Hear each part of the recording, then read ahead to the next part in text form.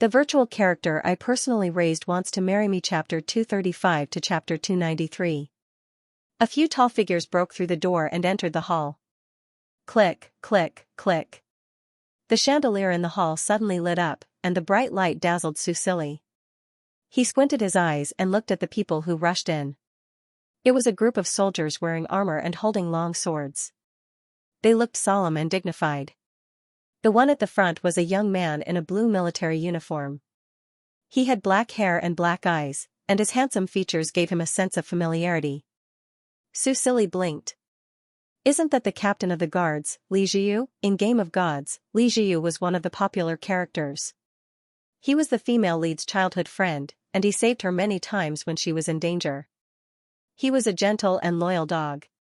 Susili also had this card, but he didn't spend much effort on it, so he was only 2.5 stars. He was much weaker than Xing. He looked at Li Jiu and frowned. So, other than Xing, the other characters in Game of Gods are also linked to Star Age. In the real world, he didn't have time to discuss with the game team before he died. Other than some incomplete information from the future forum, he knew nothing about the game's content and mechanics. He couldn't help but feel a sense of crisis. The unknown could easily cause uneasiness and fear. Maybe he had to digest Snow Roland's memory first. Your Majesty, while Susili was thinking, the captain of the guards, who was originally nervous, couldn't help but be stunned when he saw the scene in the hall. Even the soldiers behind him stopped. From their point of view, they saw a silver-haired young man wearing a loose nightgown in the middle of the magnificent hall. His bare feet were bare as he raised his right foot and stomped on the side of the man's face with anger. The man lying on the ground was bound by a light rope. Although they couldn't see his face, the white military uniform with golden threads, Li Jiu's pupils shrank. He had already guessed the man's identity. Raising his head slightly, he met the silver-haired youth's ice-cold gaze. Cold sweat oozed from his forehead and slid down his cheeks.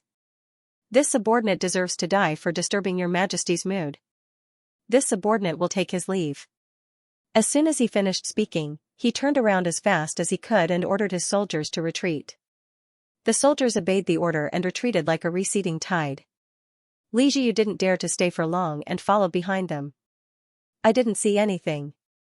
It's none of my business. Li Jiu was not too worried about His Majesty's punishment. This young emperor had just ascended the throne and had not yet established his authority. He and his subordinates respected the new emperor, but they did not necessarily revere him. What truly terrified him was the man in military uniform who was lying on the ground and allowing the emperor to step on his face.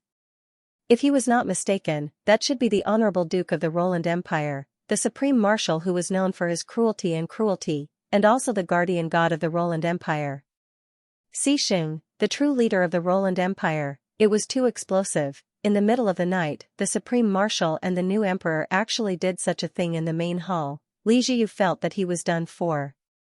He had unexpectedly witnessed the affair between His Majesty and the Supreme Marshal.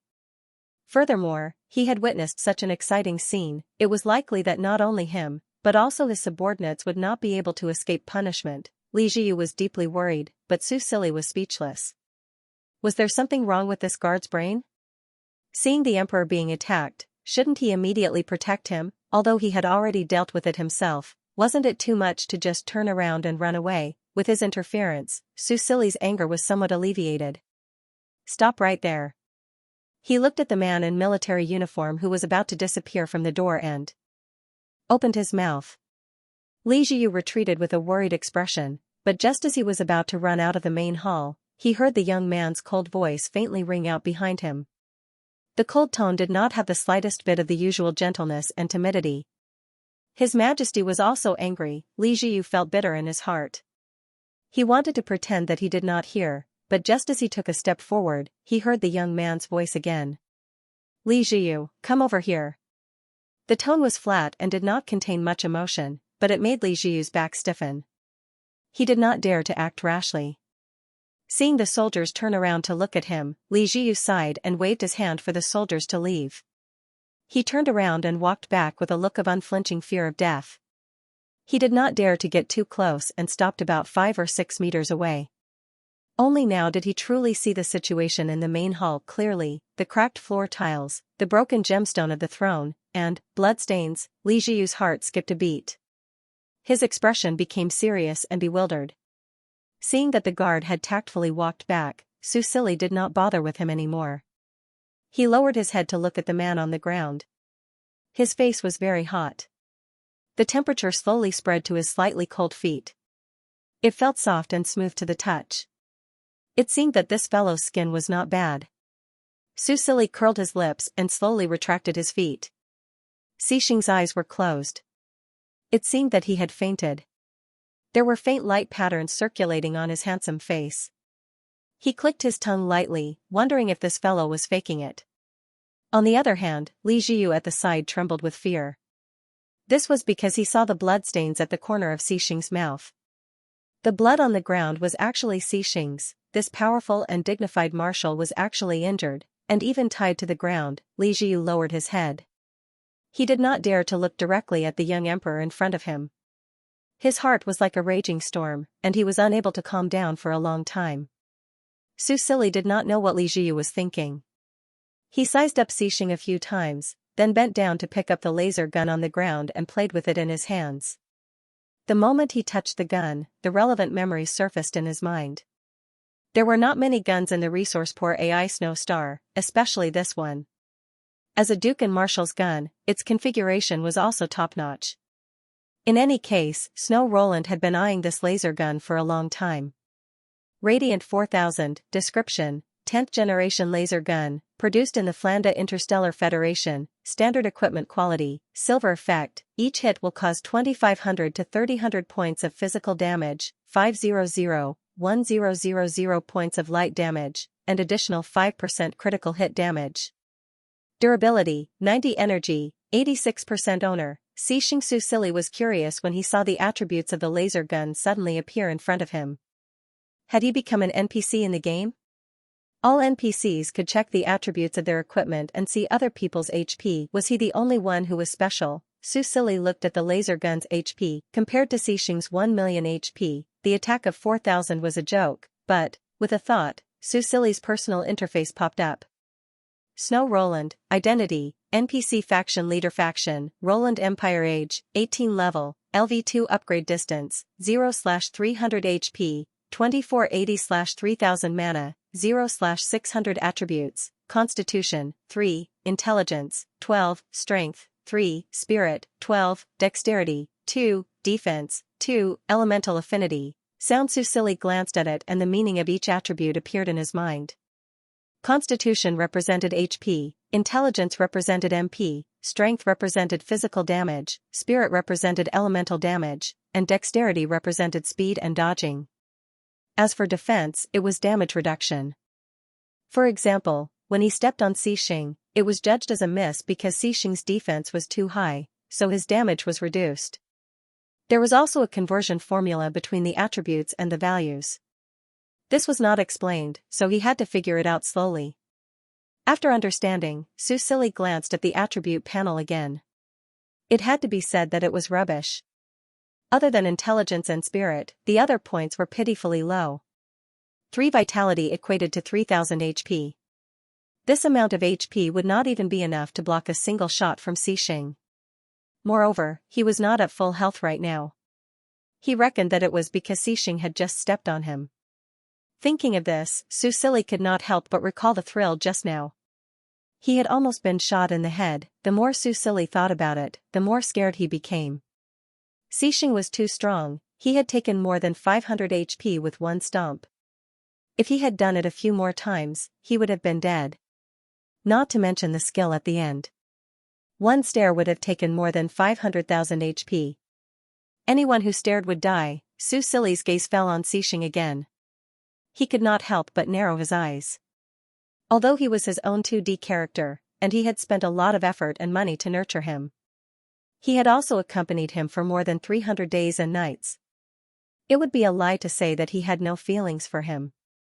However, he could not hurt him or threaten his life. A boss-level player like Xixing was too dangerous for him. If he could not control him, he would be killed by him sooner or later. Maybe he should turn the tables and think of a way to kill him first. Susili remembered reading on the future forum that when NPCs in Star Age died, they would not respawn or appear again. In this world, he only had one life. He had finally regained a healthy body and was resurrected. How could he be willing to die so easily? Even if he had to live in a virtual game world, he was willing. Yes, he wanted to live. He did not want to die. His silver hair was gently blown by the night wind. The atmosphere became somewhat oppressive. The purple-eyed youth looked down at the man on the ground. His expression was cold and his eyes were flickering. Sure enough, he should just kill him, but how? This guy had high HP and high defense. Even if he stood there and let him kill, he would not be able to kill him. Your Majesty, Li Jiu looked at him from the side and finally could not help but speak. Susili looked at him and pointed his gun at Xixing. He did not care if the gun would go off accidentally. Take him. Just as he was about to say lock him in prison, he thought about it. The rope of light on Xixing was created by his skill. He did not know if it would disappear if he was far away from him. The next day, Qingyan came to the card fantasy as promised. Then, under Lilith's expectant gaze, she spent a dozen daily tokens and dozens of real money to buy a bunch of raw materials for making milk tea. Yes. The system shop did not sell milk tea. Qingyan could only make milk tea on the spot in the fantasy. Fortunately, she found the recipe, and the girls in the group taught her step by step. Making milk tea did not require too much skill, the most important thing was the recipe. However, Qingyan did not have the recipe in Roland's milk tea shop, she used the one in reality. But in the case of the same materials, the milk tea made was similar to the one in reality. When Lilith saw Qingyan take out a bunch of materials and start making milk tea without saying anything, she could not help but widen her eyes. Then, she remembered Susili's words and felt relieved. In the end, during the lecture that day, there was a cup of Shueding Oolong milk tea on her desk. Every time during the intermission, when the students stopped to take notes, she would happily pick up the cup of milk tea, bite the straw and drink 2 mouthfuls. Because of the uniqueness of the card fantasy, she did not have to worry about the milk tea's taste being affected by the temperature change. It was delicious almost every time she drank it. Moreover, she did not get fat. Soon, Qingyan became one of Lilith's favorite students, and she looked forward to her arrival every day. But about a week later, when the second player who completed the mission came to the fantasy to learn, the situation changed. To be honest, as a teacher, Lilith's temper was really good, especially after receiving her special attention. Qingyan lived a good life every day. In a week, her entry progress was close to 70%, but suddenly there was a competitor, and she quickly faced the crisis of losing favor. Because the new player's cooking skills were better than hers, Qingyan had no choice but to start practicing her cooking skills, hoping to win Lilith's favor again. As time passed, more and more players came to the fantasy to learn cards. They tried to make Lilith happy, and it was impossible for Qingyan to win back her attention. Susili paid a little attention and did not care anymore. Although the fantasy opened the function of buying food in the system shop to the players, he still made some restrictions. Otherwise, he was worried that Lilith's illusion would be drowned by the players' food sooner or later. After all, there was no shortage of rich players, especially Star Age players. The reason why ALX coins were so valuable among the players was because of the existence of rich players. Susili also heard from his second brother that there was already a player who had earned a house through Star Age. Because the player had posted it on the forum to show off, it had caused a lot of discussion. Normal players also made money during the Star Age. Although it wasn't as exaggerated as tens of millions, sometimes they could make more money by playing games for a few hours at night than they could during the day. Everyone started a thread to discuss it. The reason why the Star Age players were able to make money was because there were no cheats in the game. At least, no one had successfully created one yet. In addition, each player had one account, which prevented the studio from opening multiple accounts to compete with the players. Of course, if the studio wanted to get the game capsule or game helmet, it would also depend on luck. This caused the game market to be in a state of long-term demand. In addition to ALX coins, there were now a lot of people who made their own equipment. There was also a market for various materials and blueprints. After most of the players made money in the game, they would also spend it in the game. After all, the Star Age was too attractive. Every detail was full of temptation. This formed a virtuous cycle. In the future, when more and more people entered the game, Susili believed that his second brother's idea of the Star Age becoming a second world for humanity would definitely come true. After all, in his opinion, the Star Age was indeed a very real world. Even if it originated from a virtual world, it could have already evolved into a parallel universe. Or maybe it was a real world from the beginning, but through some means, the two worlds were connected. Susili never gave up thinking about the nature of the world, but there was no way to come to a correct conclusion. Perhaps he would have to stay in this world for a while longer and become stronger before he could finally find the answer. After helping Lilith solve this small problem, Susili remembered Lilith in the future forum timeline. He opened the forum and was surprised to find that a player from the future actually found her. Without his intervention, Lilith's card would still be in Curry's hands. After 10 years of training, he was much stronger than he was now. However, the person who targeted him was the fourth disaster. In the future forum timeline, players had already spread throughout the galaxy and became the target that all the natives didn't dare to provoke. After all, the players in that timeline weren't guided by Susili, so their relationship with the NPCs was even worse. Although it was only a portion of players, the number was obviously much larger than in Susili's timeline. They had launched a sneak attack and wanted to directly occupy a main city in the early stages of the game. After the interstellar map was released, how could they become more obedient? As a game, that timeline may be more attractive to the players. After all, Susili had seen so many posts. Without his intervention, the players' daily lives were much more exciting. Not only did they have to fight with the interstellar beasts, but they also had to provoke the NPCs. Not only did they have to take advantage of the Roland camp, but they also had to be a double agent and play with the Barat camp. In that timeline, the Roland Empire was full of unpredictable battles and hot-bloodedness. It was a very typical StarCraft game. But now, Starry Epic had already become a leisure activity for him to build infrastructure and farm. Susili didn't know what the players were thinking, but he didn't think it was bad. He even hoped that it would continue to develop peacefully. He continued to browse the forum. The players had already set their sights on Curry's and formulated a meticulous plan to get rid of Curry's and snatch the card mentor directly. Susili looked at it with interest and even participated in the discussion, reminding them that Curry's might have card skills. Then, he was drowned out by the update army. Susili clicked his tongue and picked a few questions to reply. After all, these were his and Xianxia CP fans, so they were quite cute. He was so focused on browsing the forum that he didn't notice that Xianxia closed his eyes again, and his expression became a little strange from time to time. Xianxia didn't find a chance to tell Susili about this, but every time he browsed the forum, he couldn't help but secretly look at it. He had now memorized a lot of words, but he still couldn't understand the specific meaning of these words from the words. Susili didn't know anything about this because he had full trust in the game system. He didn't know that Xianxia was so powerful that he could crack the system and perceive the future forum through the connection between them. At this time, because of the reminder from the update army, he finally remembered a certain ranking. Because of a strange desire to win, he had paid too much for this ranking. Later, in order to prevent himself from being blinded by his vanity and doing something irreversible, he decisively stopped looking at it. As time passed, he gradually forgot about this matter. However, at this moment, he remembered this matter again and wanted to look at it again because, Xianxia's CP ranking has increased. Aren't you going to update it? That's right, this is something worth celebrating. How can you not update it? Oh, the ranking has increased again, Susili rubbed his chin. He remembered that he was in 10th place before, so this time, it must have increased by a lot. That's why the fans are urging me to update it, right? Could it be that I'm finally in first place? Susili couldn't wait to open the doujinshi section.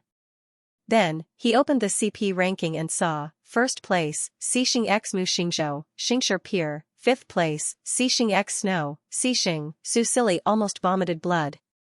It's only 5th place, what's there to be happy about? His expression was ugly, but because he was paying attention to the forum, he didn't notice. Beside him, Xianxia's expression was even uglier. The ranking was presented clearly in front of him. Because he had a photographic memory, he could even remember the ranking at a glance. The most ridiculous thing was, he saw that there were 20 or 30 names in the top 50 on the ranking list.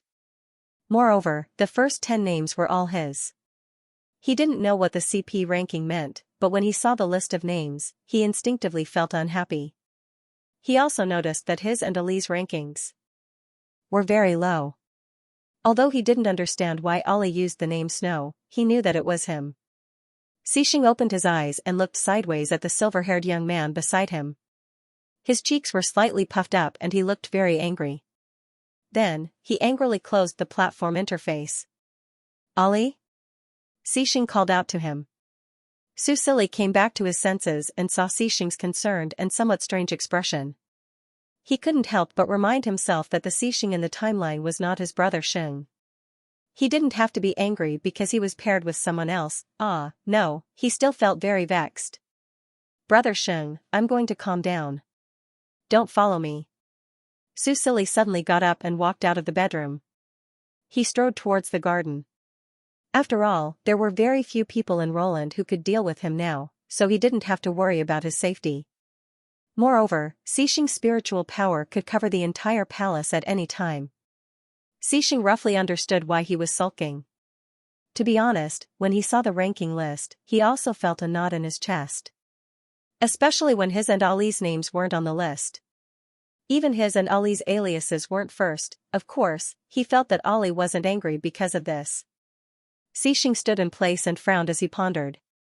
The key to all the problems now was to figure out the meaning of those ambiguous words. But, who could he ask? At this time, a guard outside the bedroom reported, "Your Majesty, Brave Jade Tree requests an audience." Its second brother, Xixing's grayish-blue eyes lit up slightly as he hurriedly invited Su Yuhing in. Su Yuhing saw that he was the only one in the bedroom and couldn't help but have a strange expression. He was here to see his younger brother, not him. Thus, he asked, "Where's Xiaoli?" "Ali isn't in the bedroom." Xixing looked at Su Yuhing and said thoughtfully, "Second brother, I have some questions that I hope you can answer for me." "What questions?" "Do you know what it means to pair up easily?" The spacious bedroom suddenly became quiet. Su Yuhing sat on the sofa and stared at the blonde man opposite him. Question marks appeared above his head. "This couple is easy to be a couple?" He repeated his words in a speechless manner. Xixing nodded. He looked at Su Yuhing seriously and humbly. His eyes were full of curiosity, which made Su Yuhing feel a little troubled. He had already guessed something. "Are there CP fans dancing in front of you and Xiaoli?" Su Yuhing was still speechless, but this was the only possibility he could think of. Although Xiaoli and Xixing were together, it wasn't announced to the public. Isn't it a bit too much for these CP fans to show up in front of them? Of course, he also knew that in the eyes of the players, they were just NPCs. They were lives without data, so it didn't matter what they said in front of them. Su Yuhing was still imagining things, but Xixing didn't say anything. He didn't admit or deny it. He still looked at Su Yuhing and maintained a humble attitude. In the end, Su Yuhing sighed and explained to him, "CP is a couple. Just like you and Xiaoli, you are a couple." Speaking of this, he felt bad. Because the two of them were together and he was the one who pushed them. However, Xiaoli was too lonely in this world. Xixing was the only one who knew his secret and loved him deeply, so he didn't have any reason to object. The more he interacted with NPCs like Xixing, the more he felt that Star Age was a real world. Otherwise, the AI of this game would be too amazing. Can you imagine how scary it would be if an NPC came to you and asked you what you meant by this couple being easy to get together with? Su Yuhing decided to throw caution to the wind and continued to explain to Xixing, "CP fans are fans of you and Xiaoli. They are probably a group of people who would be happy to see the two of you together. If you and Xiaoli show off your love in front of the CP fans will feel like they have eaten candy. If the CP fans give out a lot of candy and it's delicious, the CP fans will say that the CP is easy to eat." That's probably it. Su Yuhing didn't chase after celebrities. If it wasn't for Xiaoli being in the entertainment industry, he wouldn't have known about this. Of course, even if he understood the concept, it would be difficult to understand. Xixing looked down and thought about the information that Su Yuhing gave him. Combined with what Ali told him before, some of the theories made sense. But then, he thought of something strange.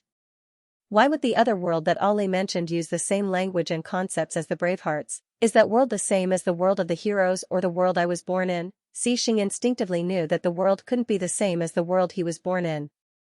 This was because Ollie was a god in his world. He had unparalleled power and gave him countless skills. This was the foundation of his existence. But now, Ollie still needed to rely on that world to obtain new technology. And that world shouldn't be the world of the heroes. Otherwise, Ollie could have done it through Su Yuheng. And the most important thing was, if CP really refers to partners and lovers, Xianxia thought about the rankings that made his chest tighten and he couldn't help but ask, then what's the CP rankings? Su Yuheng almost choked on his own saliva. F***ck, what did those players say to Xianxia? Why did they say that? He wanted to say that it was a ranking of the popularity of couples. However, Xianxia continued, I think. When Jishan and Li Jiu are also a couple? Xianxia didn't say that he was a couple with other people. He felt depressed just thinking about it, let alone saying it out loud. Su Yuheng, he thought about it and still felt that something was wrong. He asked, did those people say it in front of you? Xianxia looked back at him and hesitated before shaking his head. Seeing him deny it, Su Yuheng thought of this guy's terrifying strength. He probably heard the players discussing nearby and coincidentally heard it, right? These people are too ridiculous. Can't they use a private chat channel to discuss this? Do they know that this can kill people? Su Yuheng glanced at Xianxia and sighed. You can guess, right? You and Shaoli haven't announced it, but there are still CP fans. Xianxia nodded his head lightly. So CP can be a real CP, but it can also be made up by the fans themselves. It's like how CP fans don't know that you're really together, but they still like it. As for the popularity rankings, it's based on the popularity of these couples. Xianxia completely understood now.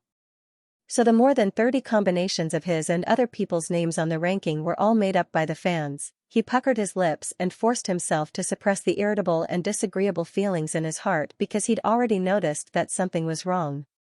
The first place on the ranking list was between him and Mu Xingzhou. Mu Xingzhou was the leader of Fox, right? If these fans were bowing to him and Mu Xingzhou, then it was too strange. Because in this world, the only interaction he had with Mu Xingzhou was at Lai Xing base. The people from the other world couldn't have seen their interaction this time. After all, they still needed to see Ali's picture to see the two of them together. Since that was the case, it meant that the people from the other world couldn't see them. If that was the case, then what was up with the more than 30 combinations on the ranking list? He knew that it couldn't have been Ali who posted it. Otherwise, Ali wouldn't have been so angry just now. Xianxia suddenly felt a chill run down his spine. It was as if there was another him in this world. No, he thought of other familiar names. Also, when Ali browsed the homepage, he would occasionally see familiar names of places, so there was another world that was exactly the same as the one he was in. That world had the same people and things, so the names that appeared on the panel weren't just random names. Xianxia suddenly thought of the concept of parallel universes that he had seen on the star web. If he wanted to verify this, Xianxia looked at Su Yuheng and probed, second brother, in the world of heroes, is there a platform called the Star Web Forum? Do the heroes like to discuss things about our world? Su Yuheng's eyes widened. Before he could answer, Xianxia guessed the correct answer. Sure enough, the platform that Ali used, the thing called the Star Web Forum, came from the world of heroes. The heroes used this thing called the Web Forum to exchange information and do things that he couldn't understand. If it was really a parallel universe, then everything made sense. And it was certain that the development of that universe was faster than theirs. Otherwise, Ali wouldn't have been able to exchange for more advanced technology through that platform. It was very likely that the world of that universe was many years ahead of theirs. This could also explain why Ali sometimes seemed to be able to predict the future. Because, he obtained information through the future universe's web forum and understood that something big was going to happen. For example, a beast tide. Xianxia quickly connected the previous clues and pieced together the truth. He couldn't help but be curious. Were he and Ali in the future universe married? He had been thinking about this recently. When Ali's real elders came to this world, he would work hard to get their approval and then propose to Ali. Ollie would probably agree, right? Big Brother still hated him, so it would probably be a little difficult to get his approval. He didn't know what Ollie's other elders would think. Every time he thought about this, he would be so nervous that he couldn't sleep at night. If the world that Ollie communicated with was really the future world of the parallel universe, then, Xianxia was a little itchy and a little nervous. Because if he and Ollie were really married, why were there so many pairs of him and other people on the annoying CP hot list, and he and Ollie, the real CP, were only ranked 5th? There were clearly many people who liked him and Ollie together. Xianxia realized that something was wrong and decided to observe more. Su Yuheng was already numb. He wondered if he should ask the game team to set up a filter so that when the players said words that were related to the real world, it would be automatically blocked so that the NPCs wouldn't hear. Otherwise, he felt that the players wouldn't have any secrets to speak of. Then, he was asked a few more questions by Xianxia. In the end, he was mentally and physically exhausted. He increasingly felt that the filter had to be put online as soon as possible. Thus, after confirming that Xianxia had no more questions, Su Yuheng hurriedly went offline to find the game team. This matter had to be arranged as soon as possible. Otherwise, the players' influence on the NPCs would be much deeper than they expected. Su Yuheng was even worried that one day, people with keen senses like Xianxia would realize that the brave ones were just treating this as a game. And the brave ones weren't brave ones, they were just a group of players. Not long after Su Yuheng went offline, Su Silly returned to the bedroom from outside. "Hey, didn't you say that you were looking for me?" he asked curiously as he looked at the empty bedroom. "Yes." Xianxia nodded. "Second brother just left. He said that he had something important to do." "All right then." Su Silly shrugged and looked at him suspiciously. He felt that Xianxia's expression was not quite right. Although he was still expressionless, he was now very sensitive to the changes in his emotions. Could it be that he felt wronged because he had just vented his anger on him? Su Silly couldn't help but walk over and hug Xianxia gently. "Brother Sheng, I'm sorry. I lost my composure. He pursed his lips. "I saw something that made me unhappy." Xianxia listened to his apology and felt inexplicably guilty. In fact, he had originally planned to observe more, but after hearing the young man's comforting words, he couldn't lie to him in the end. He could only say, "I know why you're angry. I also saw the forum." Su Silly was about to say that he didn't know, but the second half of his sentence made him pause. Then, he widened his eyes in disbelief. "What did you say?" After digesting the meaning of the man's words, Su Silly stared at him, flames burning in his purple eyes. "Forum?" Xianxia could see the forum? When did this happen? He stared at Xianxia, but Xianxia looked away guiltily and said in a low voice, "A few days ago." Su Silly was furious. "Why didn't you tell me at that time?" Xianxia pursed his lips. "You didn't seem to want me to see it, so you didn't have to tell me?" Su Silly raised his voice a few octaves. "When I was looking at it these past few days, you were peeking at it from the side, right? Or were you able to use the forum freely?" Thinking of the latter possibility, Su Silly's heart skipped a beat. If Xianxia could use the forum freely, did that mean he already knew what happened in the other timeline? Although he was angry at him for keeping things from him, at this moment, he actually hoped that it was the former. Xianxia had been paying attention to the young man's expression and saw the panic and worry in his eyes. He couldn't help but frown. Was there something in that world that he couldn't know? Otherwise, why would Ollie be so panicked? He temporarily suppressed these doubts and gently took the young man's hand. He whispered, "Ollie, I'm sorry. I should have told you immediately instead of secretly watching it. I know I was wrong. You can punish me however you want, as long as it can appease your anger." As he spoke, he actually knelt down on one knee. The man looked up at him. His gray-blue eyes were like the most beautiful starry sky, and they were full of sincere love. It was hard not to soften when being looked at by such a pair of eyes. Su Silly's face was cold, but in fact, half of his anger had dissipated. "How did you see it?" He stared at him and asked. He clearly didn't give him permission. "I sensed an abnormal fluctuation when you were using that forum." Xianxia chose to be honest. "Following the waves, I gradually sensed something vague. A few days ago, when I closed my eyes beside you, I saw a light curtain with words. Susili frowned. He was confused. Was it because Xing was too strong? Was that why he could sense the game system? At the same time, he couldn't help but sigh in relief. If Xing could only see his actions, it would be fine. This was because he had not paid attention to Xing in the future for a long time. He did not have a good impression of Xing. Even though he knew that it wasn't his fault, and that he was only doing so to protect Roland's orders, he still couldn't accept it emotionally. This was because Snow Roland was not just an NPC. He carried many things, especially his family. He even wanted to help Lilith in the future, not to mention his family. However, as his relationship with Xing deepened day by day, Susili realized that he loved him because of his relationship with Xing. In order to avoid being conflicted, he simply stopped paying attention to him. Everything about him had nothing to do with him. Tell me, what did you guess? Susili lowered his eyes and looked at Xing.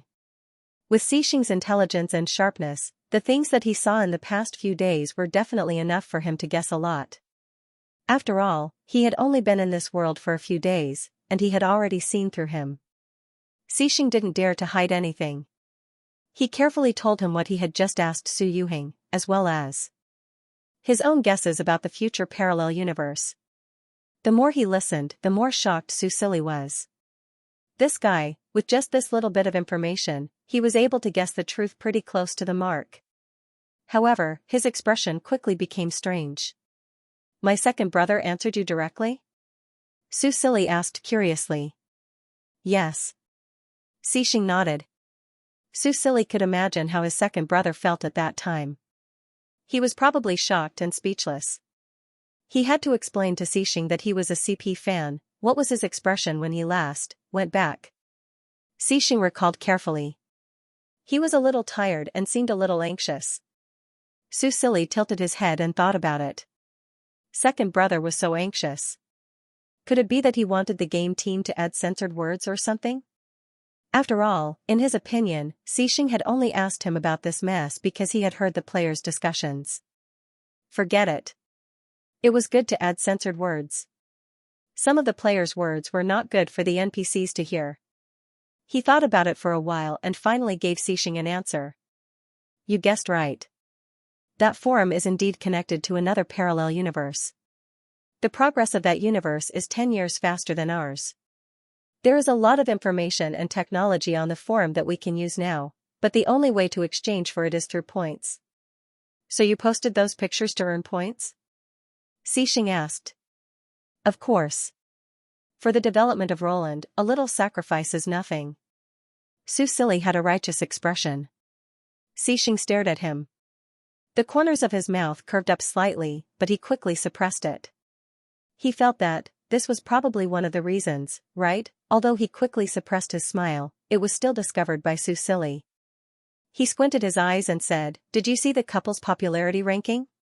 Xing sensed danger, but before he could express his loyalty, he heard the young man click his tongue and continued, Marshal Xing will be a CP with more than 30 people in the future.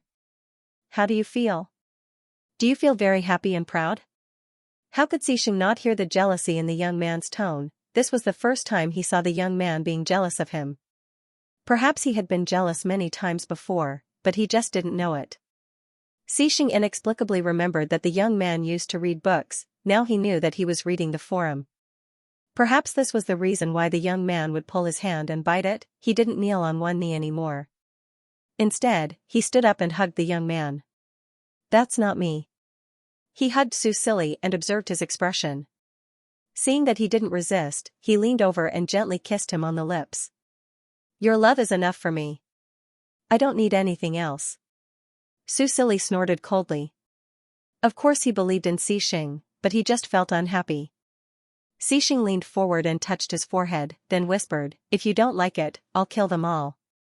The first one to be killed was Mu Xingzhou. He said it casually, as if he was just saying it casually, but Susili knew that he really had the ability to do so.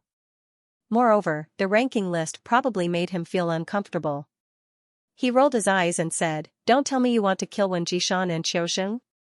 You said it yourself, that's not you, and those people aren't them. Xixing nodded, but there was a hint of regret in his eyes. He still felt that it was best to kill Mu Xingzhou. After speaking, Su Sili was no longer as angry, but he still pulled Xixing's hand and bit it. Xixing said with concern, "Why don't you use a knife or a dagger? Don't break your teeth." Su Sili didn't know whether to laugh or cry. He thought about it and said, "From tonight on, we'll sleep in separate rooms.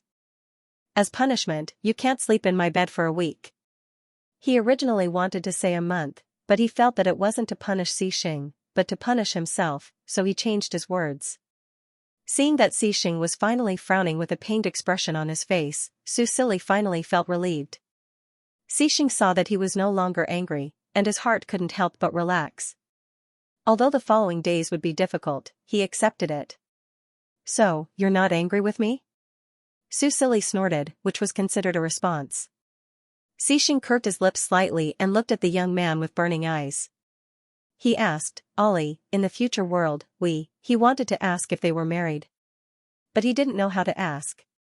Just as he was thinking about how to probe, he heard the young man say, "I don't exist in that world." Xixing was startled and looked at him. "You mean, in that world, Shui is Shui. I didn't use his identity to be reborn." Hearing his words, Xixing felt as if his heart was suffocating.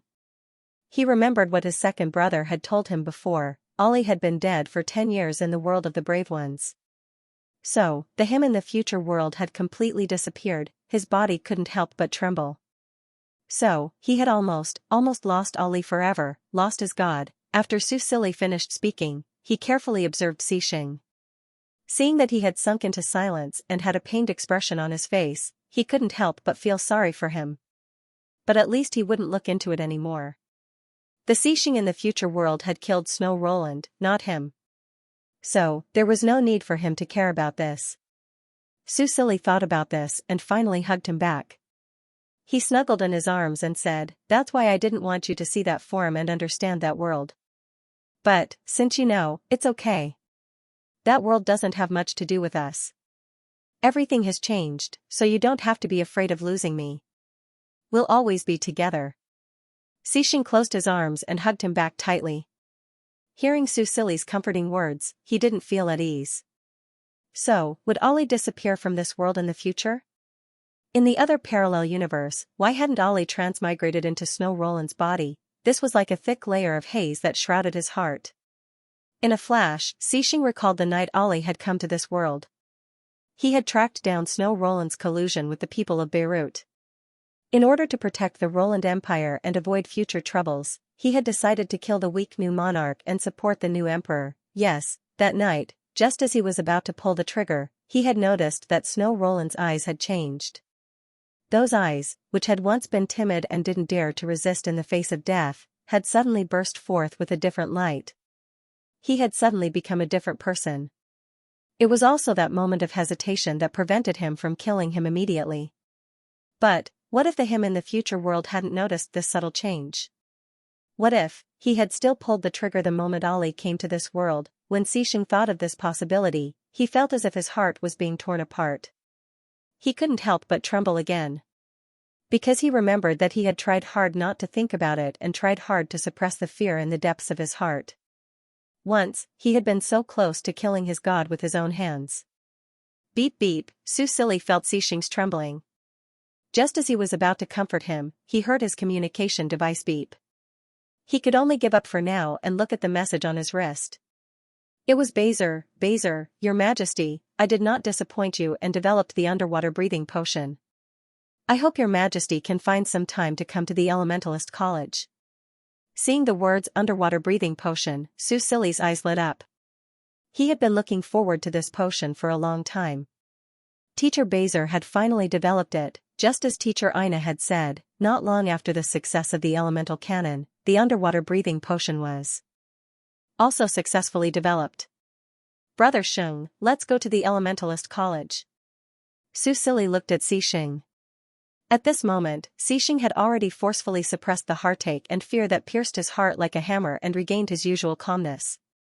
These emotions could only be slowly digested in the future. He should not let himself affect Ollie. Okay, I'll take you there. He responded and summoned the shadow leopard. The shadow leopard jumped out of the contract space. It seemed to be stronger than before. Perhaps when it finished digesting the few thousand galactic beast cores, its strength could be further improved. 9 moons transformed into shadow wings and carried the two of them to the Elementalist College. At this time, he suddenly heard the little emperor say, "The underwater breathing potion has been successfully developed. The underwater breathing potion has finally been successfully developed. If it can be mass-produced, the plan to enter the ocean can be implemented. I only hope that Cha Mo's mermaid friends can hold on for a while longer." 9 moons was slightly stunned and could not help but ask, "Your Majesty, is what you said true?" "What? Roland will enter the ocean and save the mermaid race, is this true?" Su Silly smiled slightly. "Of course, since I promised Cha Mo, I will definitely do it. Why don't you go and tell him this good news?" 9 moons was stunned again. Why did he have to go and tell him? Didn't humans use that communication device to inform him in an instant? He opened his mouth and secretly glanced at his master. In the end, he agreed. Yes, he was worried that his master would be unhappy, and not because of anything else. Hula, he flapped his shadow wings again and flew towards the Elementalist College with Su Silly and Gu Shijiu. They found Bazer, who had been waiting for them for a long time. Speaking of Bazer, Su Silly had asked him to donate to Roland through the Star Alliance, and the money was still being transferred to Roland. Even the liaison officer, Adrian, was surprised. However, Bazer's grandson handled the situation well and did not arouse any suspicion. After Su Silly received the donation, he kept on buying things. He had already bought 10 large civilian spaceships, 20 medium spaceships, and 20 small spaceships. They were slowly being modified in Xiao Wu's military factory. If every spaceship had the combat power of the starry sky, Roland would have decent anti-air combat power. Perhaps it would be able to solve the problem of the flying galactic beasts. Of course, the production of elemental cannons could not be neglected. Even Xiao Wu showed a strong interest in this kind of alchemy product that combined the concept of elemental and galactic technology. However, Su Silly did not care. If Bazer liked it, he could do whatever he wanted as long as it did not hurt anyone. After seeing Mr. Bazer, they did not make a fuss like when they were testing the elemental cannons. Instead, they quietly went to the back mountain of the Elementalist College. There was a natural lake here.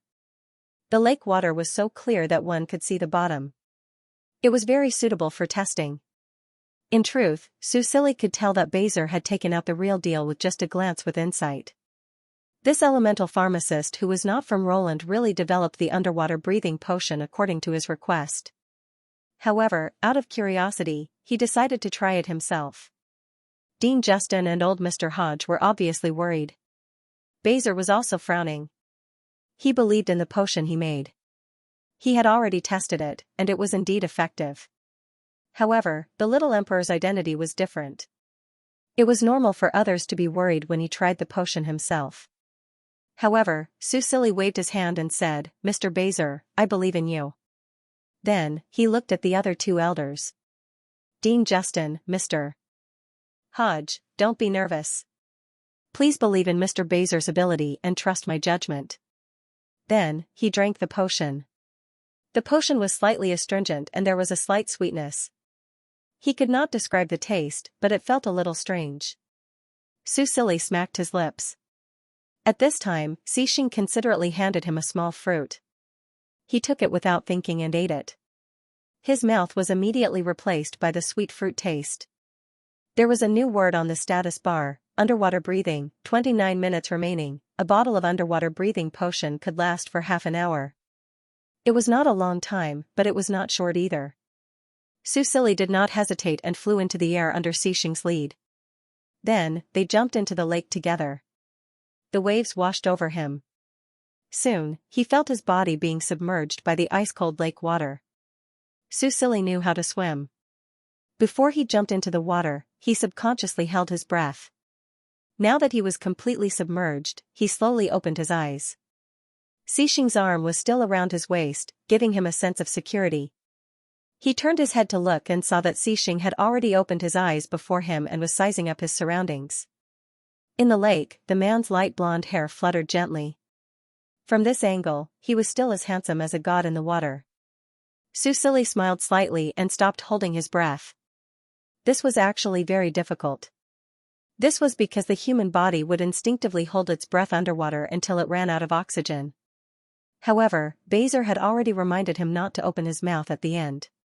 Otherwise, he might end up with a stomach full of water. Finally, Susili took a deep breath through his nose and was surprised to find that he could indeed breathe underwater. Furthermore, the water did not wash into his nasal cavity. It was as if his nose had temporarily formed a membrane that could keep the water out and allow oxygen in. This experience was simply amazing. Susili quickly broke free from Xianxia's embrace and held his hand. The two of them swam in the lake like fish. There were many fish in the lake. When they saw them, they all hid in the water and secretly observed them. When it was almost time, Susili reluctantly surfaced with Xianxia. The few elders anxiously waited on the shore. Although they knew that with Xianxia around, nothing would happen to the emperor, they could not help but worry. When they saw their figures appear, they heaved a sigh of relief. When they returned to the shore, Xianxia controlled the water elements. With a light wave of his hand, their clothes were completely dry. Even their hair was dry. It was impossible to tell that they had been in the water. The few elders were amazed by his skills. Marshal Xianxia was probably the only person in the world who could control the elements so accurately. Susili was very happy. He looked at Bezer and said, "Teacher Bezer, the experiment was a success. This potion can last for half an hour at a time. It allows you to breathe freely underwater and move without hindrance. It's really amazing. Thank you for your hard work. But I want to know, what is the production rate of this potion?" Bezer stroked his beard and said, "The underwater breathing potion is already considered an intermediate level potion formula. It requires an intermediate level potion master to make it," but, his expression became strange. "But what?" Susili asked. Bezer paused for a moment before continuing, "But, the talents of the brave ones are very good. A few days ago, about 10 of them successfully became intermediate-level potion masters. In fact, this talent could no longer be described as very good. It should be described as heaven-defying. All of them had only come into contact with apothecary for a few months, all of them were beta testers. But in just a few short months, they had progressed from beginner newbies to the next level. Wasn't this kind of talent heaven-defying? Of course, they had worked hard enough. After Bezer knew that the Roland Empire had opened a pharmaceutical factory, he specially went to investigate and picked a batch of good seedlings. After these 10 potion masters received his inheritance, they almost made potions day and night. They only rested for about 3 to 4 hours a day. As soon as they woke up, they would start making potions. It could be said that almost 20% of the blood potions in the market were made by them. In any case, Bezer knew that he could not work as hard as them. Occasionally, he would ask them to take a break, emphasizing a balance between work and rest. However, these kids were like on steroids. They liked to call themselves life players. Making potions was their hobby. Being able to make high-quality potions gave them a sense of achievement. Even Bezer was moved by their hard work. Being able to become intermediate-level potion masters in such a short time was inseparable from their talent and hard work. At this time, because there were people in his hands, facing Susili's question, Bezer did not panic at all. He said, "If all the materials are available, there is no problem for us to make 300 potions a day. After we get used to it, we can probably increase it. On average, 30 potions per person." According to their production rate, it was about the same. Susili nodded. 300 potions would take 150 hours, which was enough for 6 people to use for a day. This production rate was already very high. Anyway, at this early stage, he could not send out a large number of soldiers. Right now, they were mainly probing on a small scale. Also, they had to go to the Sea Elves' territory to take a look. Therefore, Susili handed over the production of the underwater breathing potion to Bezer. When it matured in the future, he would arrange for someone else to take over. Before leaving, he said to the old man, "Teacher Bezer, the interstellar beasts extermination operation has been proceeding in an orderly manner. Don't worry, I have not forgotten what I promised you. I will always remember your contributions to Roland." Bezer was not born in Roland. When he returned to a snow star to serve, His only request was to build a city named after his homeland on the ruins of his homeland to commemorate the civilization and history of his homeland. When he heard Susili mention this, he wiped his eyes and nodded with a smile. The sky gradually darkened.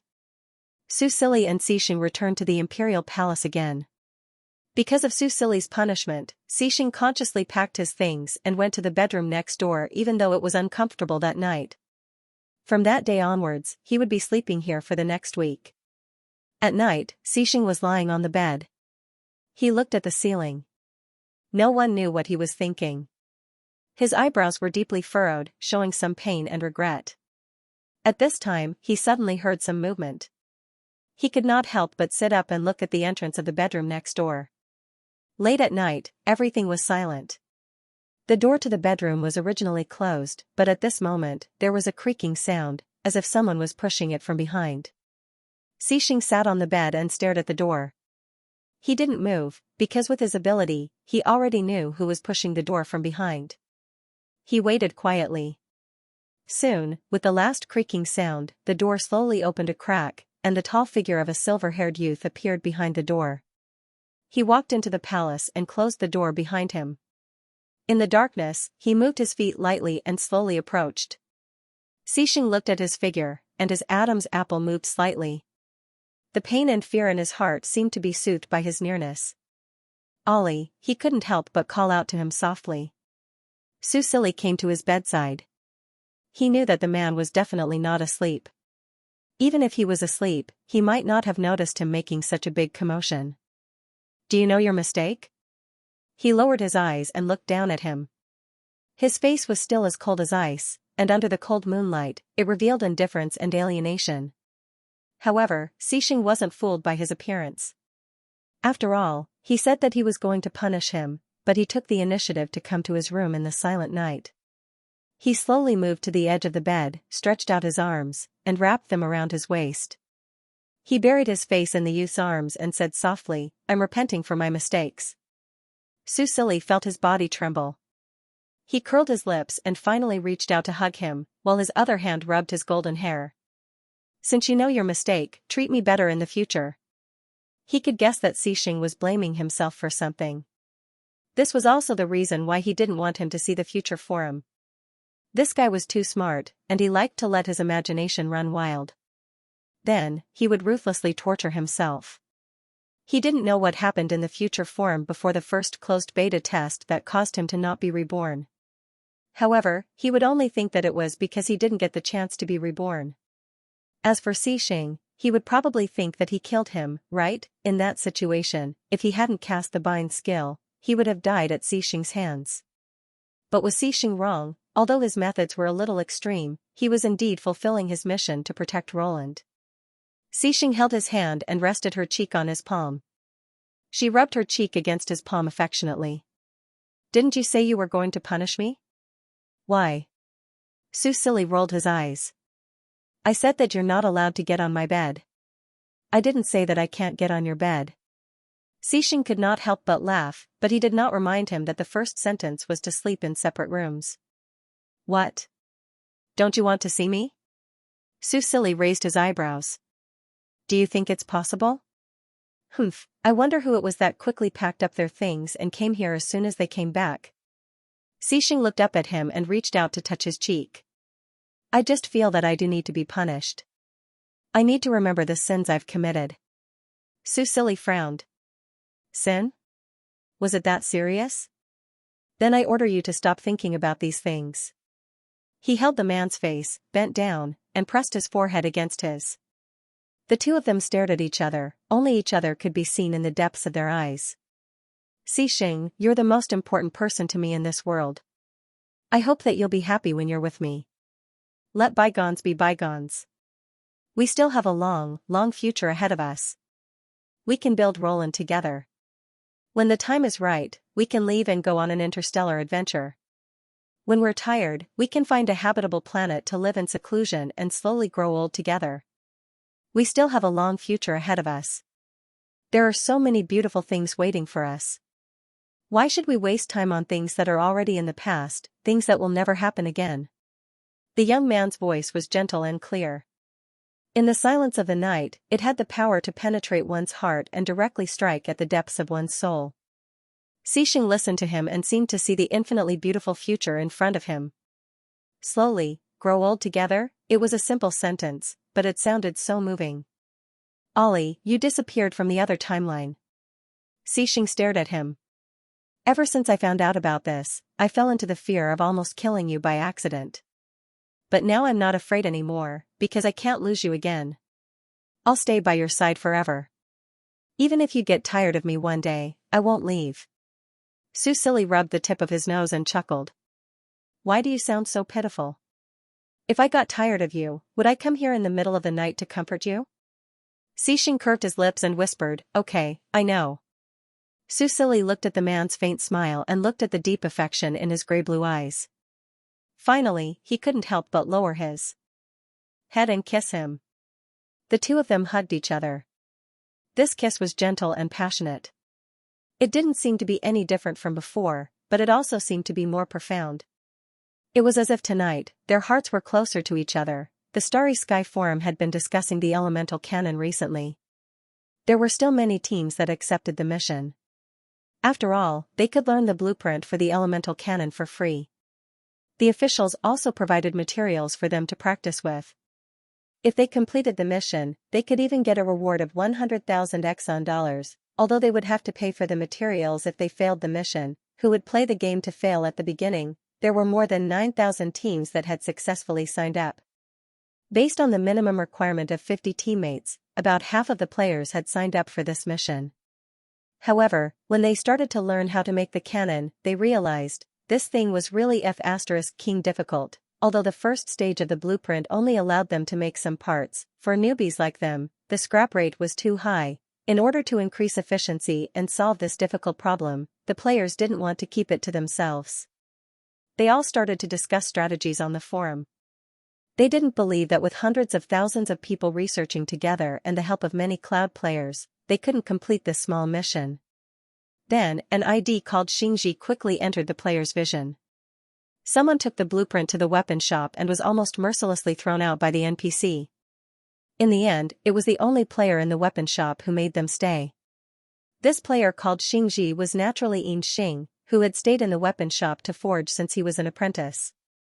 During this period of time, he was still in the weapon shop.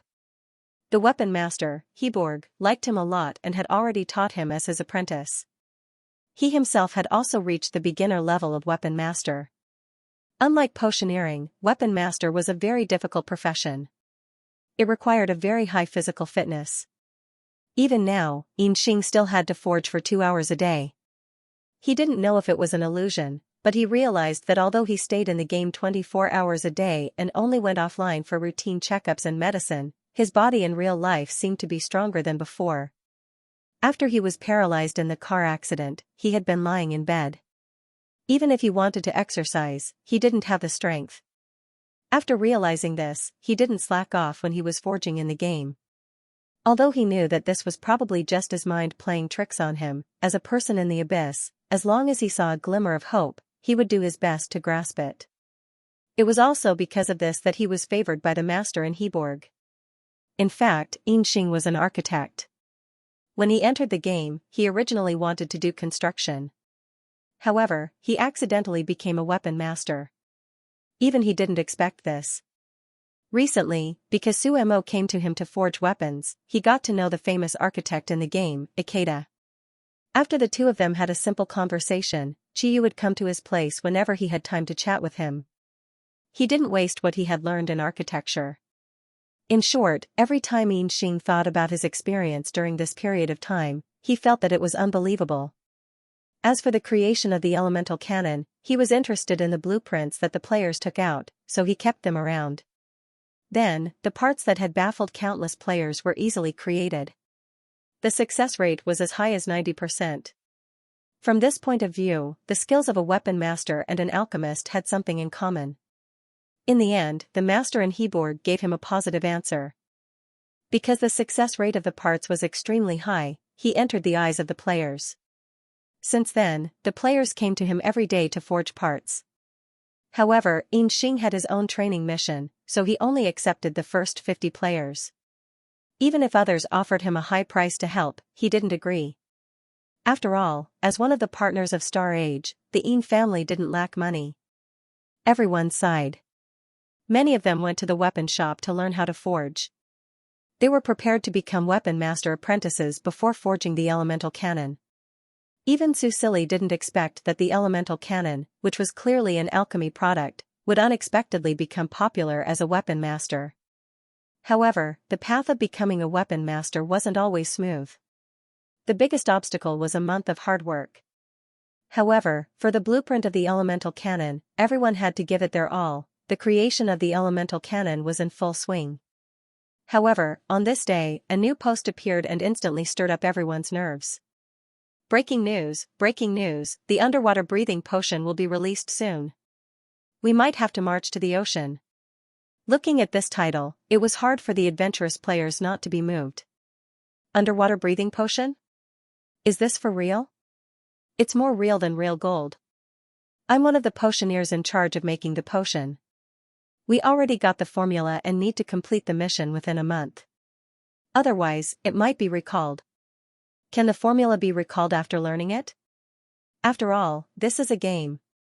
Could it have the function to make players forget? Upload the formula to the forum.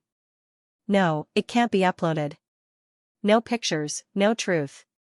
Believe it or not, I'm going to continue making potions. After the first few conversations, the original poster disappeared, leaving the players to enthusiastically discuss the underwater breathing potion. Glaze City, on a certain beach.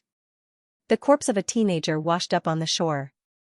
However, the strange thing was that the lower half of his body was actually a fishtail with scales. After the corpse washed up on the shore, a small interstellar beast flew down from the sky. Just as it was about to eat its fill, it saw the originally dead teenager suddenly open his eyes. F***ck. I finally died on shore. F***ck, the Grim Reaper exploded a star again. Early in the morning, a post like this appeared on the Star Age forums and attracted the attention of countless players. It instantly pushed the post to the top. The Grim Reaper, of course, wasn't a new NPC. It was a title given to him by players after the Demon King Xing exploded a star with one strike. I just woke up.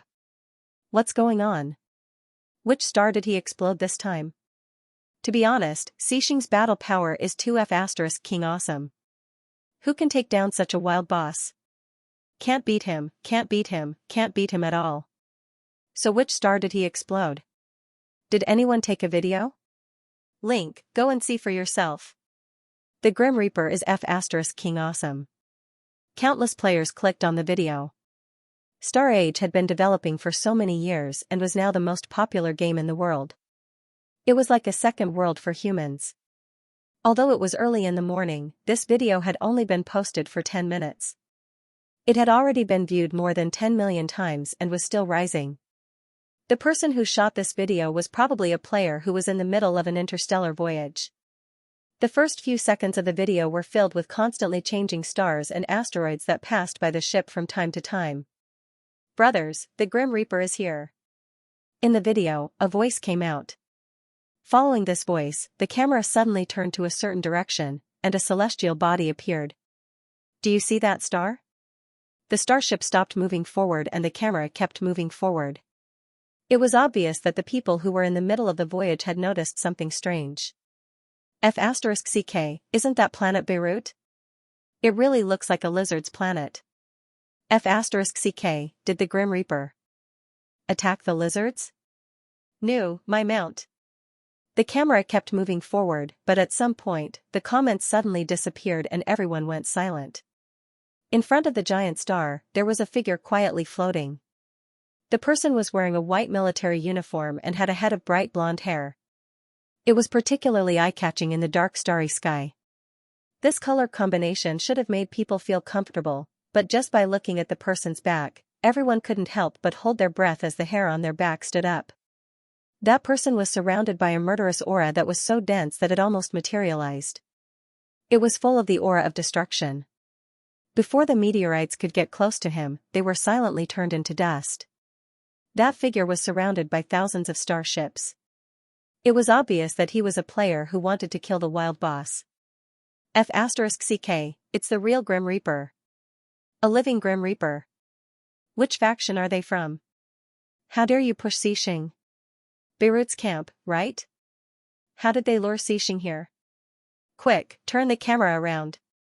I want to see Xing's face. Ah. This is such a rare opportunity. If we managed to capture the front of the Up's face, the Up would have most likely died already. We won't be able to see the rest of the Up's face. I really find it strange. Xing has betrayed Roland for so long. Why is he still wearing the marshal's uniform? You seem to be in good condition. She probably still has feelings for Roland. The players who were watching the video were discussing animatedly. Suddenly, the figure in the video moved. He raised his right hand in the direction of planet Beirut. Everyone held their breaths and stared. Then, bang! A dazzling golden light filled the entire screen. Other than the shaking camera, nothing else could be seen. The voice of the publisher appeared in the video again. F*CK, that's so awesome. When I saw that scene, I didn't dare to approach at all. Fortunately, I was a coward. Otherwise, my starship would have been blown up. But the most tragic ones are those idiots from Beirut's camp. Not only did they lose their planet, but their thousands of starships were also turned into dust. I asked my friends. Those idiots seemed to have heard that Grim Reaper was looking for someone, so they used this information to lure him to their camp. They even made him throw away his sword. Those idiots thought that Grim Reaper relied on his sword to blow up the planet. But Xing just raised his hand and they were all turned into dust. That's awesome. Let me tell you, it's really awesome. The publisher muttered. Not long after, the golden light in the video slowly disappeared. The audience could see that the originally spacious starfield that was suitable for navigation was now full of rubble after the golden light. As for the originally huge star and the thousands of starships, they had long disappeared without a trace, turning into cosmic dust. While all the players were discussing and mocking the players from Beirut's camp, Xing had already left Beirut's starfield. He wandered aimlessly in the universe. Finally, when he came back to his senses, he found that he had returned to the familiar starfield. Underneath his feet was SB Star, the territory of the Roland Empire. He quietly floated in the void and looked at the beautiful planet that was built. His originally gray-blue eyes were now dim. There was almost no blue in them and they were almost filled with gray. It was even turning black. Almost 15 years, it had been almost 15 years since he came to this world. Why haven't you appeared yet? Have you completely forgotten about me? He murmured in a low voice, saying something that only he could understand. Even if I betrayed Roland, you don't care? Then, what if I destroy it? As soon as he finished speaking, the aura on his body suddenly rose, and his grayish-blue eyes completely turned grayish-black. He stared at the planet in front of him and slightly twitched the corner of his mouth. Deep hatred appeared in his expression. Yes, if I destroy it, you will appear, right? If that's not enough, what about the entire universe? When the entire world is destroyed, won't you care? If the entire world was not enough, then there was no reason for him to exist in this world. Let all of this perish with him. A dangerous aura filled the air. The starships guarding SB Star finally discovered him and rushed over. The player's live chat channel was filled with panic. Damn, why is the Grim Reaper here? What is he doing here? Is he going to destroy the planet? Damn, what do we do now? He just destroyed Beirut's starfield. Is he going to destroy SB Star now? The starships circled around Xing, but did not dare to approach. Just as everyone felt that something was wrong, a female voice suddenly sounded, "I'll negotiate with him." Negotiate? Is Xing someone who will listen to negotiations? At most, we'll just die. Xing glanced at the starships indifferently. Just as he was about to make a move, Marshal Xing, wait. A starship separated from the starships and flew over. Because sound could not be transmitted in the universe, a huge light screen was projected above the starship with a line of words written on it. Xing looked at the starship coldly. Marshal. He had not heard someone call him that for a long time. Suddenly, another line of words appeared on the starship. Are you planning to destroy Roland? Have you forgotten about Her Majesty Snow? Snow? Xing frowned. This name that had been forgotten in an inconspicuous corner suddenly jumped out. The surrounding players were dumbfounded when they saw this. Damn, Xing and Snow? Sishuku? Girl, have you lost your mind from the doujinshi couple? What's the use of saying this to Xing at such a dangerous time, right when everybody was thinking that they might as well run away? Pictures suddenly popped up on the light beam of the starship. Those were the pictures of the fans on the forum. One by one, the pictures changed from warm and sweet to erotic, and finally stopped on a single picture. In the picture, a young silver-haired emperor was standing by the window, the sun was shining on him. He was looking at the camera with a smile, and his light purple eyes were full of love. Xing stared at these pictures in a daze. He knew that the person in the picture was not him, but an inexplicable feeling appeared in his heart. That feeling told him that the person in these pictures was indeed him, and that those things had really happened. Xing painfully covered his head. Pieces of memories from a distant time and space suddenly flooded into his mind, as if they were telling him certain facts. He tightly held his head with both hands, and at some point, a line of blood flowed down from his right eye. Boom boom boom, the starships closest to him suddenly exploded one by one. In the dazzling flames, Xing clutched his hair tightly. He screamed in despair.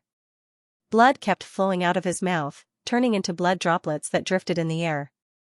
In the end, it dyed his snow-white military uniform red. The next moment, his figure disappeared, and no one knew where he went. Roland Imperial City, Royal Cemetery. Deep in the cemetery, there was a tomb, and the name of the 15th Emperor of the Roland Empire was engraved on the tombstone. It had been a long time since anyone had come here. In the beginning, the 16th Emperor of Roland would come here once a month, but as he became busy with national affairs, he gradually stopped coming, and this place seemed to have been forgotten. On this day, a crack suddenly appeared in the sky above the tomb, and a figure walked out from it. That person was wearing a military uniform dyed red with blood, and his mighty cape was long gone. He clutched his chest, staggered towards the tomb, and finally fell down in front of the tombstone. The man looked at the tombstone, recalling the truth he had just learned, and his face was crying and laughing, and he kept vomiting blood. Why, he hugged himself and collapsed in front of the tombstone, his tall figure curled up into a ball, and he looked helpless and hopeless. Lord God, he cried loudly. In the empty cemetery, his voice spread far and wide, but it seemed that no one could give him a response. He was still vomiting blood, and the overflowing blood dyed the ground red. Along with it, his originally strong vitality dissipated. Hey, are you okay? Just as his consciousness was about to dissipate, Xing vaguely heard a familiar voice. He opened his eyes with difficulty, and then he was stunned. He saw a translucent black-haired youth sitting cross-legged in the air, looking at him curiously with his black eyes. Why do I feel that you look a little familiar? The black-haired youth muttered. Hey, you can't see me. Xing blankly stretched out his hand towards him. You, the black-haired youth's words dissipated in the wind. He suddenly felt a suction force, and under this suction force, he uncontrollably approached Xing. Finally, Xing grabbed his translucent arm, pulled him into his arms, and hugged him tightly. Finally, found you. He murmured. Just as Grumpy Little Bunny sighed, he saw a galactic beast flying towards him. Its claws were about to grab him. Even if he suddenly came back to life, it would not affect the galactic beast's determination to catch him and eat him. Grumpy Little Bunny felt a chill in his heart as he recalled the experience of being eaten by various sea beasts. The key was that if his body was eaten up, he would have to revive at the spawn point. This meant that his 2 months of hard work would be in vain. Absolutely not. At the critical moment, he, who was still in a weakened state, exploded with shocking strength. He grabbed a rock on the beach and smashed it at the galactic beast in the sky. At the same time, he called for help in the public channel. The public channel was divided into world, region, and nearby. He could send voice and text messages. After entering the territory of Glaze City, the public channel appeared with Glaze City's option. To be safe, Grumpy Little Bunny did not choose to be nearby. Instead, he directly called for help in Glaze City and sent his coordinates. Although Grumpy Little Bunny had drawn the Sea Elf's hidden race account, he did not broadcast it publicly like the Blue Mark. Instead, he chose to explore it himself, organize it, and then post it on the forum. His forum ID Raleigh breeder was already known by many people. He was considered one of the celebrities on the Starry Sky forum. However, he was famous purely because of his tragic and unexpected persistence. He was not the only player who had drawn the sea elf account. It was not as rare as the blue mark of the forest elf, but he was the only one who had persisted for more than 2 months. The other players deleted their accounts one after another and started from scratch. After all, human players were almost level 40 after so long, but they were still stuck at level 5. Because they died too many times, sometimes they would drop to level 1 or 2. Moreover, human players had all kinds of benefits and novel gameplay. Who would not be excited after watching the video of them resisting the beast tide? Even those who played with gaming helmets were better than them. However, they were playing with game cabins that were worth 100,000. The realism was high, but it also increased their depression at the same time. Which normal human could live in the dangerous underwater abyss? Not only was there no sunlight, but they could also be eaten by sea beasts at any time. Although there were sounds, most of them made people feel fear. Who could stand such a gaming experience? The hidden race ID was precious, but there was no hope for such a life. Other than Grumpy Bunny, there were basically no players who persisted. The one who lasted the second longest was his comrade. The two of them agreed to die on shore together. However, this kind of experience was indeed not something that an ordinary person could endure. His comrade had played himself into a corner in the end. However, he didn't delete his account. Instead, he told him a week ago that he couldn't accompany him anymore. He needed to return to reality and find some other entertainment to heal his wounded soul. He might even go see a psychiatrist. One could only imagine how much damage this gaming experience had done to him. It had been a week, and Grumpy Little Bunny had not seen his comrade come online again. Even if he did, they would be separated by an unknown distance. Most importantly, one was on land while the other was in the sea. He didn't know if he would ever meet them again in this lifetime. It really made one sigh. However, Grumpy Little Bunny did not have the time to lament. His level had dropped to LV3, and his HP was shockingly low. Once he was caught by the interstellar beast, he would definitely be finished. If he was captured and turned into food, he would have to return home immediately. Damn it, he didn't want to see that comrade again. Grumpy Bunny Rabbit threw the pebbles with all his might. His fishtail could not turn into legs yet. The system had just reminded him that he needed to be dry before he could turn his fishtail into legs that could allow him to walk on land. Furthermore, he hadn't completely left the beach, so it was almost impossible for him to keep his body dry. F***CK, is this Gungun's breeder? You are too F***King awesome. Did he really die on shore? Hurry up and save them. If he doesn't go now, he'll probably die and return to the spawn point. F***CK, F***CK, F***CK, F***CK, F***CK, that's too tragic. Hang in there, little rabbit, I'll be right there. The voices of the players rang out in the regional channel one after another.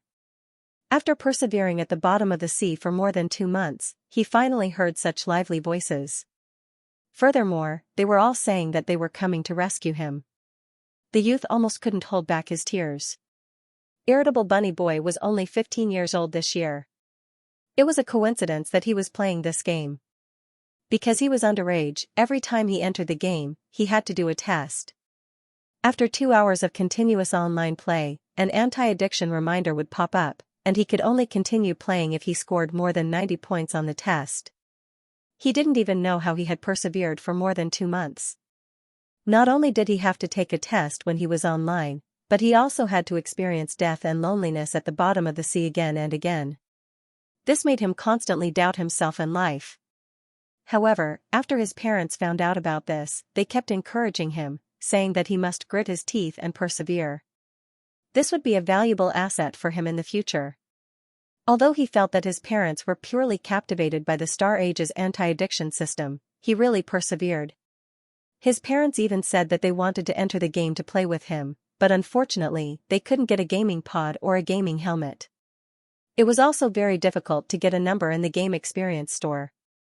Irritable Bunny Boy rubbed his eyes and kept retreating, searching for stones on the beach. The flying galactic beast roared angrily. Although his level was low, the ocean elf's attributes were good to begin with. With all his strength, he smashed the flying galactic beast's head until it bled. Under the influence of the pain, the flying galactic beast finally became enraged. It circled in the air and then used the momentum to dive down toward Irritable Bunny Boy without a care. Its sharp claws glowed under the sunlight. At such a high speed, the youth couldn't dodge at all. Reinforcements hadn't arrived yet. Was he really going to die like this? The youth closed his eyes in despair. Aya! At this moment, he suddenly heard a strange cry. The cry was childish, but it was very high-pitched. It had a penetrating force that almost broke his eardrums. Just as he frowned in discomfort, bang! There was an explosion, and at the same time, there was the tragic cry of the flying galactic beast. Irritable Bunny Boy subconsciously opened his eyes. The galactic beast that was still aggressive just now was flapping its wings in pain, trying to escape. There was a hole in its abdomen, and blood was dripping out. The blood splattered on his face and body, and it was still warm. Irritable Bunny Boy was stunned, but at this moment, another cry sounded, Aya! Following this strange cry, he saw with his own eyes that another bloody hole appeared in the galactic beast's abdomen with a bang. In the end, the flying galactic beast couldn't take it anymore and fell from the sky into the sea. Soon, it was eaten up by the sea beasts that smelled the blood. The youth was very confused. In the distance, the players who were arguing with the NPC guards, wanting them to open the protective barrier so that they could come out and help, were also very confused. How did such a huge flying galactic beast die just like that? Who was the one who screamed? Soon, they had the answer. Are you okay? Irritable Bunny Boy came back to his senses and saw a gap in the protective barrier in the distance. A silver-haired man walked out from inside and arrived in front of him in the blink of an eye. In his arms, he was holding a 3- or 4-year-old child. The child had blue hair, blue eyes, and pointed ears. He looked very cute, just like the legendary little elf. Or rather, he was indeed an elf. Big brother, are you okay? The child asked with concern. His childish voice sounded very cute. Irritable Bunny Boy looked at him. For some reason, he felt an inexplicable sense of closeness and respect in his heart. This was a very special feeling. He also recognized that the 2 Aya sounds just now were made by this little kid. What kind of skill was this to cause damage with just sound? This was too cool. You are safe now. Hage will protect you. Don't be afraid. Probably because he didn't answer for too long and thought that he was still afraid, the child reached out his little hand and patted his back gently. He comforted him with a serious expression on his face. Hage, Irritable Bunny Boy was stunned and blurted out, You are the Crown Prince? Yes. The child nodded vigorously. That's why I will protect you. In Xiao Hage's eyes, Irritable Bunny Boy was his citizen. Of course, he had the duty and responsibility to protect him. Therefore, when he sensed his presence just now, he quickly asked Cha Mo to bring him over. In the end, he successfully rescued him. As for the 2 heists just now, he learned it from Big Brother His Majesty, but he didn't learn it very well. Big Brother His Majesty was much better than him. He could only injure the flying galactic beast and couldn't kill it instantly. He was really nervous just now. Fortunately, he saved his citizen in the end. What's your name? Xiao Hage asked in the Sea Elf language. He hadn't spoken the Sea Elf language in a long time because there was no one to speak it to. And now, he saw his people again, although there was only one, Xiao Hage was still very happy. Irritable Bunny Boy. The youth said weakly. Cha Mo, who was standing beside Xiao Hage, couldn't help but frown. He didn't speak the Sea Elf language, but he still knew some words. Rabbit, a mermaid named Rabbit? What kind of strange name was this? Xiao Hage thought that this name was very funny. He asked cheerfully, Little Bunny Boy, why are you here? Are you alone? And why is your hair black? Once a child started asking questions, he couldn't stop. Being called Little Bunny G again and again, the young man finally understood how the blue mark felt back then. He blushed and patiently answered all of the child's questions. When he heard that he was alone, Xiao Hage was obviously a little disappointed, but he quickly pulled himself together. He clapped his little hands and said happily, "Chimo, let's take little bunny boy to see Big Brother His Majesty." He knew that Big Brother His Majesty was going to take them back to their homeland. Now that there was one more sea elf, Big Brother His Majesty should welcome him, right? Chimo nodded. This little mermaid's condition wasn't very good. They could take him back to treat his injuries first so that he wouldn't die. And so, they took irritable bunny boy back to the Roland Palace. When Chimo brought Xiao Hage and Grumpy Bunny back to the Roland Palace, Sue Silly was on the phone with Veer's aunt. Veer had already reached an agreement with the Skirta Empire. They would sell the materials used to make the space item to the Roland Empire at a price slightly lower than the market price. The Roland Empire would supply the Skirta Empire with food, vegetables, and other crops. Most importantly, His Majesty Anta hoped to rent the starship from the Roland Empire. They had been harassed by the Qingdao for a long time, and the dazzling appearance of the starship that day had truly shocked the entire Skirta Empire. All the contempt they had for the Roland Empire had disappeared, and they were now sincerely seeking cooperation. After all, the Skata Empire and the Roland Empire had a close relationship, and they had helped each other resolve huge crises. They had gone through thick and thin together. In fact, the Stag Empire originally wanted to buy the starship, but it was obvious that the starship was very important to the Roland Empire, and they had tragically discovered that the Roland Empire didn't seem to lack money at all.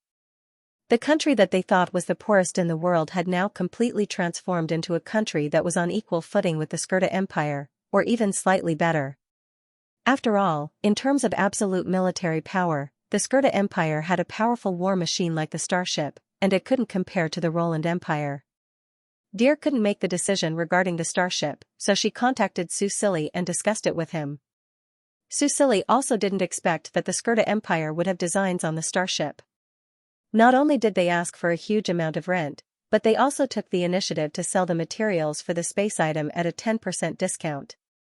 Although he didn't lack money now, he still needed the materials from the Skirta Empire, so he couldn't rob them. On one hand, it was embarrassing, and on the other hand, there was no need to make another enemy. Sue Silly pondered for a moment, then called Xiao Wu through the screen. "Brother, what's the matter?" The little robot emerged from the hologram. Sue Silly keenly noticed that its appearance had changed a little.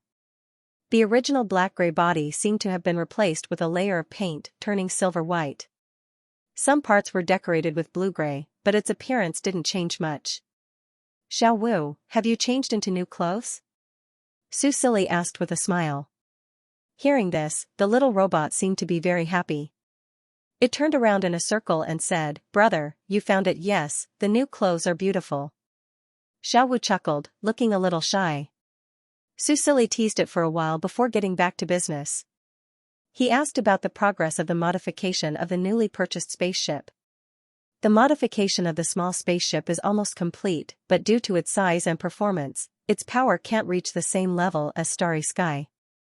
The improvement plan is still under calculation and research. Sue Silly's eyes lit up as he listened to the report. It was impossible to lend out the Starsky, but these small spaceships could. However, do you have the confidence to deal with the Qingdao spaceship? 5 small spaceships can form a team and barely reach the combat power of the Starsky. Sue Silly nodded and continued to discuss this matter with Veer's aunt. Veer was a little surprised when she heard that Roland had 5 more powerful small spaceships. But she quickly cheered up. Wasn't the Roland Empire's strength and wealth what they had been working hard for? Then, Sue Silly handed over this matter to Veer. This newly returned princess had become the Roland Empire's first diplomat. And this was what she had been doing all along, and she was very good at it. In addition to the above, she was also preparing to have a deeper cooperation with the Skirta Empire, such as talent training, technology exchange, and so on. But these were all future matters. Only after the first round of cooperation was successfully completed could they continue to discuss these matters. After the two ended the call, Sue Silly received a message from Chimo. When he saw that they had discovered a new sea elf on the beach of Glaze City, he couldn't help but raise his eyebrows. If he guessed correctly, this sea elf should be a player who had drawn a rare race ID. He had seen information about the sea elves on the Future Forum, and these players were quite pitiful. Because of the harsh ocean environment, they couldn't survive at the bottom of the sea, so they could only painstakingly resurrect and go ashore. And because of their identity as sea elves, it was very difficult for them to receive missions in the cities on land, and they were also hunted down by other players. What was even more amazing was that the future forum didn't provide a service for deleting and restarting a new account in the first few years. So these players could only choose to continue playing or abandon the game. When the humans dealt with the interstellar beasts on land and moved to the ocean, they welcomed the time to shine. But those who were able to persevere were basically gods. Susili couldn't help but be curious. What would the first mermaid player be like? He had seen the record before, and he felt that it was quite sad. After all, the ocean was not land. After dying, not only would they be eaten by the sea beasts, but they could also be carried anywhere by the ocean currents. Seeing that Xianxia was bringing people to find Naya for treatment, Susili thought about it and didn't want to make it so formal, so he called Xixing and went directly to Xiaoqiong's bedroom. After Xiaoqiong left, Xiaohage and Xianxia continued to live there. When he and Xixing arrived outside the bedroom, Susili vaguely heard a young child's voice singing Germinal.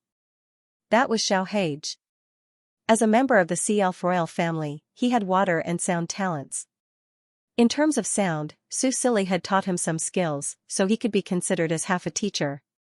Listening to this child's version of Germinal, Susili could vaguely feel that there was some sound power in it. It was just that it was too weak and couldn't fully activate the life force contained in the song, so it couldn't form an effective skill. However, for a child of 3 or 4 years old, this kind of use was already very good. Susili and Xixing followed the sound of the song and stepped into the bedroom. When they arrived outside Xiaohage's room, they saw Xianxia pushing open the door and walking out. Your Majesty, Xianxia was about to salute when he was stopped by Susili. Susili used his mental power to scan the room. He saw a teenager with black hair and black eyes sitting on the bed. He looked to be about 15 or 16 years old. His face was a little pale, but he seemed to be in good spirits. Susili used detection on him. This was indeed a player. His HP bar was full, but there was a debuff of weakness that hadn't been removed yet. He was still losing HP every second. Xiaohage sat beside him and pressed her little hand on the back of his hand.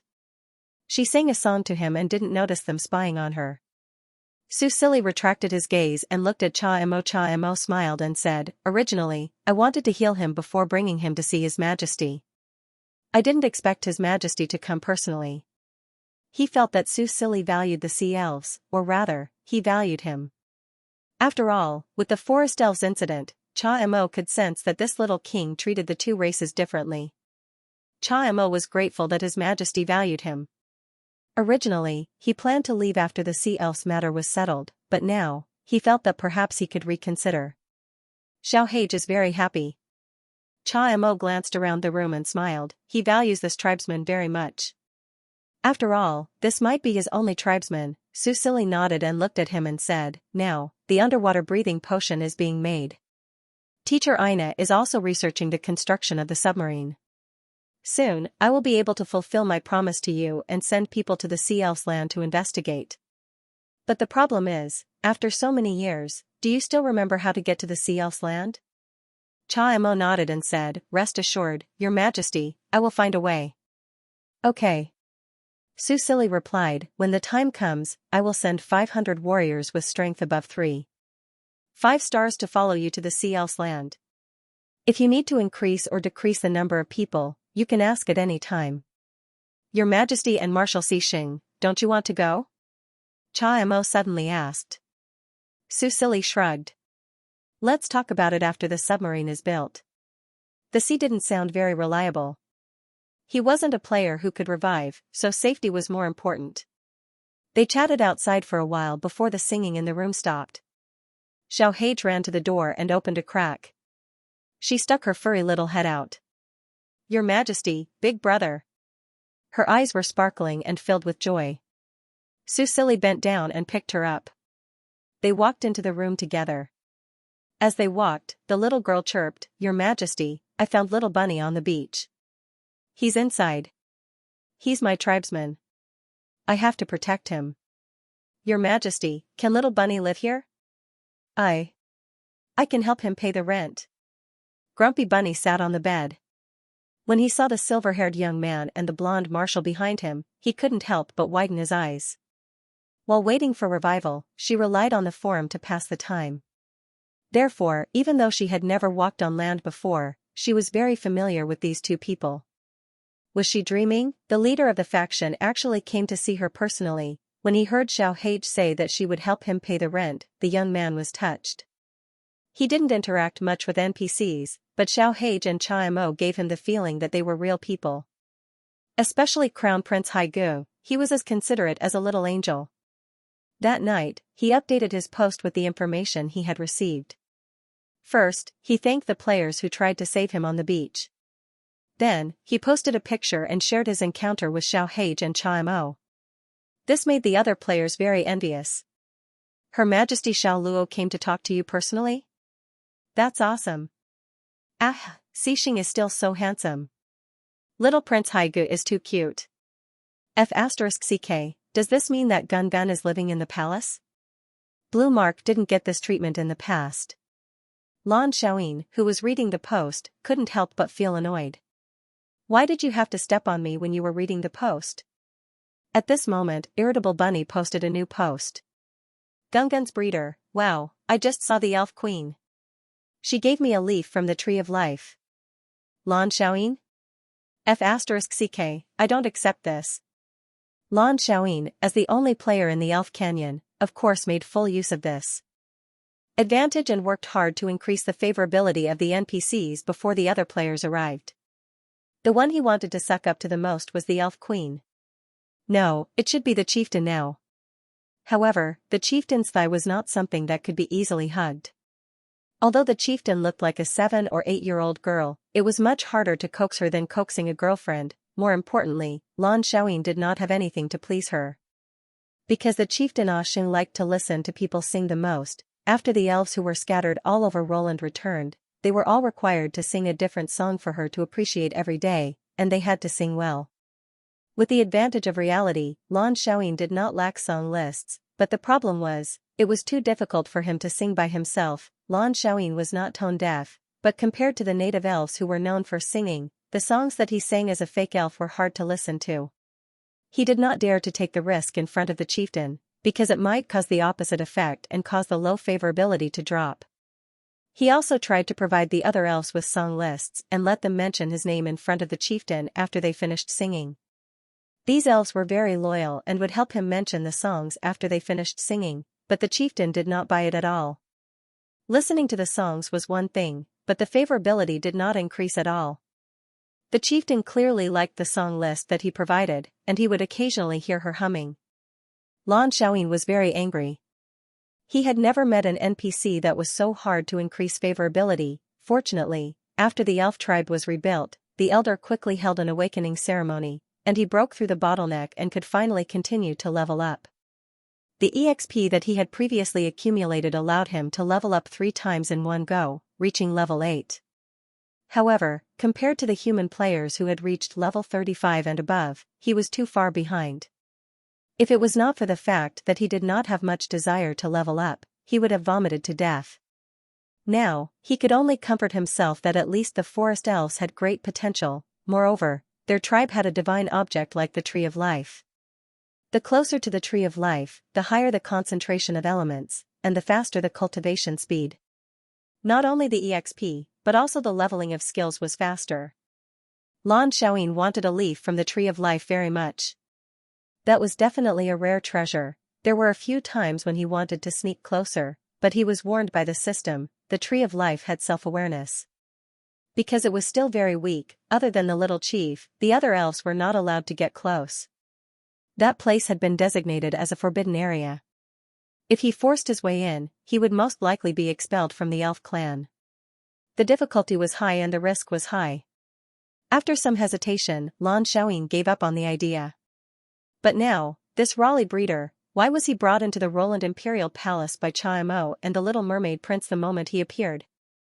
Not only was he staying in the Imperial Palace, he was even able to receive a gift from the Little Patriarch, and this gift was actually the leaf of the Tree of Life that he had been longing for.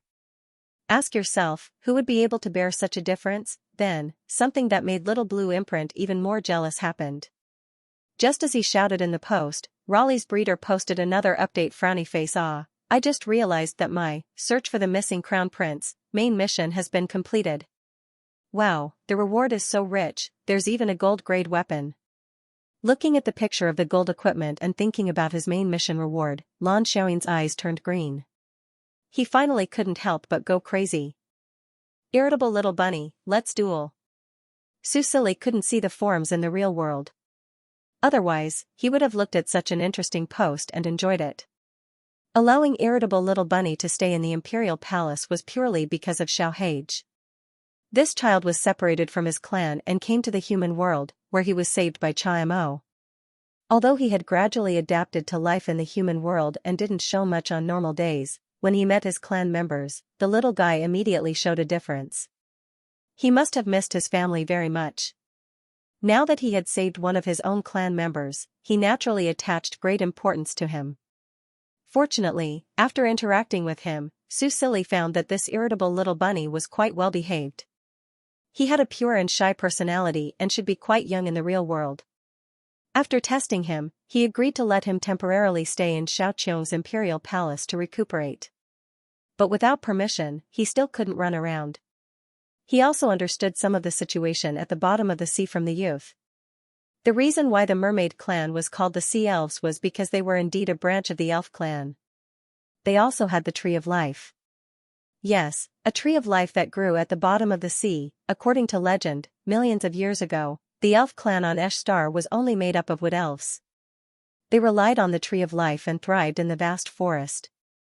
According to legend, there was more than one Tree of Life. As a powerful and long-lived clan, almost no clan on the mainland dared to provoke the elf clan. But good times didn't last long. In the end, a natural disaster struck, causing the elf clan on the mainland to almost be annihilated. In order to preserve their kindling, they split into 3 groups, each with a Tree of Life, and wandered the mainland in search of a new habitat. In the end, they evolved into wood elves, grassland elves, and sea elves.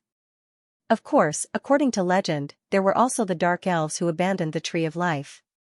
Although the clan continued after the split, the elf clan's strength was also greatly damaged. Later on, they gradually declined and were even hunted and sold by the humans who they used to look down on the most. The elf clan didn't give up. Originally, after millions of years of reproduction, the situation was already improving. But the natural disaster 100 years ago once again caused the elf clan to face the crisis of extinction. According to the known information, there were less than 100 forest elves left, more than 30 sea elves left, and the grassland elves were nowhere to be found. As for the dark elves, there was no way to know. After understanding the history of the elf clan, Su Silly couldn't help but sigh. The elf clan was too pitiful. Now, the land of the sea elves had fallen. The protective array was destroyed, and seawater poured in. Not only did it destroy the land of the sea elves, but it also brought dangerous interstellar marine beasts. If it wasn't for the protection of the Tree of Life, the sea elves would have been annihilated. But the current situation wasn't optimistic. After listening to Grumpy Little Bunny's description, Cha-Mo's mood couldn't help but become heavy. Xiaohage, who was originally quite happy, suddenly became listless. This made Grumpy Little Bunny feel a little guilty. Su Silly had seen the future forum and knew that the mermaids in that timeline were very pitiful. Because the players didn't have the time to explore the ocean until a few years later, almost all the mermaid NPCs were dead. In the end, only the sea elves, who were played by the players, were left. In this life, he naturally couldn't let the tragedy repeat itself. About a week later, the underwater breathing potion that Baser was in charge of had successfully produced 5,000 bottles. Moreover, he didn't give up on improving the formula. Currently, he had developed a potion that could last for 1 hour at a time. However, this potion was more difficult to produce.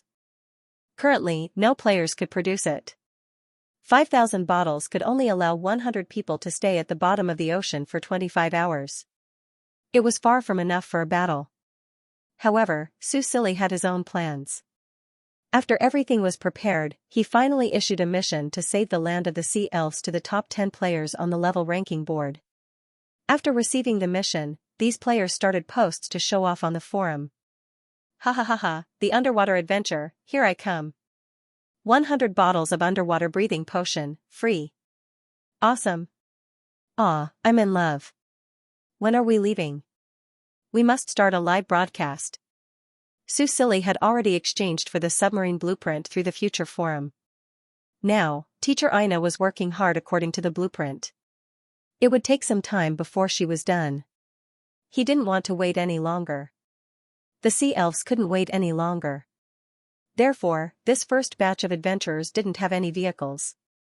The only people they could rely on were probably Xianxia and Xianxia.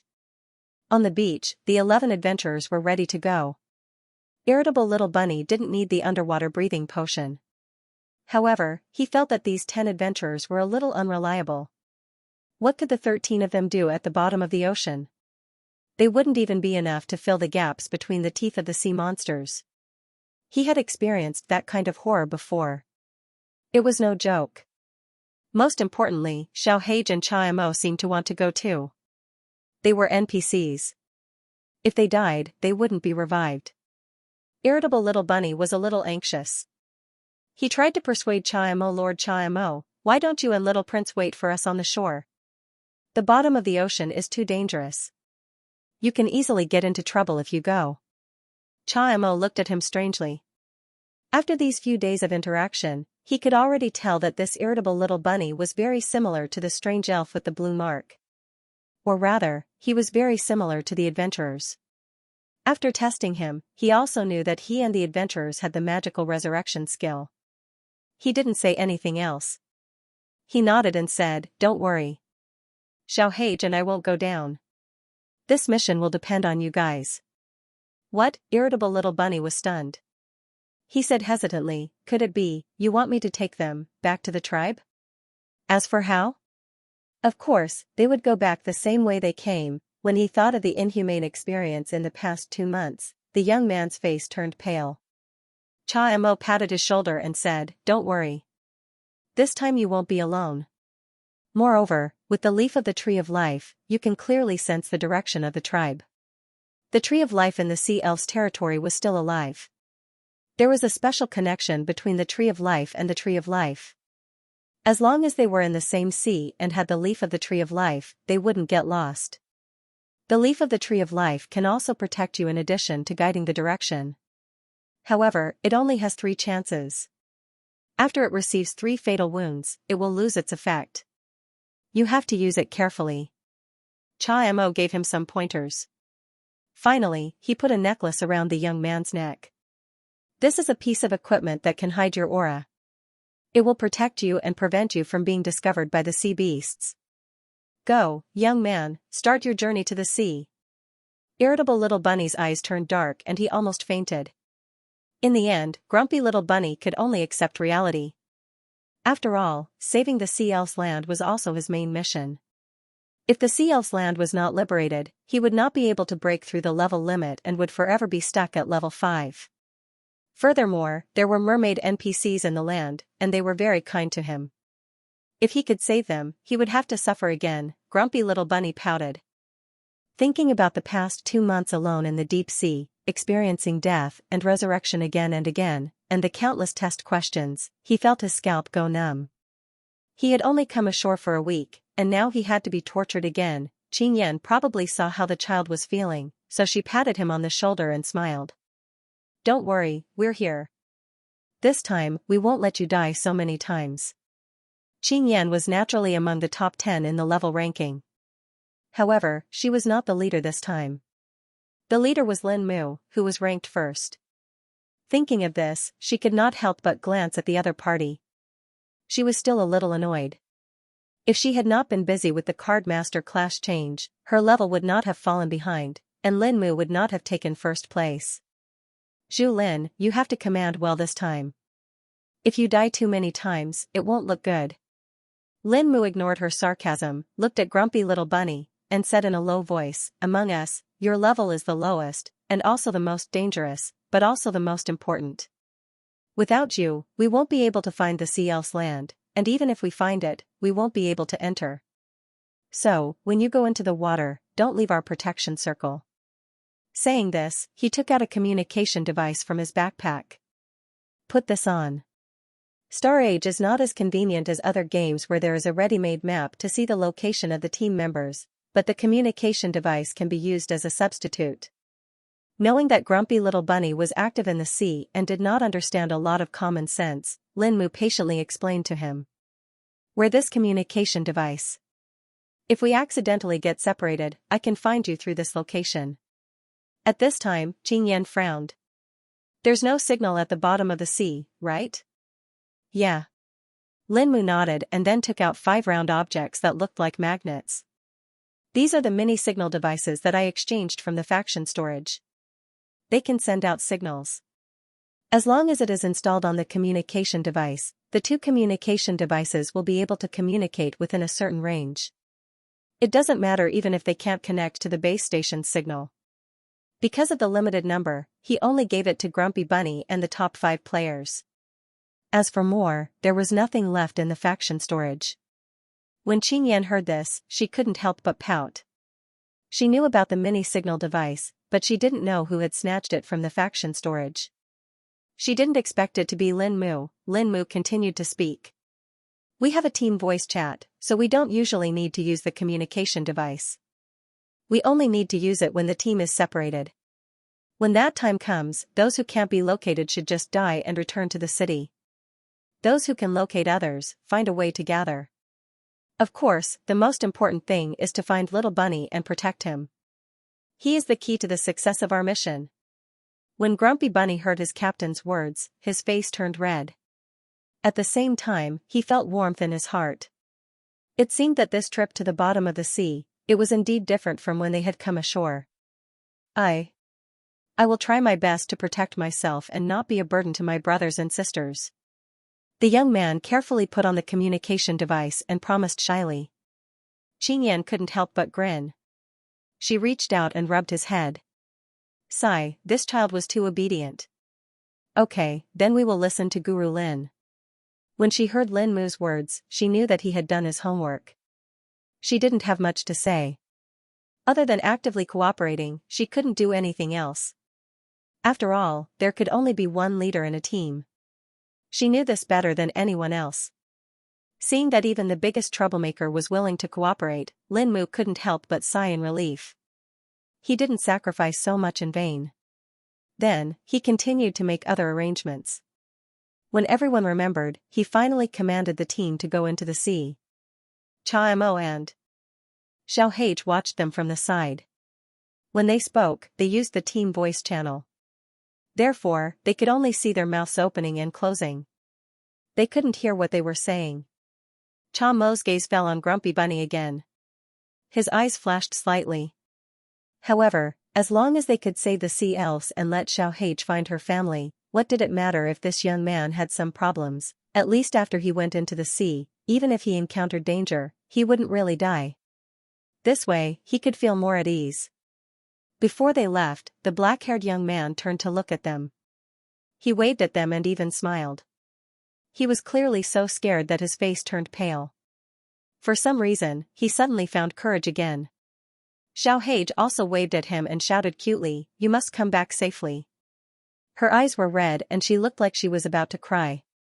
Sob, will Little Bunny come back? The child watched as they gradually approached the sea and couldn't help but ask sadly. He will. Cha-Mo rubbed his head. You have to believe in His Majesty. His decision will definitely not be wrong. The players' mood wasn't heavy at all. Those who stayed on the shore and couldn't get up were envious. As for the 10-man team, they were inexplicably excited. Fly. At this time, Lin Mu whispered in the channel. The 2 wind elementalists responded and then used their wind elemental skills on their teammates. Now that their strength had reached 3.5 stars, they could control the flight of 5 to 6 people with ease. Grumpy Bunny felt his body become lighter. Then, his feet slowly left the ground.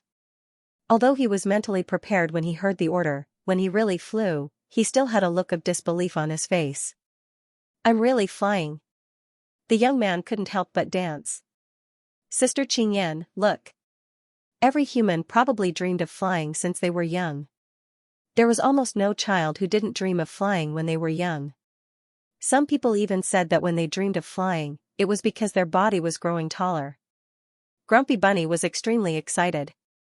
However, fly required a high level of skill. The first time he came into contact with it, he couldn't even maintain his balance in the air, let alone fly stably. Looking at his awkward appearance, Xianxia could only grab the back of his collar and bring him to her side. As for the other 9 people, they spontaneously formed a protective circle around the 2 of them. Let's go. Under Lin Mu's order, the 10-man team flew into the sky and officially set off for the vast sea. Even Xianxia didn't expect that they would choose to fly over and wait until they reached a suitable place before entering the water. It had to be said that this was indeed a smart decision. Although the sky above the sea was densely filled with flying galactic beasts, compared to the bottom of the sea, the danger in the sky was undoubtedly much lower. Xianxia looked at them from afar and suddenly smiled. He originally didn't have much confidence in this trip, but now he couldn't help but look forward to what kind of miracle these 10 warriors could create. Bunny G, activate the concealment device.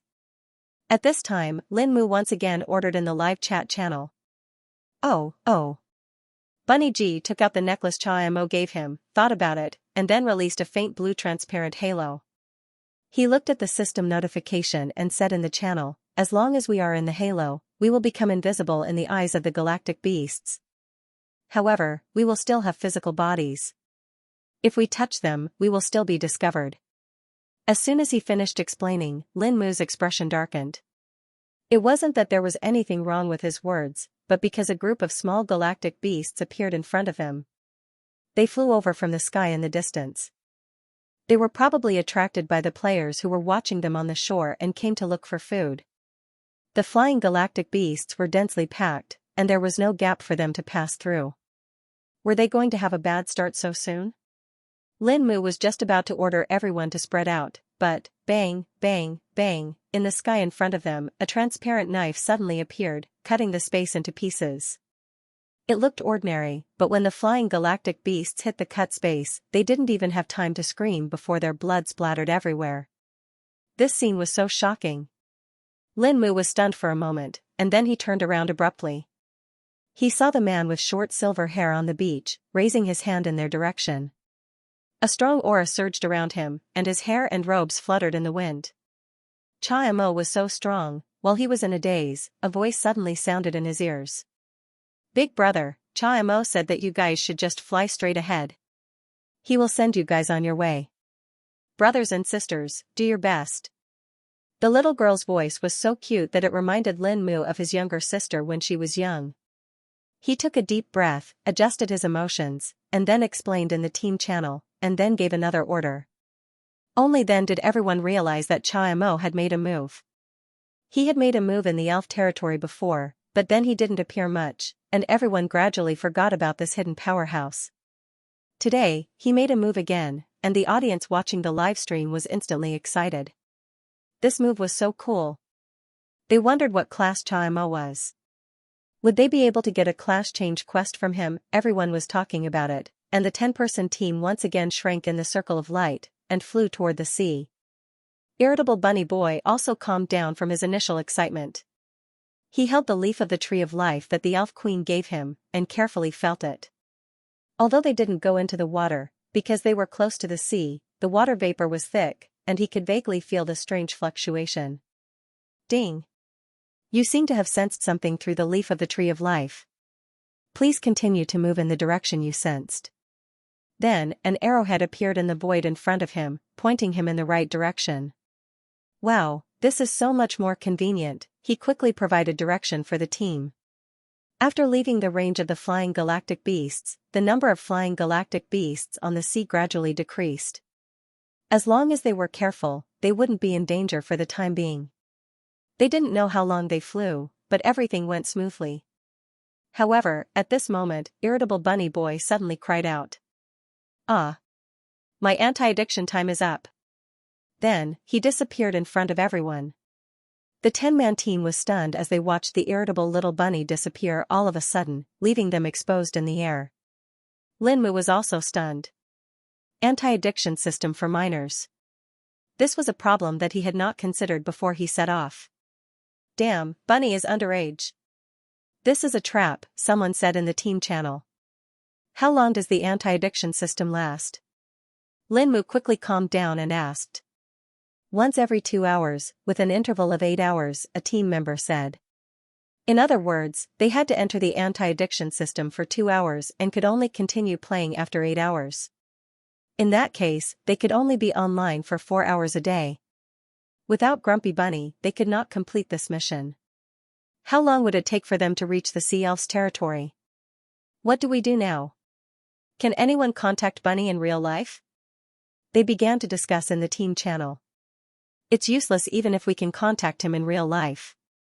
If he can't log in, everything will be in vain. Are we just going to wait here? One of the wind elementalists took out a bottle of blue potion and drank it to replenish his magic. Let's clear the monsters first. He glanced at the galactic beasts that had discovered them in the distance and quickly entered battle mode. Without Bunny's concealment halo, they were flying in the air like targets. Flying galactic beasts constantly discovered them. Fortunately, the players were now at a higher level. Although their HP was still lower than the NPCs, their attacks were not weak. After all, they were the top 10 players and had high expectations of their own abilities. Not only were their levels high, but they were also equipped with equipment and weapons. They were the group of players who had benefited the most from the last galactic beast tide. Apart from equipment, weapons, and levels, the most important thing was their combat awareness.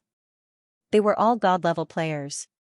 Although holographic games were different from keyboard and mobile games, the combat habits and awareness that they had cultivated in their early years were still very useful. They did not need Lin Mu's command at all and cooperated with each other to fight the galactic beasts. After about 10 minutes, they cleared a few galactic beasts nearby at the cost of some HP. There were no casualties. However, galactic beasts that smelled blood were still coming from afar. What do we do now? Do we continue? Wang Yang asked as he drank the blood medicine. If they left and waited for Grumpy Little Bunny to come online, he would fall into the sea because he did not have the buff of fly, and they would be separated. However, if they continued to stay here, they would have to face more and more flying interstellar beasts. This was because their battle would definitely cause a commotion and the smell of blood.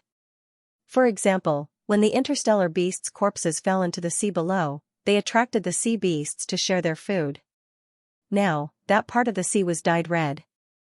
These sea beasts would also attract interstellar beasts to hunt them down. In short, it was very dangerous for them to continue to stay here. Lin Mu furrowed his brows deeply. It was impossible for him to go offline and hide. After they logged off, their characters would stay in the game for 10 minutes. When the time was up, they would disappear. During these 10 minutes, anything could happen. That was the charm and headache of a 99.9% realistic game. Just as he was about to give the order to defend to the death, suddenly, the blue halo appeared again and enveloped everyone. Lin Mu was stunned and looked at the center of the crowd. He saw the youth who had just disappeared suddenly appear again. He was holding a leaf in his hand and the necklace around his neck was emitting a faint blue light. F***ck, didn't you say you were addicted? Wang Yang could not help but shout. His voice attracted the attention of the others. Everyone looked at the grumpy little bunny that had appeared again, and they were a little shocked.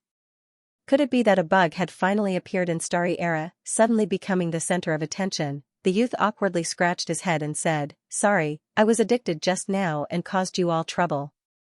"So how did you come back so quickly?" Qingyan could not help but be curious. "Didn't you say it would take 8 hours?" "Oh, I finished the test," Grumpy Little Bunny said with a relaxed expression. "After I finished the test, I can continue playing." The player who had explained before suddenly felt uncomfortable when he saw the questioning gazes of the others. It's true that doing the test can get rid of the addiction, but didn't they say that one test requires 90 points to pass? Also, the questions are from previous tests. It's not easy. Everyone's eyes turned to Grumpy Little Bunny again. The youth blinked and said hesitantly, "It's not very difficult. Maybe it's because I'm more familiar with it and there are more multiple choice questions. How many points did you get?" Qingyan asked. Grumpy Little Bunny, 9-8? Everyone heard this and could not help but gasp. After looking at each other, they all gave him a thumbs up. "Awesome. top student. Genius. Even the players who felt that the youth was a bit of a cheat could not help but admire him and did not have any opinions about him. F***ck, what kind of mediocre little genius is this? The addiction prevention questions are very difficult. Although there are only 20 questions, he finished them in 10 minutes. That's insane. Big brother. Guru little bunny, can you give me a guide? I'm crying because of the addiction prevention questions every day. Some players started a live stream. Their mission this time had attracted a lot of attention. Coupled with this dramatic scene, the popularity of the live stream was increasing. Soon, the live broadcast room was flooded with bullet screen comments asking for answers and strategies. That team member also passed this on to Grumpy Little Bunny. The youth's face turned red again. He scratched his head and said, "Sorry, I don't have time for a guide." Then, he looked at Xianxia. "Sister Xianxia, I forgot to tell you in advance. I'm sorry, did anything happen to everyone? It's been less than 15 minutes. What could happen?" Xianxia waved her hand and looked at Lin Mu. "Old Lin, since Little Bunny is back, let's go quickly. He still needs to be addicted in 2 hours." Everyone finally reacted. Yes, Little Bunny had to be addicted in 2 hours. However, if he could pass every question, then the situation would be much better. Let's go first." Lin Mu quickly gave the order. Thus, the team of 11 people once again set off in the direction that Little Bunny pointed out. Because they lost their target, the galactic beasts changed their direction and rushed toward the sea. They fought with the sea beasts and the area of blood spread gradually. However, in the eyes of the players, it was a golden holy light. In fact, it was quite beautiful. Little Bunny, when there are only 10 minutes left, remind him in the channel. At this time, Lin Mu spoke. "Okay." Grumpy Little Bunny nodded quickly. "I'll try my best to answer the questions faster and try to come back as soon as possible." Lin Mu nodded and asked, "Do you still have to go to school?" "Oh, it's fine. I applied for leave." Lin Mu did not say anything else. The team flew on the sea. Every 2 hours, they would stop and wait for Grumpy Little Bunny to finish the questions before continuing. In the beginning, there was a bet in the live stream on how many times Little Bunny would fail in front of the anti-addiction system. However, the youth broke their expectations time and time again. In the end, everyone was numb and the team members did not have any worries or concerns. Then, the bet became that Little Bunny would take a few minutes to finish the questions and they even started to estimate the score. In any case, the players could always find fun on their own. Finally, after flying for more than 20 days, the team of 11 stopped somewhere above the sea. Grumpy Little Bunny's sense of the tree of life was getting clearer and clearer. The green arrow in front of him was no longer deviating. Instead, it was pointing straight at their feet. The journey was not easy. Along the way, they encountered a storm. Fortunately, they successfully went offline before the storm approached and came back after the storm had calmed down. If it was an ordinary elementalist, they would definitely not be able to stand flying on the sea for such a long time without any footholds. However, the players were different. They could relax their tense nerves by going offline. In reality, there were other forms of entertainment that could suit their emotions. Most importantly, they had the faction warehouse and the system shop. The entire Snow Star was the territory of the Roland Empire. This meant that the players could use the faction warehouse without any hindrance no matter where they were in a Snow Star.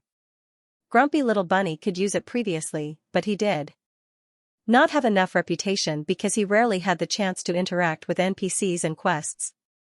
However, the situation was different now. The teenager nibbled on a chocolate bar bought from the system shop. He pointed at the sea below and said, "The land of the sea elves is below. We have to enter the water." After more than 3 weeks of training, Grumpy Little Bunny's mentality had undergone a huge change. He had never thought that this trip would be so easy, although some of the team members complained that it was too boring to fly all the time, only he knew how blissful it was to be bored like this. Compared to the previous 2 months of drifting at the bottom of the sea, this journey was like heaven. Now that he was familiar with his 10 brothers and sisters, he was no longer as shy and bashful as before. "How much longer do you have left with the anti-addiction effect?" Lin Mu asked him. Grumpy Little Bunny looked at it and replied, 20 more minutes. Then let's wait for a while. We'll talk about it after you finish the test. Lin Mu said, everyone rest and check if there is anything missing. The situation at the bottom of the sea is much more complicated than in the sky. We have to be careful. The team of 11 stayed in midair. With the concealment equipment, they did not have to worry so much. At this time, Lin Mu took out a piece of bread from his backpack and gently threw it into the sea. Roar! A huge sea beast suddenly jumped out of the originally calm sea and bit off the bread before dropping it back into the sea. Even though they were far away in the air, they could still feel the stench that came out of the sea beast's mouth when it jumped up and opened its mouth. The team members, who were excited because they could finally enter the water, could not help but have solemn expressions at this moment. This sea was too dangerous. Under the sea, about tens of thousands of meters deep, a big tree was quietly soaking in the sea, faintly emitting a blue light. Under its canopy, 20 to 30 mermaids were gathered together, looking out of the range of the Tree of Life's protection with worry and despair. Sea beasts were densely distributed in the surroundings, as if waiting for the moment when the Tree of Life lost its power. There was no other source of light in the pitch-black seabed. Only the Tree of Life emitted a dim blue light. This scene looked romantic and beautiful, but it brought about an endless crisis for the sea elves. The glowing Tree of Life was like a live target in the seabed. Especially after it lost the protection of the protective formation, it became the target of the sea beast's greed. Although they didn't have high intelligence, they clearly knew that the Tree of Life was the best tonic for them. And now, the Tree of Life was declining. Once it completely lost its defensive power, it would be time for the sea beasts to swarm it and devour it. Their malice and greed couldn't be ignored even in the dim light. The sea elves who were under the Tree of Life's protection could only struggle at death's door in the face of the sea beast's encirclement. They were so weak that they couldn't even go out to look for food. Your Majesty, if this continues, we may all die here. This was a sea elf girl with a dark green fishtail. She looked at the woman beside her and said with a sorrowful gaze. The woman had blue hair and blue eyes. Her fishtail was also a pure ocean blue. She was Xianxia's mother, and the current queen of the sea elves, Heidi. She looked at the Tree of Life's branches and leaves. As a member of the royal family, she had a natural connection with the Tree of Life. Therefore, she could also feel that the Tree of Life's aura was rapidly fading away. Cecilia, what do you think we can do now? Queen Heidi said faintly. Her voice was filled with sorrow and despair. Her lover had already died in the stomach of a sea beast, the whereabouts of her only child were unknown, and the clansmen she led had all died in the sea beast's attacks. Now, even the Tree of Life, the only thing that could protect them, was about to leave them. She had also persevered for so long. And was actually very tired. Ever since a sudden disaster swept through the entire snow star 100 years ago, the originally peaceful ocean was also affected, or rather, affected even more deeply. All kinds of sea beasts that had never been seen before suddenly appeared in the ocean. They were enormous in number and possessed astonishing destructive power. They occupied the entire seabed almost as soon as they appeared, and displayed extremely strong aggressiveness toward the natives. They killed and hunted each other. They also fed on the natives of Ash Star. The land of the ocean elves was the first to bear the brunt of the attacks because of the existence of the Tree of Life. Even if they tried their best to defend, they wouldn't be able to defeat so many sea monsters. Even if he wanted to escape, he couldn't. This was because once they lost the Tree of Life, the ocean elves would be like rootless duckweed. They would lose their strength. Moreover, if they wanted to escape safely from the encirclement of tens of thousands of sea monsters, that was simply impossible. Queen Heidi had organized a team in an attempt to escape. However, the Sea Elf clan had paid a huge price to cover the escape of their clansmen. In the end, the thousands of mermaids and mermen had lost their life signals one after another. They were all sacrificed, and not a single one was spared. The ocean elf leading the team this time was Queen Heidi's lover. Since then, Queen Heidi had never attempted to flee again. They were like turtles in a jar, trapped in the ocean where the sea elves had once roamed. If he didn't run, he might be able to survive for a while. If they ran away, they would end up like the thousands of clansmen. She led the Sea Elf clan and bitterly held on for a few decades. To the long-lived elves, a few decades was actually not a long time. However, Queen Heidi felt like tens of thousands of years had passed, and every day felt like a year. In the end, it was 10 years ago that the clan's protective array completely shattered, and the seawater flooded the Sea Elf clan's residence. Queen Heidi would never forget that day. The sea monsters charged into the clan's land and launched a one-sided massacre of the Sea Elf clan. Although the sea elves tried to resist, there were simply too many sea monsters. Just as Queen Heidi was about to give up in despair, the Tree of Life once again protected them. As long as they hid within the Tree of Life's protective circle, the sea monsters wouldn't dare to invade. Another 10 years passed like this. Today, the Tree of Life finally couldn't hold on any longer. At least Haigu escaped. Queen Heidi muttered. Haigu was the product of her and her lover. She had sealed him for several decades, and only allowed him to be born into this world a few years ago. However, she didn't protect him well. How could a young child like him survive the pursuit of the sea beasts? However, in her senses, that child was indeed still alive. Seeing the queen completely lose her will to fight, Xianxia only felt heartache and despair. She looked up at the tree crown above her, and through the gradually thinning branches and leaves, she suddenly recalled that black-haired, black-eyed youth. He was a strange sea elf.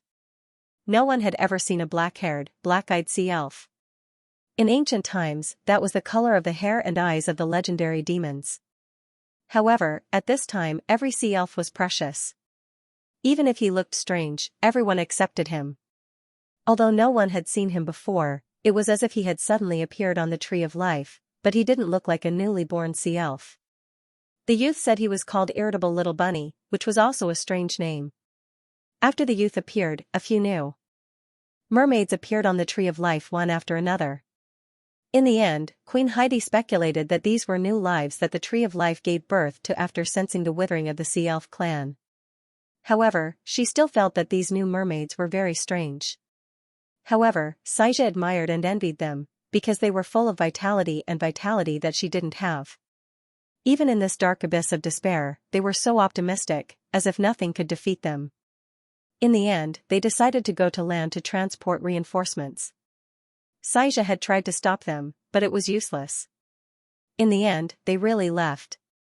After leaving, they never returned. One after another, Queen Heidi sensed that they had disappeared, except for that youth called Irritable Little Bunny. Perhaps he had encountered some fortuitous encounter. Had the current him reached the land, if they really found land as he had planned, Cecilia hoped that he didn't have to come back. Live on the land, with her share. A sparkling teardrop seeped out from the corner of the girl's eye. Like a round pearl, it floated up and finally disappeared, blending into the sea. Ah, Sister Xianxia, why are you crying? The youth's voice suddenly rang in her ears. Xianxia, who was immersed in her own emotions, couldn't help but be stunned. She turned her head in a daze and saw that not far away, the black-haired, black-eyed, blue-tailed mermaid youth had appeared under the Tree of Life at some point and was swimming toward her. Why are you? Xianxia couldn't help but rub her eyes, feeling that she might be hallucinating. Otherwise, why would Irritable Little Bunny appear here? When did he come back? How did he come back? Xianxia's sea was in a mess, and Irritable Little Bunny had already looked at Queen Heidi and said happily, Queen, I found Her Highness Xianxia. Queen Heidi also stared at him in a daze. The other mermaids who had discovered the situation also looked at the youth who appeared out of thin air in shock. All the sea elves were dumbfounded. Irritable Little Bunny scratched his head. Yes, these sea elf NPCs still didn't know that he could revive. His revival point was inside the Tree of Life, and there was a passage below that could directly lead to the outside of the Tree of Life's protection area. When he chose the revival point previously, he wasn't discovered by these NPCs. But today, he came back with a mission in mind. The 11-person team observed from the sky for a while and finally came to a decision. As they were almost certain of the location of the sea elf's territory, and Irritable Little Bunny's level was too low, they might as well let him die back to his tribe and leave the concealment equipment to the 10-person team. They would think of a way to pass through the sea monsters and find this place through the communication device. As for Irritable Little Bunny, who came back first, because he already had enough reputation to use the faction storage, he could first exchange for some supplies to allow the sea elves to catch a breather. Also, he could use the team's live chat channel to provide some information for them. If they could get the help of the sea elf NPCs, then at least they wouldn't have to explore in the dark and could make some plans in advance. Most importantly, they didn't have to wait for little Bunny's anti-addiction anymore. I have found land and met His Majesty the Emperor of the Roland Empire. The young man looked at Heidi and said, Xianxia was saved by him and is now living in the Roland Palace. He is very willing to help us. I came back this time with the reinforcements sent by His Majesty the Roland Empire. As the young man spoke, he thought of something and took out a conch shell from his backpack. His Highness Hage asked me to give this to you. Queen Heidi looked at him with suspicion and distrust. However, her son's voice sounded from the conch shell. Queen Mother, my brothers and sisters will save you. They are super powerful. At the end, the child whispered, Queen Mother, I miss you so much, can you hear me? Queen Heidi couldn't stop her tears from falling. Queen Heidi held the little conch tightly in her hand and pressed it against her chest as if she was hugging her long-lost son in her arms. Tears kept pouring out of her eyes. The Queen of the Sea Elves, who had endured too much, finally showed her fragile side. All the sea elves surrounded them. They also heard the voice of the Crown Prince. A few of the elderly people couldn't help but tear up when they saw the Queen crying sadly. However, they also had some hope because of the information revealed in Xianxia's words. However, they didn't dare to show it. Because this hope was too slim. Relying on the humans on the land, was it really possible to save the sea elves? As far as they knew, there were also alien beasts on the land. When the sea elves could still communicate with the outside world, they had collected a lot of information. At least a few decades ago, the human race couldn't even take care of themselves. Did they really have the spare energy to help the sea elves? Seeing Queen Heidi break down emotionally because of Xianxia's voice, Grumpy Bunny looked at her quietly for a while and felt that his eyes were a little sore. He quickly looked away and observed the sea elves around him. In the 2 or 3 months that he left, the sea elves didn't lose any NPCs. Although the situation looked bad, at least they were still alive. Grumpy Bunny heaved a sigh of relief. He used the diamond coins that Lin Mu gave him to buy some food from the system shop and piled it on the ground. You guys eat something first. I brought these back from the Roland Empire as well. The sea elves originally had the support of the Guardian Array. There was no seawater in their residence. The sea elves could cook like they did on the land. The difference was that their food source was mainly sea fish and some undersea plants. In the decades that they were trapped by the interstellar ocean beasts, they could barely survive by breeding sea fish and seaweed in their residence. However, after their residence was flooded by seawater 10 years ago, they lost a stable source of food. In the past 10 years, they could only rely on the land under the Tree of Life to breed some seaweed and occasionally risk their lives to hunt sea beasts to survive. The lack of food caused the sea elves to become sallow and emaciated, just like when Xiao first met Xianxia. Seeing that Grumpy Bunny had brought back food, the ocean elf's eyes lit up. Only Cecilia was puzzled. Where did you get so much food? The young man was stunned. He scratched his head and said, His Majesty Roland gave me a space item. These things were taken out from the space item. Hearing this, the ocean elf's impression of the Roland Empire improved again. Spatial items were extremely precious in their minds, yet His Majesty Roland had casually allowed Grumpy Bunny to bring them here. In any case, this trust and generosity was enough for them to be grateful. Hurry up and eat. Replenish your energy first. After all, they were at the bottom of the sea, and there were many things that could not be eaten. Grumpy Bunny bought chocolate that was high in calories and easy to eat.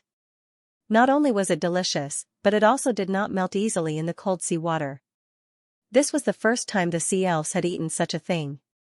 They imitated the young man and tore open the wrapping paper of the chocolate, then put the small black cube into their mouths and tasted it.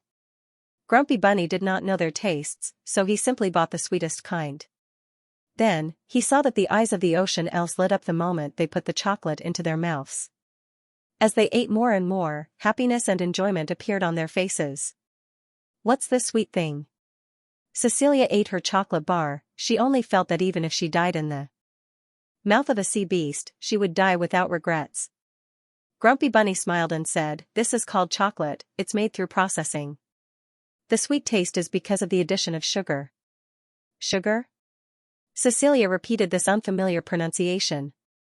Of course, there was no sugar at the bottom of the sea, only some algae would have a little sweetness, but that sweetness was like heaven and earth compared to this chocolate bar. The ocean elves were almost instantly captivated by the chocolate. Looking at their satisfied expressions, Grumpy Bunny could not help but sigh. When he left back then, the system shop was not online yet, otherwise he could have left some food for them. But on second thought, he did not have money at that time. The young man shook his head. Seeing that the chocolate was quickly eaten up, he hurriedly bought some more from the system shop. What he did not know was that because of his unintentional action, chocolate became the hard currency of the ocean elves in the future. Here, currency was not useful, only chocolate could be used freely. Even when the players later provided other food, the ocean elves still loved chocolate the most. The players could not figure out why the ocean elves loved chocolate so much, but only the ocean elves who had experienced this moment knew the real reason. But that was a story for another time. While the ocean elves were quietly eating, Queen Heidi finally calmed herself down. Just as she was about to talk to the irritable little rabbit, she saw her people eating. Cecilia quickly gave her a piece, and after she ate it, she forgot what she was going to say. Grumpy Bunny was very happy. He saw that the ocean elf's impression of him was slowly increasing, but what made him even happier was the blissful expressions on their faces. And he firmly believed that with this group of players, the ocean elves would never be exterminated. At this time, Lin Mu's voice sounded in the team voice chat. Bunny, you're back in the clan, right? Yes, I'm back, the young man quickly replied. How are the ocean elves? Pretty good, they're eating chocolate. Lin Mu paused for a moment, then continued asking, can they provide us with help? Grumpy Bunny then remembered his second mission. He quickly asked Lin Mu to wait, then looked at the ocean elven queen. At this time, Queen Heidi, who had finally finished her piece of chocolate and felt that her taste buds and empty stomach were satisfied and healed, happened to look at him. Her gaze towards Grumpy Bunny was much gentler. Bunny, you said that you brought reinforcements, where are they? Grumpy Bunny quickly replied, they're still on the sea, they're preparing to come down. Queen Heidi's eyes lit up, how many people did you bring this time? 10. When Grumpy Bunny said this number, the light in Queen Heidi's eyes dimmed, and the ocean elves who had just eaten chocolate and were happy couldn't help but become silent. What could 10 people do? Although they were grateful for the kindness of the Roland Empire, 10 people were really too few. They couldn't do much to solve the crisis of the ocean elves. Queen Heidi sighed and said, do you have a way to contact them? Grumpy Bunny nodded. Queen Heidi was very knowledgeable. She wasn't surprised. She said, tell them to go back. Don't come down to die for nothing. Tell them that the ocean elves are grateful for the kindness of the Roland Empire, but, she sighed again and didn't continue. Instead, she said, I hope His Majesty Roland can help take care of Hai Gu. As long as he's still alive, at least the ocean elves are not completely wiped out. The atmosphere of sadness and despair once again shrouded the ocean elves, making Grumpy Bunny a little anxious. Your Majesty, you don't believe in me, but don't you believe in His Highness Hai Gu? The 10 warriors who came this time are very powerful. Don't be fooled by their small numbers, they're all strong. Queen Heidi hesitated for a moment before asking, their strength is, the weakest one has the strength of 3.5 stars. Grumpy Bunny tried to promote, but when she heard the level, Queen Heidi shook her head in disappointment. Before the incident with the Tree of Life, she was already 6.5 stars, now even if her strength was weakened, she was still 4 stars. She really couldn't think of how they could save the ocean elves with just a team of 3.5 stars. Grumpy Bunny saw that it didn't make sense. He could only say, let's wait and see. Hearing his words, even Cecilia looked at him with disapproval. Although the ocean elves were in trouble, they were still noble elves. How could they do something like pushing their allies into a pit of fire? After being lectured, Grumpy Bunny suddenly felt that he couldn't explain himself, so he chose to remain silent and told Lin Mu and the others what the ocean elf said. Lin Mu and the others listened to his narration, and although they felt that the ocean elves were pretty good NPCs, they were also speechless. Their fourth natural disaster was despised by NPCs, F*CK, this is intolerable. Sister Qingyan, go, let these ocean elves see how powerful we players are. The fourth natural disaster's reputation depends on you guys. God Lin, go. Take down the ocean elves' territory. Take down the ocean. The players watching the live broadcast were all excited, and Lin Mu and the others were under immense pressure, but they didn't say anything. It was fine as long as they fought. At most, they would die again and again. In the end, Grumpy Bunny managed to get a simple map of the terrain and the distribution of the sea monsters. After the 10-man team analyzed it, they quickly came up with a plan and dove into the water, officially beginning their journey to take down the ocean elf's territory. The concealment equipment that Cha Mo had given to Grumpy Bunny was now hanging around Qingyan's neck. She had already activated concealment before she entered the water. The 9 teammates surrounded her and gathered together. Under the careful control of the wind elementalist, they silently dove into the water. The underwater breathing potion took effect as soon as they entered the water. All of them had adjusted their senses to around 10%. This way, they could avoid being affected by negative senses and not make wrong judgments due to their lack of senses. There was no feeling of suffocation, only the countdown on their status bar reminded them of the time. However, each of them had 100 bottles of underwater breathing potion. Each bottle could last for 30 minutes, which meant that they could stay underwater for 2 days. Of course, even if they ran out of potions, they would not panic. During these 20 days of flying on the sea, the potioneers on the land did not slack off. They were still working overtime to make underwater breathing potions. This batch of potions was already online in the faction warehouse. Ordinary players needed a lot of reputation to exchange for potions, but the 10-man team could obtain potions for free. However, each person could only obtain a maximum of 48 bottles per day. In fact, Susili did not expect this 10-man team to be so outstanding. They directly flew over the sea to the sea elf's territory and did not use a single bottle of potion for the past 20 days. However, this was a pleasant surprise. Now, there were already players from Glassy City who had exchanged for underwater breathing potions and accepted the coastline clearing mission that he had issued. Although Susili did not follow them, it did not mean that he did not pay attention to them. When Lin Mu and the others were not paying attention, 10 gravel-sized flying nano-surveillance devices had already followed them all the way and sent the captured information back to the Roland Royal Palace. When they dove into the water, the 10 surveillance devices flew to their clothes and attached themselves tightly to them, continuing to send the captured images back. Susili looked at the surveillance images with a serious expression. In the turbid blue water, there were densely packed sea monsters. There were so many of them that it was comparable to a monster tide. They wandered in the sea, and from time to time, they would collide and attack the surrounding sea beasts, causing them to fight each other. With the current number of players, it would be difficult to clear such an ocean in a short period of time. Fortunately, there was now a new batch of players entering the Star Age, and there were a few new factories that produced gaming capsules and gaming helmets. The output would gradually increase. It was only a matter of time before the number of players increased. In the camera, Qingyan and the others were swimming slowly and carefully in the water. Once they could breathe underwater, the seawater's threat to them would be reduced by half. The resistance from the seawater would also be reduced by the wind elementalist's lightened spells. Their only difficulty was how to avoid the large number of dangerous sea beasts and head to the sea elf's territory. This sea beast is too strong. Even if level 35 looks over, all of them are unfathomable. Isn't the scariest thing that there are tens of thousands of these sea beasts? No, I think there are millions of them. Wow, the bottom of the sea is so exciting. When will I be able to go down and take a stroll? God, Lin and the others aren't talking. It's so boring.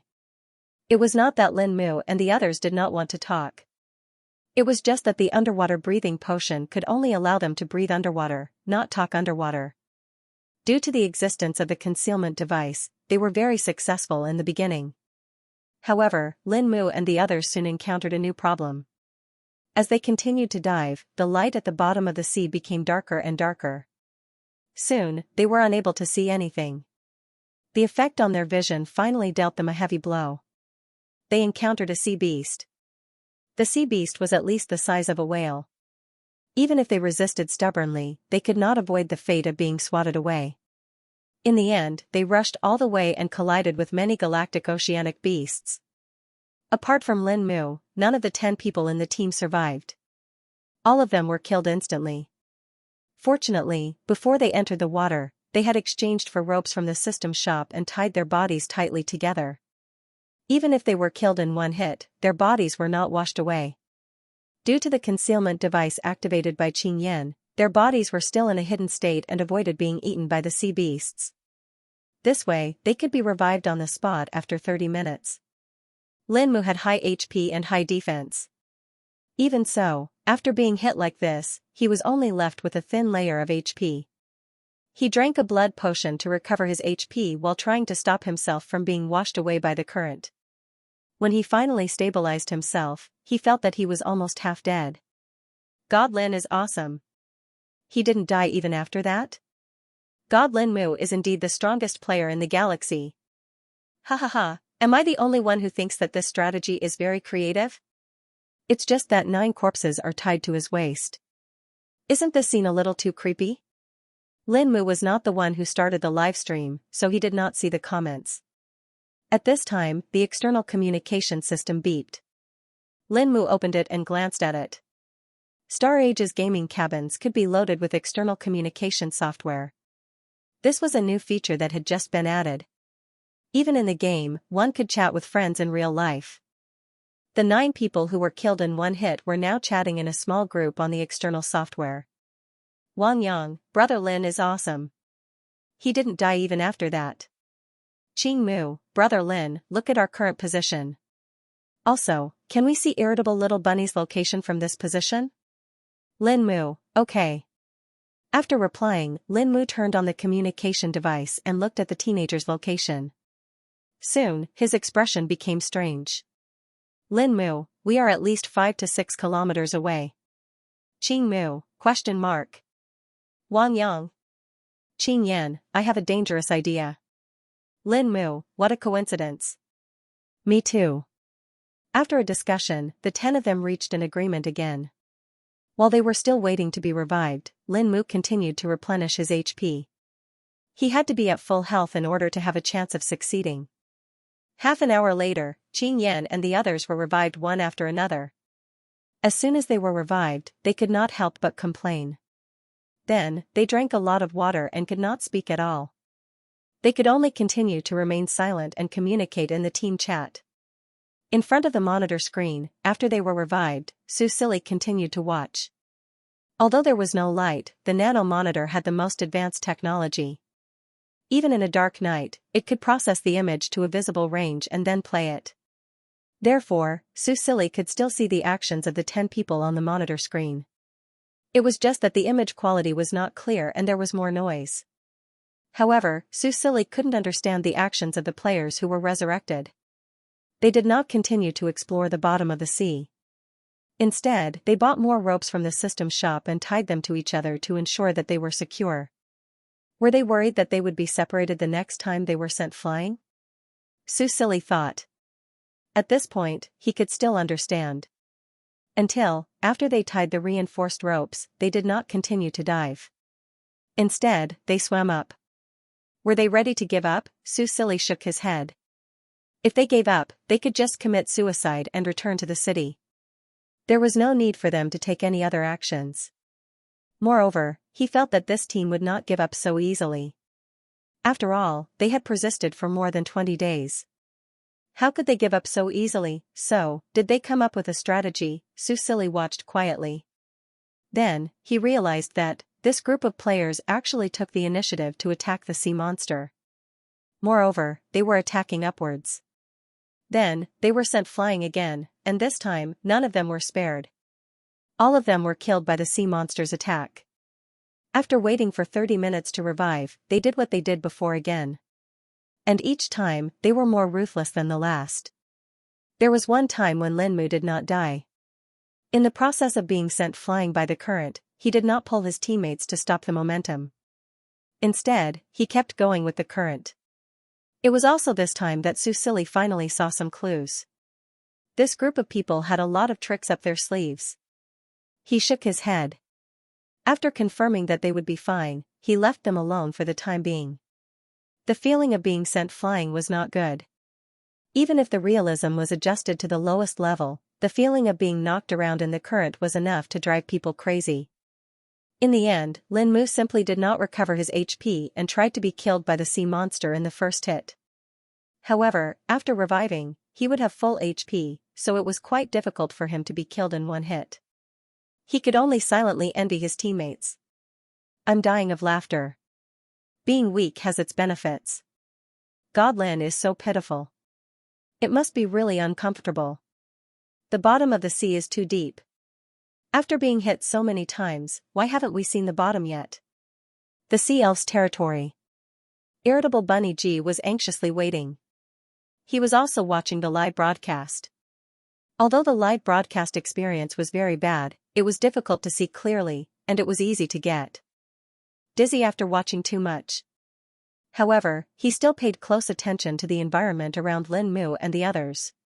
He had been out before and had some impression of the underwater environment. Lin Mu and the others should be very close to the sea elf's territory. Bunny G, the reinforcements you mentioned, had they really come to the sea? At this time, he heard Xianxia ask. The young man nodded and said, they're almost here. Xianxia could not help but laugh. Are you kidding? It's only been half a day since you came back. During the safe period, it takes more than that to swim from the sea to here. What's more, there are so many sea monsters. Then, she heard a loud bang. Something bombarded diagonally from the top of her head and smashed into the ground, forming a deep pit. I need to order a few more chapters when I see repeated chapters. Dean Justin frowned. He was a little unhappy, but when he looked at the expressionless Xing, he suppressed his anger. He wanted to see what the new emperor could do to him. Even if he had the support of Xing, he had to be reasonable. However, Su Silly did not intend to be reasonable. He opened the interface of the territory and selected the imperial city. All the buildings in the city were displayed in front of him. When he entered the Elementalist College, more detailed information popped up.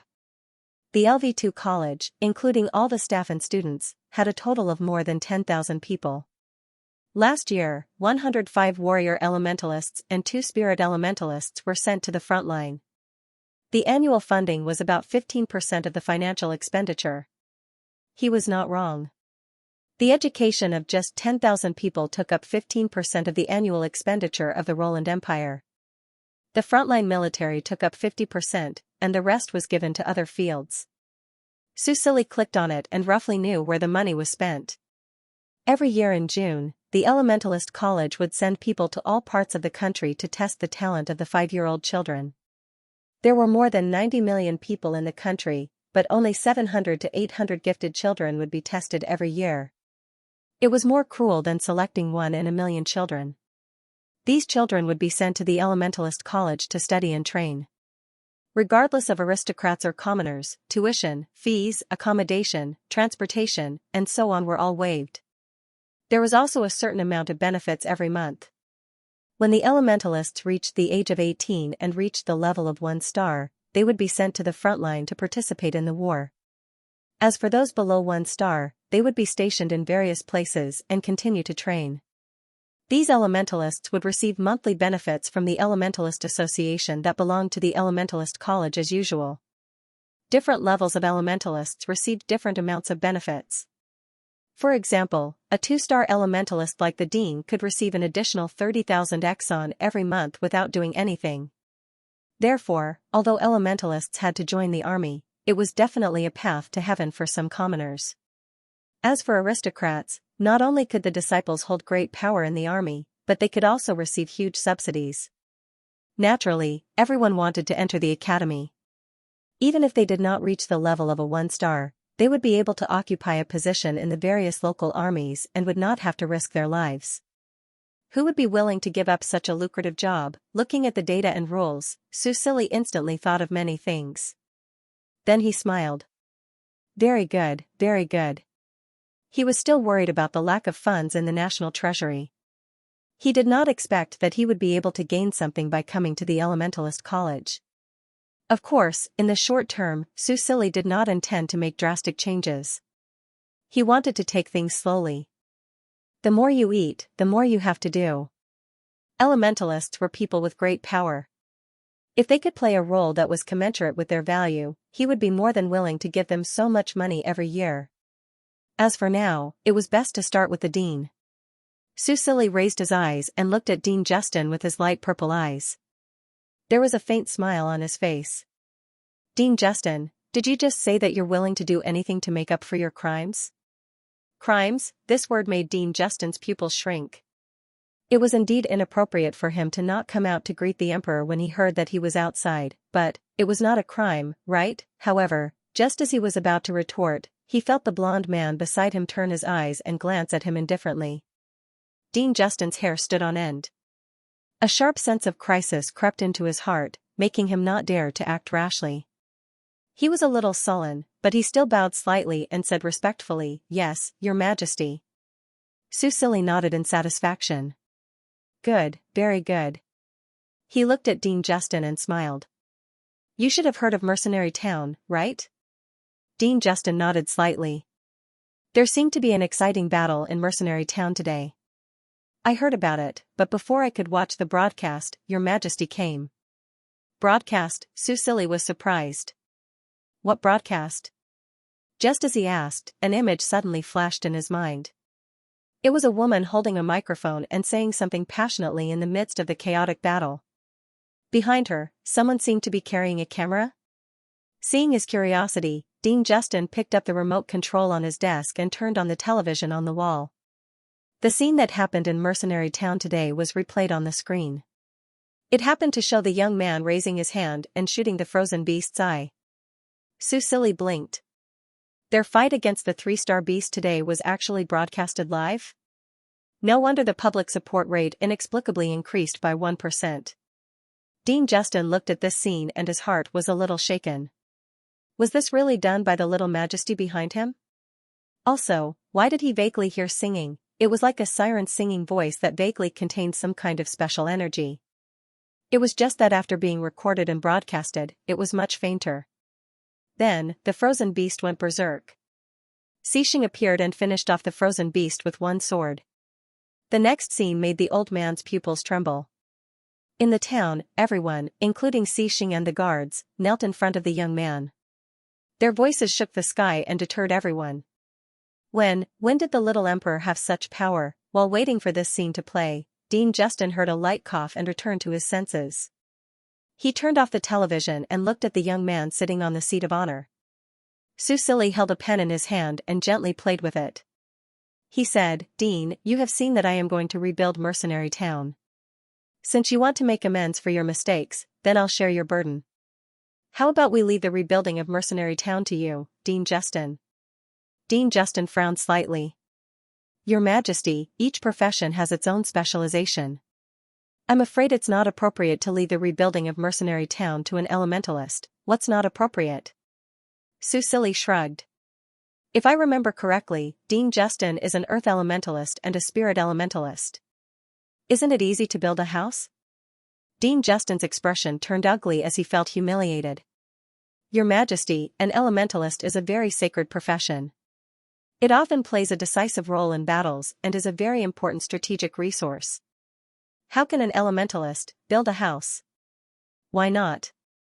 The young man who was smiling suddenly turned cold. It seems that Dean Justin hasn't truly realized his mistake and doesn't want to make up for it. Then, as a price, from today onwards, the country's financial subsidies for the Elementalist College will be reduced by half. Dean Justin was stunned. It took him a long time to react to what he said. Looking at the young man's unusually serious expression, the old man felt that he was not joking. He found it hard to believe. This was simply nonsense. "Your Majesty, if you do this, the elementalists fighting at the front line will be disappointed." I haven't finished speaking." Su Silly pursed his lips and said leisurely. "The elementalists fighting at the front line will be given 3 times the benefits, and the rest will be cut in half." How many elementalists were there at the front line? If the elementalists at the front line were given the reduced subsidies, there would still be a lot left. This was easy to calculate. "You will receive the same amount of benefits as you contribute to the country," Su Silly said indifferently. "I don't keep idle people." Dean Justin trembled. Although the person sitting in front of him was only an 18-year-old boy, he felt that he was scarier than facing the old emperor. "Your Majesty, aren't you afraid that, of what? Su Silly smiled lightly. He shook his chair leisurely and said, isn't this, proposed by Dean Justin himself? The dean saw that the national treasury was empty and could not make ends meet, so he proposed to share the burden with me and take the initiative to reduce the academy's expenses and the subsidies for the elementalists. I was very pleased and overjoyed, so I increased the benefits of the elementalists fighting at the front line by 3 times as a reward. Isn't this a happy thing for everyone? Shameless, Dean Justin widened his eyes in disbelief. This little emperor was too evil, he was the one taking all the blame, and he could still get a good reputation. Even Xixing could not help but look at Su Silly. The silver-haired boy leaned on the chair lazily. There was a faint smile on his fair and tender face, looking innocent and harmless. However, the corners of Xixing's mouth curled up slightly as he gently averted his gaze. As for Li Jiu, he was already stunned. How could this be? Little Emperor was so sinister. No, he was so wise. Dean Justin was stunned for a while, but he finally compromised helplessly. Your Majesty, I am willing to share your burden and rebuild Mercenary Town. He bowed his proud back and said respectfully, Your Majesty, please don't take my slip of the tongue just now to heart. Please allow me to make amends. Su Silly did not answer immediately. He played with the pen in his hand slowly. The room suddenly quieted down. This kind of silence created a heavy sense of oppression. Dean Justin's back bent a little lower, and cold sweat seeped out of his forehead. All right then. After a long time, the boy finally spoke, but he sounded a little regretful. Then I will give Dean Justin half a month's time. I will get someone to draft a proposal for you. If you can't meet the requirements after half a month, he did not continue, but Dean Justin's scalp was already numb. Your Majesty, I will not disappoint you. He hurriedly agreed. Okay, then I will have to trouble you, Dean. Su Silly stood up from the chair and helped the bowing Dean up. He smiled very kindly. However, at this time, Dean Justin did not underestimate him. He said, This is what I should do. Xixing collected his thoughts, lowered his head slightly, and said faintly, I have said that I will protect your Majesty's safety before those traitors are caught and brought to justice. So you followed me? Su Silly narrowed his eyes. Xixing glanced at him and said calmly, Please understand, Your Majesty. Your Majesty, the shuttle is ready. Li Jiu came down from the shuttle and said to Su Silly. He had sent Janice up first. She was seriously injured, but fortunately, her life was not in danger. Does Your Majesty want to return to the palace? Su Silly pursed his lips. Yes, Janice was more important. He looked at Xixing gloomily. I'll let it go this time, but if there's a next time, he didn't finish his sentence because of Li Jiu and the others, but the threat was obvious. Xixing paused and nodded. Su Silly ignored him and looked at Li Jiu. Let's go. Send Janice back for treatment. There was a water healing division stationed in the palace. It was a branch of water spirit masters and was famous for its water healing techniques. Su Silly stepped onto the shuttle, and Li Jiu followed closely behind. But when they got on, they didn't hear any movement behind them. Li Jiu couldn't help but turn around. Lord Xixing, Li Jiu. Before he could finish, he heard the little emperor's cold voice. Li Ziqing paused. Were the two of them at odds, he didn't dare to disobey and could only look at Xixing apologetically. He bowed slightly, closed the door, and ordered the shuttle to set off. Su Silly sat in his seat with an indifferent expression. But when the shuttle took off and was about to depart, he couldn't help but look back through the glass window. Xixing stood in place and was talking to the commander of the guards. The man had broad shoulders and a narrow waist. His long legs were outlined by his military trousers and boots. They were straight and strong. Standing in front of the town's military officers, he was like a crane in a flock of chickens. No one could ignore his presence. Su Silly curled his lips and looked away. But soon, he looked out of the window and his eyes widened. He saw a black shadow appear beside the shuttle. It turned out to be an interstellar beast that was completely black in color. 2 black wings grew out of its back, and they flapped gently. Its vigorous body soared gracefully in the sky. But what really surprised Su Silly was that there was a person sitting on the back of the interstellar beast. It's Lord Xixing and his shadow leopard. Li Zicheng also noticed the situation outside. His face was originally full of vigilance, but when he saw the blonde man on the back of the Black Panther, he immediately relaxed. Looking at the shadow leopard's vigorous figure, their eyes were filled with admiration. Lord C is really too strong. He can even tame a powerful mythical beast like the shadow leopard. He is really worthy of being the guardian of the Roland Empire. Su Sili was depressed. This black leopard, is it the pet I bought for Xixing? What are the game producers doing? Why is there a person who can contract with an interstellar beast in this world where humans and interstellar beasts are mortal enemies? After using his insight skill on the black leopard, Su Sili understood the reason. September, race, shadow leopard, ancient beast of Esh star, level, LV39 health, 171000/171000 magic, 63,000/64,000 elemental affinity, dark. This black leopard wasn't an interstellar beast. It was an ancient race native to Esh star. Su Sili's mood was twisted when he saw September's value. He was the one who bought the pet and named it, but now it belongs to Xixing. At the same time, he despised Li Jiu more and more. He was the captain of the guards, but he couldn't even compare to Xixing's pet. Su Sili glanced at Li Zicheng and then strangely discovered that the color of the tag on his head had darkened at some point. The favorability level had changed from respected to revered. Su Sili was stunned and speechless. Forget it. At least he wasn't completely useless. Thinking of this, he looked at Xixing, who was standing outside. Xixing's favorability level tag turned out to be friendly. Su Sili was very surprised. He thought it would be disgust or hatred. He didn't expect it to be friendly. He stepped on his face and turned him into a puppet. How could he be friendly? Whoosh, in the sky, Xixing rode on the back of the black leopard. A fierce wind blew in his face, making a shrill whistle. Xixing didn't seem to notice. He looked sideways at the flying shuttle that was parallel to him. Through the glass window of the flying shuttle, he could vaguely see the figure of the young man. After looking at him silently for a while, Xixing moved his gaze away. His grayish-blue eyes slightly lost focus because he was thinking. About 4 years ago, he woke up in this completely unfamiliar world. There was only one sentence in his mind: protect Roland. This was the only instruction he received from God after he saw the light again. At that time, he was wild with joy. After being rejected by God and sleeping in the darkness for a long time, he finally received God's favor again. Lord God, he finally remembered him. Since then, he dutifully protected the Roland Empire. He fought against the interstellar beasts at the front line, protected the people of Roland at the back, and supported the Roland royal family. He hoped that one day, he would be able to hear God's voice again because of his hard work. He hoped that the clear and moving voice would once again whisper in his ear, Xixing, I'm here to see you. But, it didn't. All he had was an endless wait and a heart that grew colder day by day.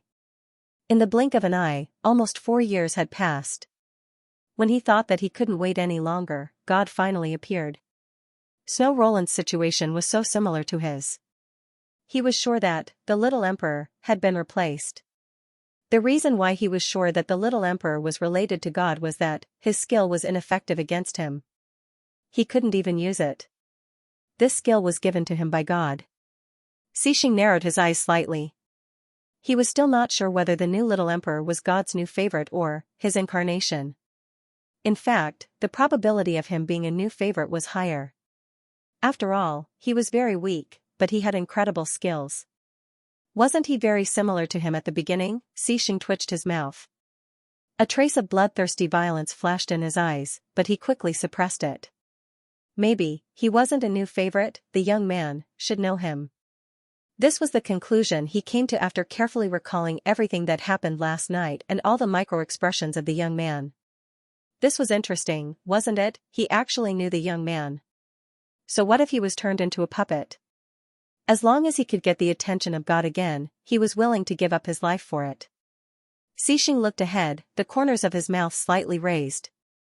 In the depths of his cold grayish-blue eyes, there was a madness that no one had ever seen before. Su Sili didn't know any of this.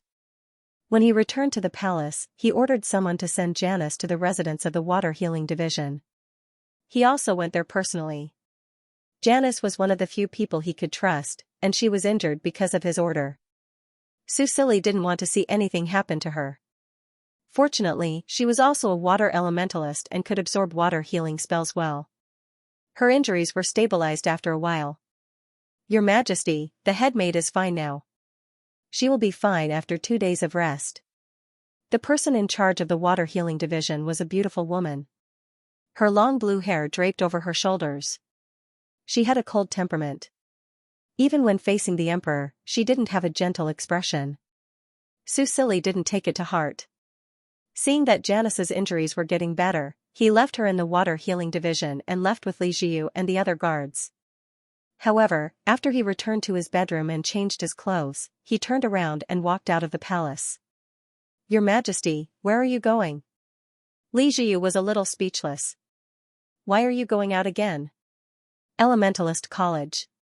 Your Majesty, what are you going to do there? Susili stopped in his tracks and turned his head. His light purple eyes quietly looked at him. It was a very calm gaze, but it made Li Jiu's scalp tighten.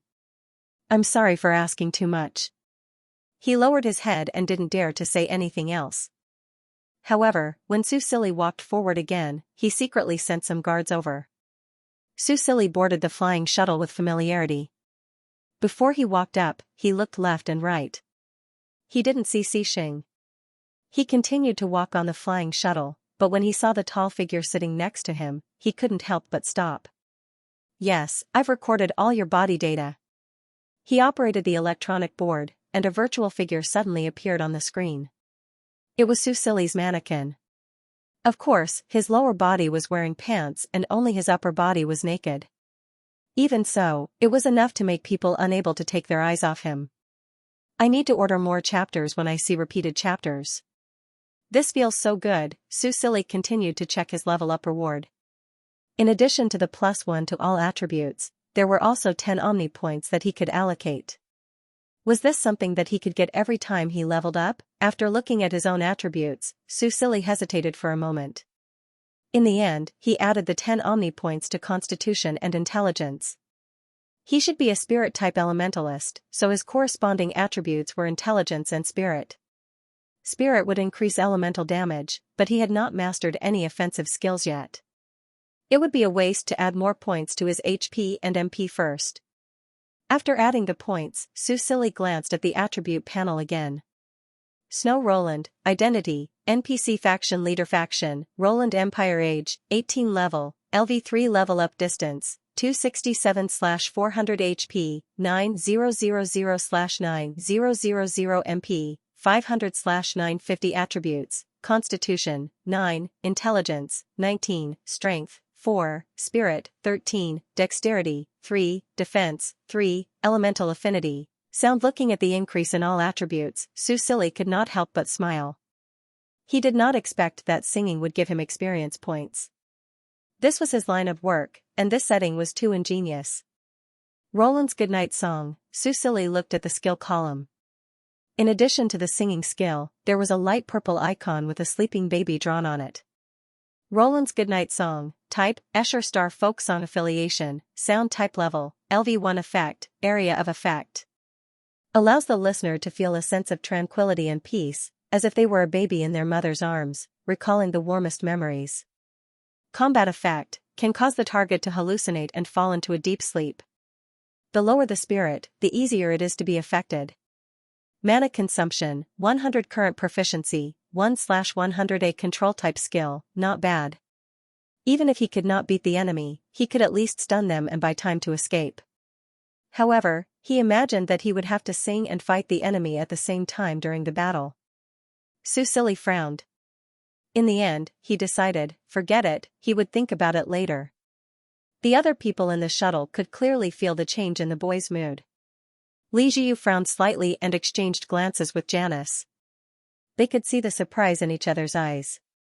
Both of them were powerhouses, so they naturally understood what kind of state His Majesty was in just now. Was this an epiphany? They got a positive answer from each other's eyes. His Majesty actually had such a talent. From the looks of it, it seems to be a sound type. Although His Majesty was 18 years old this year, which was considered a late start among elementalists, Every elementalist was a precious resource, regardless of age. However, unlike Janice's surprise, Li Jiu quickly regained his composure. It was a good thing to increase one's strength, but it was possible that there weren't many opportunities for such epiphanies. After all, His Majesty had missed the best age for cultivation. Furthermore, he had a rare talent in the sound element. It would be very difficult for him to grow quickly. He would also encounter many obstacles in the future. As he thought of this, he did not pay much attention to it and continued to focus his attention on the outside, in case someone tried to assassinate him. Su Silly didn't care what other people thought. After finding the right way to level up, he relaxed. His nerves were not as tense as before, and he was full of anticipation for the upcoming trip to the Colosseum. At this moment, a soft snoring sound interrupted Su Silly's contemplation. He turned his head and saw that the woman named Ollie had fallen asleep on the chair. The baby in her arms had also closed his eyes and was sleeping soundly with his mother. It was probably the effect of his skill, or perhaps the mother and child were too tired. From this, it could be seen that his skill was effective on ordinary people.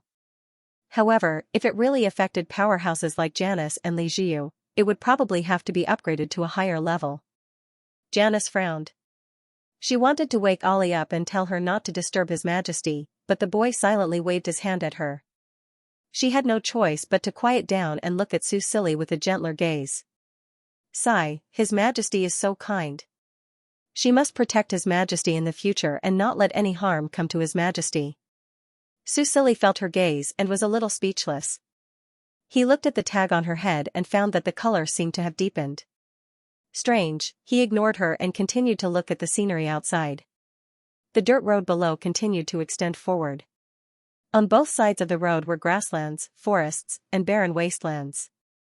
Occasionally, large herd animals could be seen running on the grasslands. Those were horses, a species that originally existed on Esh Star. They were probably reared by someone. Su Silly felt that the pilot must have noticed his interest, so he deliberately took a detour and slowly looked at the natural scenery of the imperial city. Along the way, he also felt that the land utilization rate of the Roland Empire was really low. Although it was called the imperial city, it was actually as big as a provincial capital. No, it was bigger than many provincial capitals in reality.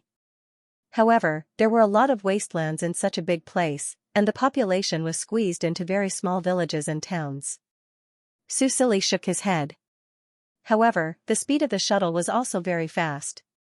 In just half an hour, they had arrived at the mercenary town where the Colosseum was located from the inner city. That's right, this was originally a mercenary town.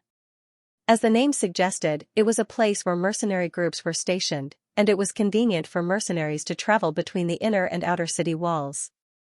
The area outside the outer city walls was now the interstellar beasts' territory. There weren't so many interstellar beasts in the past, but the beast tide 3 years ago destroyed the Roland Empire's frontline defense. Now, the remaining 5 cities were surrounded by interstellar beasts. Although communication was not completely cut off, the army and mercenary groups were the only way to go to the other 4 cities. In Snow Roland's memory, it seemed that the army stationed at the outer city walls had been working hard to clean up the interstellar beasts, so that they could reclaim their lost land as soon as possible. However, these things were still too far away from him, so his memory was very vague. Su Silly didn't care. In the future, he would use his feet to travel to every corner of the Roland Empire, and expel those ferocious interstellar beasts from the human homeland. He would definitely do it. Now, he would start with the mercenary town. The flying shuttle landed on the ground. Li Jiu jumped down first, and after confirming that there was no problem, he nodded to Janice. "Your Majesty," she called softly. Su Silly nodded, got up slowly, and walked down the ground from the flying shuttle. The mercenary town was very lively. Before they reached the town, they could already hear the noise. There were many carriages parked outside, and the interstellar beasts were arranged to be stored in a fixed place. "Come and see, fresh long-eared beast meat and all kinds of beast hides, guaranteed to be of good quality at a reasonable price. Don't miss it, weapons and leather armor are on clearance sale. How can you not have a good weapon when you're outside? And this leather armor, it's definitely made of excellent quality. Level 1 star cores for all types of cultivation, fair price, no cheating. There were many small stalls on both sides of the street outside the town. It was messy, but it was full of life. Susili walked among them, and it was not unexpected. When they heard that a new batch of interstellar beasts was going to be delivered today, many people from the inner city came to join in the fun. On the way here, Susili saw them. He walked and stopped, but didn't buy anything. He didn't need these things, and if he really needed them, there were better things in the palace. Ali carried Bao Bao and followed them. She also wanted to go to the Colosseum, and happened to be going the same way as Susili, so she thickened her face and continued to follow them.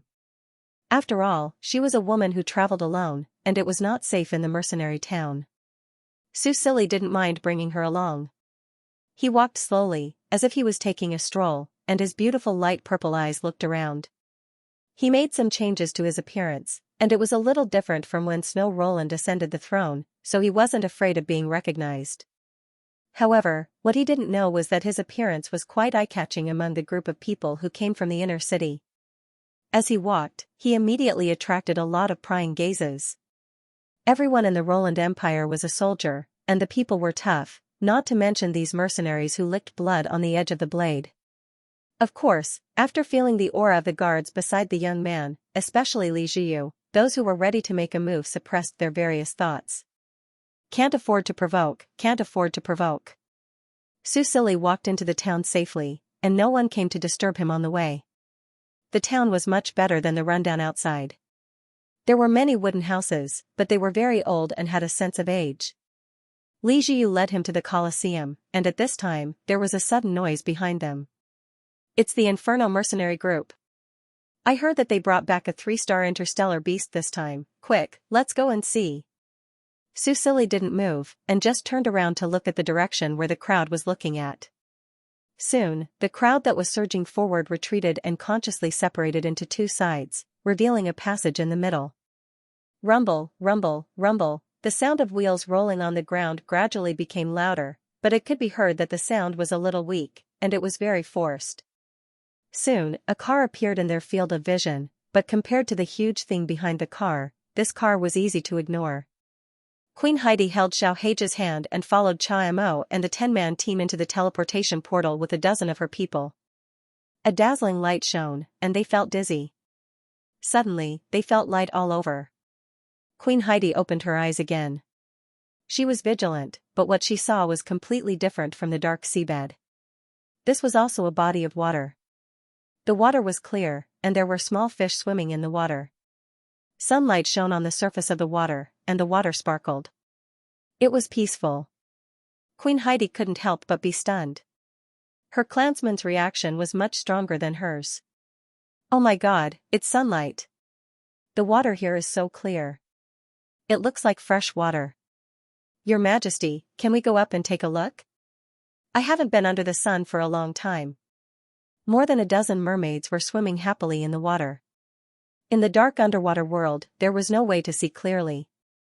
But now, in this body of water where sunlight could penetrate, the beauty of the sea elves was presented in front of the players. They were simply the favored children of the Creator.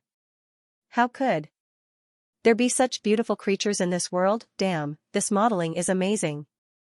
I'm going to kneel down to the modeling master. Any random NPC would be so perfect that you can't find fault with it. When will the Sea Elf's land be opened? I want to play with the big sister mermaid. The players in the 10-man party, who were the closest witnesses, including Qing Yan, could not help but be attracted by the mermaid's frolicking scene. The feeling of death that lingered around them was gone. Although they were still thin and pale, they could not help but feel pity for them. Queen Heidi suppressed the emotions in her heart and turned to look at Cha Mo. Cha Mo was also a little surprised. When he went to the Sea Elf's land, the teleportation portal he used was not in the water, but he quickly understood. This was probably because His Majesty Roland was worried that they would not be able to adapt to suddenly being on land from the bottom of the sea, so he gave them some breathing space. He looked at Queen Heidi and nodded at her. Go on, there won't be any danger. When the other players heard him speak, they wanted to speak as well, but after gulping down a few mouthfuls of water, they quickly shut their mouths. Cha Mo glanced at them and chuckled. With the special blessing of the Tree of Life, he could breathe and speak underwater for a short period of time. In the past, when he visited the Sea Elf's territory as a guest, Heidi had requested the blessing of the Tree of Life. He didn't expect it to help him this time. After receiving Queen Heidi's approval, the Sea Elves cheered and swam quickly toward the surface of the water. They couldn't remember how long it had been since they last swam in the water like this, and what fascinated them the most was undoubtedly the sunlight that shone through the water. It was so bright and so pure that they couldn't resist it at all. Finally, the first mermaid rushed out of the water. Because she swam too fast and too fiercely, she jumped high into the air and fell from the sky, creating a huge splash. Then she quickly emerged from the bottom of the water and hugged her sisters. "Wow, it's really land. I can bask in the sun. Woo-woo, I can't remember the last time I basked in the sun." The Sea Elves hugged each other and happily discussed. Their queen also quickly swam up with her son, but she didn't let the joy get to her head. Instead, she carefully observed the surrounding environment. This was an inland lake. There were lush trees all around, and looking into the distance, they could see the roofs of some buildings. The space on the shore twisted, and Xianxia walked out of it. He shook off the water on his body and said to them, "I'll get you some clothes, wait a moment." The Sea Elves looked at each other. They hadn't been to land for many years, and although they knew what clothes were, they hadn't used them for a long time. The players were one step behind, and when they heard that Xianxia was going to get clothes for the Sea Elves, they immediately volunteered and eagerly bought dozens of beautiful dresses from the system shop. There were only a few male Sea Elves left, and they were all left behind by Queen Heidi to guard the Tree of Life. The ones who came out with her were all female Sea Elves. Although there were some vulgar comments in the bullet screen, the players in the 10-man party were still quite strong, and they were not moved at all. The only Earth Elementalist even built a place for the mermaids to change their clothes. In fact, it was useless even if they had dirty thoughts, because these disharmonious scenes would be dealt with by the holy light. Other than Qing Yan, all the players in the 10-man party, including Lin Mu, surrounded the mermaid sisters. They were attentive, trying their best to increase their favorability. The Sea Elves were quite friendly to them, and they were grateful that they had risked their lives to come to their homeland and even saved them. When Xianxia returned, he found that the Sea Elves, including Queen Heidi, had all come ashore, and they were all wearing the beautiful dresses provided by the heroes. Looking at the beautiful dresses and the linen dresses that he brought, Xianxia decisively put them into his inventory, and then led them to the palace to meet His Majesty. This was the back mountain of the Elementalist College, and it was the lake where Susili tested the underwater breathing potion. After he transferred the teleportation circle here, he returned to the palace with Xing. It was not that he was putting on airs, but Aunt Veer and the others were finally back. After 2 months of interstellar travel, the starry skycruiser returned with a full load, and at the same time, they received 2 orders. These 2 orders were from the Skirta Empire. One order was to purchase food, and the other was to rent 5 modified versions of small civilian spaceships. This would be the first step for the Roland Empire to enter the interstellar space. When Susili received news of their return, he immediately rushed back to the palace to welcome them. This time, he did not keep a low profile, and instead, he directly sent them to the palace. It was time for the people of Roland to understand the technological prowess of the empire. Deer intended to nurture local technological talents, and was already looking for candidates to develop education. Although Roland's current technological level was far behind the other countries in the interstellar space, and it was almost impossible for them to catch up, a journey of 1,000 miles begins with a single step. They could not give up on education. They did not need to make any contributions to technology, but at least they had to understand the interstellar language and some basic knowledge. In the past, the people did not have the conditions to learn, and they lived under the shadow of the interstellar beasts every day. But now, the interstellar beasts were no longer a threat to the main cities of the Roland Empire, and they basically had enough to eat and wear. All kinds of industries were developing rapidly, and education had to keep up. The Ocean Elves followed Xianxia to the palace. Because the Ocean Elves were here to submit to the Empire, Xianxia could not bring them directly into the palace, so he could only bring them to the front of the palace gate first. Although Xianxia tried to keep a low profile, the appearance of more than a dozen beautiful women in beautiful clothes was still a little too shocking, not to mention there were also players who wanted to join in the fun. The scene was even worse than the forest elves. After all, the forest elves had lived among the humans for many years, and their behavior had already assimilated with the humans, and they were more afraid and nervous when surrounded by onlookers. But the ocean elves had lived under the sea for many years, and they were curious about the human world, and their strength allowed them to remain calm in front of onlookers. Because in their opinion, looking around, there was not a single human who could fight. The average strength was 2 or 3 stars, which was far from their strength. Queen Heidi also felt it. The humans in this country were generally not strong, and they were even weaker than the ocean elves after their strength regressed. This gave her some confidence. If her judgment was not wrong, then at least if an accident happened, the possibility of her leading her people to escape unscathed would be higher. But she did not know how to operate the teleportation formation. Just as Queen Heidi was thinking of a way out for her people, she suddenly heard cries of alarm from the crowd, and even the people beside her became restless. "Your Majesty, look, what is that in the sky?" Beside her, Cecilia pulled her hand and pointed to the sky in the distance, and said with some fear, "Queen." Heidi looked in the direction of her finger, and saw a huge object in the sky, much bigger than the biggest sea beast she had ever seen, slowly flying over from the sky. "What is this, a sea beast that can fly?" She subconsciously opened up a defensive barrier to protect her clansmen, and Xianxia, seeing this, Xianxia could not help but laugh. "Don't be afraid, this is a human spaceship."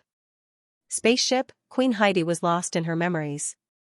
More than 100 years ago, she had heard that humans brought back many magical things from outer space, and one of them was a spaceship. It was also at that time that she knew that there were other worlds outside of a snow star. "Xianxia, what do you think of the Roland Empire's strength?" Queen Heidi took a deep breath and asked. Xianxia, who understood her, had a slight change of expression, and said softly, "Unfathomable. Since you have agreed to surrender, it is best not to do anything that will anger His Majesty Roland. Because of Xianxia, Roland is very friendly to the sea elves, please cherish this friendship." Queen Heidi was surprised by his evaluation, and then looked down at the child beside her, and nodded lightly, "I understand." Finally, the guards at the palace gate let them pass. Queen Heidi looked back at the huge object for the last time, and then silently retracted her gaze, turned around and led her people into the palace of Roland. The black-haired youth who was suddenly hugged was stunned. After a while, he suddenly opened his eyes wide. He reached out his trembling hand and touched this person's chest. It was really a physical body, a solid and warm body that belonged to life. The youth tried to reach out his hands and hugged the man's waist, burying his face into his chest. It was real, he did not pass through, he really hugged this person. He did not know how many years he had not felt warmth, causing his eyes to turn red. He did not know how many years it had been since he came to this world, about 10 years? The trees in the mausoleum had grown a lot, the leaves had become lush. He had been trapped here all this time. No one could see him, and he had no way of touching anything. He was a transparent soul, living here alone day after day. He had even forgotten some memories of his life. Were memories stored in the human body or in the soul? He did not know. He did not remember many things. Although he tried his best to stop it, he still forgot some things bit by bit every day. Sometimes when he tried his best to remember, he would remember some things, but most of them would disappear with time. Sometimes, he would wonder if he would truly leave this world after he had completely forgotten all his memories of his life. To him, that would be a kind of release. But he never thought that there would be a day when such a person would appear. He could touch him, hug him, and even feel the warmth of his body. The black-haired youth was overjoyed. Then, he remembered what the man had just said. He had said, "Finally. I found you." The youth wanted to break free from the man's embrace, but he was tightly hugged. He had no choice but to settle down. "Do you know me?" He listened to the man's heartbeat and could not help but ask, "Are you going to die too?" Was that why he was able to hug him before he died? But there seemed to be something wrong. The youth frowned, he did not understand. Xianxia was deeply immersed in the joy of regaining what he had lost. He hugged the youth tightly, afraid that he would disappear from his life again, afraid that all this was just an illusion. Lord God, hearing his words, Xianxia couldn't help but be startled. He gently let go of the youth, but his arms were still around him, trapping him in his embrace. "Don't you remember me?" He looked down at him and said in a hoarse voice. This was the first time he saw him, and the first time he knew what he looked like. However, he knew that the person in front of him was the deity that he had been searching for and waiting for 15 years. The emotions in the man's eyes were too strong. The black-haired young man couldn't help but be startled. An inexplicable feeling appeared in his heart. It was already very rare for him to have such strong emotional fluctuations. This discovery made him somewhat happy. This was because he had a vague feeling that when he lost all his memories and emotions, he would completely disappear. However, he did not want to disappear. "I think you look familiar." The black-haired young man looked up at him and asked in confusion, "Why do you call me Lord God?" "God? Is that my name? It shouldn't be possible, right?" He had a vague feeling that something was wrong. Then, what was his name again? Xianxia looked at him deeply. Lord God's name. He once again recalled the memories that he had received from the distant space and time in the universe. Those truths, he couldn't help but close his eyes in pain. At this moment, he felt a cold hand caressing his face. The fingertips gently wiped away his tears. "You seem very sad. Why? Is there anything I can help you with?" The young man's voice was so gentle. It was the voice that he had always cherished in his memory. Xianxia closed his eyes again and let his tears fall again. He hugged the young man again and said in a sobbing voice, "As long as I am with you, I will not be sad. I have been looking for you for a long, long time. I have finally found you, so you did not abandon me, Lord God, please don't leave me again." The young man buried his head in his chest and listened to him whispering in his ear. Some images vaguely appeared in his mind. A blond man in a snow-white military uniform waved the sword in his hand. In the bright light, he knelt in front of the young man and swore his loyalty. The images were a little blurry. He couldn't remember anything else except for the blond man. However, he still remembered the joy he felt at that time. "Ah, so we really know each other," the young man said happily. He reached out and patted Xianxia's back. "I have always been here. So I was trapped here and couldn't leave. I was waiting for you to find me? But, are you going to die now? You seem to be seriously injured. Who beat you up like this? What? What was their relationship?" The young man recalled the images that had just appeared in his mind. Could it be that they were in a superior and subordinate relationship? But he didn't think so. If it was a simple superior and subordinate relationship, this man would not have such strong feelings for him. He was crying. Xianxia took a deep breath and suppressed the uncontrollable emotions in his heart. He let go of his arm again. His grayish-blue eyes stared into the young man's black eyes. Looking at his translucent body, he smiled and asked, "Do you want me to die or live?" The black-haired young man looked back at him and couldn't help but frown. Wasn't this question too strange? It would be best if you could live. He really wanted to live again. But... The young man pursed his lips and looked at the man's smile. He reached out and touched the corner of his mouth with his fingertips. It was warm. It was the temperature of his tears and blood. "When you recover, can I still touch you like this?" he asked cautiously. However, the man grabbed his hand and kissed it hard, scaring the young man. He wanted to pull his hand back, but the man held on tightly. "Of course, you can touch me anytime and anywhere. I am yours, Lord God." Xianxia held his hand and raised his other hand. He made a grabbing motion in the air, and the power that had dissipated from his body gathered back together. The aura of life on his body was strong again, and the blood on his body was gradually disappearing. When all the strange phenomena disappeared, there was no more blood on the blond man's body. He still looked so powerful and dazzling. "I am very sorry that after so many years, you have to see me in such a sorry state." He was still holding the young man's hand tightly. "It took me so long to find you. It is my fault. I do not ask for your forgiveness." Xianxia looked at the tomb next to him. If he had known that Snow Roland would become the host of Lord God, he would never have let him be killed by a traitor. But, it was too late to understand all of this. He looked at the young man again and begged in a low voice. You can punish me however you want, but there is one thing. Please don't ever leave me again, okay? The young man was still looking at his hand.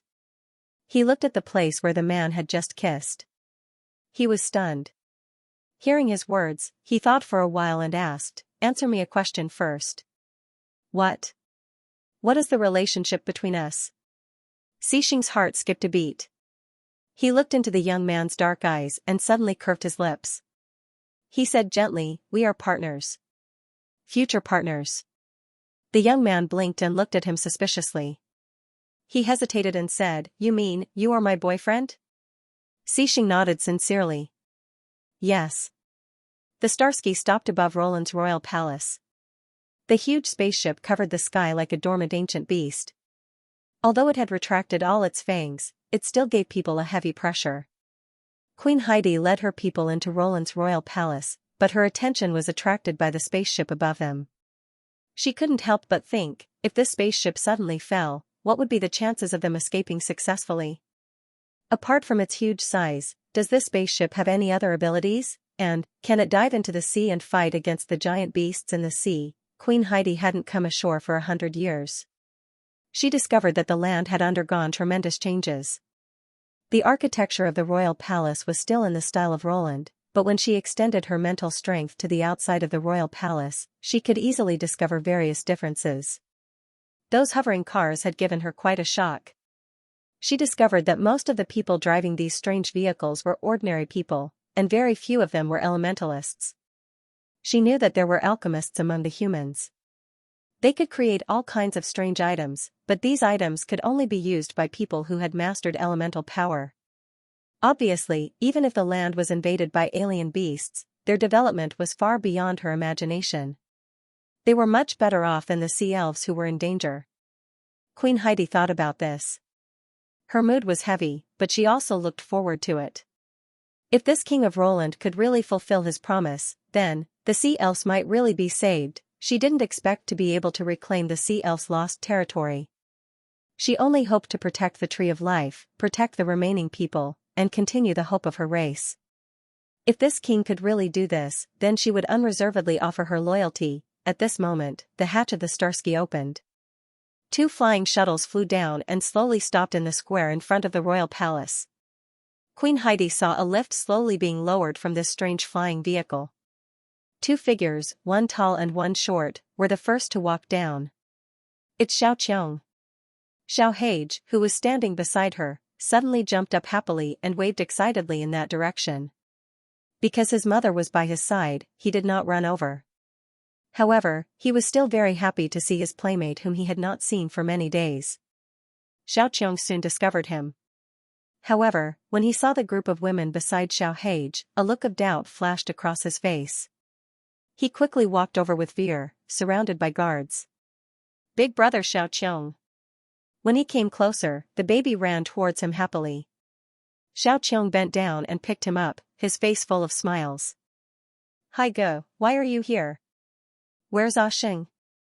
Under Chamo's reminder, Queen Heidi realized that the 2 people in front of her were the eldest princess and the youngest prince of the Roland Empire. They had just returned from an interstellar journey. Looking at the intimate interaction between Xiaohage and Princess Qiong, Queen Heidi's aura softened.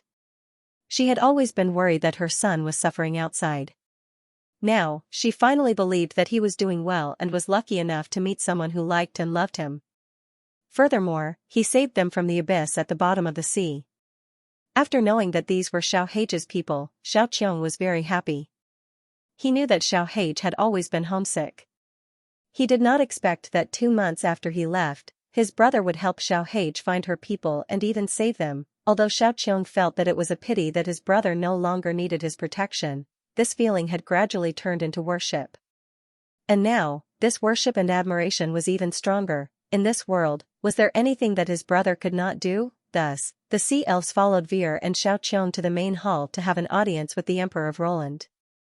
When she saw the blonde man standing beside the little emperor, Queen Heidi finally understood what Chimo meant by unfathomable. That was a terrifying existence whose strength she could not perceive. The feeling it gave her was even more frightening than that of the giant beasts in the deep sea. Fortunately, everything went smoothly. The little Emperor of Roland did not make things difficult for them. His attitude could even be said to be amiable. I will not interfere with your internal affairs. Just like the forest elves, Susili did not have any thoughts of seizing power.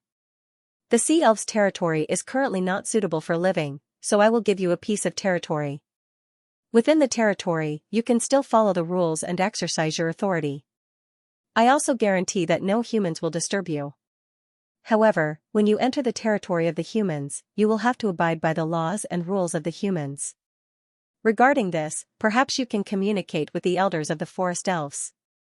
You should be old friends. Queen Heidi finally calmed down by half. She lowered her head slightly and bowed respectfully to express her gratitude. Then, she talked about another matter that she was most concerned about. Your Majesty, regarding the sea elves' territory, do you have any plans? She knew that she was being insatiable, but the words of the brave warrior named Xianxia kept echoing in her ears. Since the teleportation array was set up at the bottom of the sea, it was impossible to give up the sea elves' territory so easily. Knowing that they valued the Tree of Life, Susili did not keep them in suspense. He said, "Next, I will send garrison troops to the sea elves' territory to protect the Tree of Life. The materials for the protective array have also been prepared. When you settle down, I will send a magic array master to the sea elves' territory to draw the protective array." However, drawing a protective array at the bottom of the sea is not easy. It may take some time. When the protective array is successfully activated, the Tree of Life will at least have a layer of protection. Compared to the original large-scale protective array at the sea elves' territory, the protective array would probably be less effective. However, it was much better than the current situation where the Tree of Life was directly exposed to the sea. Susili pondered for a moment and said, "The sea elves' territory is very special. For the time being, the sea elves' territory will be jointly governed by the sea elves and the humans. When the ocean is completely recovered, the humans will withdraw from the sea elves' territory and return the jurisdiction to you. A more detailed recovery plan will need to be discussed separately." Queen Heidi stared at him blankly. "Your Majesty, you just said, recovering the ocean?" "That's right." The young emperor nodded. He was full of confidence in his understatement. Whether it is the ocean or the land, they all belong to the Roland Empire. Sooner or later, we will drive all the interstellar beasts out of our homeland. The sea elves' territory is our first step towards the ocean. Looking at his confident expression, Queen Heidi's mood became very complicated. She was not very clear about the situation on the land, but the ocean. She felt that it was impossible. But, if it could really be realized, Queen Heidi. No, she should be called Patriarch Heidi now. She led her people to kneel on the ground and solemnly pledge their loyalty to the emperor on the throne. Susili let the sea elves choose a new territory. In the end, they chose the back mountain of the Elementalist College. This was probably the fledgling complex. When they entered the lake from the deep sea and opened their eyes to see the sun, it was deeply imprinted in the hearts of the sea elves. In their eyes, that was the most beautiful thing. Even if it was only a few hundred square meters of lake. Anyway, there were only 30 sea elves left. It was more than enough for them to live in the lake, not to mention the land on the shore. In order to make it easier for them to change their clothes, Susili even ordered Akeda to personally design a house for them. There was another advantage to living in the back mountain of the Elementalist College. The teleportation circle to the Forest Elves Canyon was also set up here. Both races were branches of the elves. They were related by blood and had a good relationship. If they lived close to each other, they could take care of each other. For this reason, the two current elven patriarchs had a very friendly conversation. Of course, because of Xing's age, it was mainly the elders and Heidi who were talking. They exchanged information and discussed how to help the sea elves get through this difficult time.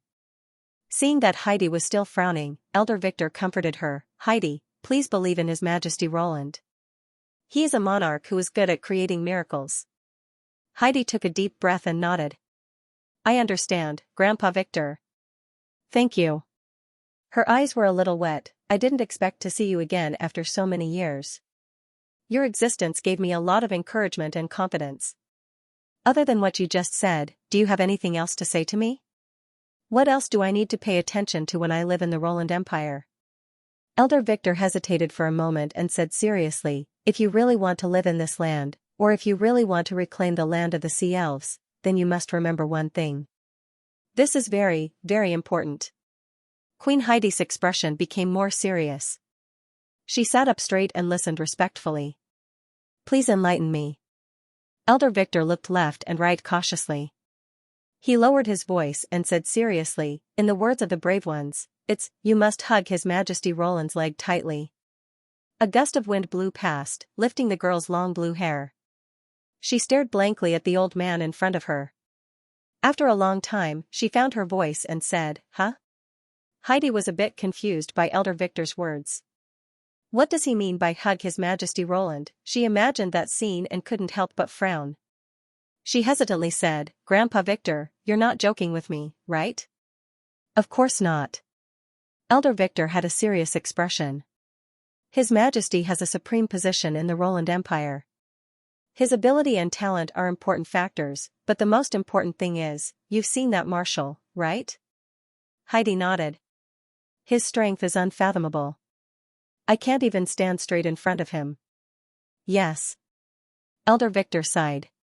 But there's one thing you don't know, even if you accidentally offend that marshal, he might not lower himself to your level. However, if you offend His Majesty Roland, then before His Majesty punishes you, that marshal might have already sent you to see the Tree of Life. Heidi's expression froze. Elder Victor didn't need to be an alarmist.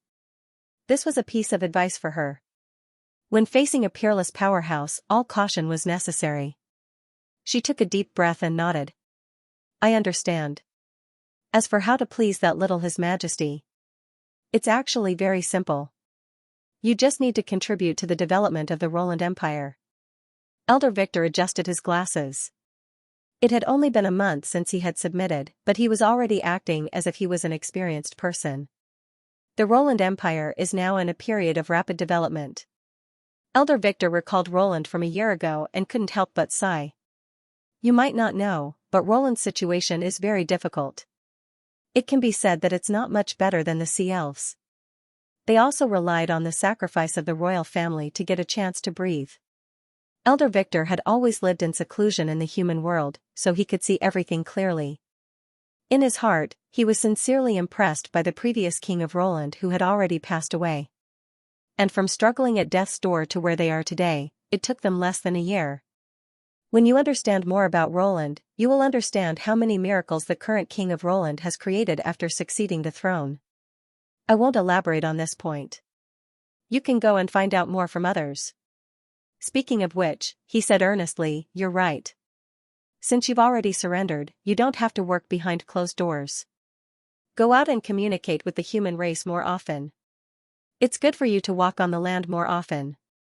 Like me, I'm a history lecturer in Elementalist College. Speaking of this, Elder Victor's face became a bit more radiant.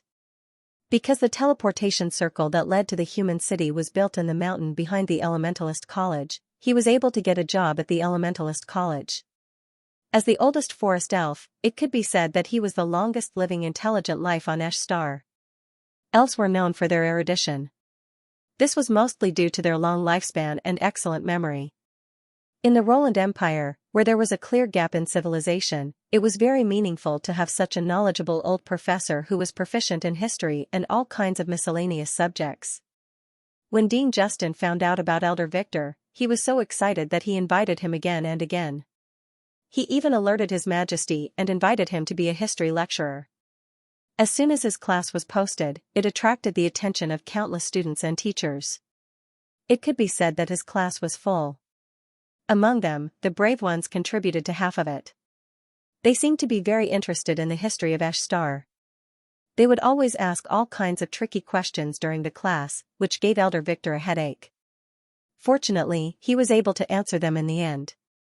Because of this, Elder Victor's relationship with the brave ones became more and more harmonious. He was gradually able to follow their train of thought. Generally speaking, Elder Victor was quite fond of courageous students. After all, who wouldn't like smart, polite, and sensible students? Elder Victor took out a small bottle of wine from his pocket, opened the cap, and took a sip of the wine. With his recommendation, some of the forest elves had already started teaching at the Elementalist College. Although their knowledge couldn't be compared to his, they were still better than the human lecturers. In the field of wood elemental manipulation, planting, and archery, the elves were more advanced than the humans. Of course, the Elementalist College also had things that they could learn.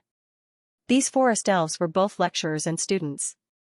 In such a simple and friendly school life, they slowly adapted to their new identity. There were pros and cons, but it wasn't as bad as they thought.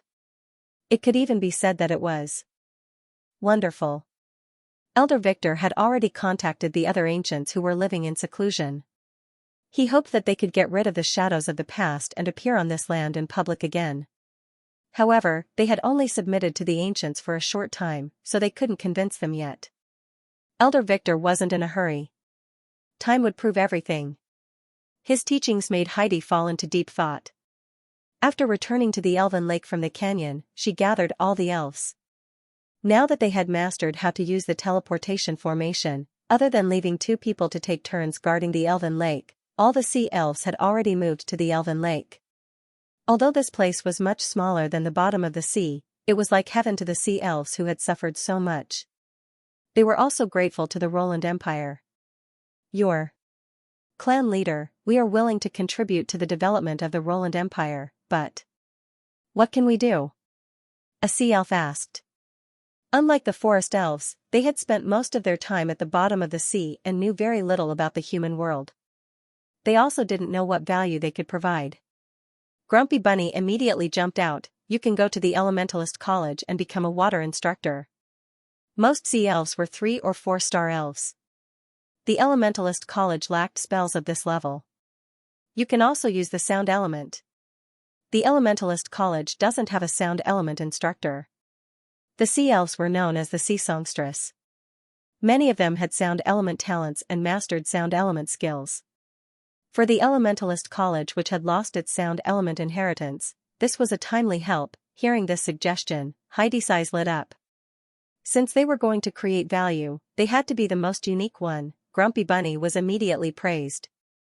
Then, the young man said, but I think that our main mission is to focus on the development of the sea elves' territory. His Majesty Roland values this matter very much. And the fun. Heroes, they will be very happy to help us. Heidi agreed with him. Although she thought that the heroes would be very enthusiastic, she didn't expect them to be so enthusiastic. The next day, when the sea elves saw that the elven lake was surrounded by heroes and that more and more heroes were coming from the sky, they were all frightened. They hid in the lake and didn't dare to come out. They only dared to scan with their spiritual power. Then, they found that there were so many heroes that they couldn't see the end of them. There were at least tens of thousands of them, right? Heidi felt that it was more than that. She frowned and was very afraid. However, the heroes were gathered on the shore and didn't go into the water. They didn't even enter the territory near the elven lake and only wandered around the border. Heidi couldn't even get mad at them. So, what were these heroes doing here? Didn't they say that the map of the seabed is officially open today? Where are the sea elf NPCs? Why are they gone? I want to go to the seabed to play. I've already concocted the underwater breathing potion. How do we go? How about we break in? I know that the teleportation array is at the bottom of the lake. I saw it in the video before. Hee, you can try if you're not afraid of death. His Majesty Xiao Luo has issued a decree that this area belongs to the sea elves and is under the rule of the sea elves. How about you try to break in? Go, hero. Let us use it as a reference. Go. Do you think I'm stupid? The chaotic scene and the various discussions outside gave Heidi a headache. She was certain that these warriors had no ill intentions towards them, but, being suddenly surrounded by so many people was not a pleasant thing to do. Thinking of Elder Victor's advice, Heidi hesitated and didn't ask Cha-Mo for help immediately. Instead, she asked His Majesty about the problem. Susili couldn't help but be surprised when he received Heidi's request for help. However, he didn't consider this matter thoroughly. The current difficulty in the construction of the sea elves' territory was the pressure of the deep sea and the surrounding sea monsters that could attack at any time. Susili didn't dare to send the construction team and the formation master directly. he didn't dare to take the risk. After all, the pressure at the bottom of the sea was very scary. Who knew if they would be directly affected by the strong pressure as soon as they teleported over? Therefore, the players who were not afraid of death were definitely the pioneers. Because of this, he issued a mission to some players who met the requirements and asked them to investigate the seabed first. However, he underestimated the uncontrollable nature of the players. Although they didn't receive the mission, they knew the teleportation location. How could they not try their luck? Maybe they would be chosen by an NPC and trigger a hidden mission. Susili knew the players too well and felt helpless. If the sea elves chose a territory like the forest elves, it would be better. However, they chose the mountain behind the Elementalist College and the lake that was exposed by the players when the location was broadcasted. He didn't have time to help them set up a defensive array before they were surrounded by the players. What could he do? Even if he set up the array, the players knew the location and it was only a matter of time before it was broken. Who asked them to be the fourth disaster? In the end, Susili sent an army to expel the players from the Ocean Elves territory and set the back mountain of the Elementalist College as a restricted area. Without permission, unauthorized personnel were not allowed to enter. It was not difficult to manage the players. As long as the punishment was set high, such as being imprisoned for a month, most of the players would follow the rules. Once the setting was set, the forum was filled with complaints. Stupid game producers. Why didn't they alert us when we set it as a restricted area? Isn't this the same as provoking people to commit a crime? The game producers are messing with us. Isn't it too cruel to lock us up for a month? The game is developing so fast now. Everything will change in a month. Sob sob sob, I'm in prison. Who can get me out? Game producers, what does this have to do with us? We're all lying flat, okay? Although Susili did not send an army to guard the area and only asked Xiaowu to supervise, the effect was unexpected. After all, no player could leave their communication device. Regardless of whether they were players who liked to form groups or solo players, as long as they became mercenaries, they had to accept missions through the mercenary platform. The communication device allowed them to keep in touch with the NPCs. It was a very practical tool. More importantly, there was the electronic map. For players who were used to automatic pathfinding and satellite navigation systems, it was difficult for them to find their way with a map. Without a map, they would be completely at a loss. Although it was inconvenient to not have a satellite, Xiaowu had high computing power and could provide some guidance and help to the players by relying on the surveillance network in the main cities. As for the wilderness, they could only pray for their own good luck. Now, as long as they entered the restricted area of the Elementalist College's back mountain, their communication device would be automatically locked. Unbeknownst to them, the city guards had received the information of these people and went to capture them. Basically, they were able to capture one person every time. This was because even if they escaped, they would be listed as wanted criminals. Not only would it be difficult for them to move around the main cities, but they would also risk being reported by their companions. Therefore, after a dozen people were caught, no players dared to enter the back mountain of the Elementalist College. The Patriarch of Haiti heaved a sigh of relief and expressed his deep gratitude to Susili. Although they had pledged their allegiance to the Roland Empire, they were still respected and protected. The estrangement and conflict in their hearts had dissipated after this incident. After the players left, the sea elves finally dared to swim out of the lake. After another round of discussion, they sent a representative to the Elementalist College. Under the recommendation of Elder Victor, she became the instructor of the sound element in the college. Because of Susili's success, the Elementalist College started to pay more attention to students majoring in sound. However, there was no reason for His Majesty to be the teacher himself. Moreover, Susili's insights were too reliant on inspiration and were not universal. It was still difficult for him to inherit the sound element. Many players were influenced by Susili and chose to cultivate the sound element. However, they only discovered this problem when they changed classes. Leveling up was not a problem, but they couldn't learn any skills. Without skills, what was the point of having a whole body of levels? Others could fly on roofs and walk on walls, but they were no different from ordinary people. Apart from a few players who also studied music in real life, there were only a few players who had comprehended the sound element skills on their own. Among players, skills could not be passed on to each other. They had to find an NPC instructor. Currently, in the game, only His Majesty Xiao Luo was a sound elementalist. However, to find His Majesty Xiao Luo to teach them skills. This was harder than reaching the heavens, but now, were they going to have a beautiful mermaid instructor? They didn't want to graduate. After the announcement, the Starry Sky Forum started a heated discussion again. This made the new players, who were not interested in learning the sound element, become restless again. After all, His Majesty Xiao Luo was really powerful. He had proven that the sound element was not only a god-tier support, but also a powerful damage output. This was a class with a bright future. This made the veteran players envious of the new players. Although the new players had fought for time and allowed themselves to grow faster than the new players, they also lost more options compared to the new players. There were gains and losses. This was a kind of balance.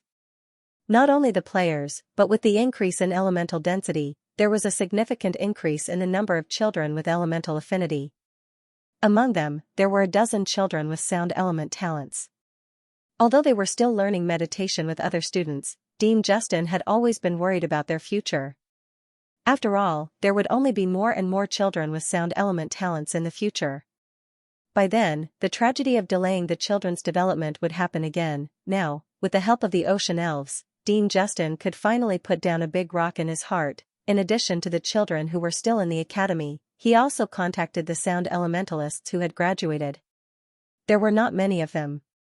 They were all below 1 star because they couldn't cultivate. Being able to be tested for sound element affinity in this period of time when the elemental density was low meant that these children were very talented. Dean Justin always felt pity and heartache for their neglect. Now, it was finally time to make it up to them. He also hoped that the Roland Empire would have a few more great sound elementalists like His Majesty. The ocean elf teacher was warmly welcomed. The most direct feeling was, she would receive many gifts every day. Her favorite gift was, of course, chocolate. In the hearts of all the ocean elves, including Patriarch Heidi, chocolate was the most delicious food in the world. Nothing could please them more than chocolate. Therefore, the ocean elf teacher would bring back these gifts every day to share with her brothers and sisters. Then, she would tell them about the interesting things that happened in the academy that day. This made the ocean elves, who were originally unwilling to leave the elf lake, waver. Slowly, they followed in the footsteps of their sisters. With the Elementalist College as a starting point, they integrated into the life of the Roland Empire. Of course, this was a story for another time. It had only been about a month since Irritable Bunny and the 10-person team went to the bottom of the sea to carry out the mission. During this month, other than making the underwater breathing potion, the other players didn't idle around. Most of the player teams had finished making the elemental cannon. After submitting the finished product, they received a complete blueprint. With the experience of making the second cannon, it would be easier for them to make the second cannon. What most of them lacked was just materials. The price of materials increased, and the business of the auction house was getting better and better. There was no lack of players who were willing to spend a lot of money. After all, the price of the login equipment in Star Age was high. It was destined that this game had a much higher proportion of rich players than other games. Now, the Su family had added 200 Star Age experience stores, but it still couldn't meet the needs of the players. Fortunately, the number of factories was increasing, and the production capacity of the gaming chambers would gradually increase. 2 months after the launch of the server, the official announcement was that the age limit for Star Age would be increased from 35 to 45. In the future, the limit would be gradually removed according to experimental data. The final goal was to make Star Age a game for all ages. Some people predicted that when the age limit was increased to 70 or 80, Star Age might become a truly epic-making game. After all, the older people were the ones who had the most money and time. If they could regain their youth and vitality in the game, who could resist such a temptation? So what did this mean for the majority of players? There were more people competing with them for the gaming chambers. What was even more frightening was that their parents were joining the battle. This group was the ones who truly controlled the economic lifeline of the family. Although it was the busiest and most hardworking age, playing Star Age didn't take up much of their working time. During the day, they worked hard for their career, and at night, they used their sleep time to travel the stars, putting aside all the burdens of reality and adventuring in this vast land. Just tell me who could withstand it. Young people weren't very happy, but they still registered accounts for their parents and used their parents' accounts to increase the probability of being selected. After the open beta, the buyer and the user didn't need to be the same person, and the gaming helmet could be shared by multiple people. In short, it was a profit to be able to get one. However, this also gave rise to a group of scalpers, and the price of the gaming chamber directly increased from 100,000 to 500,000, and the price of the gaming helmet was increased to more than 10,000. In order to curb this chaos, the game company had to take the same measures as during the closed beta. The gaming chamber could only be used by the buyer, and to unbind it, a series of complicated verification procedures had to be done. This was especially true for the gaming chamber, because the game center would monitor the player's body data in real time in case of accidents. Moreover, the same ID could only be purchased once. In addition to these, the game company also explicitly prohibited the behavior of raising the price and reselling. It also emphasized that Star Age sold gaming services, and the players only had the right to use the gaming chamber and gaming helmet. Once the gaming chamber and gaming helmet were removed privately, not only would it trigger the self-destruct program, but the game company would also call the police. Although it still couldn't completely stop people from making private transactions, it still had a certain effect. After all, the same ID could only be purchased once, which also meant that if the gaming chamber and gaming helmet were sold, the only thing they could do in the future was to go to the experience store, and they wouldn't be able to play Star Age anymore. Before reselling, the players would more or less be more cautious. On this day, Grumpy Bunny lay in the gaming chamber, and as soon as he opened his eyes, he felt a familiar pressure. He opened his mouth slightly and blew a bubble in the water. The sea elves could breathe in the water, and although he was now a sea elf, he still felt that it was amazing. He looked at the teleportation circle under the Tree of Life. This teleportation circle wasn't big, and it could only accommodate a maximum of 50 people at a time. Recently, there were players who had accepted missions coming over, and as for the other sea elves, all of them were teleported away, leaving only him and another sea elf NPC. The permanent mission he accepted would give him reputation and other rewards after he completed it every day. It wasn't particularly rich, but it wasn't bad either. After all, this mission just required him to sit here and stare blankly.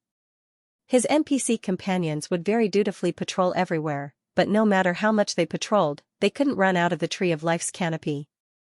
The young man sat on the branch for a while, then finally opened his contact list and sent a message to Lin Mu. Grumpy Bunny, Brother Lin, do you want the leaves of the Tree of Life? I want to sell them. Lin Mu, who received the message, was stunned. He was also at the bottom of the sea, and he was secretly using a device to detect something with a few of his companions. After completing the mission to save the sea elves, the team of 10 received generous rewards. Although they couldn't get back the lost experience, the rewards were worth it. One of them was the blessing of the sea elf's Tree of Life. After being blessed, they could temporarily obtain some of the sea elf's abilities, such as underwater breathing, dark vision, underwater speech, and so on.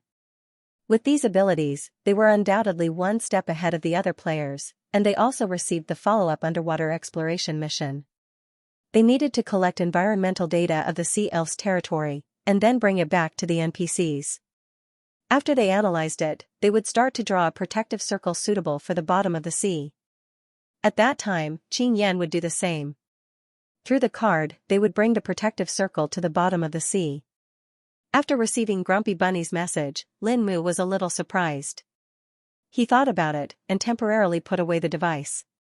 After informing his companions, he carefully swam back to the protective area of the Tree of Life. After receiving the blessing of the Tree of Life, the ability to see in the dark helped the players a lot. Even if they were far away from the Tree of Life's canopy, without any light source, their vision was still clear. However, it was not as colorful as on land.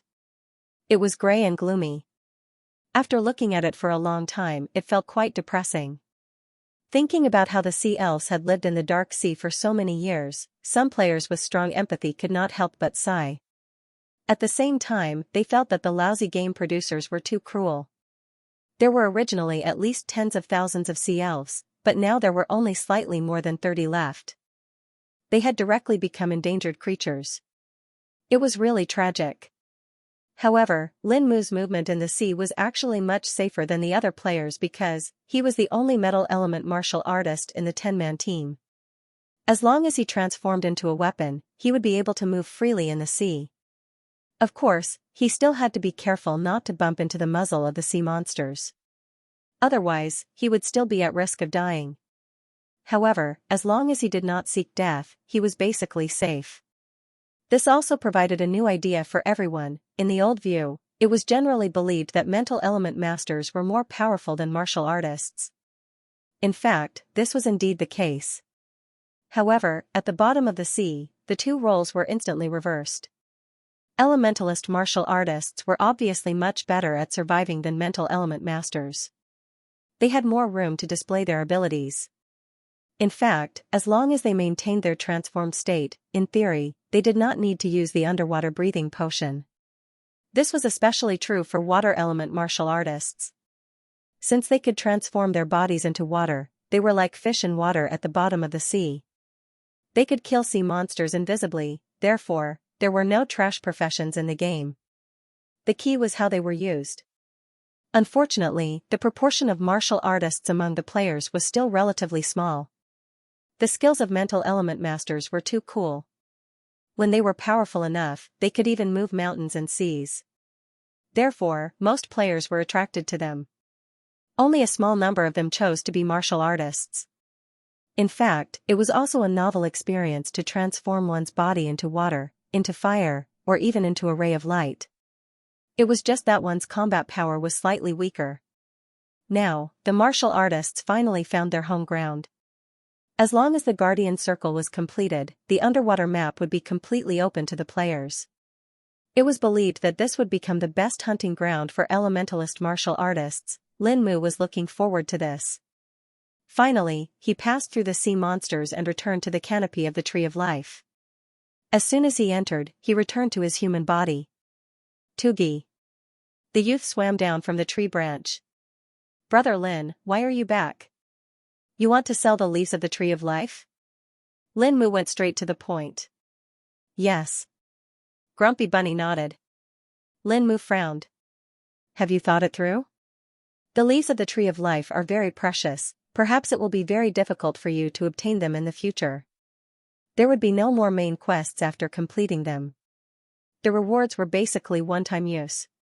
Now that the Sea Elf's development was on the right track, all that was left was to force the seawater in the Sea Elf's homeland to recede so that the Tree of Life would no longer be threatened by the sea beasts. After completing this mission, Grumpy Little Bunny would be able to awaken and continue to level up like the blue mark. The youth nodded. Yes, I have 2 leaves. I want to sell one of them. Lin Mu, oh, right, he had forgotten that Grumpy Bunny was a child protected by the goddess of fortune. In comparison, the blue mark was really miserable. After bustling around for a while, there was no reward in the end.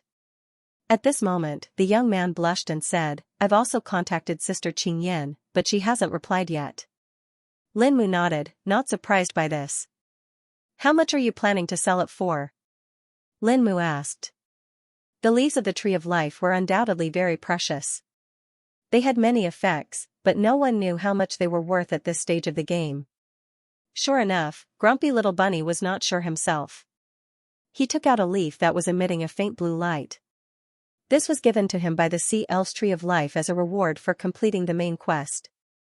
As for the other leaf of the Forest Elves, he did not plan to sell it.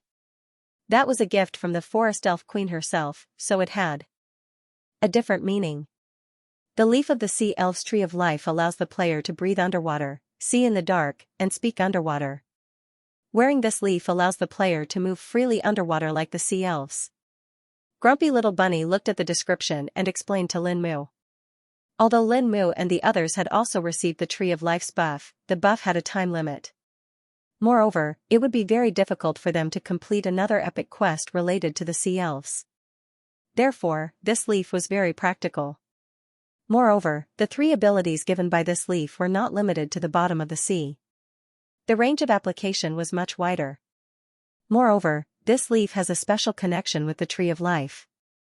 It can be used as a guide for underwater exploration, or a directional marker. Grumpy Little Bunny continued. It is an important material for a certain legendary medicine. Like the other leaf, it can resist 3 lethal damage, which is equivalent to having 3 lives, and, he paused and said, these 3 lives can be used on a single person or a group. This skill was simply a powerful weapon in a group battle, although all the major mercenary groups were busy developing and large-scale group battles had not happened yet. Such things were inevitable in the future. How much damage could be saved with 3 lives, Lin Mu found that he could not estimate. Star Age had become the benchmark of the gaming world. No cheats, 99% realism, the only server, no top-up, and a relatively independent economic system in the game. Each of these was a powerful weapon, not to mention when combined together. The only thing that limited the development of the game now was the production of gaming equipment. When this problem was solved, everyone could predict what kind of explosive growth Star Age would usher in. The economic benefits could also be fully imagined. And those who were lucky enough to get an advantage in the early stages would naturally continue to maintain this advantage at all costs. This was a huge gamble, but after experiencing it personally, everyone was full of confidence in Star Age. Lin Mu looked at the leaf in Grumpy Little Bunny's hand. This leaf of the Sea Elf's Tree of Life, whether it was the current value or the future potential, was very good. There was probably no group that could refuse it. Thinking of this, he could not help but look up at the Tree of Life. The Tree of Life stood quietly in the sea. There were not many leaves left on its body, and the branches and vines were floating in the sea. If the effect of these leaves spread, Lin Mu could imagine what those daring players would do. He only hoped that they could keep their sanity. He did not want to become enemies with the Sea Elves. And with the Roland Empire's protection of the Sea Elves, this kind of behavior would not be as simple as jail time. Lin Mu shook his head and did not think about this anymore. He also forced himself to look away from the Tree of Life's leaf. After all, it was also very tempting to him. Brother Lin, how much do you think these effects can sell for? Grumpy Little Bunny asked. Are you short of money? Lin Mu looked at him and asked. The young man was quiet for a moment and then showed a shy smile. A little. Besides, who doesn't like money? Lin Mu thought for a moment and said, Did Xianxia reply to you? Not yet. How many people did you contact in total? Just you and Sister Yin. The young man's face was pure and trusting. Lin Mu could not do anything to trick him. He rubbed his chin and thought for a while and said, If you want to sell it at a high price, I suggest you hold an auction. Auction? Yes. Lin Mu nodded. I can help you contact some people. I know some players who have too much money to spend. They were the real tycoons. Their monthly allowance was probably in the millions. As long as they had fun, they did not care about how much they spent. For example, in the previous special clothing collection mission, someone had already sold half of the blueprints. Just the mythical equipment set alone had already collected 2 sets. This player had relied on this series of achievement rewards to push his level up to the top 30 of the leaderboard. That was terrifying. No one knew how many boxes of clothing she had opened and how much money she had spent. Just thinking about it was a number that made people look up to her. Coincidentally, Lin Mu had a friend. Looking at Grumpy Little Bunny, he could not help but say, the more people who bid, the better. But I don't recommend a public auction. Money moves people's hearts. If too many people know about this, it will not only affect your own safety. He looked at the Tree of Life. The land of the Sea Elves will not be peaceful. Grumpy Little Bunny was stunned. He looked up at the big tree above his head. He was not an idiot. After being reminded by Lin Mu, he understood. The young man's eyes flashed with hesitation, but he restrained himself in the end. He lowered his eyes and said, Then I'll have to trouble you, Brother Lin. Lin Mu agreed and quickly helped Grumpy Little Bunny organize the auction. He only invited a total of 15 people. Although the number was small, every one of them was a person who spent a lot of money. Of course, this included Xianxia. After Xianxia found out, she gritted her teeth. If it was just her and Lin Mu's families competing, the possibility of her winning this leaf was still very high. But now, it was basically hopeless. However, even if she was unwilling, she did not persuade Grumpy Little Bunny. After all, an auction was indeed a way to obtain the most benefits. As a friend, she could not cheat him. In the end, the leaf of the Sea Elf's Tree of Life was sold at a price of 5 million. The winner was not the leader of any guild, but the rich player who worked hard to collect the entire book. She wore a gorgeous mythical suit and appeared on stage. Coupled with her cold expression, she was as noble and cold as a real goddess. However, what made everyone want to vomit blood was that she did not buy this leaf because she was interested in the underwater world. It was only because this leaf of the Tree of Life was one of the materials to make the sea god set. Moreover, she also wanted to buy Grumpy Little Bunny's other leaf. She guessed that it was a material to make the Goddess of Nature set. Although she did not have the blueprint yet, since she encountered it, she would keep it first. Grumpy Little Bunny resisted the temptation in the end and rejected it. Coincidentally, his anti-addiction time was up, so he took the opportunity to go offline. This time, he did not do any more questions. The door of the game cabin opened. The young man sat up in the nutrition cabin. His face was sickly pale. He raised his skinny arm, grabbed the handle, and struggled to get up. At this time, the door opened and a middle-aged man hurriedly walked in from outside. "Xiaoyi, why didn't you call me if you wanted to come out?" He carried the young man out of the game cabin and gently placed him on the bed next to him. "How are you? Do you want some water?" The young man coughed violently. Looking at the man's worried expression, he shook his head and comforted him. "Dad, I'm fine." The man sighed and looked back at the game cabin next to him. His expression was conflicted and painful. The young man saw that something was wrong with him. "Dad?" The man wiped his face hard. His eyes were a little red. "We don't have enough money for treatment. We need to sell the game cabin." This game cabin was obtained for free during the first beta test. At that time, the young man was diagnosed with a terminal illness and was suspended from school to receive treatment in the hospital. After the game company found out, they did not take back the game cabin. It was not until his condition stabilized that he entered the Star Age. At this time, the public beta test had already begun. "I know you like this game very much, but..." The man took a deep breath and his voice was a little choked. "Our family can't take it anymore. Now, a game cabin can be sold for 5 or 600,000. Let's sell it. This way, we can at least hold on for a while." "I'm sorry, Xiaoyi. Dad is useless." Just as the man was about to break down, the young man held his hand. His small hand was thin and pale, but it was so firm. "Dad, you don't have to be sorry." He had a smile on his face, but his eyes were shining with tears. "I have money now. I don't need to sell the game cabin."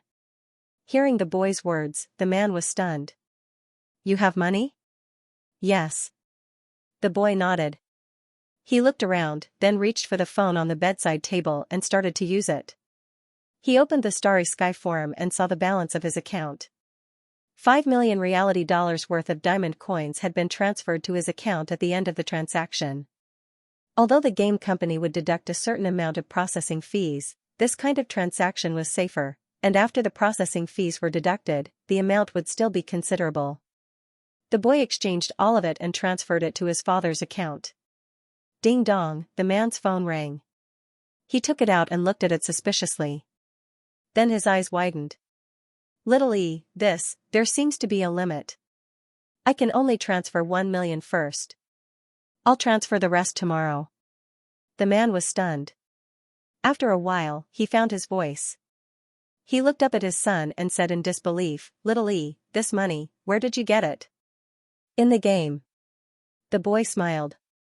A sincere smile appeared on his face. "Dad, you and Mom are right. After persevering, I've really gained a lot. If it wasn't for that 1 month of dark experience on the shore, if he gave up halfway, he wouldn't have met the little prince who came to pick him up, and all the things that followed wouldn't have happened. He was very glad that he persevered." "You mean, you earned this from the game?" the man asked in surprise. "Yes." The boy nodded. "I sold a very precious material." Speaking of this, he lowered his eyes and the smile on his face dimmed. Sensing his mood, the man couldn't help but reach out and touch him. He asked with concern, "Little E, what's wrong? I might have caused a lot of trouble for someone else." The boy clenched his fist and said with guilt and sadness. The tree of life gave him a leaf, but not only did he sell it, he also caused a huge problem for her. At this time, a large hand wrapped around his small hand. The man held his son's hand and gently rubbed his head. He said gently, "Then compensate that person and help him solve this problem. Then, apologize to that person. I believe he will be moved by your sincerity and forgive you." The boy looked at his father's loving gaze and sniffed. In the end, he couldn't help but open his arms and hug him. "Yes, I know, Dad." The man gently patted his thin and weak back and said, "Keep the rest of the money first. We'll talk about it when it's all used up." 1 million was enough to last them for a while. "All right." The young man nodded obediently. In the end, the news of this sky-high auction still spread. After all, a game item was sold for 5 million. Although it was not unprecedented, it still made the players present speechless. Not to mention, this item was not a complete set of equipment. It was just a material that the buyer bought to make a set of clothes. If he could really make this set of clothes, how much money would he have to spend? When the post about the auction appeared on the Starry Sky forum, most of the players didn't believe it. After all, there were no photos or videos. Lin Mu personally organized this auction. In order to protect the irritable Bunny G, she did not allow the participants to turn on any recording equipment. It was actually very simple to do this. All they had to do was pull people into a team and then the team leader would set the anti-peeping mode. Therefore, other than the final buyer and seller posting the transaction records, no one else could provide evidence. Because of this, the OP who first posted the post could not provide any evidence. The only thing he could post was his call record with Lin Mu. However, this did not prove anything at all. 5 million for a leaf, are you stupid or am I stupid? What is the OP's intention for posting this kind of post? I admit that the Star Age clothes are very nice, but to spend so much money on materials? Haha, I don't believe it. Where's the evidence? OP, don't run. If you have the guts, take out the transaction records. The OP's name was Awesome to the heavens. At this moment, he was so angry that he was about to fly to heaven. Those who were invited to the auction had a certain amount of capital. He was a rich kid who spent money like water in the game and liked to be praised by others. When had he ever been ridiculed like this? Finally, under the provocation of the netizens, he could not help but contact the godly tycoon's sister and ask her to help clarify the post. You're too late. Bamboo Lin Mu told me not to tell anyone. Awesome to the heavens could not help but be angry. Who does Bamboo think he is? Isn't he just good at the game? Why do you care about that kind of person? Godly tycoon sister, I will do what I promised. Also, he promised me that if there are leaf auctions in the future, he will give me priority. After that, she coldly hung up the call. Awesome to the heavens, how rich is this sister? In the end, this post could only be left unsettled, which made Lin Mu and irritable Bunny G feel relieved. Although many people came to Bunny G for confirmation, he had turned off friend requests a long time ago. Other than the updated post, if others wanted to find him, they could only go to the Sea Elves territory. As for the Sea Elves territory, other than the 10-person team that received the mission, no one could enter. The Tree of Life was still safe for the time being. However, Awesome to the heavens still could not take this lying down. After knowing that godly tycoon's sister was still collecting materials, he thought of another way to prove himself. He would also go and get a leaf from the Tree of Life. He could not enter the Sea Elves territory, nor could he contact irritable Bunny G, but it did not matter. There was another elf among the players, therefore, Lan Xiaoyin was blocked. In fact, he had also seen Awesome to the heavens post. Although he did not want to read it at all, he could not resist the enthusiastic audience in the live broadcast room. When he saw that a leaf from the Tree of Life was auctioned for 5 million, his expression instantly became twisted. Although he was not short of money, after all, he was able to take out 100,000 to buy the game capsule, which proved that he was rich. Moreover, he had made a lot of money doing live broadcasts in the past 2 months. However, he could not take this lying down. Why were they all elves? Why did they all have the Tree of Life, but he did not get anything? Was this the loss of morality or the distortion of human nature? However, when Awesome to the Heavens asked him to steal the leaf together, he still refused. What kind of joke was this? In terms of identity, he was now a forest elf. How could he cooperate with outsiders to steal his own treasure? Moreover, very fortunately, the teleportation entrance to the Elf Canyon was also at the back mountain of the elementalists. Therefore, other than him, Awesome to the Heavens could not find anyone else. Then, Lan Xiaoyin was targeted. Awesome to the Heavens had also formed a mercenary group. After Lan Xiaoyin refused to cooperate with him, he vented all his anger on him, leading his group members to hunt him down every day. However, the current Lan Xiaoyin was not the same as before. When he was at level 5, he was able to use the plant transformation skill to sneak into the palace. Now, with the guidance of the elven bosses, he was able to master this skill to the point of perfection. Awesome to the Heavens mercenary group often did not even touch the sides of his clothes. Lan Xiaoyin, who had been sullen for a long time, also vented his anger on these people. Every day, he broadcasted as usual and led them around to play. This game of hunting and counter-hunting attracted countless viewers. Often, fans would report to Lan Xiaoyin, and Awesome to the Heavens mercenary group would also look for people based on his live broadcasts. Both sides won and lost, and there were back and forth. It was extremely exciting. As one of the protagonists at the beginning, irritable little bunny did not expect things to develop like this. Sitting on the trunk of the Tree of Life, the young man watched Lan Xiaoyin's live broadcast and could not help but scratch his head. It seemed like there was nothing else for him to do. This could be considered a happy ending for everyone? For the time being, there was a good ending. Finally, a month later, Formation Master Dominic succeeded in drawing a protective formation.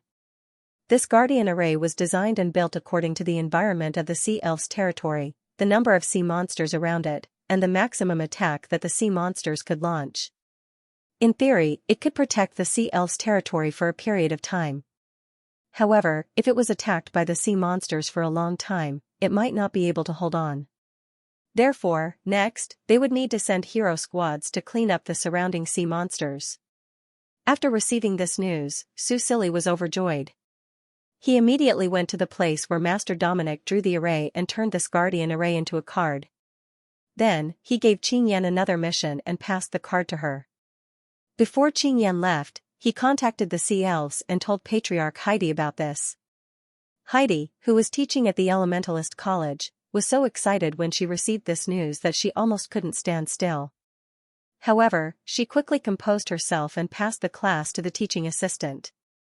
Then, she gathered all her people and returned to the Sea Elves' territory. Today was the day that they witnessed history.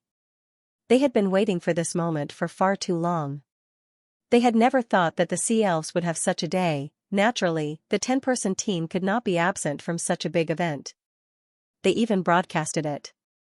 Under everyone's expectant gazes, Qingyan cast the card again and released the guardian array. Then, she handed a dagger to Heidi. Yes, this guardian array was based on Roland's main city guardian array. It could only be activated by sacrificing the blood of the royal family. Heidi did not refuse. Longevity was probably the biggest advantage of the Sea Elves. She calmly received the dagger, and under Qingyan's guidance, she pressed the cut on her palm onto the formation. As a huge pillar of light soared into the sky, the seawater around the Tree of Life suddenly dispersed. The sea monsters that were submerged in the pillar of light also turned into light spots in an instant. Finally, a huge light shield formed and opened up a new world at the bottom of the sea.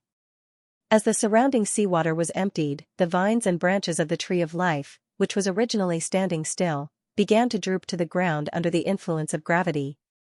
The leaves emitted a faint blue light, and patches of faint blue light spots appeared, which quickly filled the entire space. It brought light to the dark seabed. Furthermore, I can breathe. A player in the 10-person team suddenly exclaimed in surprise. As the seawater was repelled by the protective array, there was no water or air in the entire space. They were exposed, and there was no seawater for them to use the underwater breathing technique. Thus, they were suddenly afflicted with the negative status of suffocation. However, as the faint blue light spots filled the entire space, their suffocation gradually disappeared. It turned out that the ocean elves could live safely at the bottom of the sea because, in addition to the ability to breathe underwater, the tree of life provided them with oxygen. This was amazing, F***ck, awesome. There were originally tens of thousands of ocean elves, right? That means the tree of life can provide oxygen for tens of thousands of people? Anyway, the land is so big. If we plant more trees in the future, it should be enough to provide oxygen for hundreds of thousands of people. T, how can normal trees grow at the bottom of the sea without sunlight? So, only tens of thousands of people can enter our million-strong army? There was a lot of discussion in the live broadcast bullet screen. In the game, the ocean elves were naturally more excited than anyone else. The ocean elves were originally proficient in the water element. After the seawater receded, they raised a water shield. When the water shield disappeared, the ocean elves had transformed into legs and changed into exquisite clothes. Even though they were mentally prepared and told themselves to maintain a perfect image to welcome this historic moment, they still could not help but cry tears of joy when they saw their homeland being reclaimed. Although they had not completely reclaimed their homeland, compared to a month ago, everything in front of them was like a dream. Clan leader Heidi's eyes were also filled with hot tears. The wound on her palm was still bleeding. She could feel that she was very weak, but she did not regret it at all. Mother, Xianxia stood beside her and held her hand. A blue light appeared and enveloped Heidi's palm. The wound on her palm began to heal at a speed visible to the naked eye. This was the healing stream spell that Xianxia had learned in Elementalist College. He had water element and sound element talents and was a rare dual-element elementalist. Thank you, baby. Heidi reached out and stroked the top of the child's head. There was a rare tenderness in her expression. Sob sob sob, this scene is so beautiful. Little Prince Hage is very sensible. I like him so much. Cute human child, that's too much of a foul. Previous poster, the little prince is a sea elf, not a human. I don't care, I'm in my cute human form now. Right at this moment, the teleportation array suddenly lit up with a dazzling light. When the light dispersed, wow, it's Her Majesty Xiao Luo. And Marshal Xixing. Cici is really inseparable, KDL, it was naturally Su Silly and Xixing who appeared on the teleportation portal. As the ruler of Roland, he naturally had to personally attend such a major event like reclaiming the land of the sea elves. This was also a sign of how much he valued the sea elves. Apart from the two of them, there was also an army of nearly 50 elementalists. They were all elites selected from various armies. Not only were their levels high, but they were also very experienced in battle. Moreover, since elemental warriors had an absolute advantage in terms of numbers among the NPCs, this army was basically made up of warriors. These warriors were like fish in water in the ocean. They were able to perform better in their home ground. Later on, more small teams would be sent over. They had different roles and responsibilities. Some were to protect the Tree of Life, some were to fight alongside the heroes, and some were to build the land of the sea elves. These would be arranged one by one to quickly develop the land of the sea elves into the first stronghold for humans to conquer the ocean. Greetings, Your Majesty. Greetings, Marshal. When Heidi saw Su Silly and Xixing, she did not dare to be negligent. She immediately led her people to greet them respectfully. So far, His Majesty Roland had fulfilled all of his promises to the sea elves. He had even exceeded expectations. Patriarch Heidi had willingly submitted to him. From this moment onwards, she would pledge her unwavering loyalty to the Roland Empire. Seeing this, the players in the 10-man team quickly followed suit. Of course, their etiquette was much more perfunctory. Su Silly did not argue with them. After asking everyone to stand up, he scanned the entire underwater world with his mental power and nodded in satisfaction. Teacher Dominic, your formation is very successful. He said to the old man beside him. Dominic also came over. He was also very satisfied with this formation. However, this was only the first step. Currently, this formation had the Tree of Life as its center. Its effective range was only about 1,000 meters beyond the Tree of Life's canopy. This was obviously far from enough. However, this was only the first step of the plan. This was because the sea beasts near the Tree of Life were simply too concentrated. Only by using these tyrannical spell formations that could kill all invaders within range would they be able to succeed. Next, they would need to rely on the army to clear out the sea monsters that were still circling around. When that time came, they could build a new protective formation that could be extended and mainly used to shield the sea water. They could expand it step by step. As for how long it would take, it would depend on how far the soldiers could go. Next, Dominic bid farewell to Sue Silly and led the team to a closer inspection of the underwater environment. Moreover, the size of the teleportation formation also needed to be adjusted. Currently, only 50 people could pass through at a time. The efficiency was still a little low. The elementalists who came with the team also received the order and left to work in the Sea Elves' territory. They brought a lot of equipment over. First of all, they needed to build a base station so that the communication device could be used in the underwater world.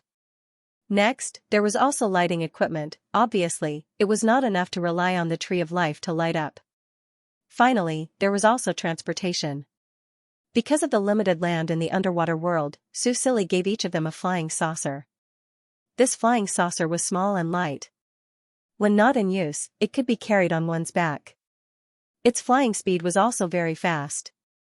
It would be more convenient to use these tools in the underwater world. After everyone was arranged, Sue Silly also stepped on the flying saucer and flew toward the Tree of Life. This was the first time he saw the complete form of the Tree of Life. Compared to this huge tree that had existed for God knows how many years, the sapling of the forest elf was nothing. Just as he was shocked by the magnificence of this huge tree, a vine that emitted a faint blue light cautiously extended toward him. It seemed to be afraid of Xianxia behind him. Its movements were very, very cautious. It even began to move from a distance to attract attention and avoid causing misunderstandings. Sue Silly looked at this vine quietly. He was a little curious. In the end, the tail of the vine gently touched the space between his eyebrows. A faint blue light covered him and then retracted into his body. Ding! You have received the blessing of the Tree of Life, Tree of the Sea. You will have all the abilities of the Sea Elves, including but not limited to dark vision, underwater breathing, underwater speech, sound skill enhancement, songstress of the sea, vitality enhancement. Sue Silly did not expect the Tree of Life to give him such a big gift. Moreover, what the hell was this, Overlord of the Sea, mermaid tail? Did it mean that he could become a mermaid? He thought about it and decided to give it a try at night. Moreover, in addition to the blessing, the Tree of Life also gave him a leaf. He knew that this leaf was very precious. Second brother told him that irritable little bunny had auctioned this leaf and sold it for $5 million. Although he felt that it was far more than that, it was already considered a high price for a player. The leaf of the Tree of Life could block 3 fatal attacks. For an NPC who only had 1 life, it could be said to be a treasure. However, because of Little Ash, Sue Silly did not lack leaves from the Tree of Life. This little girl would find excuses to give it to him every 2 to 3 days. If it was not for the fact that he did not fully accept it, that little tree of the forest elf would probably have been stripped bare by her. Sue Silly still thanked the Tree of Life. If the Tree of Life had a human form, it would be a very old man by now. He still had to show some respect to the elderly. Sue Silly and Xianxia walked around the underwater world. During this time, the teleportation circle lit up continuously. Various small teams with different functions entered in an orderly manner according to the plan. Among them, the elementalists were already very familiar with the construction team. The construction tasks of the various main cities were currently almost completed. Now, the various professional talents and the levels of the NPCs were restricting the Imperial City from leveling up to level 5. This could not be rushed. After all, it had only been slightly more than a year since Sue Silly came to this world. If he developed too quickly, it would be easy for his foundation to be unstable. Now, it was a process of consolidation. When the production of the elemental cannons increased and the problem of the galactic beasts was solved, the various main cities could expand outwards. Sue Silly also intended to build a 6th main city.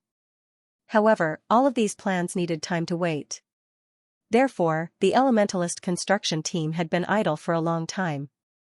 Now that there was finally a new task, they were full of enthusiasm and were determined to build the underwater world into a unique underwater city, Seeing that everyone was working in full swing, Su Silly and Xixing also went out to help clear a wave of galactic beasts. They cooperated seamlessly and were the most powerful people present. Their efficiency in clearing the monsters was simply beyond the reach of the players. They were even faintly anxious. His Majesty Xiao Luo rarely came out to help.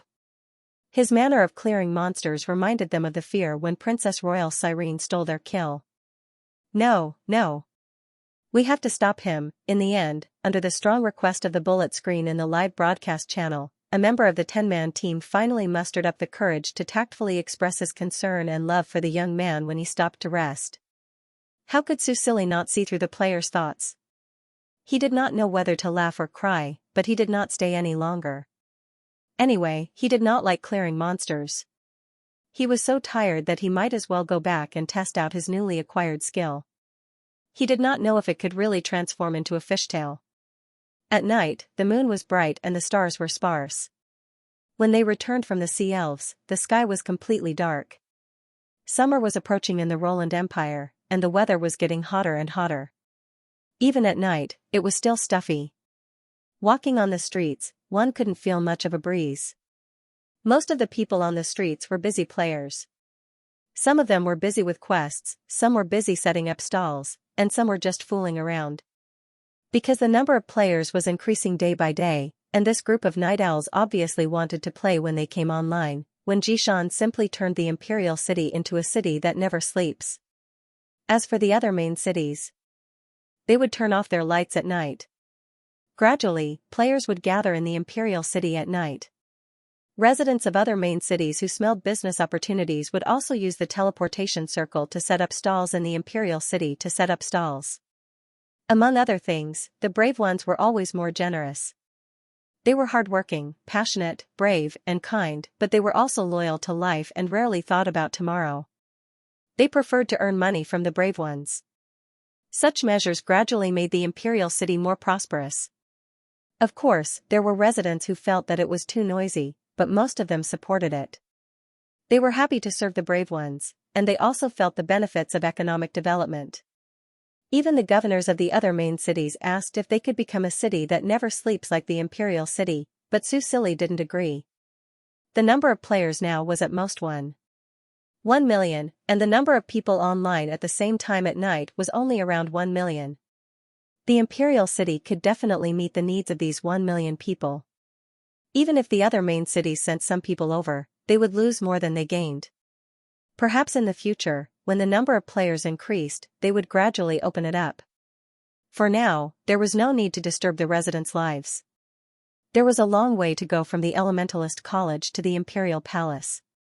Su Silly didn't let Xixing summon the Shadow Leopard. Instead, he walked with him on the streets of the inner city and slowly walked back to the Imperial Palace. Every time he saw the bustling and standardized city, he would recall his first time and feel a sense of accomplishment. This also made him like to go out at night. Dr. Ting's research seems to have made a breakthrough. Su Silly looked up at the dark night sky and suddenly said. He was referring to the fixed-point transmission technology.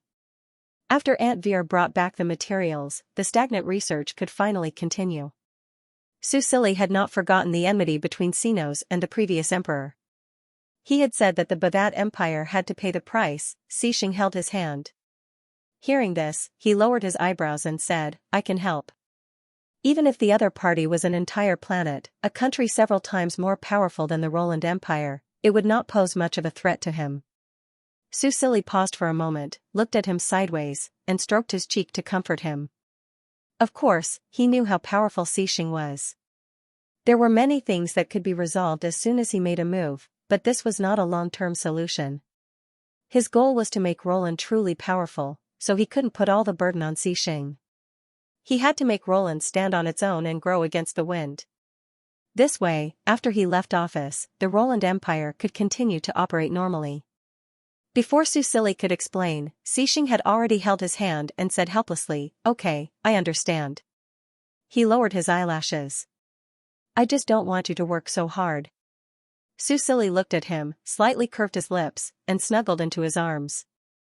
The most difficult part is over, and with you around, when have I ever suffered? Now that he was with him every day, how could he have the chance to suffer? Besides, he had Aunt Veer to deal with external affairs, and Sinos and Cyrene to deal with internal affairs. Other than training and thinking about development policies, there was really nothing for him to do. However, there is still something that needs you. Susili narrowed his eyes. When the fixed-point transmission technology is developed, I need you to take Norton's life. Although he wanted the Roland Empire to grow against the wind, there was no need to let them face an enemy that was several times stronger than them. Killing Norton, on one hand, would vent his anger, and on the other hand, would make the Bavat Empire fall into chaos. Then, Xiao Wu, who was hiding on planet Bavat, would do something. Susili thought about the next plan, and the more he thought about it, the more excited he became. When the fixed-point transmission technology was developed, the number of players would also increase. Maybe then, Planet Bavat could be developed into something like an instance dungeon. This would also enrich the gameplay. After all, Star Age was his own project, so it was understandable that he did the planning work. Let's go back to the palace. Susili pulled Cixing and asked him to teleport. He was ready to go to the bath to test his new ability. He was looking forward to experiencing the mermaid's tale. After all, he was also a player who was very passionate about holographic games. Your Majesty. The maids who had received the order had already prepared the water in the bathtub. Because of Susili's request, the bath water was not heated today. After all, it was hot in summer, so a cold bath would be more comfortable. But tonight, Susili didn't let Cixing come with him. Cixing couldn't understand. Looking at the man's pitiful eyes, Susili's heart softened. In the end, he said helplessly, "You stay outside first. Come in when I call for you." Before he went in, he warned, "No peeping." Cixing could only nod and agree. As usual, Susili dismissed all the maids, leaving only Marshal Cixing outside the palace. He went in and closed the door behind him. Cixing stood outside with his arms crossed. He couldn't help but reflect. Did he do something wrong today? Was that why Ollie refused to let him in? What was Ollie planning to do? Was there anything that he couldn't see? Cixing pursed his lips tightly. His whole body emitted a cold aura that kept people away. No matter how eager he was, he didn't use his spiritual energy to peek. He would do what he promised Ollie no matter what. But, he moved the tip of his ear and took in all the sounds. He had a sensitive sense of hearing. Even with the walls blocking him, he could clearly hear what was going on inside.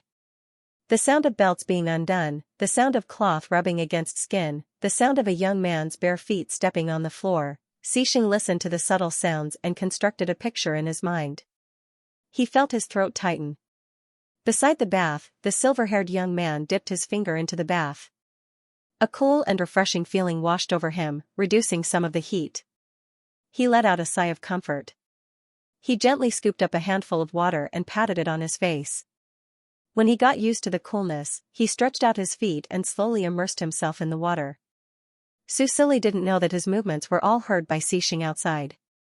He moved cautiously to avoid making too much noise. He leaned on the edge of the bath, letting his long silver hair fall and float in the water. Ding! Condition met. You can use the skill, Overlord of the Sea, Fish Tail. It seemed that this skill could only be used in the water.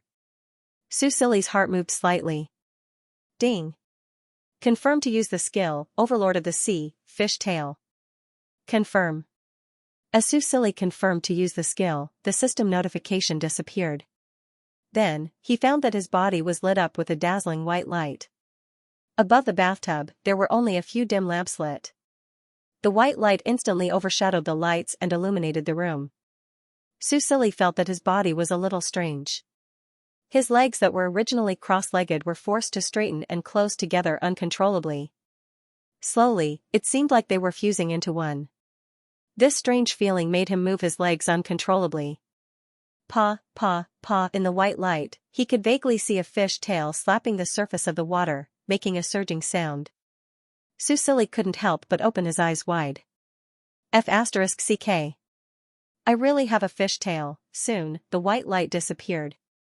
Susili could clearly see the changes in his body. Under the sparkling water, under the dim lights, he could see that his legs had turned into a silver fish tail. The beautiful scales glowed enchantingly under the water. Susili couldn't help but reach out his hand. Just as he was about to touch the scales to see if he could feel anything, he saw something from the corner of his eye. He couldn't help but look up. He saw Xianxia's figure appear by the side of the bath. He looked a little nervous. "Ollie, what happened?" It was probably the light and the splashing sound from the skill that alarmed him. Susili saw that he was worried and couldn't blame him for disobeying orders and running in. It was just that, his appearance made Susili's ears burn inexplicably. He wanted to hide the fish tail, but the unheated bath water was so clear that he could see the bottom. There was no place to hide. "Ollie?" Xianxia looked at the youth's current appearance and felt his breathing stop. In the bath, the silver-haired youth was drenched. His long hair floated in the water, but it couldn't hide the shining silver fish tail. He was probably a little shy. His cheeks were slightly red, and his gaze was evasive. It was charming and full of temptation. Xianxia seemed to be bewitched. Without hesitation, he stepped forward and came to the youth's side in an instant. "This is," Xianxia frowned. He lowered his head and looked under the water. He reached out his hand and gently stroked the wet scales. Susili's face became redder and redder. His body trembled slightly. The man's gray-blue eyes narrowed dangerously. He suppressed his anger and said, "What did the sea sprite do to you?" What?" Sensing Xianxia's suppressed anger, as if he was going to settle accounts with the sea elves at any time, Susili hurriedly said, "No, Xianxia, you misunderstood." He endured the strange sensation of touching his scales and said with a slightly trembling voice, "This is a skill given to me by the sea elf's tree of life. It can be used in water." He looked at the interface. "With a fishtail, my swimming speed in the water will increase, and I can also control the water elements." Susili's eyes lit up as if he had gotten a new toy. He forgot his shyness for a moment. He reached out his right hand towards the pool and a faint blue light appeared on his hand. Immediately after, the water that was only up to his abdomen rose again. Susili didn't stop until the entire bath was filled to the brim and was about to overflow. So, he was now a sound and water dual elementalist? "This is great." Susili smiled and tried to move his fishtail away from Xianxia's hand. Then, he slowly swam in the pool. This pool took up more than half of the palace and was large enough for him to swim freely. The silver-haired, silver-tailed young merman swam in the crystal-clear pool. The soft light shone on the surface of the water and his silver scales sparkled. This scene was too beautiful to be imagined. After confirming that he wasn't in any danger, Xianxia's tense mood relaxed. Quietly watching this seductive scene, his breathing couldn't help but become hurried, and his heartbeat gradually accelerated. He pursed his lips and did not say a word. At this moment, the young man broke through the water and rushed out. Splash, he closed his eyes and gently swayed his body to shake off the water droplets. Water flowed down from his long silver hair and revealed his pointed ears. He had completely transformed into a merman and was more beautiful than usual. Xianxia's gaze shifted downward. The young man's shoulders, back, and waist were all soaked in the pool water and looked crystal clear. He was so charming that one could not look away. "This is awesome." Susili wiped the water off his face and looked at Xianxia. "I can still breathe underwater. It feels very different from using the underwater breathing potion. I don't feel suffocated at all, and my mind is even clearer." As expected of the merfolk who were once the overlords of the sea. As he spoke, he suddenly fell silent. This was because the golden-haired man who was originally standing in the pool and quietly watching him had suddenly appeared in front of him in a flash. Susili was shocked. Just as he was about to say something, the man had already wrapped his arms around his waist and leaned over to seal his lips. His kiss was domineering and passionate. Susili did not reject it and soon indulged in the man's kiss. The scales of the mermaid seemed to be more sensitive than human skin. He swayed his tail, stirring up waves of splashes in the water. Under the dim light of the palace, they hugged each other and were entangled with each other. Because of their different forms, it brought about a more wonderful sensory experience than usual. Early in the morning, Susili slowly woke up. He was lying on the bed in his bedroom. The light shone in from the window and fell on his snow-white shoulders, reflecting the traces on them. Slightly frowning, he turned over and buried his head in the arms of the man beside him to avoid the bright light. Xianxia lifted his silver hair, held it in his palm, and gently kissed it. Ollie. Don't talk. Susili reached out and covered his mouth. He did not want to hear his voice right now. It had been a month since the first time he had changed into a fishtail. However, this guy seemed to be addicted and made him change into a fishtail every day. Although because of the backlash effect, he would not get hurt or feel pain, but he would be tired. How long had it been since he walked out of his bedroom in the morning? Even his big brother reminded him to control himself when he came to visit 2 days ago. Thinking of that scene, Susili's ears turned red. It was all Xianxia's fault. With his mouth covered, Xianxia looked at him innocently and did not say anything. In fact, if the young man had refused, even if he really wanted it, he would have endured it. However, he only mentioned it a little each time and he agreed. How could he endure such indulgence? Moreover, he enjoyed the days when they were alone. Ollie always had so many things to do and so many ideas to fulfill. He was willing to stand behind him and protect him silently. He was willing to see him shine and be happy, but sometimes, he would feel lonely. At least for this month, his time completely belonged to him. This was a happiness he had not experienced in a long time. The last time was when he was in the trial world. He felt that too much time had passed, and now, he once again had this kind of happiness. Although it was still short. Xianxia also realized that 1 month was the limit. If he continued to ask, he would annoy Ollie. He took the young man's hand away from his mouth and rubbed it gently against his cheek. Have a good sleep, I won't disturb you this time. He raised his other hand and the bright light was blocked out of the room. The bedroom was pitch black. Susili finally fell asleep peacefully. When he woke up again, it was already evening. This time, he slept very well. He felt refreshed and did not feel tired at all. The maids were not surprised. At first, Janice would look at him hesitantly when he was eating. Now, she was very considerate and could not look at him sideways. Since Susili had nothing to lose, it did not matter anymore. Although he had given himself a vacation after a month of absurdity, he still paid attention to the news of the outside world. Currently, the construction of the 5 main cities had come to an end. The basic facilities were enough to be upgraded to level 5. As long as the software was in place, it could be upgraded. Because of the production and use of the elemental cannons, the construction of the City of the Brave was also on the agenda. The players used their own imagination and developed as they wished within the boundaries of the land. No one could predict what kind of strange city would be built in the end. However, the players were full of optimism and expectation. After all, this was a game to them. Since it was a game, they should play according to their wishes. Otherwise, wouldn't it be no different from reality if they made a unified plan according to the rules? What was the point of that? Susili allowed them to do whatever they wanted as long as they did not exceed the boundaries of his plans. In addition to the 6 main cities, the territories outside were also gradually being recovered. With the participation of the players, the casualties were reduced to the minimum. On the contrary, the efficiency was greatly increased. Because the previous wave of beasts killed a lot of galactic beasts, it was very difficult for the galactic beasts to gather in that direction. Therefore, the recovery was very fast. The elementalist construction team had a place to go again. With the increase in elemental density and the promotion of meditation and tempered body, more and more people awakened their elemental affinity. This also increased the number of elementalists participating in construction and production. The Roland Empire had completely gotten rid of the problem of famine. With the surplus and the demand of the players, the Empire's original agriculture and processing industry were developing towards higher quality products. It had to be said that although the crops produced by the elementalists were in good quantities, the taste was much worse than that of the intensive farming.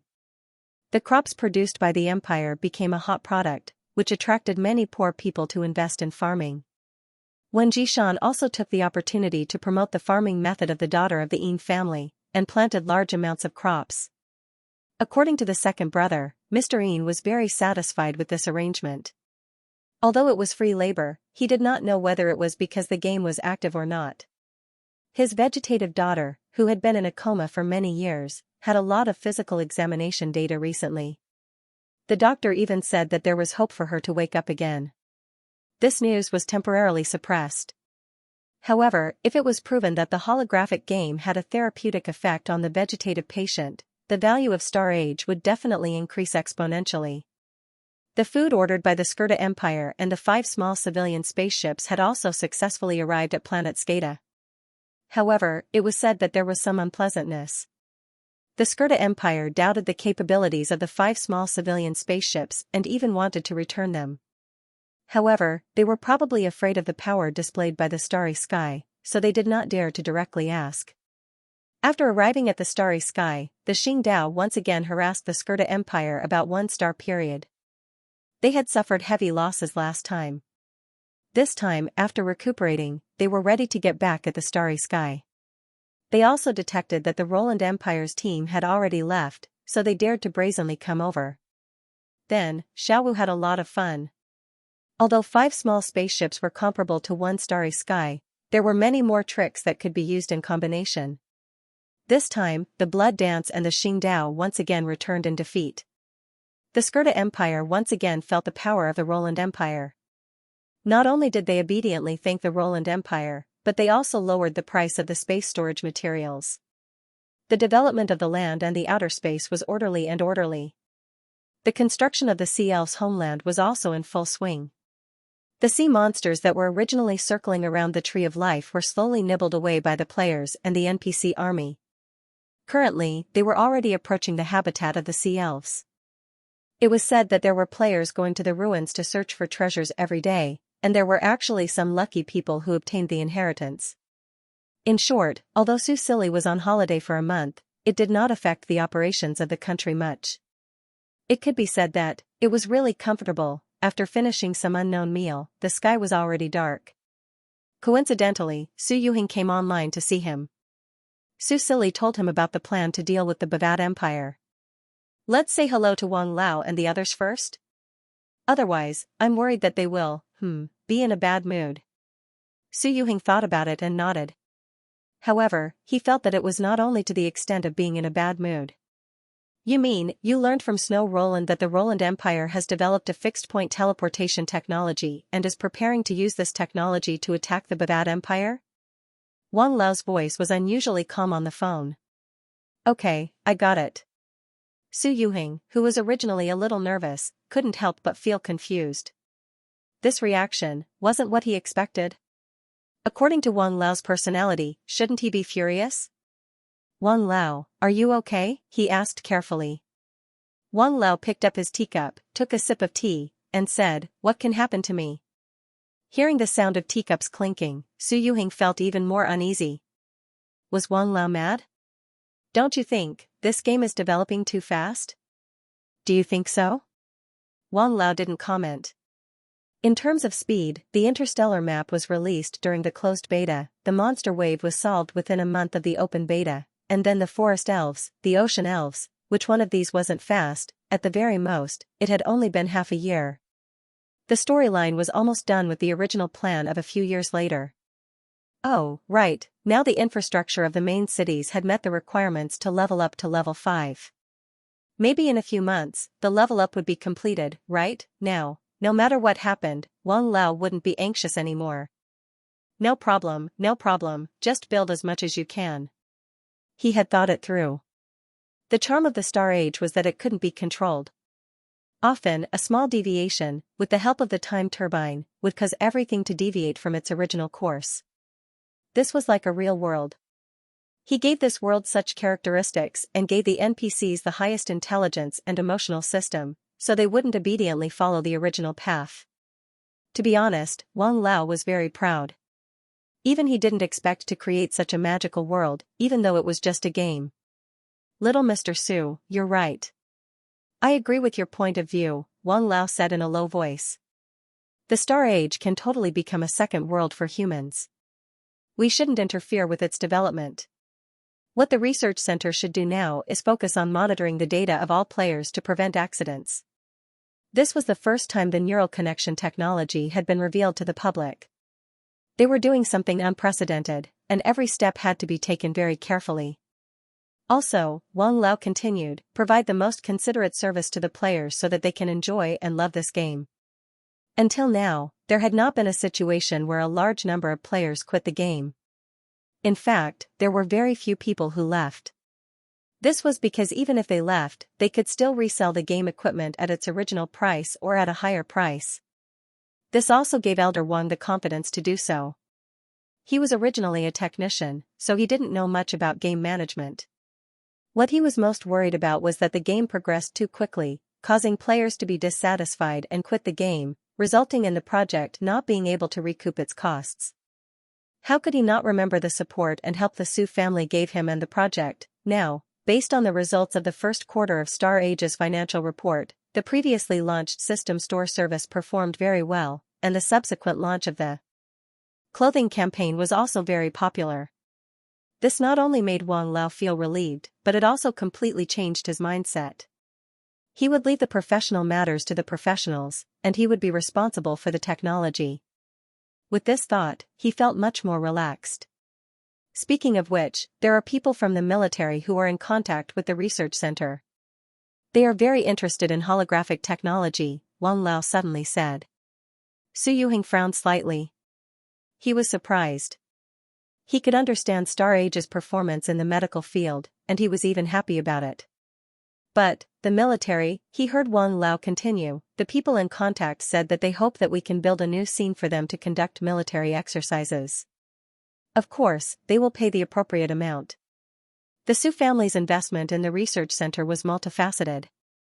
After all, the technology involved in Star Age was very complex, so they had a lot of say in how these technologies were handled.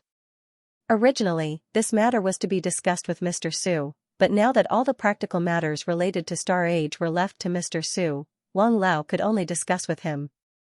Su Yuheng thought for a bit and understood. Using holographic technology to build a new scene for military exercises was actually very easy to understand. After all, holographic technology had a 99% degree of realism, so there was a lot of room for military exercises. Some highly dangerous and difficult exercises with high requirements for the terrain could be carried out in holographic scenes with high security and confidentiality. It was no wonder that the people from the military were interested. They probably also had people who entered Star Age, and after some investigation, they contacted the research center. Hearing Wang Lao's hesitation, Su Yuheng thought for a bit and asked, with the current manpower in the research center, do you still have the manpower to do this? To be honest, the research center doesn't have enough manpower.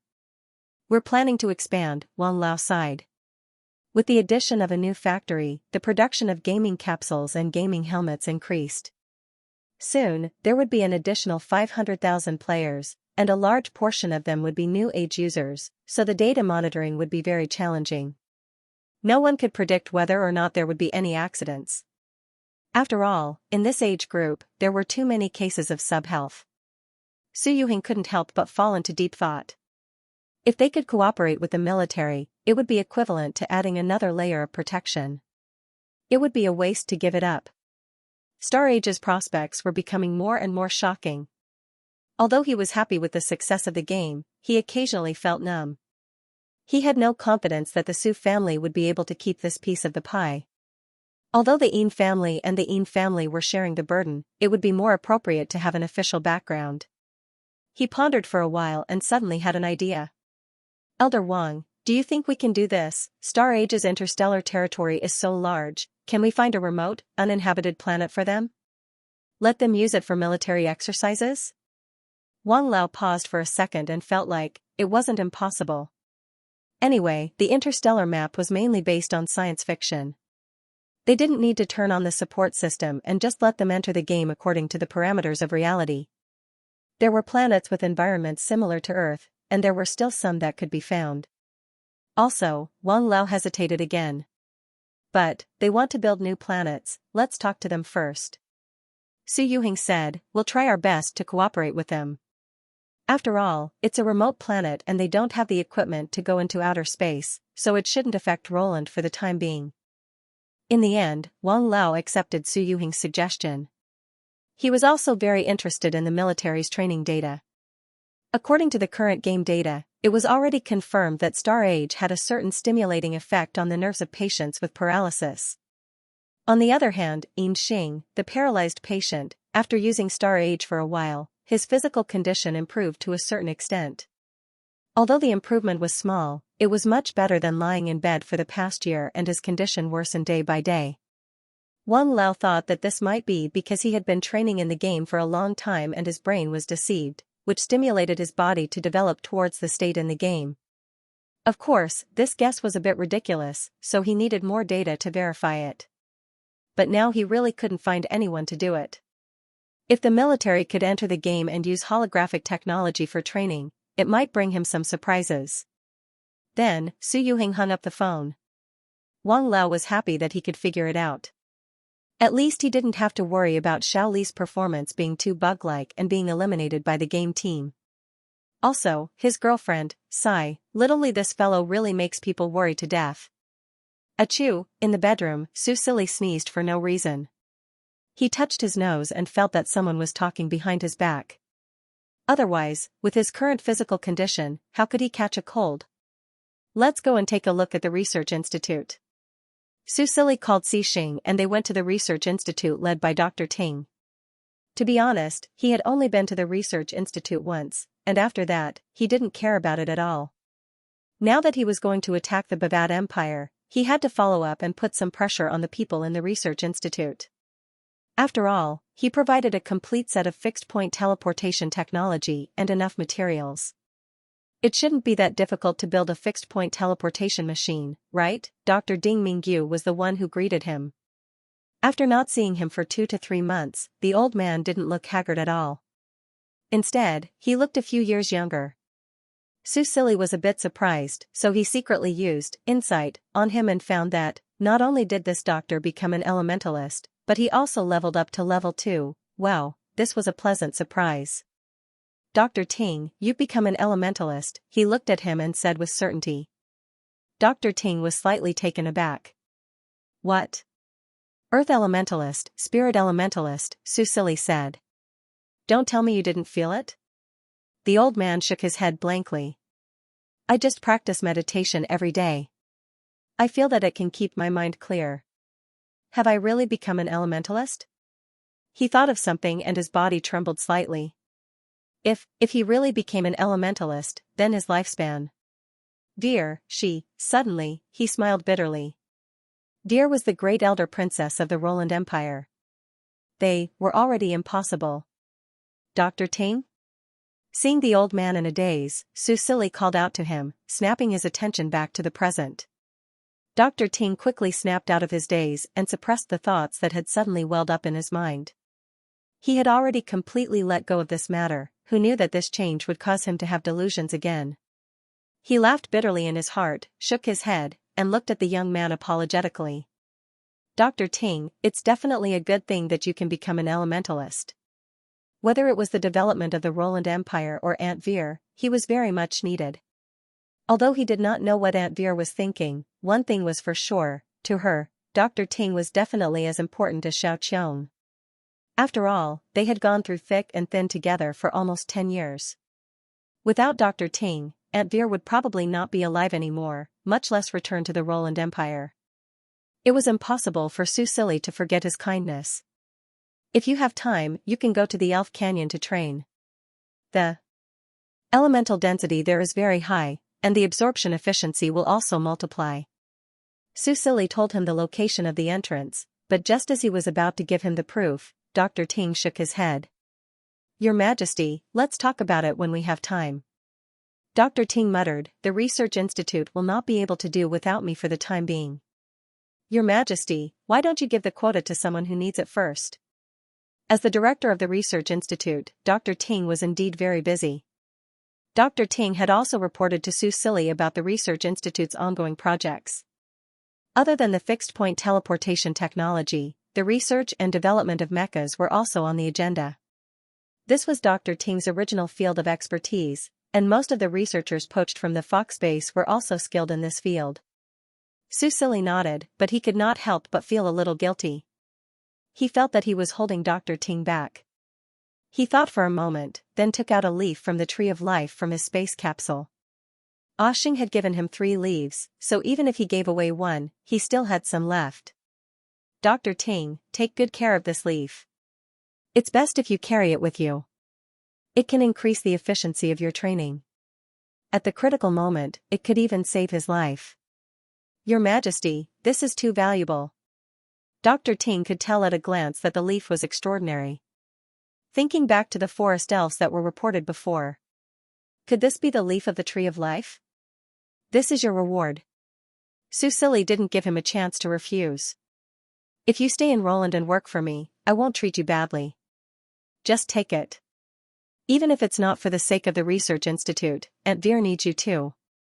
However, you shouldn't show off your wealth. It's best that you don't let anyone see that you have such a leaf. According to Second Brother, a leaf from the Tree of Life was sold for a high price of 5 million gold. Such a huge profit was enough to make the players go crazy. If the players knew that Dr. Ting had such a leaf, Su Silly was a little worried that this little old man would be killed by the players. With this in mind, Su Silly thought for a moment, then took out a card from his space capsule. This was a functional card that he had drawn under Lilith's guidance, but he hadn't had a chance to use it yet. He threw the card over Dr. Ting's head. As a white light enveloped Dr. Ting, the light green light that had been flowing around the leaf in his hand disappeared. It looked ordinary, as if it was just an ordinary leaf. Then, the white light disappeared as well, as if it had merged into Dr. Ting's body. The old man, who was originally quite ordinary, now looked even more ordinary. I've cast a concealment spell on you. Now you just need to take good care of this leaf. You don't have to worry about it being discovered. Su Silly said. He was very confident in his card skills, and once the concealment spell was removed, he would be able to sense it. Dr. Ting watched him take out one magical treasure after another like a treasure chest. In the end, he could only nod blankly. The Roland Empire. There were just too many things that subverted what he knew.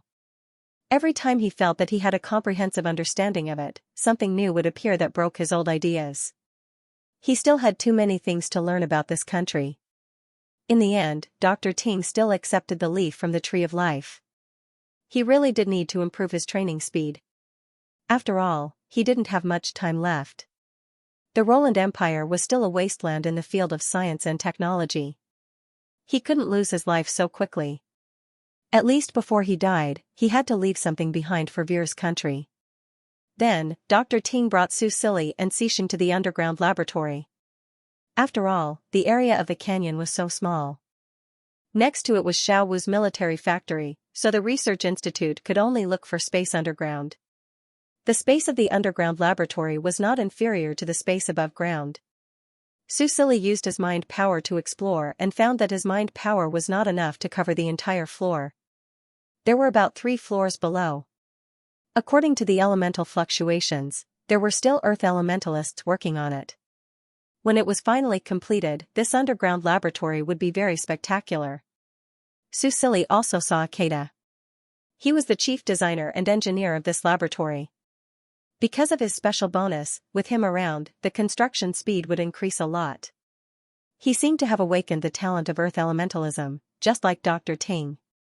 If he continued to cultivate, he might become a powerful Earth elementalist in the future. After looking for a while, Su Silly retracted his gaze with relief. My part is done. In a laboratory, a researcher shouted excitedly. He looked unkempt, as if he hadn't taken care of himself for a long time. His face looked very haggard, but his eyes were surprisingly bright. He was responsible for part of the core of the fixed-point teleporter, and now, the finished product was placed in front of him. Although it was not complete, it was just the tip of the iceberg. He could already see how amazing it would be after it was assembled. It's so beautiful. The person who invented this machine is a genius. The brown-haired, brown-eyed researcher was completely excited. After getting the part that they were responsible for from Dr. Ting, they began to study it. The more they deconstructed it, the more they realized the greatness of this technology. At the same time, after they solved one problem after another, they grew rapidly. It was hard to imagine how the Roland Empire obtained this technology from the Star Alliance. How could the Star Alliance give away such important technology? If it wasn't the Star Alliance, which other organization could come up with such technology? What he didn't know was that the technology he came into contact with was even more advanced than the Star Alliance's technology, because it was a technology from 10 years in the future. We are now completely tied to the Roland Empire, right? His companion suddenly said. What's wrong with that? As long as I have this kind of technology to study and research, even if you chase me away, I'll still stay here. It doesn't matter where you research. In comparison, the Roland Empire is like heaven, okay? The researcher opened a bottle of blood medicine and gulped it down. He immediately felt that his body was glowing with energy again. He could still fight for 3 days and 3 nights. Su Silly also understood the fragility and preciousness of researchers. In addition, he had seen how Su Lin lost his upper limit of health during the research process, so he specially provided the blood medicine to the research institute. All the researchers who were working on the project could get a bottle of blood medicine every day to recover their lost health, and the food they ate also included Snow Valley. In terms of nutrition, they strived to strengthen their bodies and prolong their lives. At first, the researchers were resistant to the blood medicine because of its magical effects, which made them wary of it. Later, when Dr. Ting told them, they found out that this was the legendary life recovery medicine that could restore life in critical situations. Moreover, the rice they ate every day was the raw material for making this medicine. Snow Valley was a very, very precious material, although it was hard to believe. After the relevant personnel in the research institute analyzed and identified the medicine, they came to a positive conclusion. This was a medicine that was harmless to the human body, and even had great benefits. The Snow Valley they ate was also very nutritious and could greatly improve their health.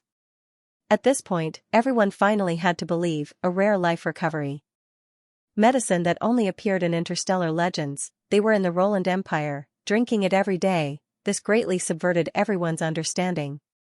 Those researchers who thought that Roland was no different from Qingdao finally changed their views. In fact, Roland had never restricted their freedom. It was just that the research institute was too far away from the city, and it was very inconvenient to travel. As a group of technical geeks, they didn't want to go out at all. They only wanted to hide in the laboratory and do their own research. Now, not only was there delicious food and drink, but there was also such a precious medicine for them to maintain their health. Not only were the materials used freely, but the laboratory was also gradually expanding. Which technical geek wouldn't like a place like this? Next to him, the researcher's companion couldn't help but make fun of him. Who was the one who missed the Fox base and thought that it was better to stay in Qingdao than here? Really? Why don't I remember? His companion shook his head and didn't say anything, continuing to process the data. What the two of them did not know was that their conversation had been heard by Su Silly. He didn't mean to eavesdrop, but sound elementalists had very sensitive hearing, and they didn't hide anything. Su Silly raised his eyebrows. It seemed that the production of the fixed-point teleporter was going smoothly. This group of researchers who had been abducted from the Fox base finally settled down. He rubbed his chin.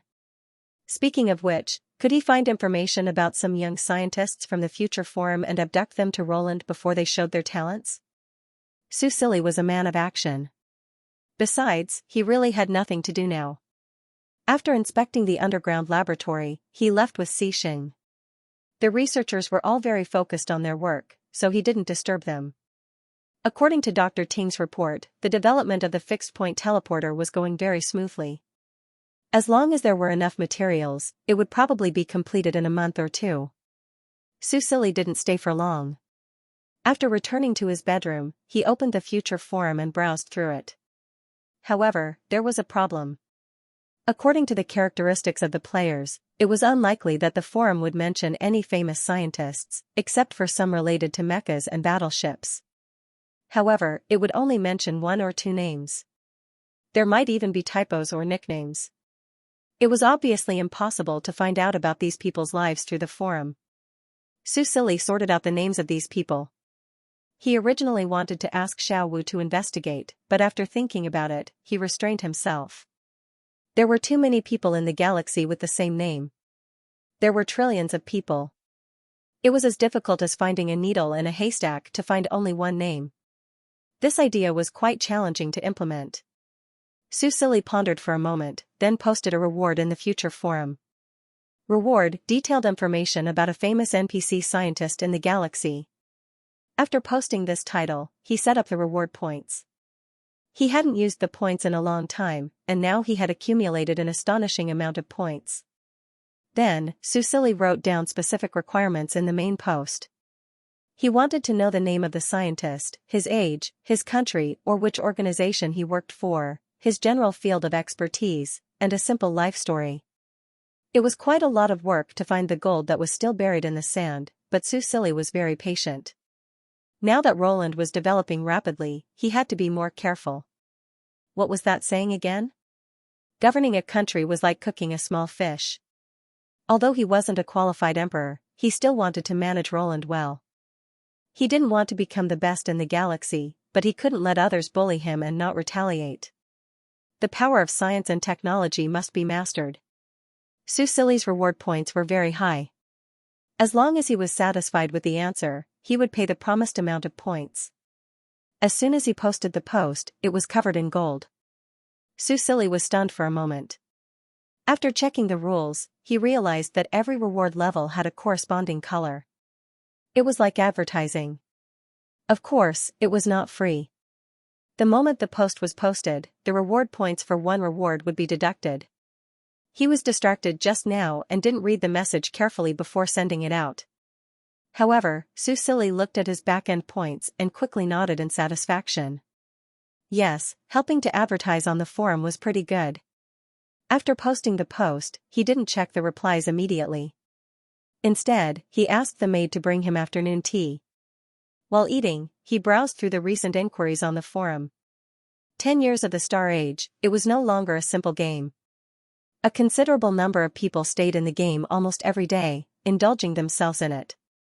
However, it was clear that the development direction of the Starry Sky era in this timeline was not as peaceful as in his timeline. This also led to the rejection of Star Age by some people, who believed that the game was full of violence, conspiracy, and unpredictable people. At the same time, it was easy to get addicted, which was very detrimental to the development of teenagers. Because of these people's obstruction, the development of Star Age was restricted. Because the gaming team couldn't control the game, they could only let it develop. Therefore, although Star Age had extraordinary achievements, people had mixed opinions about it. Su Silly was alarmed when he saw the comments. The players were a double-edged sword. Although they were useful, they also needed to be guided to prevent these lawless brats from ruining the good atmosphere of the entire game.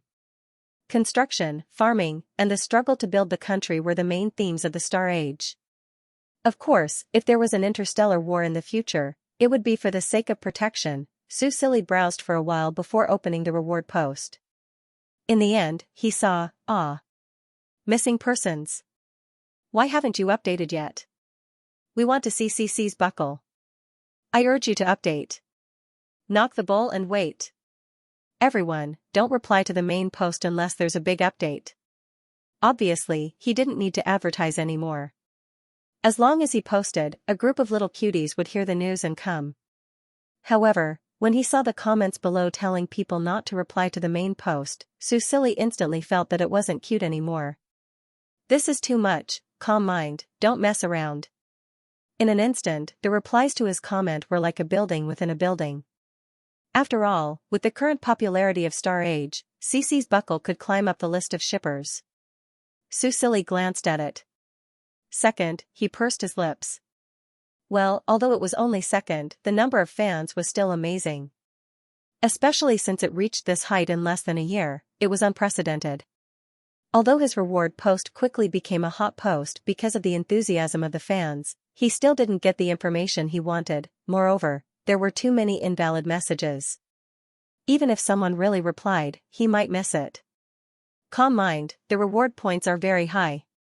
His reward points were so high that it was almost gold. He was definitely very generous. We don't want the points, we want the picture. Yes, we want the picture of CC's buckle. It's best if it's shy. We want the picture, we want the picture. OP, if you dare to post a picture, we will gather the strength of all our sisters to help you collect information. Is 100 scientists enough? From the old to the young to the middle-aged, I've found all of them for you. It will definitely be detailed to 18 generations of the scientist's ancestors. Needless to say, Su Silly looked at the replies. He was tempted. Although the points were high, they were accumulated for a long time. In the future, he might even need to use them to exchange for new technology. After all, after finding the scientist seedlings, he had to give them something to study, right? Su Silly touched his chin and discussed with Xing. Then, he edited the main post again. Calm mind frowny face. Okay, the reward post is cancelled. If you reply to 100 scientist NPCs, you will unlock a picture of CC's buckle. Trailer, The Mermaid Snow. Within an hour after the reward post was posted, the content of the main post could be freely edited. Also, the system would automatically check if someone had answered the question. If someone had already answered, then the edit would fail. Fortunately, no one in his building had replied to his request, so he could still edit. But when he changed the main post, yay! The mermaid CC. I can do it. GKD. 100 scientists, right? Just you wait, I want to see CC in one day. So there's no Xing this time? Can't you do a stacking challenge? For example, 200 scientists will unlock a second picture and let Xing play with Cici the mermaid. Snort, the sisters above are right. I second. I second +1. I second +2. I second plus ID number. Su Silly wanted to laugh. You can talk about it after you've collected the information of 100 scientists. Although the galaxy was huge and there were definitely more than 100 scientists, these famous scientists were probably protected by various countries or organizations. Their information was confidential. How could it be easy for players to get their hands on it? Unfortunately, there was no Xiao Wu in the future timeline. Otherwise, this could be done in minutes. OP seems to be looking down on us. Let's go. For food. Let's do it. I'll ask my brother for help. I'll ask my father for help. Just say that it's for the development of Roland. Technology changes everything, so we have to get hold of the information of these scientists. The Flanda Interstellar Federation is a technological powerhouse. There must be a lot of scientists. I'll ask my brother to hack into their Academy of Science. My brother is a big hacker on the Star Alliance's wanted list. He's super powerful. My father is from the Academy of Science in real life. He must know a very powerful expert. It's just a small piece of information, it can be done in minutes. I don't have a powerful father or brother, but I have stealth. I can sneak into the Academy of Science and secretly observe these scientists. But I don't know the address CAC, it's okay. Come, let's form a team in the game. Let's work together and surprise the OP. OP, go and prepare CC's fan art. I want it to be rough. Su Silly looked at their comments and couldn't help but be shocked. It seemed that even without Xiao Wu, the players still had their own tricks up their sleeves. He could only reply again. Okay, every 100 scientists' detailed information will unlock a picture. Don't try to fool me. I'll verify the authenticity of the information before updating. Yay! Let's go. Target, 1,000 interstellar scientists' detailed information. No, 1,000 is too little. If you want to do it, get 10,000. Then there will be 100 pictures. So happy. Yeah, there are more than 200 countries in the Interstellar Federation. Every country has dozens of scientists, so we can definitely get 10,000. Su Silly suddenly had a bad premonition in his heart, and he quickly added. Calm down. It must be a scientist NPC who is famous or who has made significant research results and is still alive. I know, so long-winded. Go, go, go. There are 100 rough pictures. So happy. Su Silly was speechless. Wake up, when did I say I was going to post rough pictures? Su Silly didn't have high hopes at first, but after reading the replies, he suddenly felt that the players might really be able to do it. His first reaction wasn't happiness, but he panicked. If they really managed to gather 10,000 scientists, would he really have to post 100 pictures? Even if it was halved, 50 pictures would be too much, f*ck. I was too careless. Su Silly turned his head and saw Xing smiling at him. Obviously, he had used his powerful ability to peek at the posts he was browsing. Su Silly couldn't help but kick him, but the man caught him and played with him in his arms. It's only 100 pictures, don't worry. Xing's eyes curved slightly. His grayish-blue eyes were exceptionally beautiful. Su Silly snorted and heard him say, "Take the first place while you're at it." He was stunned, but he quickly realized what Xing was talking about. The CP ranking? He didn't expect him to care about this, but, "Your CP with Mu Xingzhou is really popular," the young man said sourly as he retracted his leg. Xing frowned, looked at him, and said seriously again, "That's not me." Whenever he thought of the ranking list that was filled with his name and other people's names, Xing felt very depressed. He also had some complaints about his future self. Let's take the first place. He and Ollie were a real couple, and there was no reason for them to be suppressed by others. Moreover, he didn't think that his future self would like Mu Xingzhou. Recalling the way the boss of Xingdao looked at Ollie, Xing narrowed his eyes dangerously. "Sure enough, the next time we meet, I'll settle it with one strike." Su Silly glanced at Xing. Seeing that he was very determined, he nodded. He had been unhappy for a long time. It was time to work hard and take the first place, therefore, they selected the photo albums together. The most recent ones were basically Su Silly's appearance when she turned into an ocean elf. There were all kinds of photos.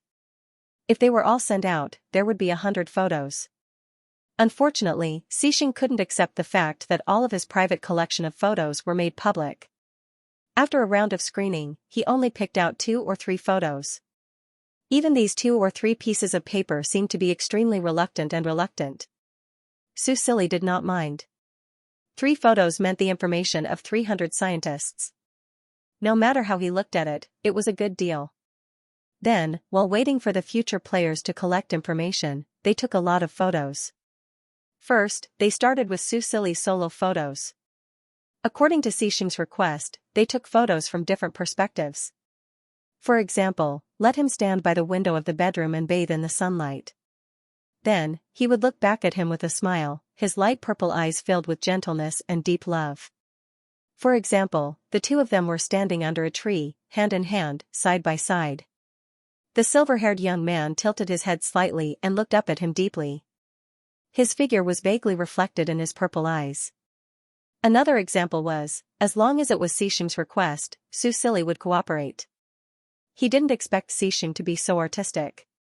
Every composition and lighting was excellent.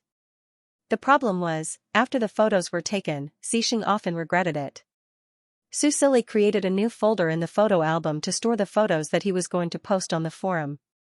The day before, there were 10 photos, but when he woke up the next day, there were only 6 photos left. After Xing explained it to him, he accepted it with a good temper. Then, he went to look for his second brother and bought a lot of different styles of clothing from the system shop. Then, he went to the main cities to take photos. Anyway, they were fanfics and didn't need to be realistic. However, 10 photos were confirmed that night. Together with the photos from the day before, there were a total of 16 photos. In the end, when Su Silly woke up the next day and looked at it, well, it was back to a single digit again.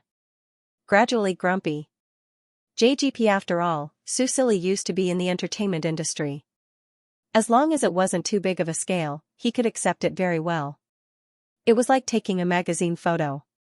Finally, after he threw a tantrum, Xing reluctantly put the photos back and promised that he wouldn't change his mind midway. Seeing how pitiful he was, Su Silly slowly calmed down. Then, he didn't care about him anymore and opened the future forum to take a look. After a few days of fermenting, more and more CP fans participated in this activity. Then, they sent representatives to upload the scientists' information that they had found. After all, in the beginning, there were so many countries in the interstellar and so many famous scientists. If they went to the local area and looked for public information on the internet, they would be able to list hundreds of scientists. It was a little more troublesome to find detailed information, but this didn't stop the enthusiasm of the CP fans at all. Was this normal information? No, it was all food. Xixing was the best food to eat, he didn't have to wait at the bottom of a pit for food anymore, sob sob, it was super blissful. Although there were many wives of high quality now, none of them could compare to calm and collected in terms of quality. His photos were famous for being realistic. Everyone discussed in private and felt that this madam was probably a starry age modeler, and her doujinshi should have been taken directly from the model. Thinking about it this way, they felt that it was awesome. They couldn't help but feel a little envious. They also wanted a model that could make all kinds of expressions and actions according to the requirements. In comparison, Star Age's official figurines were simply trash. But even so, ever since Xixing became a CP, the number of orders for figurines of Snow Roland and Xixing skyrocketed. Since they didn't have the best models, they were good substitutes. Under the tireless efforts of the CP fans, they finally gave a list of the top 100 scientists that met the requirements. They were well-known scientists recognized by the Star Alliance. They were still alive and had more than one outstanding achievement. Ah, the beauties are awesome, where's the OP? Come on out. Knock the bull and wait for the next update. These 100 scientists all meet the requirements.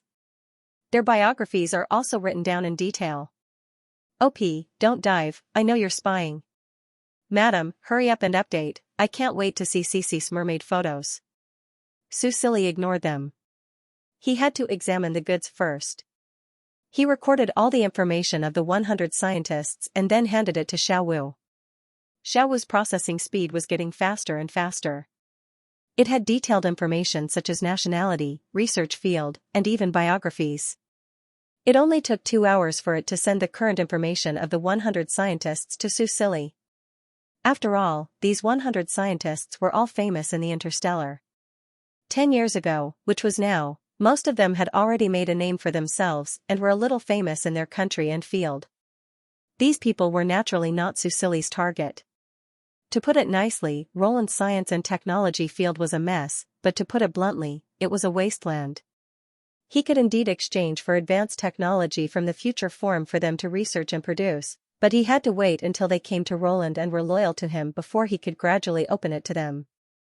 Otherwise, with the current situation of the Roland Empire, once the information of these advanced technologies was leaked, not to mention the other countries, even the Star Alliance would have a hard time explaining it. After all, the fixed-point teleportation technology was unique to the Star Alliance. How could he explain why Roland could provide such technology? Therefore, his target must be the genius scientists who were currently poor, unrecognized, or even struggling to make ends meet. As soon as this condition was set, 90% of the people were eliminated. There were even less than 10 people. Some of them were unknown researchers in the Academy of Science. They were not poor, but they were not valued. Some were top talents who had been defeated in factional struggles, like Dr. Ding. He had just gone on a long trip, but in the end, he had become a traitor. Not only had he been removed from his home country, but he was also wanted. It was also this group of people that took Xiaowu some time to find, because after 10 years, they basically no longer worked for their home country. It was just that he did not know what kind of adventures they would encounter in the future that would allow them to get out of their current predicament and become top scientists that even the players could find immediately. It could only be said that gold would shine no matter where it was.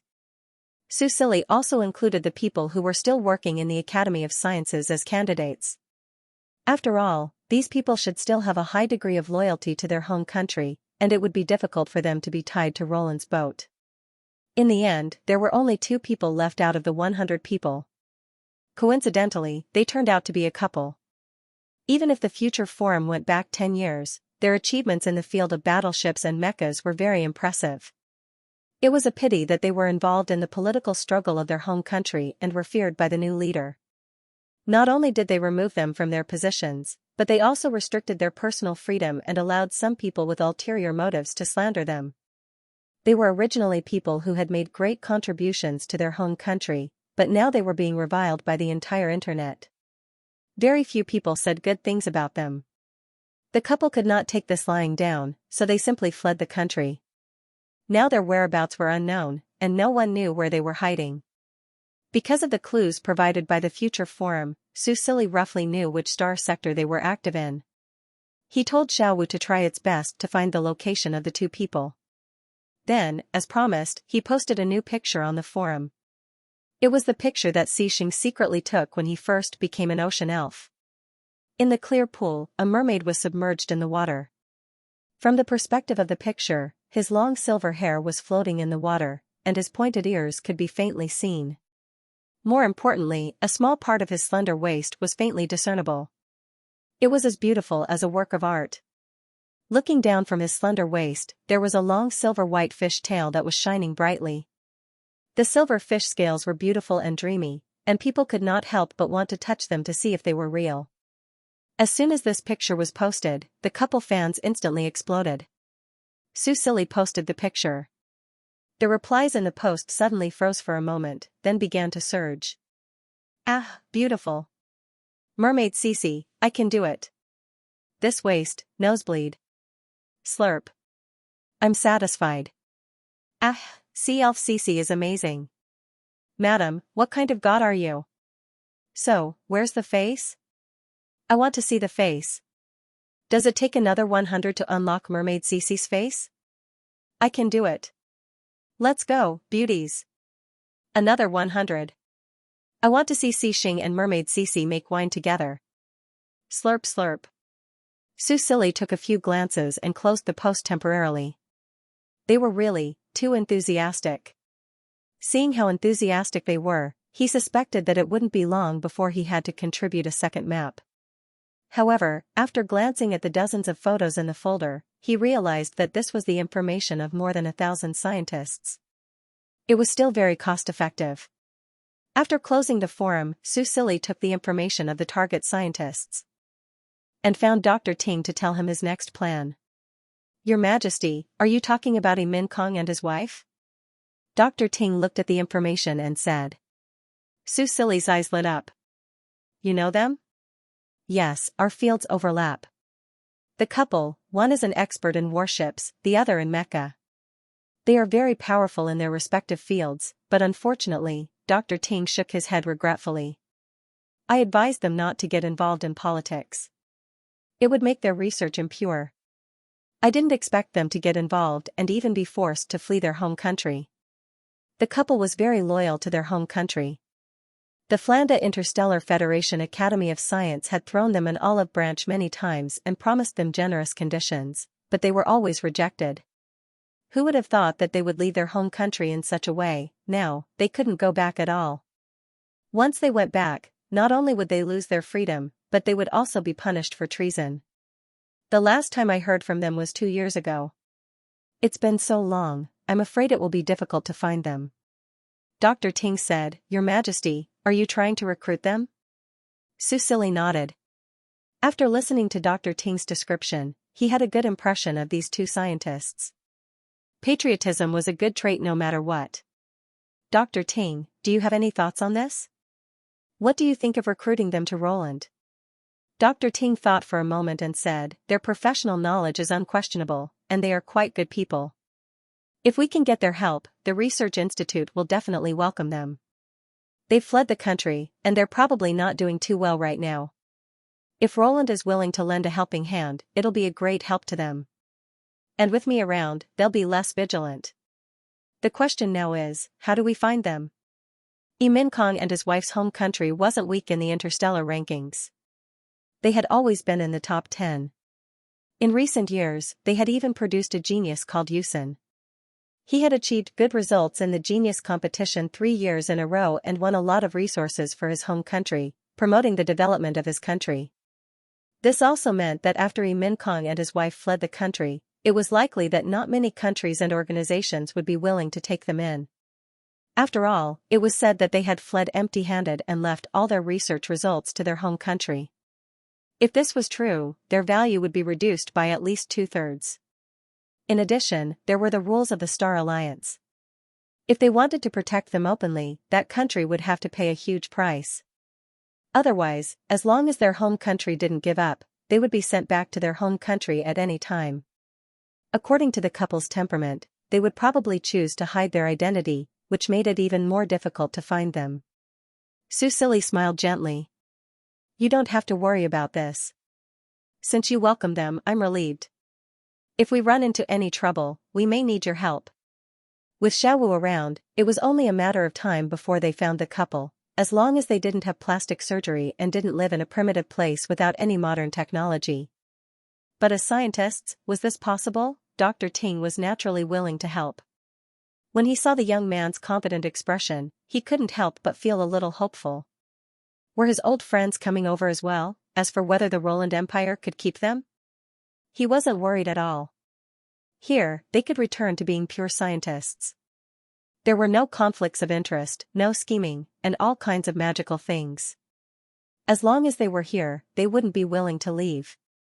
After receiving a positive answer from Dr. Ting, Su Silly ended the call with satisfaction. Xixing looked at him and asked, "Ollie, are you planning to go in person?" Su Silly blinked. In person? Where? To pick up the couple. Just like when he went to pick up old Hua and Ina. Hearing this, Su Silly couldn't help but laugh. Let's go out for a walk. We haven't gone out in a long time. He looked up at the sky outside the window. But it's still too early to talk about this. Let's wait until Xiaowu finds them. Half a month ago, Aunt Veer set off again. Last time, in order to send the materials back as soon as possible, the trip was a little rushed. This time, she planned to visit the countries that helped Roland during its most difficult time and re-establish diplomatic relations with them. She also planned to negotiate with the elementalists who were from Ash and were still wandering outside to see if they were willing to return to Roland. With Roland's current development, he could already guarantee their safety. Furthermore, he could also make a promise, just like Teacher Bazer and the others, to build a main city on Esh Star in the name of their homeland in the future. For these old people, this was more attractive than any benefits. Su Silly was very supportive of Aunt Veer. A good man needs 3 helpers. Having more friends is always good for him. Moreover, Roland had been separated from the Interstellar for too long. Although the magic civilization was strong, they couldn't give up on the science and technology civilization. It was necessary to communicate with other countries to promote development. While waiting for Xiaowu to find them, there were always people who liked the post on the future forum. Unfortunately, the reward post didn't give points. Su Silly simply posted the picture in the old forum. The CP fans who didn't know about the reward post immediately rushed to the reward post and joined the base camp to collect information. Although the second 100 scientists was slightly more difficult than the first 100, there were so many countries in the Interstellar. It wasn't difficult to gather all the scientists. Therefore, it only took 5 or 6 days for the players to organize the information of the 100 scientists. Oh wow! Knock the bowl and wait. The beauties are so awesome. Awesome. Ah, I want to see the mermaid Cece's face. She must be beautiful. Su Silly was also very trustworthy. After confirming that there was no problem with the information, he posted the second picture. This was also a picture of the mermaid in human form. It was taken when he and Xixing went to the hot spring. Because it was summer, the surrounding trees were full of shadows and the nearby trees were full of flowers. In the rising white mist, a silver-haired man was sitting in the hot spring. His pointed ears were exposed. The white mist lingered around his body. The young man's beautiful shoulders and the faint outline of his back could be seen. There were also fish scales that were faintly shining in the water. He turned slightly to look at the camera. There was a gentle light in his beautiful purple eyes and there was a faint smile on his face. Beautiful, holy, and full of temptation. As soon as this picture was posted, it ignited the passion of the CP fans. They shouted, "I can do it. I want more awe. Peerless child, calm down, YYYDS." Su Silly had already exited the post. Because every time he saw this picture, he would recall the ridiculous thing he and Xixing did in the hot spring that day. He patted his cheeks and was about to look at something else to distract himself when he saw, the bounty post next door collected a lot of information about scientists. Why don't we? Su Silly was startled and couldn't help but click on the link. I've been paying attention to these scientist NPCs before. I wanted to see if I could get a mission from them. Now I feel like I can carry out an assassination mission? Aren't there a lot of bounties for scientists on the black market? I think it's very profitable. Let's play together. Many people below the stage had already agreed.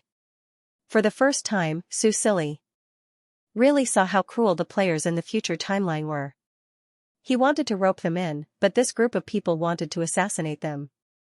They didn't treat NPCs as human beings at all. Susili couldn't help but sigh. Then, he silently opened his own bounty post and set the content of the reply to the bounty post so that only the poster could see it. Then, he didn't care anymore. He continued to look at the information of the newly obtained 100 scientists and screened them. Although they might not be as famous as the first 100 scientists, they were still outstanding. For Roland, they were very precious talents.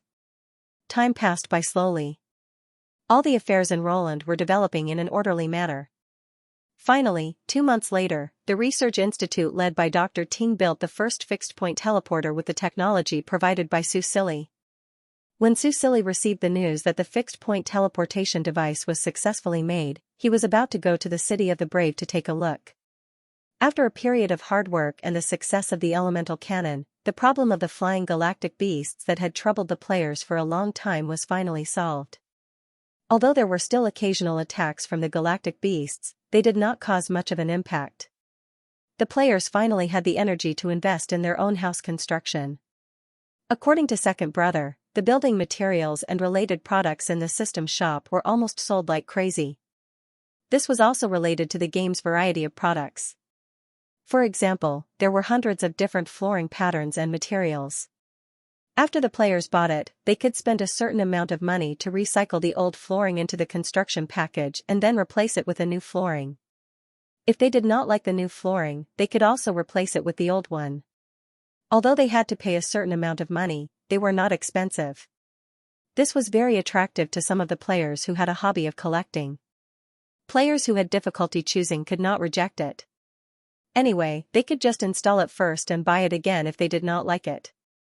These were all new flooring that the game's team had provided. After Su Yuhing proposed this concept, he did not really care about it. He did not expect Wang Lao to be able to fulfill his promise of providing better quality services to the players. And such high-quality service did indeed create a huge amount of profit. In the past 2 months, there were almost 400,000 new players who entered the game. It was supposed to be 500,000, but some of the players seemed to have listened to the suggestions on the forum. They were waiting for the Sea Elves land to be completed before entering the game, hoping to be reincarnated as Sea Elves. Susili used the contribution list from the previous Galactic Beast Tide. When the players' contribution exceeded a certain amount, they could exchange for land in the City of the Brave. There was no limit to the amount of land. Of course, the land could be freely traded. In this way, the players' enthusiasm to complete their daily missions was reignited. In addition, the contribution points obtained from clearing the monsters were the highest, so the speed of clearing the galactic beasts was increasing day by day. Because most of the galactic beasts had been cleared, the reclaimed land was not far from the original border of Roland. In addition to the players' City of the Brave, Susili was also considering building a 6th main city. The population density of the 5 main cities was still too high. It was completely possible to build a few more main cities. These cities were real cities, not main cities. They were as big as a province in the real world. However, this could be done slowly. After receiving the news from Dr. Ting, Susili gave up on his original plan. He and Xixing turned around and headed to the research institute. The legend of Roland's secret research institute had also spread among the players. This was a surprise. Originally, with Xiao Wu's military factory next door, the research institute was very safe. The chances of players breaking in were close to zero. Due to the fact that they had been here before, many players had snuck over, probably wanting to see if they could trigger a quest. Such a special setting was undoubtedly very attractive to players. Unfortunately, every player who came to explore was mercilessly killed by Xiao Wu. It knew that the players could be resurrected and could not be killed like it, so it did not show any mercy. The players were defeated again and again, but they still couldn't break through the defense line. In the end, they gave up and decided to wait until their levels were higher. However, because the construction of the underground laboratory required an elementalist to form a small team, Chief Engineer Ikeda took in a few players into his team. These players were all veterans of construction games. Some of them were even famous architects in the real world. As members of the team, it was completely reasonable for them to enter the research institute. As a result, some scenes in the research institute were secretly filmed by them and circulated. Among them, the video of Dr. Ting developing the mech was the most widely circulated. The players speculated that this was prepared for the next expansion pack. This secret research institute would definitely be the main character of the next expansion pack. With the contribution points that they had accumulated, they might be able to exchange not only for land, but also for mechs. After hearing Second Brother's question, Susili had to admit that the players had a very rich imagination. If the mech development was calculated according to a 100% progress rate, it was estimated that it was not even 1% complete. This was what Dr. Ting had told him personally. After all, mechs were different from land. Land was free to him. After he gave it to the players could help him build it. However, mechs were real money-swallowing beasts. Using contribution points to exchange for mechs? Don't even think about it. It was still too early to think about this, so Susili did not think about it for now. After arriving at the research institute, he was led to the underground laboratory by Dr. Ting. This fixed-point teleportation device was about 3 meters tall. It had a metallic appearance and looked very high-tech. Susili scanned it with his mind power and found that this device was not hollow. Therefore, the items that were transported were not transported through the interior. Dr. Ting said, "Your Majesty, the test of the short-distance fixed-point teleportation device has been completed. The test results are very good, very perfect." Then, he began to demonstrate for Susili. The large screen on the wall lit up. About 5 figures appeared on it, divided into 5 smaller screens. They were all elementalist guards stationed at the research institute. Now, they were captured by Dr. Ting for experiments. They are in Glaze City, Starcatcher City, Twilight Frost City, Orchid City, and near the original border of Roland. I have recorded their coordinates. Susili listened to his explanation and nodded. Then, he saw Dr. Ting personally controlling the device. He asked someone to put a box in front of the device. Then, he started to operate it on the panel. As the energy accumulated, a silver-white dot lit up at the tip of the device. Finally, it shot out and bombarded the box. The box was completely enveloped by the silver light.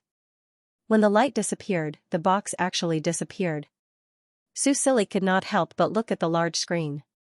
On the screen of Glaze City, a dot of light appeared about 2 meters above the ground. The dot of light slowly expanded into a circle of light about 1 meter in diameter. When the circle of light disappeared, the box with the research institute's logo appeared. With a whoosh, it fell down. The guards quickly caught it. Susili could not help but nod. This was similar to when Star Alliance dropped packages to Roland, but it was not as accurate. It could only be dropped in a general area. Then, Dr. Ting did the same.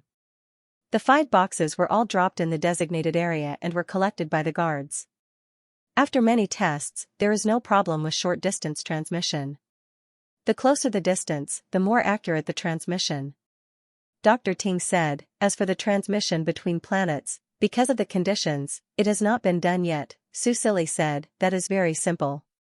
Then, he called Xiao Wu and discussed a few things with it. On the distant planet Skada, 5 small civilian spaceships patrolled the sky. Every time the people of Skada saw the spaceships, they would feel a sense of relief. However, when they saw the national emblem of the Roland Empire on the spaceships, they would occasionally feel a little complicated. Roland and Skada had a very deep relationship. If it was not for Roland's Princess Veer, they would not have been able to control their current wealth. In other words, they would not have been able to discover this way of making money decades ago. However, because of Roland's difficult situation, they could not help but look down on this ally.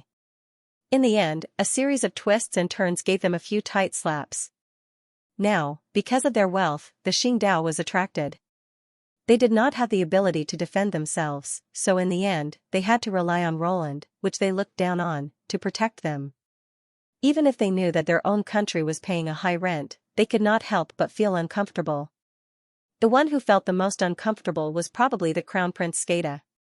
The mecha squad that he had painstakingly trained and nurtured was completely annihilated. Meanwhile, Roland, which he used to look down on, had the military strength to crush them. They even had the spare energy to send 5 spaceships to them. When these 5 small spaceships first arrived, he was still complaining about them. However, when the Xingdao arrived, these 5 small spaceships gave him another slap in the face. Now that he was facing the Roland Empire, he no longer dared to use common sense to speculate. When he noticed that one of the small spaceships suddenly deviated from its patrol route and headed towards outer space, the Crown Prince Geta could not help but feel nervous. Could it be that the Xingdao is here again? He quickly contacted the liaison officer that Roland had stationed here. A light screen appeared, and a 5-year-old boy appeared in front of the Crown Prince Geta. This child had silver hair and purple eyes. He had the same features as the House of Roland. His facial features were delicate and cute, and he looked like a doll. It was said that this Highness Xiao Wu used the most advanced star network technology to achieve the ability to remotely control spaceships. Originally, the Crown Prince was quite dissatisfied with the fact that Roland had actually sent someone to be the commander-in-chief of the spaceships. However, after experiencing the previous battle, he was completely impressed by this little kid. Roland did not station any personnel here. The spaceships that were transporting the food had already returned after the exchange. There were no living people on these 5 small spaceships. They were all remotely controlled by this little highness. Your Highness Xiao Wu. The Crown Prince Geta looked at the little boy and respectfully greeted him. Yes. Xiao Wu nodded. Do you need something from me? The Crown Prince Geta then asked about the spaceship that deviated from its orbit. Oh, I found something suspicious, so I went out to take a look. Is there a problem? Xiao Wu was becoming more and more like a real human. He could even lie with ease. No, no. The Crown Prince Geta hurriedly shook his head. May I ask if it has anything to do with the Xingdao? We'll have to take a look to find out. Xiao Wu looked at him strangely as if he had asked a very stupid question. The Crown Prince Geta was speechless. He did not know what to say. While they were talking, Xiao Wu had already flown the spaceship to a small planet near planet Skata. He then sent the coordinates to the research institute. Thus, the research institute successfully carried out a long-distance transmission experiment and achieved success. Su Silly looked at this scene and nodded happily. Then, let's not waste any more time. After he finished speaking, he immediately contacted Su Fengqing, who happened to be online. When he came over, he told him his plan. You want to assassinate the leader of the Bavad Empire? Su Fengqing looked at his little brother and nodded. After pondering for a moment, he finally agreed. It was time to take revenge for the Sinos. Then, what can I do? Su Silly explained, Big brother, I'll turn you and Xixing into cards. Then, I'll use the fixed-point transmission device to send you to planet Bavat. The fixed-point transmission device could only send non-living objects. When the time came, if he wanted to send players, he could just ask them to commit suicide and send their bodies over. It was simple and convenient. And then? Su Fengqing asked. And then, Big brother, you'll find a safe place to hide. After Xixing kills Arnold, he'll come back to find you. Su Silly paused for a moment. Su Fengqing frowned. And then? And then, Xixing will be turned into a card. Please bring him back. Su Silly's gaze was a little evasive. It was obvious that he was a little guilty. Su Fengqing's frown deepened. He looked at his little brother and narrowed his eyes. Then, how do I bring him back? Su Silly looked at the sky and the ground. He did not dare to look at him. Just, like that, like what? Like all the heroes know how to do, he knew that his big brother had tied the revival point to the Imperial City, so, he looked up at his big brother pitifully. Su Fengqing. Su Fengqing looked at the silver-haired youth in front of him. Looking at his pitiful appearance, his heart softened. He sighed and said, It's possible, but, can't you summon him? Yes. Su Silly calmed down and nodded. But we haven't tried to summon from another planet. This time, we're 2 planets away. I don't know if the summoning technique can still be used, so, actually, we don't necessarily need Big Brother to bring him back. Just in case, Xixing will go to planet Beirut first. If the summoning technique really can't be used, it won't be too late for Big Brother to go over. Su Fengqing narrowed his eyes and looked at him. Suddenly, he extended 2 fingers and flicked the youth's forehead. Ouch, Su Silly pretended to be in pain. He covered his forehead with his hand and looked at him accusingly. Su Fengqing didn't soften this time. Instead, he glanced at him and raised his eyebrows. Do you still need to play tricks when talking to Big Brother? Was it because he didn't agree just now, so he continued to persuade him? If he reluctantly agreed, would he use the following words to appease him? Seeing that he was seen through, Su Silly smiled and didn't continue the conversation. Instead, he changed the topic. Big Brother, then we have a deal. At this time, Xixing suddenly said, if Ollie can't summon me, I can find a way to come back myself. Su Fengqing looked at him coldly. How long will that take? Xixing was silent. Su Fengqing continued speaking with a stern voice.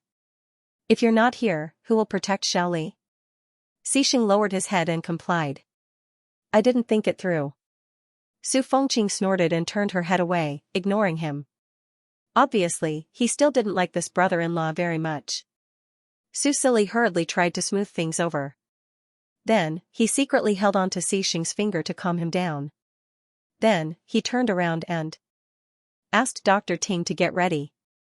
While they were talking, Su Silly set up a soundproof barrier so that no one could hear what they were saying. Besides, the researchers weren't from the Roland Empire, so they didn't find it strange that Xixing was so respectful to Su Fengqing. They were just a little curious about his identity. Under Su Silly's instructions, they began to get busy. Su Silly asked Xixing to get ready. At this moment, Su Fengqing suddenly asked, how confident are you? Huh? Su Silly looked at him. Su Fengqing frowned and looked at the map of planet Bavad on the screen on the wall. He said in a low voice, how confident are you to kill the leader of the lizard men and then retreat safely?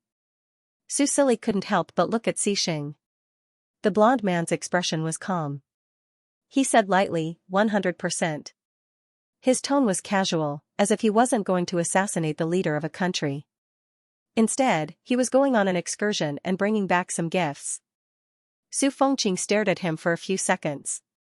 After Su Silly asked, his expression softened.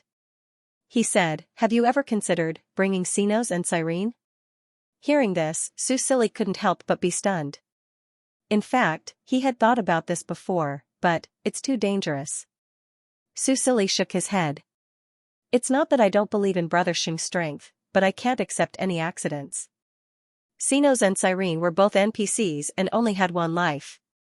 Although they were protected by the leaves of the Tree of Life, going deep into enemy territory, Su Silly couldn't agree. Even if he knew that if he told them, they would definitely want to go and avenge the late emperor with their own hands. Then let's do a livestream, Su Fengqing said. What? Su Silly was stunned again. Su Fengqing continued, you once said in front of the camera that you would make the lizard men pay the price. Now, it's time to fulfill your promise. Su Silly looked at him with some surprise. He felt that his big brother was a little too free. They were going to assassinate someone, how could they do a live stream? And a live stream in front of the entire country, he looked at Xixing again. Xixing's expression was still calm. Even if they receive news in advance, they can't stop me. Now that Xiao Wu was there, the lizardman's plan in Roland had been completely destroyed. Even if there were remnants, there was no way for them to send messages to other planets. Therefore, his assumption was not valid at all. Su Silly looked at Xixing, then at his big brother. He couldn't help but touch his chin. In the end, he nodded and said, okay, then let's play big. On this day, all the TV channels in Roland that were broadcasting flickered and switched to the same image. Their young monarch appeared on the TV screen. Cyrene and Xinos, who had received the news, had already gathered in front of the screen. Beside them were some old people from the palace. On the screen, the silver-haired, purple-eyed young man said with a serious expression, I think everyone should remember that on the eve of the Beast Tide, I said that the Bavad Empire had plotted a series of schemes against Roland. There was a hint of pain in his eyes. For years ago, the sudden Beast Tide destroyed everything that Roland had painstakingly built for hundreds of years. Not only did it take away our homeland, but it also took away the lives of countless people of Roland. Among them was my father, the Emperor. It was he who used his own life to activate the guardian array of Roland's 5 main cities. He left a spark of hope for Roland during the Beast Tide. In the end, he did not live to see the moment when Roland rose again. As he spoke, many of the spectating subjects couldn't help but recall the hellish scene 4 years ago. They also remembered the great late Emperor. They didn't know that activating the guardian array required the Emperor to sacrifice his life. At this moment, they were shocked and sorrowful. Even Sinos and Cyrene couldn't help but tear up. On the screen, the young monarch's sorrowful expression disappeared. His eyes were burning with a raging fire, as well as a deep-rooted hatred. And all of this was a plot by the Bavat Empire against Roland in order to steal our homeland. I said before that I would make them pay the price they deserved. Now, this time has finally come. Now, please witness the beginning of Roland's revenge against the Bavat Empire. At first, the people were confused. Then, after digesting the young man's words, thunderous cheers instantly resounded throughout the empire. The Bavat Empire. Those abominable lizard men, kill them. Avenge our lost homeland. Avenge our dead loved ones, the people shouted and fell into a state of madness. They supported their monarch without hesitation. As long as the monarch gave the order, they would immediately pick up their weapons and rush to the enemy. At this moment, there was a huge commotion even in the army. Fortunately, the generals suppressed it. Although their blood was boiling, they couldn't help but have doubts in their hearts. What was His Majesty trying to do? How was he going to take revenge against the Bavat Empire? Why didn't they receive any instructions? Moreover, the land hadn't been fully recovered yet. Wasn't it too hasty to attack the Bavat Empire at this time?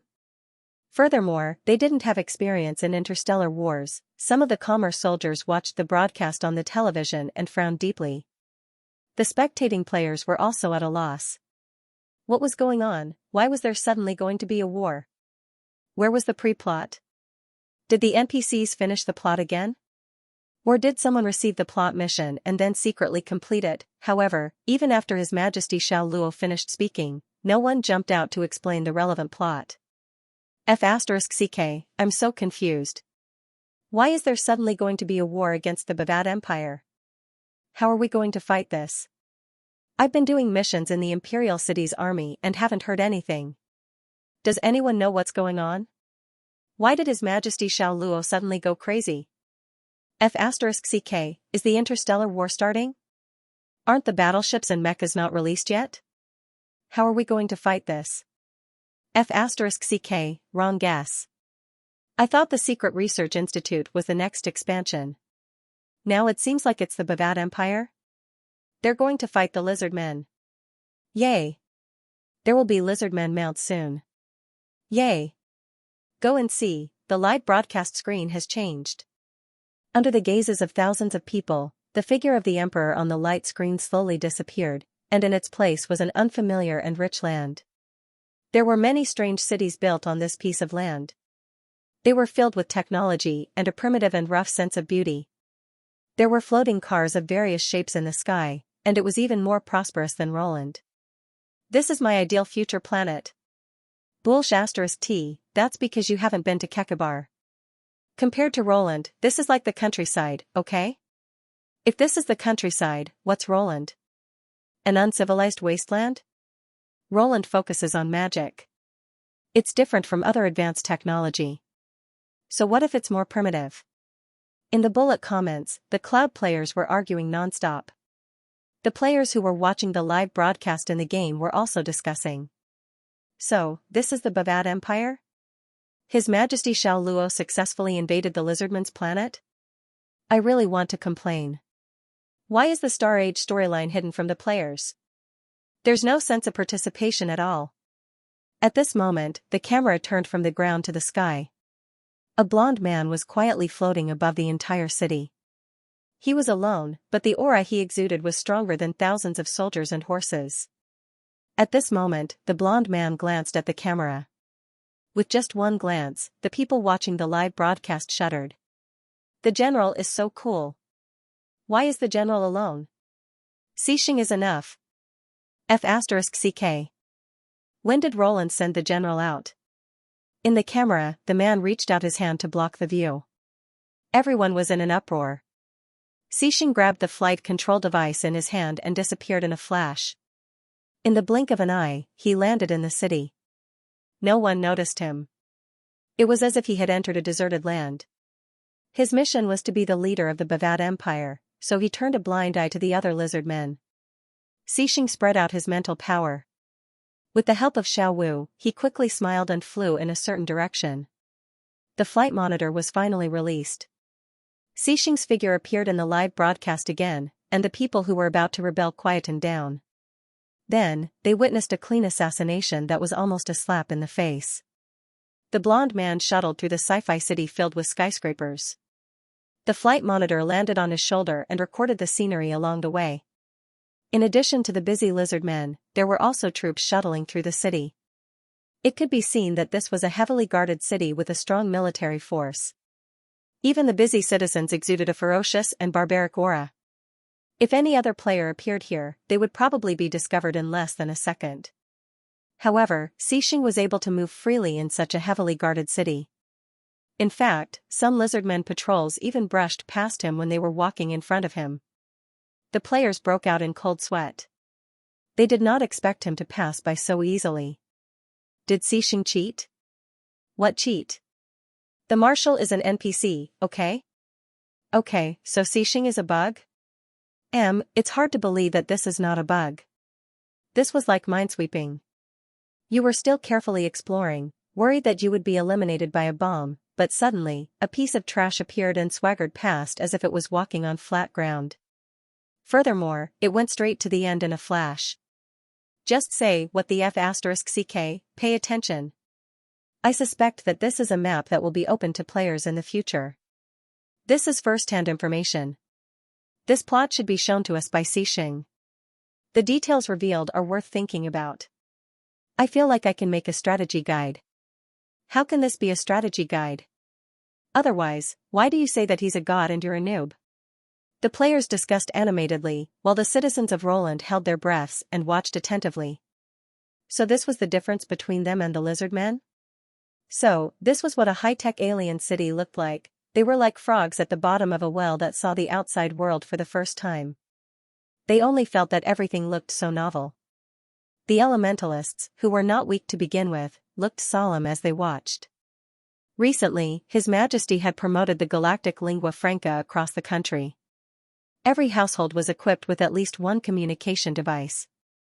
The communication device came with a voice assistant that could translate the Roland language into the galactic language and set up a learning mission for each family. His Majesty required every citizen to master the interstellar lingua franca.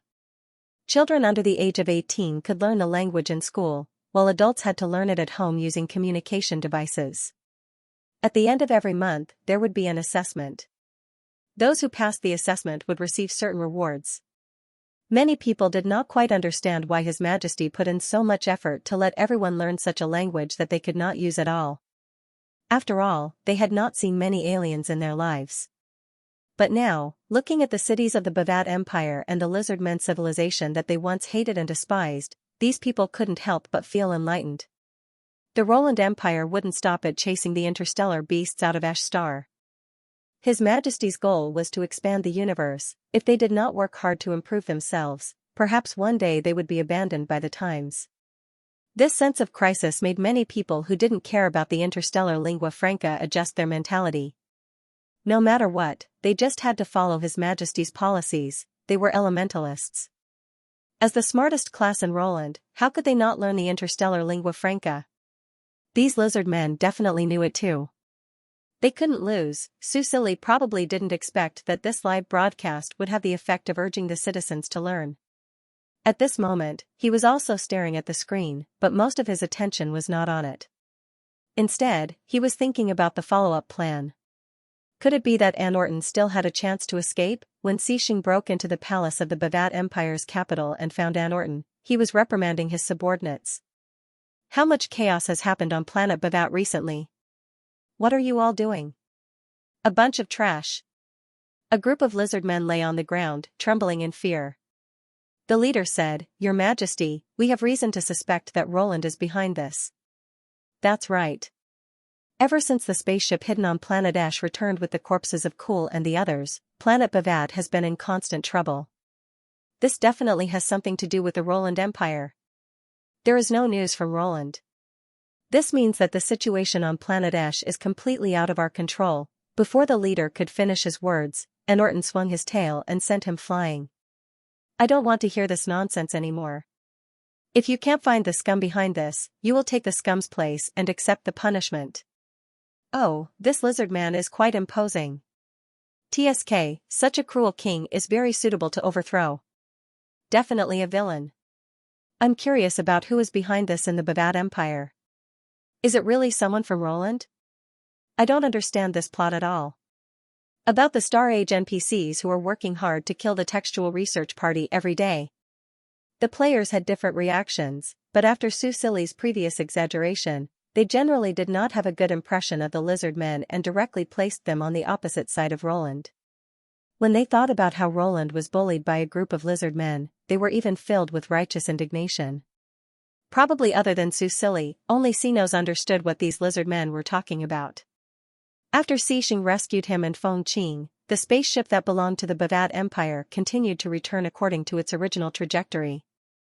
Xiaowu was hiding in it and successfully entered the Bavat Empire's intranet. This time, for Xixing to be able to successfully teleport to planet Bavat, the coordinates sent back by Little Five played an important role. Xeno stared at the lizard man on the screen. Cyrene was right beside him. The siblings' expressions were almost the same. They hated the Bavat Empire to the core, after knowing that the tragedy that happened in Roland 4 years ago was a conspiracy of the lizard men. They really wanted to go to planet Bavat personally to avenge their father and the people of Roland who died. As for this broadcast, they knew that Sinua had prepared it for them. Since they could not do it personally, they must personally witness the death of the leader of this conspiracy, the leader of the lizard men. In the hall, all the lizard men trembled and knelt on the ground. The pressure released by Anton was so strong that they could not even raise their backs. Anton's cold vertical pupils stared at them. Suddenly, he paused and looked at the sky above the hall in disbelief. He saw a figure in a snow-white military uniform floating in the air and slowly descending from above. Xixing was floating in the air above the heads of the ministers. He removed his passerby halo, and the flying surveillance camera had already flown away from his shoulder to find the best angle to take a picture. "It's you, Xixing." Anton could not help but widen his eyes. Although he had always wanted to rope in this powerful person from Roland, when he appeared in his hall without warning, only fear was left in his heart. Xixing looked at him indifferently. Seeing that he was about to escape, he did not stop him. He just thought about Ali's instructions before he came here. Must be handsome, must be cool. He tilted his head slightly and pressed his hand on the hilt of his sword. The audience only saw the blond man floating in the air pressing his hand on the hilt of the long sword at his waist. Then, there was a clanging sound. He pulled out the longsword, then, put the longsword back into the scabbard. The blade fell into the scabbard and made a clanging sound. Huh? What happened just now? The players looked at this scene blankly, while the people of Roland held their breaths and waited. They believed that their guardian god must have a reason for his actions. Then, they watched as the lizard man leader, who was about to turn around and run, suddenly froze in place. He did not even have time to scream before his body slowly split into two. Boom! Anton's body was split into two halves and fell to the ground. The lizard man ministers looked up in confusion and stared blankly at their leader who suddenly died. They were at a loss and could not believe it. Not only them, even the people who watched the whole process in front of the live broadcast were also confused. But soon, this confusion was replaced by excitement. All the people of Roland who saw this scene cheered and jumped up. Sure enough, their guardian god was the most powerful person. A mere lizard man leader was nothing compared to him. That's awesome. So the sword strike was too fast just now, to the point where the flesh couldn't distinguish it? Damn it, he got me. I'm going to report. Xixing is a bug. Report my ass, he's the guardian god of our faction. Yes. Xixing is a god, the guardian god of Roland. That's why he's so powerful. The players who wanted to report came back to their senses. That's right, this is an NPC from our faction. With such a powerful NPC, do we need to be afraid of other factions in the future? That's why we can't be weakened. I'm going to report myself. Xianxia is not a bug, he's a god. Marshall is awesome. Guardian God is awesome. Xianxia could not hear the cheers of the viewers in front of the live broadcast. He looked at the lizardman ministers below and threw a card into the air. The card changed, and a huge black dragon appeared in the main hall. A pair of huge feet directly trampled the ministers of the Bavat Empire into meat paste. Su Fengqing's current strength was not the same as before. He had reached level 40, and after activating his bloodline power, he directly reached level 80. His strength was close to Xianxia's. The huge dragon roared and continuously attacked, completely destroying the political center of the Bavat Empire. The players were shocked again. This huge black dragon was Xianxia's pet. Xianxia, you're so awesome. Then, all the players who were online received a notification, ding. New expansion pack, Roland's Revenge, officially launched. F***CK. It's really a new expansion pack. So we're going to have a galactic war? F***CK, flying a spaceship and piloting a mech, we're going to reach the pinnacle of life. When the system announcement came out, the players were excited. How could they not be envious when they saw the lizardmen of planet Bavat piloting a high-end mech battleship? This was the right way to start a galactic game. They had been playing this game for a few months. The first beta tester had been playing for more than half a year, but they were still stuck on planet Escher. Although it was quite fun since it was a holographic game, everything was new, but it didn't stop them from yearning for the galactic war. So cool, battleships and mechs. However, as the strongest player, Xianxia didn't seem to need these things at all. Battleships and mechs were useless in front of him, they couldn't even detect his existence. One could only say that Xianxia was awesome. Guardian was awesome. It also reminded them that they couldn't lose the native class of Roland, the Elementalist. The player who switched to the Skada faction had clearly explained this point. Even if the Skada faction became their ally, this player still couldn't regain his Elementalist identity. However, this didn't stop them from yearning for a mech battleship. So, how should they play this new expansion pack? Ding! From today onwards, players above level 30 can go to the main city's military base to receive prerequisites. After completing the prerequisites, players will receive Planet Bavat Pass, valid for 7 days, X1. With the pass, players can go to the Bavat Empire to carry out missions. This planet belongs to the enemy. Players can dispose of any items they seize on this planet. There are no restrictions on their actions. There were some explanations at the end, but just looking at the first line of dispose of any items they seize on this planet. There are no restrictions on their actions. It was enough to make the players excited. In other words, stealing from NPCs isn't against the law? Won't we be wanted? Ha ha ha ha, how can it be called stealing from the enemy? This is the price they have to pay. That's right. That's not stealing at all. The players discussed excitedly. The entire Starry Sky forum was flooded with traffic because of the new expansion pack. This time, many people even confessed to the game developers. The lousy game producers had finally heard their inner voice. Other than clearing the monsters, they had also given them a chance to find excitement. There were too many rules in Roland, and there were too many restrictions. NPCs were not allowed to be killed, items were not allowed to be stolen, and even murder and arson were not allowed. Was it fun to parade around the market with a big red name? However, in Roland, as long as you had a red name, you would be on the wanted list. Once you appeared in the city, NPCs would immediately appear and suppress you. Then, many functions would be disabled. He wasn't looking for excitement, he was looking for death. Although there were many other ways to play the game, it was still too mild for a portion of the players. Games were meant to be as exciting as possible. Now, they had finally opened the Chaos Special District. There are no restrictions on the player's actions. All loot belongs to the player, woohoo. Just thinking about it made him excited. Star Age was flooded with party requests, and there were many players above level 30. Basically, the 1 million players who participated in the Monster Horde quest were all at this level. If they weren't there yet, it could only be said that they were too lazy to do the daily quests.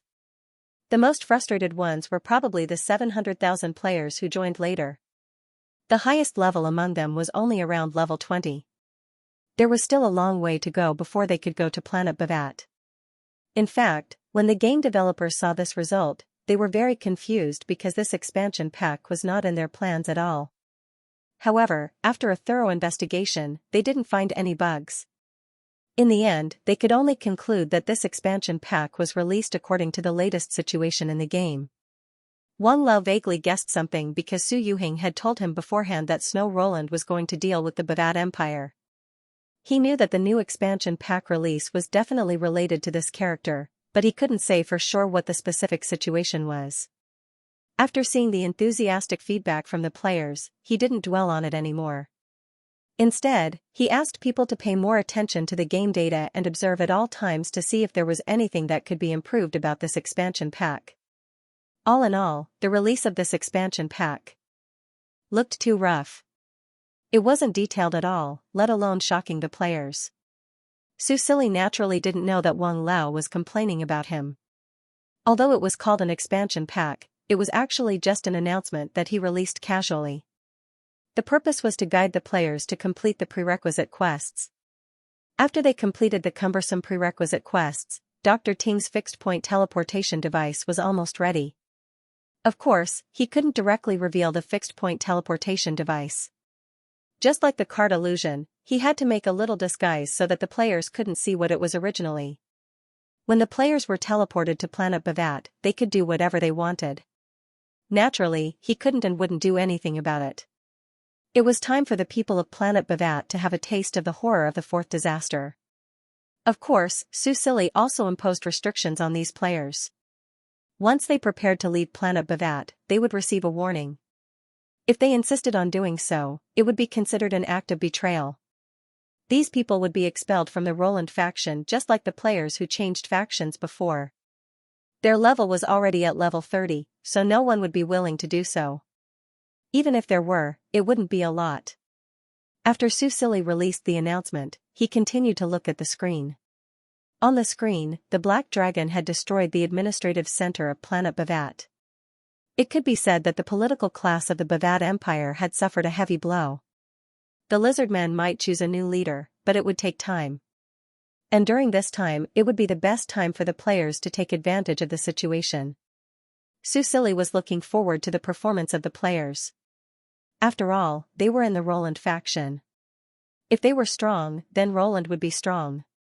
And through this war, they would not only increase their level, but also their equipment and strength. He was also very interested in the mechas and fighter jets on Planet Bavat. After watching the live broadcast for a while, in order to prevent his big brother from changing back to his original form, Su Silly switched the camera back. He once again appeared on the live broadcast screen. All over the country, the cheering people gradually quieted down. They looked at their young monarch, looked at his serious expression, and couldn't help but sit up straight and listen to his instructions carefully. The silver-haired young man said, "Just now, Marshal Xixing brought us a wonderful assassination operation.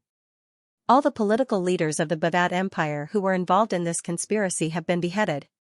Hearing his powerful words, the people applauded excitedly again. Only the players couldn't help but complain. "You call this an assassination?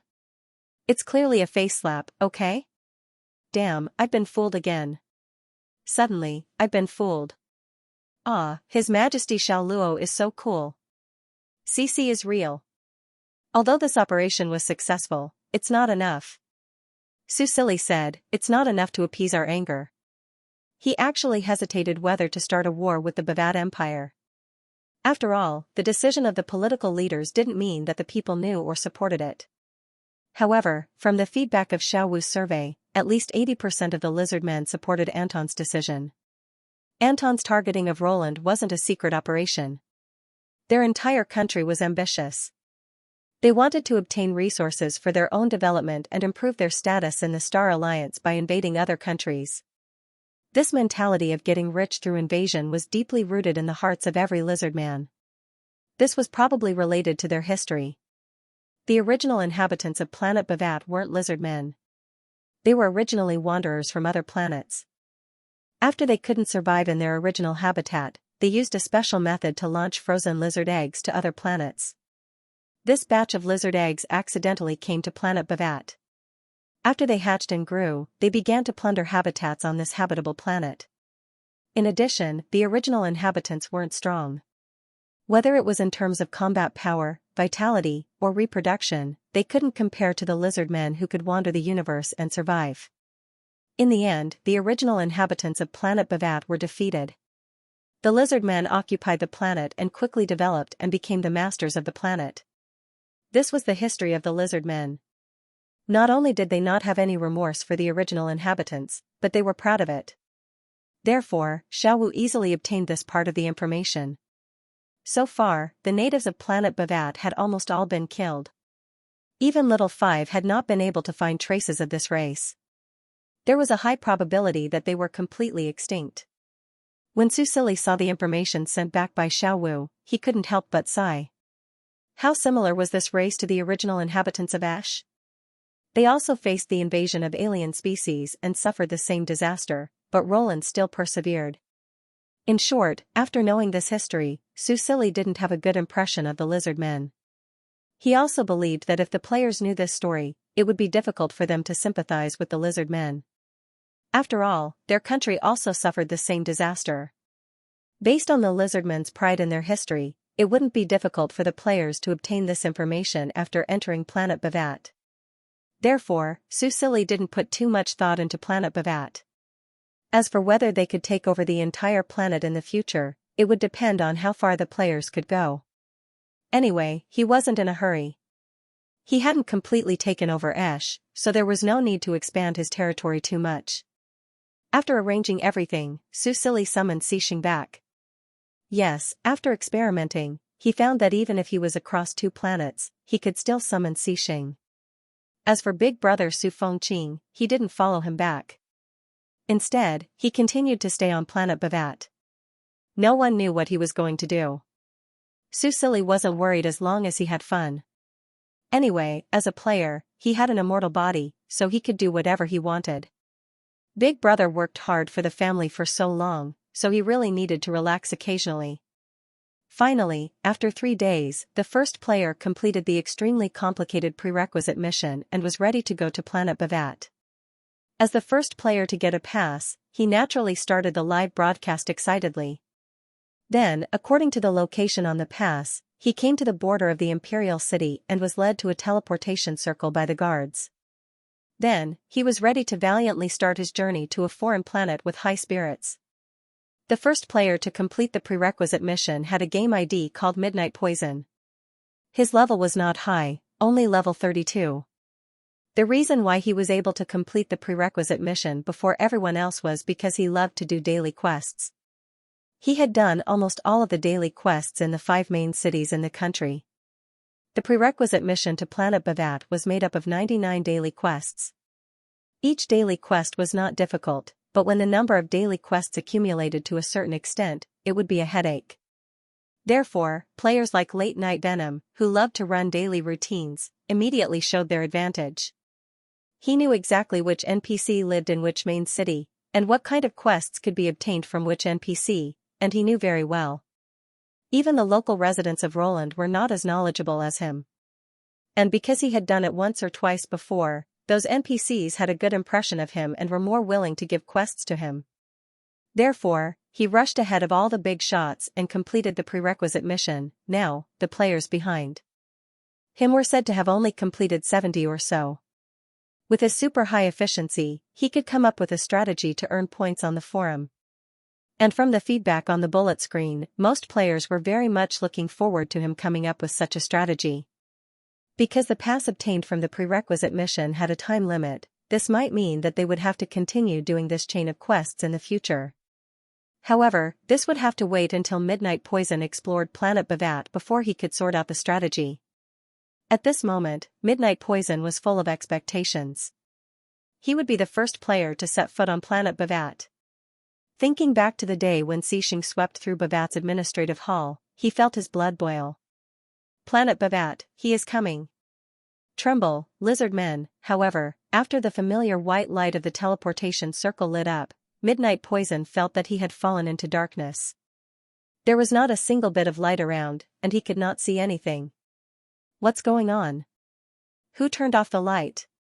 Midnight Poison raised his hand and waved it around, but he did not touch anything. Is there anyone here? Lizard men, give me your life. He shouted several slogans in the darkness, but he did not hear any response. It seemed that he was the only one around. No way, I just teleported and I'm already in a small black room. Midnight Poison was dumbfounded. If it was not for the colorful bullet screen accompanying him, perhaps he would have been scared. It's really dark, he couldn't see anything. He was so scared. At this time, he listened to the bullet screen and looked at his status bar. He realized that he was not in a special scene. This seemed to be a very ordinary place. So, what should he do next? Was he trying to find a way out in the dark? Because he was the first player to complete the prerequisite mission and head to Planet Beirut, many people were attracted to watch the live broadcast while running and completing missions. At this moment, seeing that he was in a predicament, many people stopped to watch curiously and help him think of a solution. After all, this was pioneering. With someone scouting ahead, they would be able to avoid a lot of unnecessary detours when it was time for them to leave. In the end, just as Poison was about to buy a lighting device from the system shop in the middle of the night, a line of words appeared in the void in front of him. You are in the process of interstellar transmigration. Transmigration location, Planet Beirut, please select your landing location. After these two lines of words appeared, a huge map of the planet appeared in front of him. This map emitted a faint fluorescent light that was still clearly visible in the dark. Late Night's Poison's eyes lit up as he looked at the map. So he hadn't finished teleporting. Just as he was about to select, another line of words appeared on top of the map. Detected that Planet Beirut's individual points are 0. Map selections are as follows. After this line of words, most of the plates on the originally bright map suddenly dimmed, leaving only a few plates scattered in various areas. Late Night was stunned, but he didn't think too much of it. After all, he didn't know what the positions on the map represented. It was his first time pioneering, so it didn't matter where he landed. Brothers, which one should I choose? He glanced at it and felt that it was all about the same. There was no other information on the map. So, just pick one? Isn't there any explanation? This mission looks so confusing. Isn't this the fun of exploration? How about this, Poison Bro, you take a picture of this map and post it on the forum.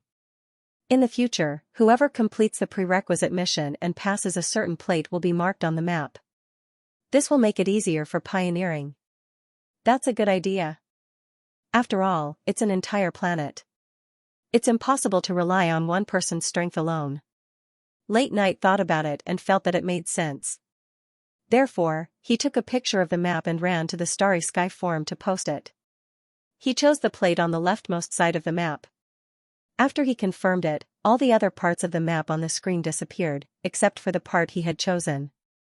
You have chosen Planet Beirut, Beirut City, teleporting in progress. Warning, warning. Interstellar travel can only teleport non-living objects. This teleportation has failed. Please select again. Late Night looked at the system notification and couldn't help but be stunned. F***CK. Can only teleport non-living objects? How do I do this? Please teleport within 3 minutes. Otherwise, you will be kicked out of the Interstellar Travel channel. F***CK, brothers, how do I do this? How do I turn myself into a non-living object? Late Night was anxious. That's right. A card master. Is it only possible to teleport by turning myself into a card? Cards are inanimate objects. But where do I find a card master now? Did Goddess Qingyan learn the ability to turn into a card? But how do I get here after turning into a card? Late Night kept walking in circles, and the countdown on the screen had already passed more than a minute. Xiao Wu, who was hiding behind the scenes, was also very anxious when he saw Late Night's anxious look. Why is this guy so stupid? The system already said that he was non-living. Why didn't he commit suicide? Finally, when the countdown reached 10 seconds, a player gave the correct answer in the comments. Late Night, you should die. Yes, let's see if the corpse can be teleported. Since their corpses could be eaten by interstellar beasts after they died, there was no reason why they couldn't be teleported. Yes, yes, yes. When the countdown reached 3 seconds, Late Night finally ended his life and fell to the ground as a corpse. When the countdown reached 0, he was still in the channel. Everyone couldn't help but sigh in relief, including Xiaowu. Although it was a little unusual for him to die without making a choice, Xiaowu didn't care about such details. He didn't know why his brother insisted on letting them find out that they could only teleport by turning into a corpse, instead of telling these heroes directly. However, it was quite amusing to see the brave warrior scratching his ears and cheeks. Xiaowu directly controlled the fixed-point teleportation device. After it was activated, the originally dark room was suddenly flooded with white light. After the white light disappeared, Late Night's corpse disappeared. Planet Beirut, outskirts of Beirut City. In the depths of a desolate desert, a place where ordinary people couldn't survive, a dot of light suddenly appeared in the air. After the dot of light dissipated, something appeared. This thing fell from the air and fell into the sand, raising a cloud of sand and scaring away a few sand snakes. What is that? In the desert, there were voices communicating. I didn't see it clearly. Do you want to go over and take a look? Another voice sounded. Will it be dangerous? Dangerous? Can it be more dangerous than the lizard men? Let's wait and see. Don't be impulsive. The two voices argued for a while and finally fell silent. After a while, seeing that the thing that fell in the distance didn't move, the two voices communicated again. It really doesn't seem to be dangerous. Then let's go over and take a look? After pondering for a while, the slightly calm voice finally said, then let's take a look. It needs to be smaller. In the sand, a small sand dune suddenly rose, followed by another one. The two small sand dune, about the size of a human's palm, one in front and one behind, they cautiously touched the deep pit in the distance. They were cautious, but their movements were swift, and soon they came to the sand pit. The two voices communicated again. This seems to be a corpse, the calm voice said with a hint of contemplation. What kind of animal is this? I've never seen a corpse like this. It doesn't even have a tail. The lively voice said, why did it fall from the sky? How did it die? Is it related to the lizard men? I'm not sure. The calm voice said, could it be a space creature like the lizard men? Late Night's soul was floating in the air. Because it took half an hour to resurrect after death, it could only communicate with the live broadcast bullet screen to pass the time. Fortunately, this was a desert, and it didn't seem to be dangerous. To be honest, when the teleportation was successful, he was shocked. No one would have thought that interstellar travel would require such a special method. Before teleporting, you have to die first? That's ridiculous. Players needed half an hour to resurrect. If the corpse was damaged after the teleportation and could only be resurrected in the city, wouldn't that be a GG at the beginning? However, the wisdom of the players to exploit loopholes was unimaginable. They were instantly enlightened and thought of another use of this method. Could they put the corpses of their companions into the storage compartment, bring them to planet Beirut, and then release them? This way, they wouldn't have to work so hard to get the pass. They could even form a team to explore, and the safety and efficiency would instantly increase by several times. Late Night couldn't help but feel that the players were all talents, but this method was beneficial to him. Because he could use his pass to help the players who didn't want to run the loop to smuggle and earn some extra money. In the bullet screen, there were already people experimenting with how to put the corpses of the players into the bag. Late Night wasn't in a hurry and waited for other people's strategy, but in the end, suddenly, he heard two very small voices talking about him. At first, he was a little scared, but it's already dead. He heard the lively voice say, the lizard men have eggs, but he doesn't. Yeah. The calm voice agreed. He doesn't have eggs, so he shouldn't be in danger. Late Night. The two voices were heard by the people watching the live stream, and the screen was filled with laughter. I'm laughing like crazy. Ha ha ha ha ha, is this for real? The host doesn't have one? Wow, a huge social death scene. Late Night was floating in the air, his face as black as the bottom of a pot.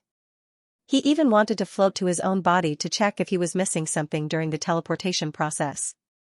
However, he quickly remembered that Star Age was a game. Whether it was players or NPCs, the important parts were covered in holy light, and nothing could be seen. Only then did he give up on this idea that could cause him to die even more. He stubbornly refused to admit it and said, "How is this referring to me?"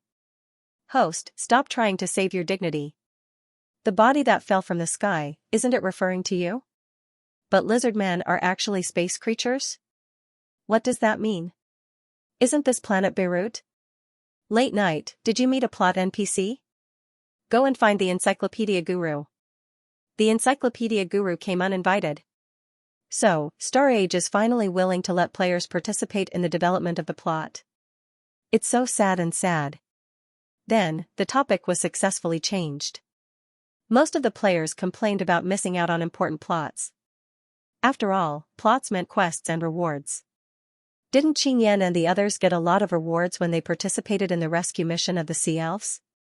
As for the Blue Mark, that was a special case, so there was no need to mention it. Late Night also thought of the plot mission, and everyone successfully changed the topic. He was happy and quickly looked around, trying to find a plot NPC. However, after looking around, he still saw nothing. Could it be that these two NPCs know how to become invisible? He muttered and looked at the time.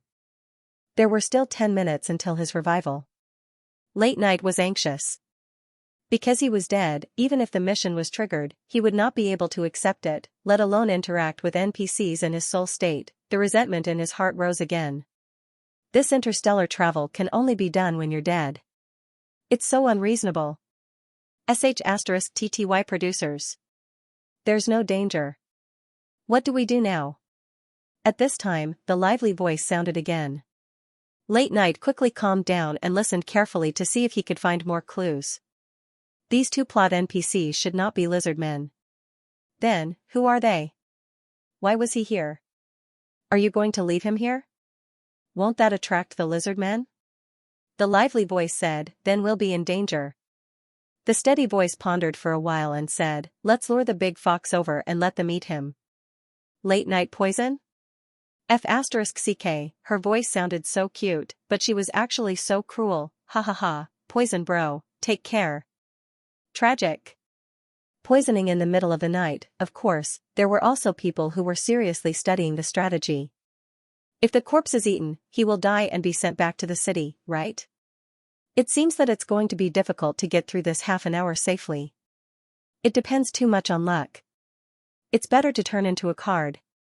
After you teleport over, you can control the time of your return. Moreover, your body is small enough to be concealed. If you're taken away by NPCs, you can even take the opportunity to infiltrate the enemy's base. So, this expansion pack is actually part of the Card Master game? Should I go and become a card user first? But I heard that it's very difficult to become a card user. Something's not right. Then, martial artists could also become non-living objects. For example, the metal element can be turned into a sword. Wow, that's a good idea. Why didn't I think of that before? *CK, martial artists have the advantage in the sea. Does this mean that, this new expansion pack means that the era of martial artists has arrived? Late Night Poison looked at the discussion in the bullet screen. After he came to a realization, he felt a little upset. He was a martial artist, but unfortunately, he chose the light element. Even if he had thought of the possibility of martial artists becoming non-living objects, but, could it be that the strange passage could send a ray of light? Just thinking about it made him feel that it was impossible. However, he quickly thought about it and felt that it was not a pity. It was because he could become a ray of light that he could move as fast as lightning and finish the 99 rounds of the mission so quickly. There were pros and cons, but he still liked the feeling of running around as a ray of light. He was reluctant to give it up. Sigh, forget it. I'll just take it as accumulating experience this time. Late Night Poison was already lying flat. Anyway, his pass was still valid for 7 days. Even if he died and was sent back to the city, he could still use it later. At most, he would not choose this place to land next time. However, he waited for a long time. When the 10 minutes were almost up, he did not hear the two voices again, nor did he see the big fox. In the desert, gusts of wind blew past. He could vaguely see a few small bugs crawling past. It was a calm and peaceful feeling. At this time, late-night Poison's heart was filled with hope again. As long as the resurrection time was up, he could immediately turn into a ray of light and escape. Although his combat strength was not very good, his escape ability was awesome. He was definitely one of the best in the Star Age. After all, who could run faster than the speed of light? Time passed by slowly. The moment the countdown ended, late-night Poison was ready to resurrect on the spot. However, he heard a loud noise coming from behind a sand dune. He made a prompt decision and quickly turned into a ray of light after resurrecting. In the desert during the day, there was no lack of sunlight, although the light in this place was a little dazzling. A strong sense of security returned. Late-night Poison felt a sense of joy from the bottom of his heart. Sob, it was great to be able to escape this disaster. Rumble, a loud noise came from the sand dune again. Late-night Poison hurriedly controlled his body and quickly moved toward the sand dune. Since he had already turned into a ray of light, others could at most imprison him. As for harming him, he had not encountered anyone yet. In the blink of an eye, he flipped over the giant sand dune that was more than 10 meters high. Behind this sand dune, he saw a hover car. Although it was a hover car, compared to Roland's civilian hover cars, this one was much more eye-catching. Not only did the material look very high-end, but the body was smooth and had a sense of technology. The key was that there were 2 gun muzzles on both sides. Late-night Poison felt that this was not a hover car. It should be called a small fighter jet, F***CK, this car is so cool. It looks so high-end. Fans are ecstatic. Ah, hurry up and take this car down. Late-night Poison is going to be rich. I'll buy it from you for 100,000. Even if it's 200,000, I think it's fine. Yes. You don't have to hand over the resources seized on planet Bayrat. Late-night Poison, hurry up. Late-night Poison looked at the bullet screen and was speechless. He was alone, how could he hijack a car, and they wanted to bribe him with just 200,000? Did he look like someone who lacked money? He would need at least 300,000. He ignored the crazy bullet screen and looked in the direction that the hover car was chasing. Boom. Boom. Boom, the hover car continued to fire cannonballs, blasting holes in the sand dunes. Sand and dust flew everywhere as the hover car chased after them. However, the Poison in the middle of the night did not discover what the hover car was chasing. He thought of the 2 voices just now. So the car was chasing the 2 invisible NPCs? Then how did the people in the hover car find them? What should he do now? Ding. Congratulations on triggering the elite mission, the chase between the lizard men and the natives of planet Bayrat. You will decide the direction of the next storyline mission, please make your choice. 1. Help the natives of planet Bayrat escape. 2. Help the lizard men capture the natives of planet Bayrat.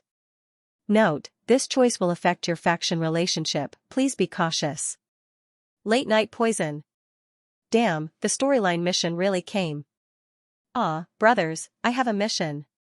Late-night Poison shouted as he chased the hover car. He had set up the voice channel, so the NPCs could not hear him.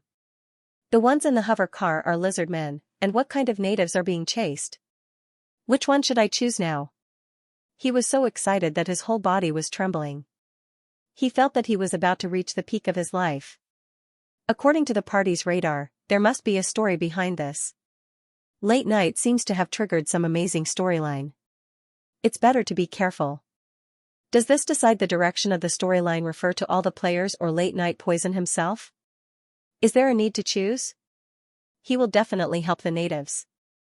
The lizard men are the enemy of the Roland Empire. The enemy of my enemy is my friend. But, if he chooses to help the lizard men, will he be transferred to the Bayrat Empire faction? Wow, I suddenly saw a new immigration method. The players who wanted to see the world burn began to encourage Late Night Poison to choose the lizard men. Late Night Poison felt that these people had a grudge against him. What was so good about the lizard men? Why would he give up everything in Roland and transfer to this faction that looked like cannon fodder? Although, at present, the lizard men faction's technology level was very high. Late Night Poison still chose to help the natives escape in the end, but the problem was, he really did not know where these two natives were. He thought for a while, then quietly flew to the top of the lizardman's hover car. At this moment, after a wave of crazy shooting, the two muzzles had stopped, but looking at the light at the bottom, it was obvious that they were still charging. Late-night Poison measured the caliber of the muzzles, then opened the system shop, clicked on the ingredients interface, and found flour. Then, he did not care about anything else and stuffed bags after bags of flour into the muzzles. Although he did not know if it would work, he would know after trying. After he stuffed about 4 or 5 bags of flour, he vaguely heard a siren. Apparently, the hover car system had detected an abnormality. However, it was too late. Boom, the muzzles that were blocked exploded in the next moment. White powder flew in the air, and the hover car was affected by the huge shockwave. It rolled over and miserably crashed into the sand. The moment the cannon was about to explode, Late-night Venom once again turned into a ray of light and quickly dodged. But even if he was in the center of the explosion, as long as he turned into light, he would not take much damage. At most, he would lose a few points of health, but it would not affect him much. He looked down from the air and saw the energy cannon of the hover car explode, flipping the entire car over and crashing into the sand. It only stopped after a few somersaults. On the ground, the parts were scattered all over the ground. Flour flew everywhere like snowflakes. It looked like a scene that would only appear in special effects movies. Late-night Venom felt his heart pounding. Oh, this is too exciting. The Star Age is always a god, however, the fans who were watching his live stream didn't think so. Damn, my dream car is gone just like that. Late-night, you are wasting a gift like this. Exactly. Such a high-tech car can be sold for hundreds of thousands. Poison bro, I don't want to scold you, but even if you don't like the lizard men, you don't have to be mad at the car. The car is innocent. Late-night Venom was very speechless. He was too lazy to argue with these idiots. At this time, a system notification popped up. Ding. Assisted in killing, Yas LV42. Obtained experience, ding. Assisted in killing, ding. Congratulations on completing the elite mission, the chase between the lizard men and the native of planet Bavat. Assisted the native of planet Bavat in escaping. Obtained rewards, ding. Experience is full. Level increased to LV34. Obtained all stats. Late-night Venom was shocked when he saw the series of notifications. Oh, brothers, I leveled up twice. This is too good. How many missions did I have to complete to level up once? Now I leveled up twice. Late-night Venom was so happy that he almost could not maintain his light form. He finally knew why his friends liked to go on adventures in the wild so much. They wanted to be the first to do new activities. This kind of sudden leveling up in such a short period of time was too good to be true. Other than strength, that elite mission also gave him points. Thinking back to the time when he was teleported over, because his points were 0, many of Planet Bavat's map plates had darkened. Late-night Poison quickly looked at the points description. Beirut battlefield points, completing missions on planet Beirut, killing lizard men, destroying lizard men strongholds, and other activities can be rewarded with points. Points can be used to unlock teleportation maps, exchange for rewards, and more. Please explore on your own. Accumulated points, 25, wow, points can be exchanged for rewards. Late-night quickly opened the battle points store and realized that the interface was quite similar to the faction storage. No, this interface was the faction storage. Originally, the faction warehouse could only be exchanged with role and faction reputation, but now the faction warehouse had points added. Late-night Poison looked at the ratio and found that battlefield points were much more valuable than reputation. An item that required 100 reputation points could be exchanged for with 50 battle points. However, there were also some items that could only be exchanged with reputation points. As for the items that could only be exchanged with battle points, there were some. At the bottom right corner of the interface, there was a new page. Late-night Poison opened it and saw that at the top, it said Beirut Battlefield Points Store. There were many items that could be exchanged. Looking at the icons, he knew that they were all high-tech items. He even saw mechas. Unfortunately, the icons of these items were all gray. The only thing that was lit up was Planet Beirut Pass, valid for 7 days. Oh, that meant that if he had enough points in the future, he did not need to do the 99 points mission anymore. He could just exchange for the pass. I like this. I'm really going to vomit from running the missions. 99 points. Which idiot thought of this? It's amazing. But you need points to exchange for it. Points should be quite hard to get, right? Late Night Poison completed an elite mission and killed 2 lizard men to get 25 points. Yeah, this pass costs 500 points? Why don't you just rob it? Late Night Poison also felt that it was a scam. However, he quickly saw a new button. Points exchange rules. He opened it and found that he could actually use the items obtained on Planet Beirut to exchange for points in the military department of the Roland Empire. After seeing this rule, he looked at the messy parts scattered all over the ground. His expression suddenly changed. Damn, these are all points. He looked at the burning hover car buried in the sand. After confirming that it would not explode again, he hurriedly ran to the ground and bent down to pick up the parts. Although he did not know how many points he could exchange for, it was still worth it. Tisk, TSK, TSK. They said that you don't need to hand in the things. So this is what they were waiting for. The producers are really bad. It's okay. After all, you can choose whether to exchange for it or not. If you don't exchange for it, you can keep it. Guys, do you think you can use these parts to assemble your own mecha? I'm very knowledgeable about assembly. How can this be the same as in real life? You don't have the blueprint. Even if you assemble one, it's hard to say if it can run. That's not necessarily true. Since this is possible, it means that you can definitely find the blueprint in the game. Yes, the mecha will definitely have the ability to freely modify in the future. I think we can look forward to it. If you want to develop in this direction, you can definitely collect the parts for research.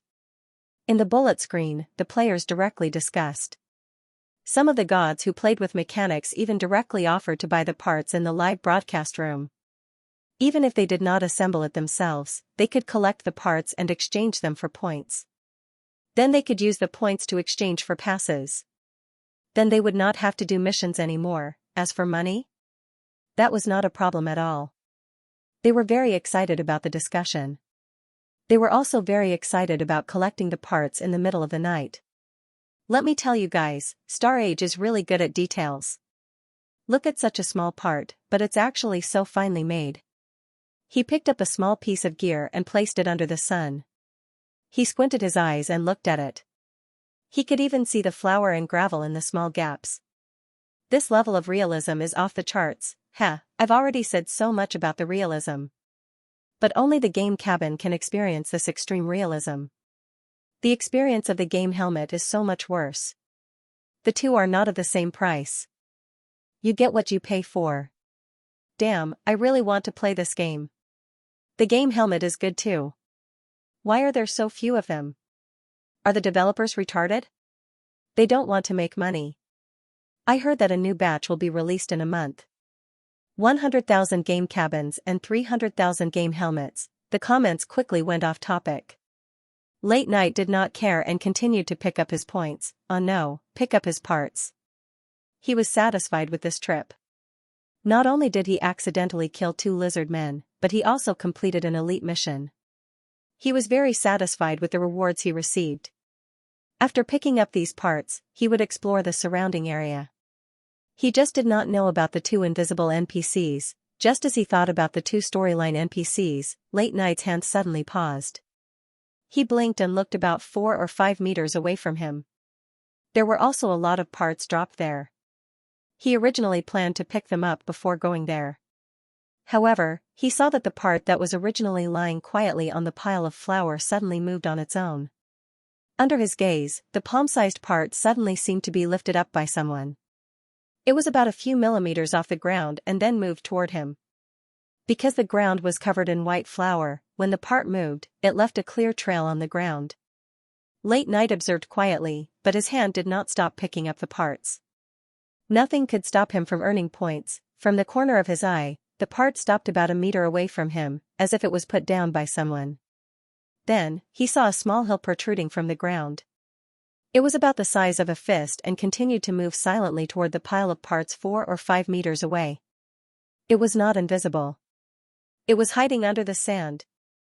No wonder he did not see it before. Late Night observed again and found that in another direction, there was a sand dune of about the same size moving around. Because of the flower, their tracks were exposed. These two little things, so they were the natives of planet Beirut. He did not immediately greet them and continued to pick up. He even wanted to go to the hover car to pick up the corpses. Since they had such a high-tech hover car, the lizard man should at least have laser guns on them, right? Looking at the burning flames, he was a little worried that there would be a second explosion. If only he could control water, although the system store also sold drinks like milk tea, using milk tea to put out the fire? No matter how he thought about it, it was not reliable. He doesn't seem to have noticed us. Just as he buried his head in picking up the parts, he heard the lively voice again. Can you guys not speak so brazenly in front of me? Looks like it. The steady voice said. He's so stupid. He didn't even notice us. The lively voice said, didn't he just die? How did he come back to life? He even blew up the lizardman's car. What is this white powder? I think it's edible, but it was so scary when it exploded. The lively voice continued to chatter incessantly. We helped him pick up so many things.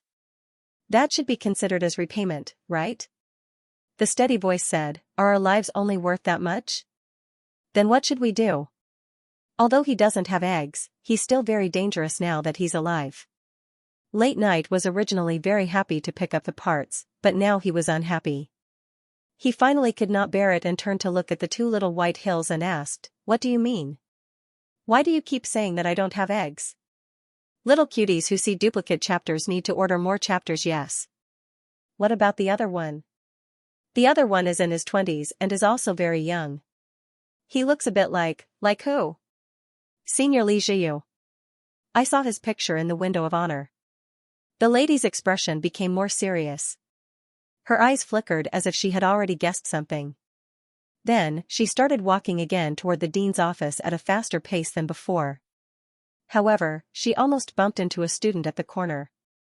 The student was short and had black hair and black eyes. He wore a pair of black-rimmed glasses and looked very scholarly. When he saw the lady, his expression instantly lit up. Vicedine Chrissy, I've finally found you. It's you, Su Lin. Vicedine Chrissy frowned. I know you want to transfer, but this is against the rules. I'm busy right now. I'll let Emmy and the others explain it to you. Vicedine Chrissy bypassed the short boy and went straight to the dean's office. Vicedine, please listen to me. When Su Lin saw this, he anxiously followed after her. Emmy was the boy who answered Chrissy's question earlier. He still wanted to see the marshal and didn't want to miss such a good opportunity because of a fool like Su Lin. When they saw Su Lin chasing after the Vicedine, they pretended to stop him, but in fact, they were going easy on him. Finally, they arrived at the dean's office. Vicedine Chrissy was a little angry when she saw Su Lin following her and the other students couldn't stop him. Right now, the Empire's strongest person was in the dean's office. It was very likely that the person who came with him was an even more honorable existence. As the Vicedine, she naturally couldn't just ignore it. But what was the situation with these students? Why did they keep following her? Even if they wanted to cause trouble, they had to look at the situation. Vicedine Chrissy, I've been looking for you for a long time. Please listen to my request. At this time, the student named Su Lin saw that Chris had stopped and actually took a big stride forward to block her path. The warrior department is really not suitable for me. Please let me reassess my talent. I'm 16 this year, and I'll have to leave the academy in 2 years. I don't want to continue wasting this precious time. I really want to transfer to the spirit element. I think I can do it. Vicedine, I beg you. Just because you think you can, you can? Vice President Chrissy was also enraged. Do you know how rare it is to become a spirit elementalist? Last year, there were only 2 graduates who reached the 1-star level. Exactly. Amy and a few other students who had followed along also chimed in from the side. Su Lin, you're already 16 years old. You've been in the academy for so many years, but you haven't even reached half a star. Some of the freshly enrolled juniors are even stronger than you. Half a star? It can't be? I feel like he's not even a quarter of the way there. His talent in the warrior department is already so bad, yet he still wants to enter the spirit department? Those with the spirit element are all great gods. Su Lin, accept reality. You're an elementalist, after all. Behave yourself until you graduate at the age of 18. In the future, you can even enter the local guards. Su Lin's face flushed red. He lowered his head and said to Chrissy, Vice President, I really can do it. I really have the talent. Please let me try. Everyone completes the talent test when they're 5 years old. Are you doubting the teacher who gave you the test? Vice President Chrissy's face darkened. Su Lin, if you have the time to be entangled here, why don't you use it to cultivate and improve your strength? Even if you enter the local guards, it doesn't mean you can sit back and relax. If you don't have enough strength, you can't go anywhere. Su Lin's face turned pale, and tears began to well up in his eyes. Emmy and the others nodded in agreement. Although it wasn't very obvious, they looked at Su Lin with disdain and annoyance. They felt that he was whimsical and didn't know how to appreciate favors.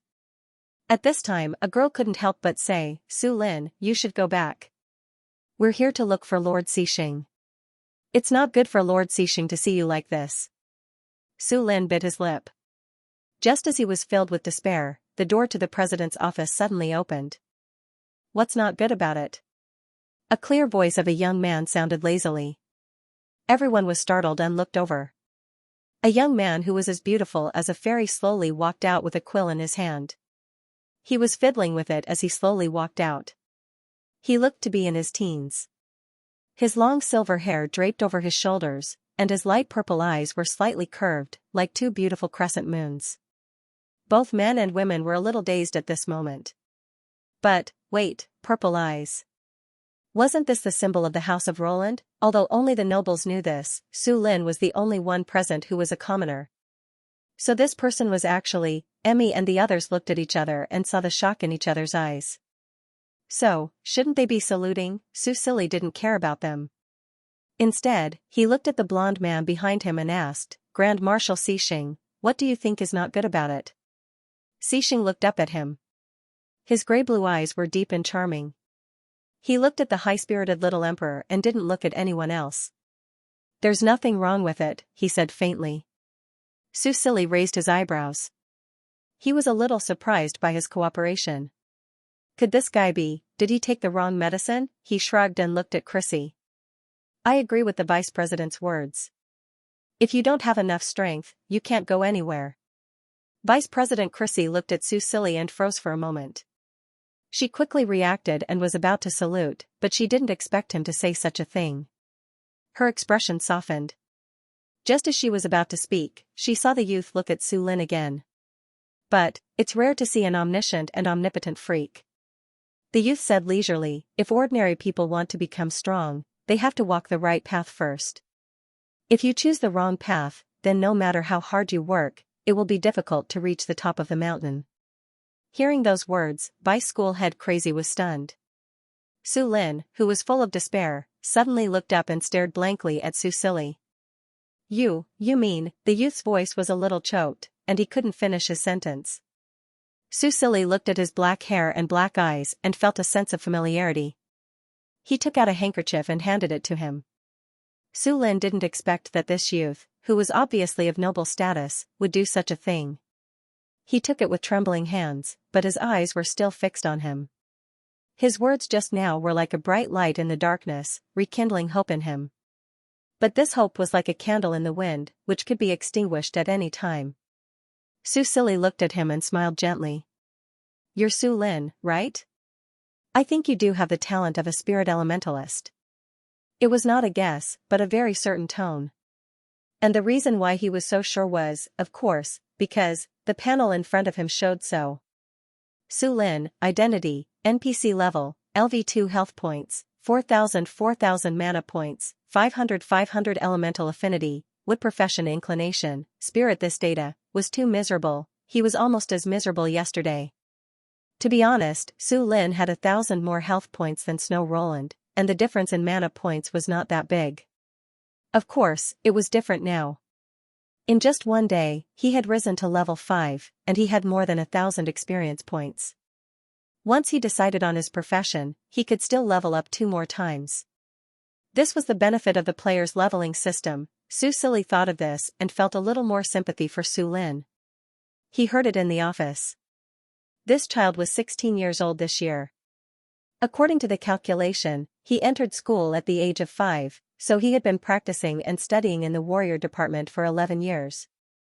However, his talent should be more towards the spirit elementalist. He just didn't know why he was assigned to the warrior department during the talent test. How about this, Su Silly said, I was just about to ask Dean Justin to test my talent. You came at the right time. He looked at the old man behind him and asked, Dean Justin, it shouldn't be a problem to let him test with me, right? No problem, no problem. Whatever you say, Your Majesty. Dean Justin had just been tricked, so how could he dare to disobey this little emperor? What's more, it wasn't a big deal, it just consumed a little more energy. He looked at the Vice Dean and said, Chrissy, you came at the right time. Please help me get the crystal ball for testing talent. We will wait for you in the office. Chrissy's face turned pale, but Dean Justin's words confirmed her guess. The silver-haired boy in front of her was indeed the new emperor who had just ascended the throne. Therefore, even though she was still a little dissatisfied with Su Lin, she didn't say anything. Anyway, he should give up after testing with the crystal ball. As for this little emperor, she still had to organize her words to make him step down. Unlike other people who didn't agree with the new emperor, Chrissy supported Snow Roland. After the previous emperor passed away, if it wasn't for the third prince ascending the throne, the Roland Empire would have been in chaos. Although the first prince and the second princess sacrificed their lives for the country, she felt deeply sorry for them and was full of respect for their courage and enthusiasm. But she always felt that a reckless emperor who put himself in danger was not as reliable as the young emperor. But now it seemed that this little emperor was still too young. He probably thought that she and Emmy were deliberately making things difficult for Su Lin, so they stood up for him. Sigh, forget it. Facts speak louder than words. He will understand when the results come out later. It was a pity that the crystal ball's energy was wasted. But then again, why did this little emperor suddenly come to retest his talent?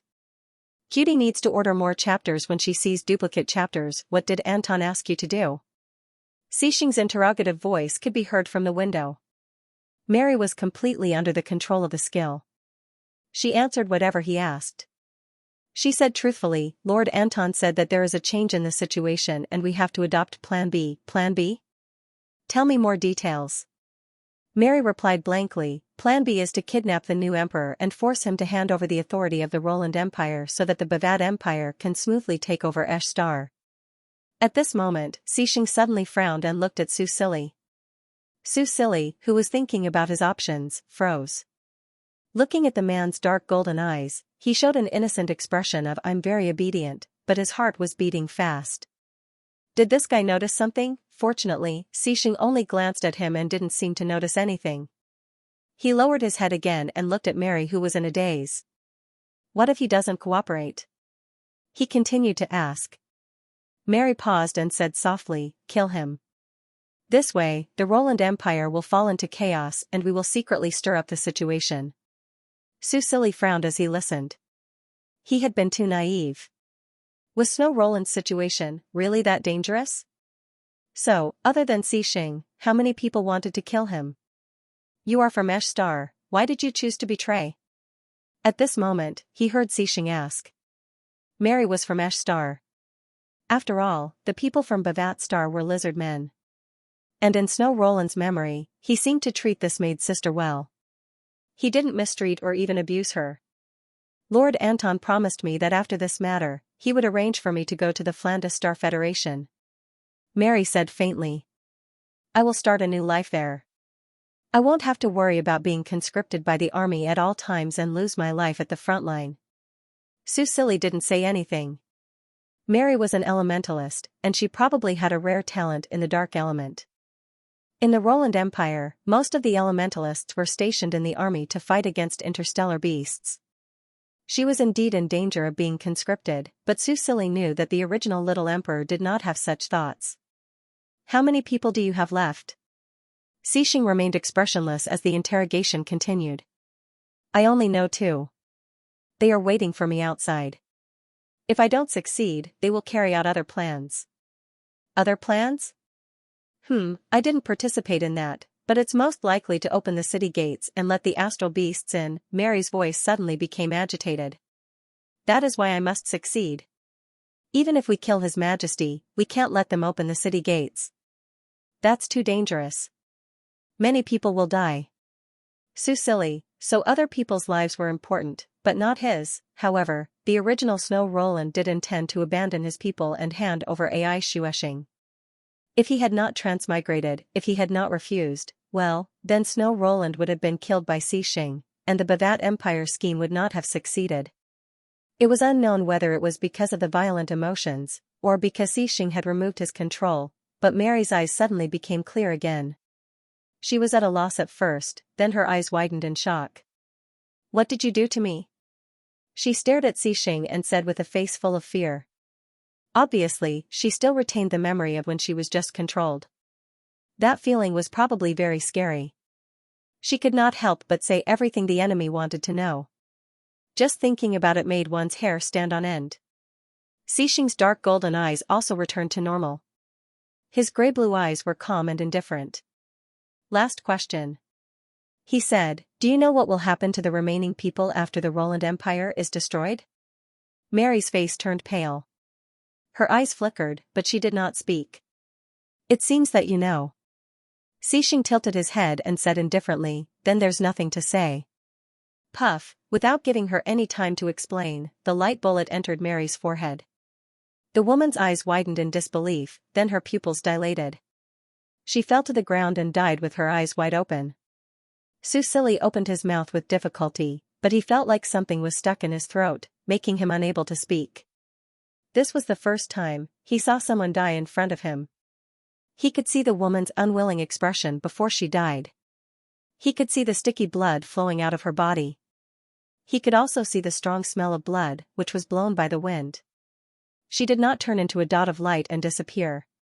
She was not a pile of cold data, but a real, living person. And now, she was dead. Xing looked back and saw the silver-haired youth's pale face. Even his lips were trembling. Was he scared just like that? Where was the courage to offend him just now? Su Silly felt a shadow covering him. The man's tall figure blocked his line of sight, driving away the terrifying blood red in front of him. The snow-white military uniform with golden threads took its place. Su Silly pursed his lips and looked up at Xing. The man's light blonde hair was blown slightly by the wind. His grayish-blue eyes were still as cold, but he was not as afraid as before. This guy had just killed someone in front of him. Maybe it was the light screen floating in the air that gave him the confidence. Su Silly thought. At this time, Xing looked at him and slightly twitched the corner of his mouth. That cold expression made Su Silly suspect that in the next second, he would raise the laser gun to his forehead again. However, what he was worried about did not happen. Xing lowered his eyes and looked at his feet. He said calmly, keep it first. I'll come back for it after I'm done with those small fries. Su Silly blinked. In the next second, Xing raised his hand. Su Silly only saw a blur in front of him. He thought that he was going to do something and his heart skipped a beat. However, when he looked closely, he saw the radiant 4000 being thrown at him. He subconsciously caught it. Perhaps it was because he had just been shot a few times, but the gun barrel was slightly hot. However, it was not hot enough to burn him. He looked up blankly. The man had already turned and walked towards the door, leaving him with a cold back view. When he reached the door, he suddenly paused and looked at him. Don't die. He left this sentence without rhyme or reason and walked out of the bedroom. Su Silly was in a daze for a long time. Huh? What did that mean? He looked down at the laser gun in his hand. After firing a few shots, the values did not change much. Only the durability had decreased by 1 and the energy had decreased by 5%. So, Xing left this gun, for him to defend himself. Su Silly was very confused. However, at this moment, the guards outside the door suddenly rushed in. He hurriedly held the laser gun tightly and guarded in front of him. He stared at the guards vigilantly. They respectfully and fearfully bowed to him and asked for forgiveness. Without waiting for him to say anything, they ran to deal with Mary's body. Their expressions of fear and trepidation were probably because they were frightened by Xianxia. When he came back just now, this group of people did not have such a big reaction. Susili pursed his lips. He did not relax. After being assassinated twice in a row, he was a little frightened. In this strange world, the situation that Snow Roland, the new emperor, was facing was too dangerous for him. Furthermore, with his current strength, he was not invincible. In fact, Susili silently read the skill panel in his mind. Another screen popped up.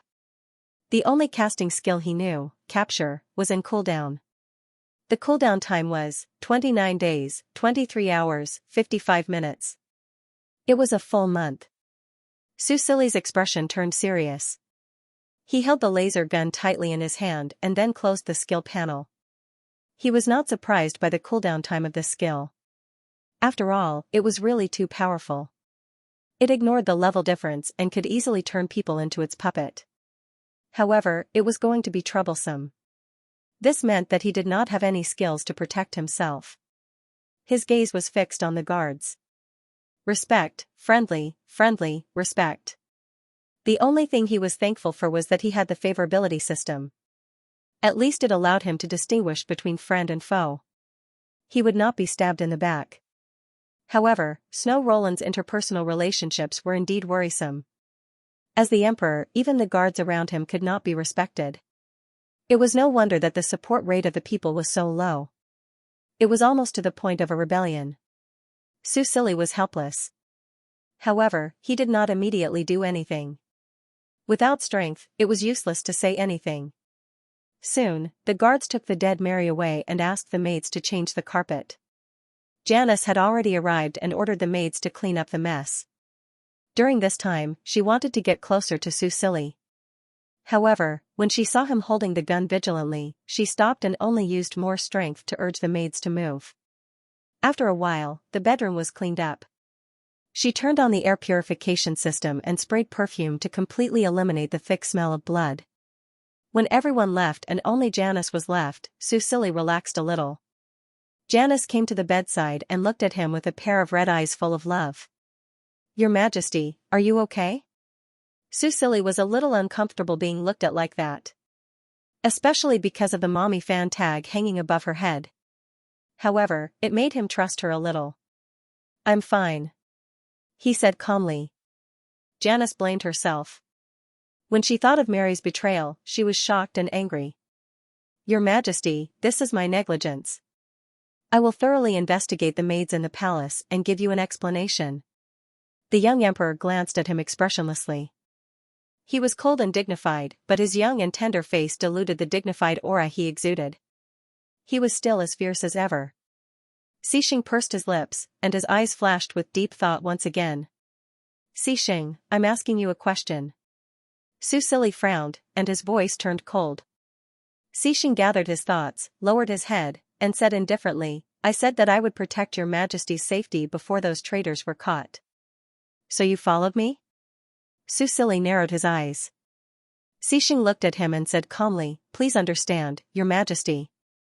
"Your Majesty, the shuttle is ready." At this time, Xianxia got off the shuttle and said to Susili. He had sent Janice up first. Her injuries were not light, but fortunately, her life was not in danger. "Does Your Majesty want to return to the palace?" Susili pursed his lips. That's right, Janice was more important. He looked at Xianxia gloomily. "I'll let it go this time, but if there's a next time," because of Li Jiu and the others, he did not finish his sentence, but the threat was obvious. Xianxia paused, then nodded in agreement. Susili ignored him and looked at Li Jiu. "Let's go. Send Janice back for treatment." There was a water healing division stationed in the palace. It was a branch of water spirit masters, and was famous for its water healing techniques. Susili got on the shuttle, and Li Jiu followed closely behind. But when they got on, they did not hear any movement behind them. Li Jiyu could not help but turn around. Lord Cixing, Li Jiyu. Before he could finish, he heard the little emperor's cold voice. Li Ziqing paused. Were the two of them at odds? He didn't dare to disobey again. He looked at Cixing apologetically and bowed slightly. Then, he closed the door and ordered the driver to set off.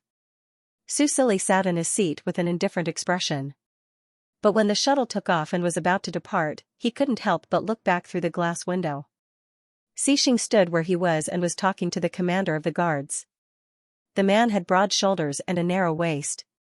His long legs were outlined by his military trousers and boots, looking straight and strong.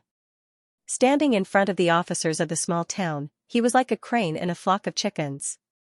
No one could ignore his existence. Su Sili curled his lips and retracted his gaze. But soon, he turned his head to look out the window, his eyes widening slightly. A black shadow appeared next to the shuttle. It turned out to be an interstellar beast that was completely black in color.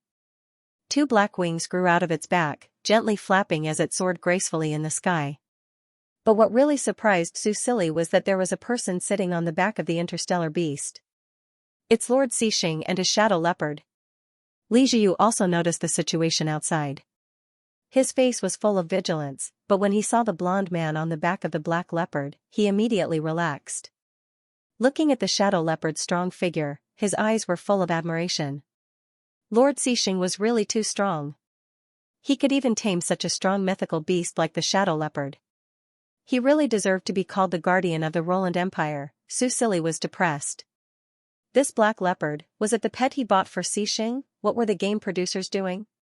Why was there a person who could form a contract with an interstellar beast in this world where humans and interstellar beasts were mortal enemies? After using his insight skill on the black leopard, Su Sili understood the reason. September, race, shadow leopard, ancient beast of the Esh star, level, LV39 health, 171000/171000 magic, 63,000/64,000 elemental affinity, dark. This black leopard wasn't an interstellar beast, but an ancient race native to the Esh star. Looking at September's value, Su Sili's mood became twisted. He was the one who bought the pet with money, and he was the one who named it, but now it belonged to Cixing. At the same time, he was even more disgusted with Li Jiyu. He was the captain of the guards, but he couldn't even compare to Cixing's pet. Su Sili glanced at Li Jiyu, and then strangely discovered that the color of the tag on his head had unknowingly darkened. The favorability level had changed from respect to revered. Su Sili was slightly startled and was speechless. Forget it. At least he wasn't completely useless. Thinking of this, he looked at Cixing again. Cixing's favorability level tag turned out to be friendly. Su Sili was very surprised. He thought it would be disgust or hatred, but he didn't expect it to be friendly. He stepped on his face and turned him into a puppet, but he was still friendly? Who, in the sky, Cixing was riding on the back of the black leopard. The violent wind was blowing in his face, making a burst of shrill whistling sounds. Cixing didn't seem to notice. He turned his eyes and looked at the flying shuttle that was parallel to him.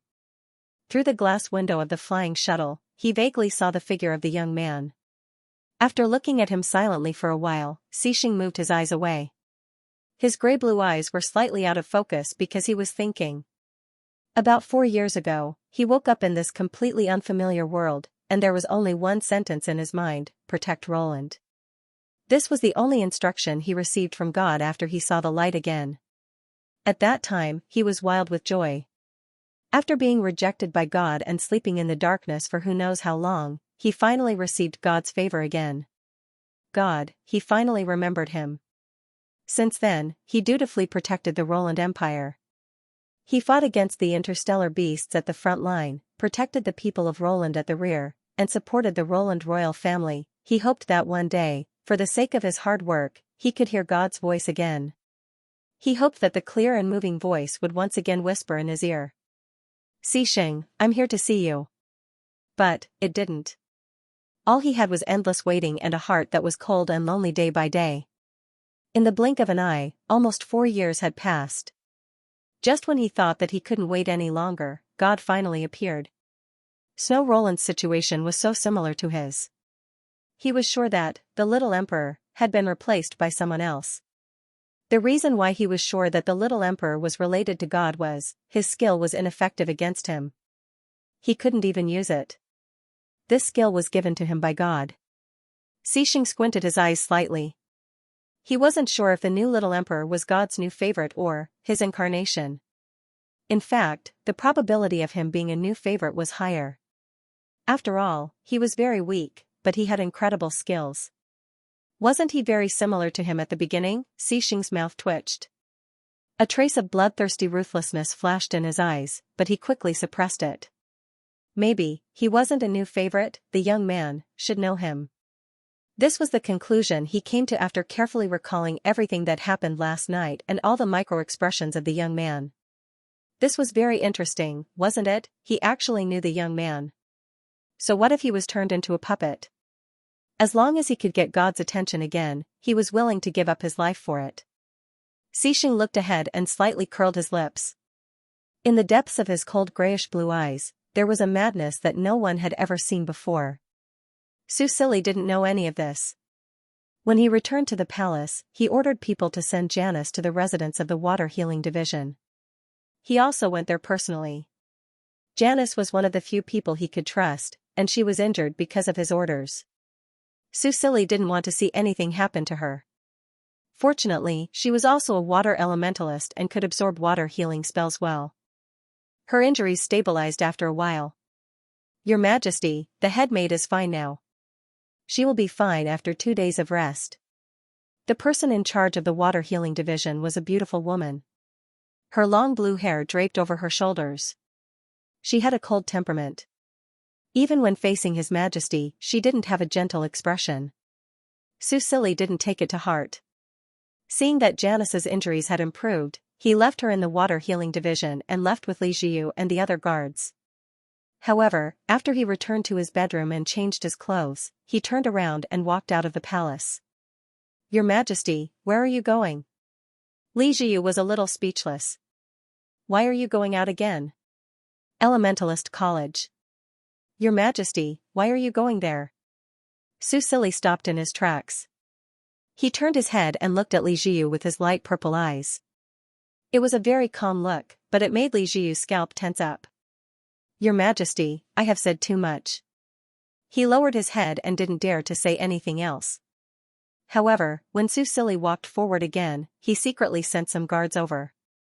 Susili boarded the flying shuttle with familiarity. Before he walked up, he looked left and right. He didn't see Xianxia. He continued to walk on the flying shuttle. However, when he saw the tall figure sitting next to him, he couldn't help but stop in his tracks. This was a little difficult. Why did Arnold ask you to come here? Xianxia's interrogation continued from the window. Mary was completely controlled by the skill. She answered whatever he asked. At this moment, she said truthfully, Arnold said that there has been a change in the situation and we are going to adopt Plan B. Plan B? Tell me in detail. Mary replied blankly, Plan B is to kidnap the new emperor and force him to hand over the authority of the Roland Empire. This will allow the Bavad Empire to smoothly take over Escher Star. Susili looked at the report that Xiao Wu had sent him. The husband was called Yi Minkong, and the wife was called Wang Ling. One was an expert in warships, while the other was an expert in mecha research. They were both very powerful in their respective fields. After being forced to flee their home country, they had changed their names. Although they had secretly contacted researchers from other countries, no country was willing to accept them because of their sensitive identities. Because of the pursuit from their home country, they had spent a period of time in hiding. Now, they had fled to planet Bazite. Not only had they changed their names, but they had also kept a low profile. They had also never gone on the star web again.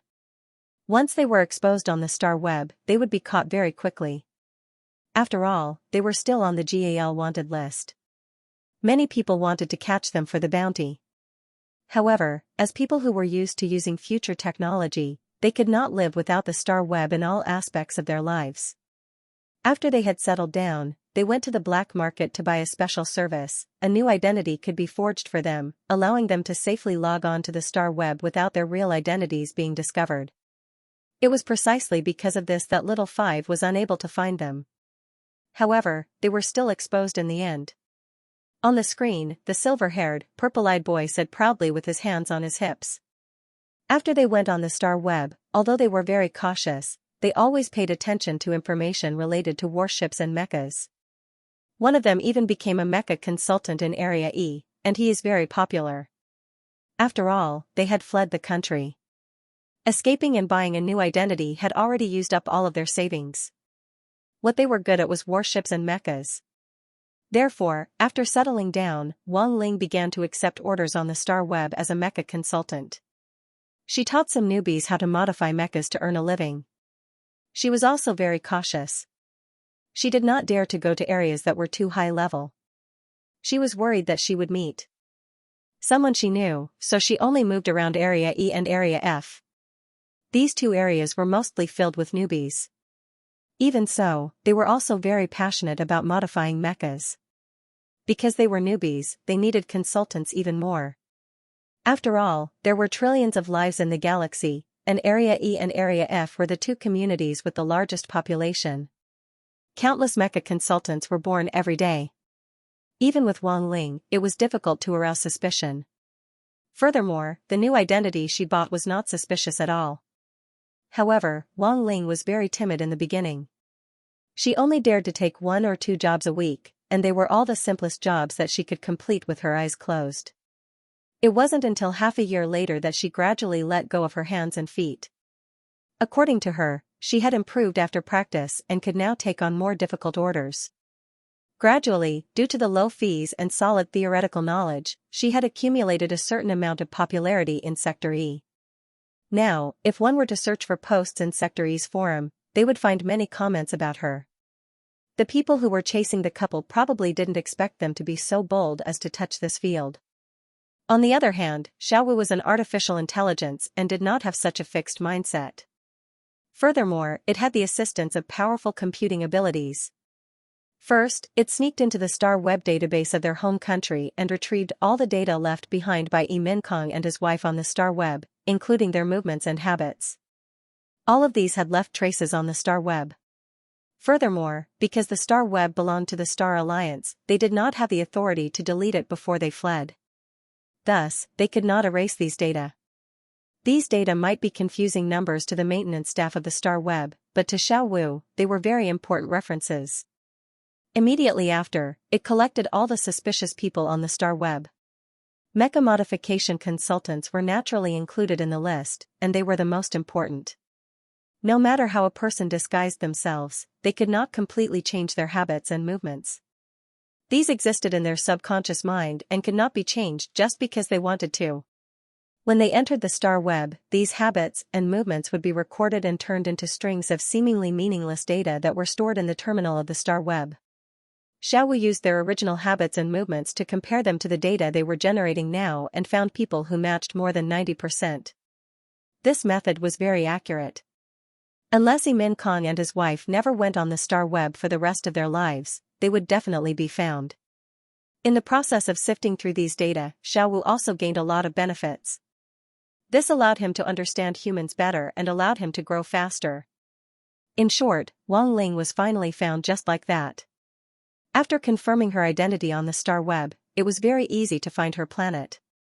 Xiaowu raised his little head and said proudly, "Then I monitored the conversation between her and her husband and finally confirmed that they were indeed the two scientists brother was looking for." Su Silly patiently listened to Xiaowu's report and nodded approvingly, praising him fiercely. Xiaowu scratched his hair and giggled, 2 red clouds appearing on his face. His image as a little boy was based on the characteristics of the Roland Empire's royal family. Su Silly had always treated him as a younger brother, and his public identity was Xiaowu. Coincidentally, in this generation of the House of Roland, there were only 4 princes and princesses. With one more member, he would be ranked 5th. Su Silly also felt that it was very coincidental. It was worth mentioning that Xiaowu's appearance was also integrated with Xing's characteristics. Although he had always been afraid of Xing, he still admired him from the bottom of his heart. "Brother, are you going to planet Bazite to find them?" Xiaowu asked. If he wanted to go, he would have to empty the fixed-point teleporter. Now, there were already players who had completed the prerequisite mission and teleported to planet Bavat through the teleporter. Moreover, the fixed-point teleporter also needed to be reset. Susili shook his head and said, "Since we have already found their information on the star web, let's go to the star web and meet them first." Just like when he contacted Old Hua and the others, he would first contact them on the star web and wait until he confirmed their intentions before going to pick them up. However, he felt that Min Kong and his wife would not refuse his conditions. Star Web Community, Region E, Teacher Yuna, thank you. On the screen of the communication device, a young man said with a smile, "The mecha modification effect is excellent. You really live up to your reputation. I am very satisfied with your service this time." The woman standing in front of the screen nodded with a cold expression. The young man did not mind and operated the screen a bit to settle the balance. "I look forward to working with you next time. I won't disturb you then." The screen quickly disappeared and the conversation ended. Yuna, or Wang Ling, lowered her head to confirm the balance. The mecha consulting platform she was on took a 30% commission for every order. Although the fee was high, because of her popularity, it was able to provide her with a steady source of customers, which was not bad. However, as her popularity increased, more and more people came looking for her. It was not worth it to accept orders through the platform. Recently, she had been thinking about terminating her contract with the platform and going solo, but because she had signed a 5-year contract and the time limit was not up yet, if she terminated it, she would have to pay a large sum of money for breaching the contract. This made her hesitate. After Wang Ling confirmed the balance, she withdrew all of the newly obtained funds and transferred them into an account, leaving only a few hundred universe credits for her daily needs. Looking at the pitiful balance in her account, she sighed almost imperceptibly. Once upon a time, she also had to worry about her livelihood. However, she quickly pulled herself together. After all, her life now was much better than before. At least, they still had hope and freedom. Wang Ling collected her emotions and continued to look at the unread letters. If she wanted to go solo, she would have to earn enough breaching of the contract.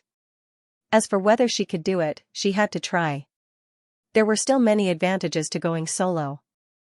In addition to the higher fees, she would no longer be under the supervision of the platform. She could do things a little more freely. As for re-entering the high-end mecha field like before, it was probably impossible. However, Wang Ling did not think about it anymore. She needed money now, a large sum of money. At this time, she suddenly paused. The latest letter on the message interface caught her attention. The sender was His Majesty Roland.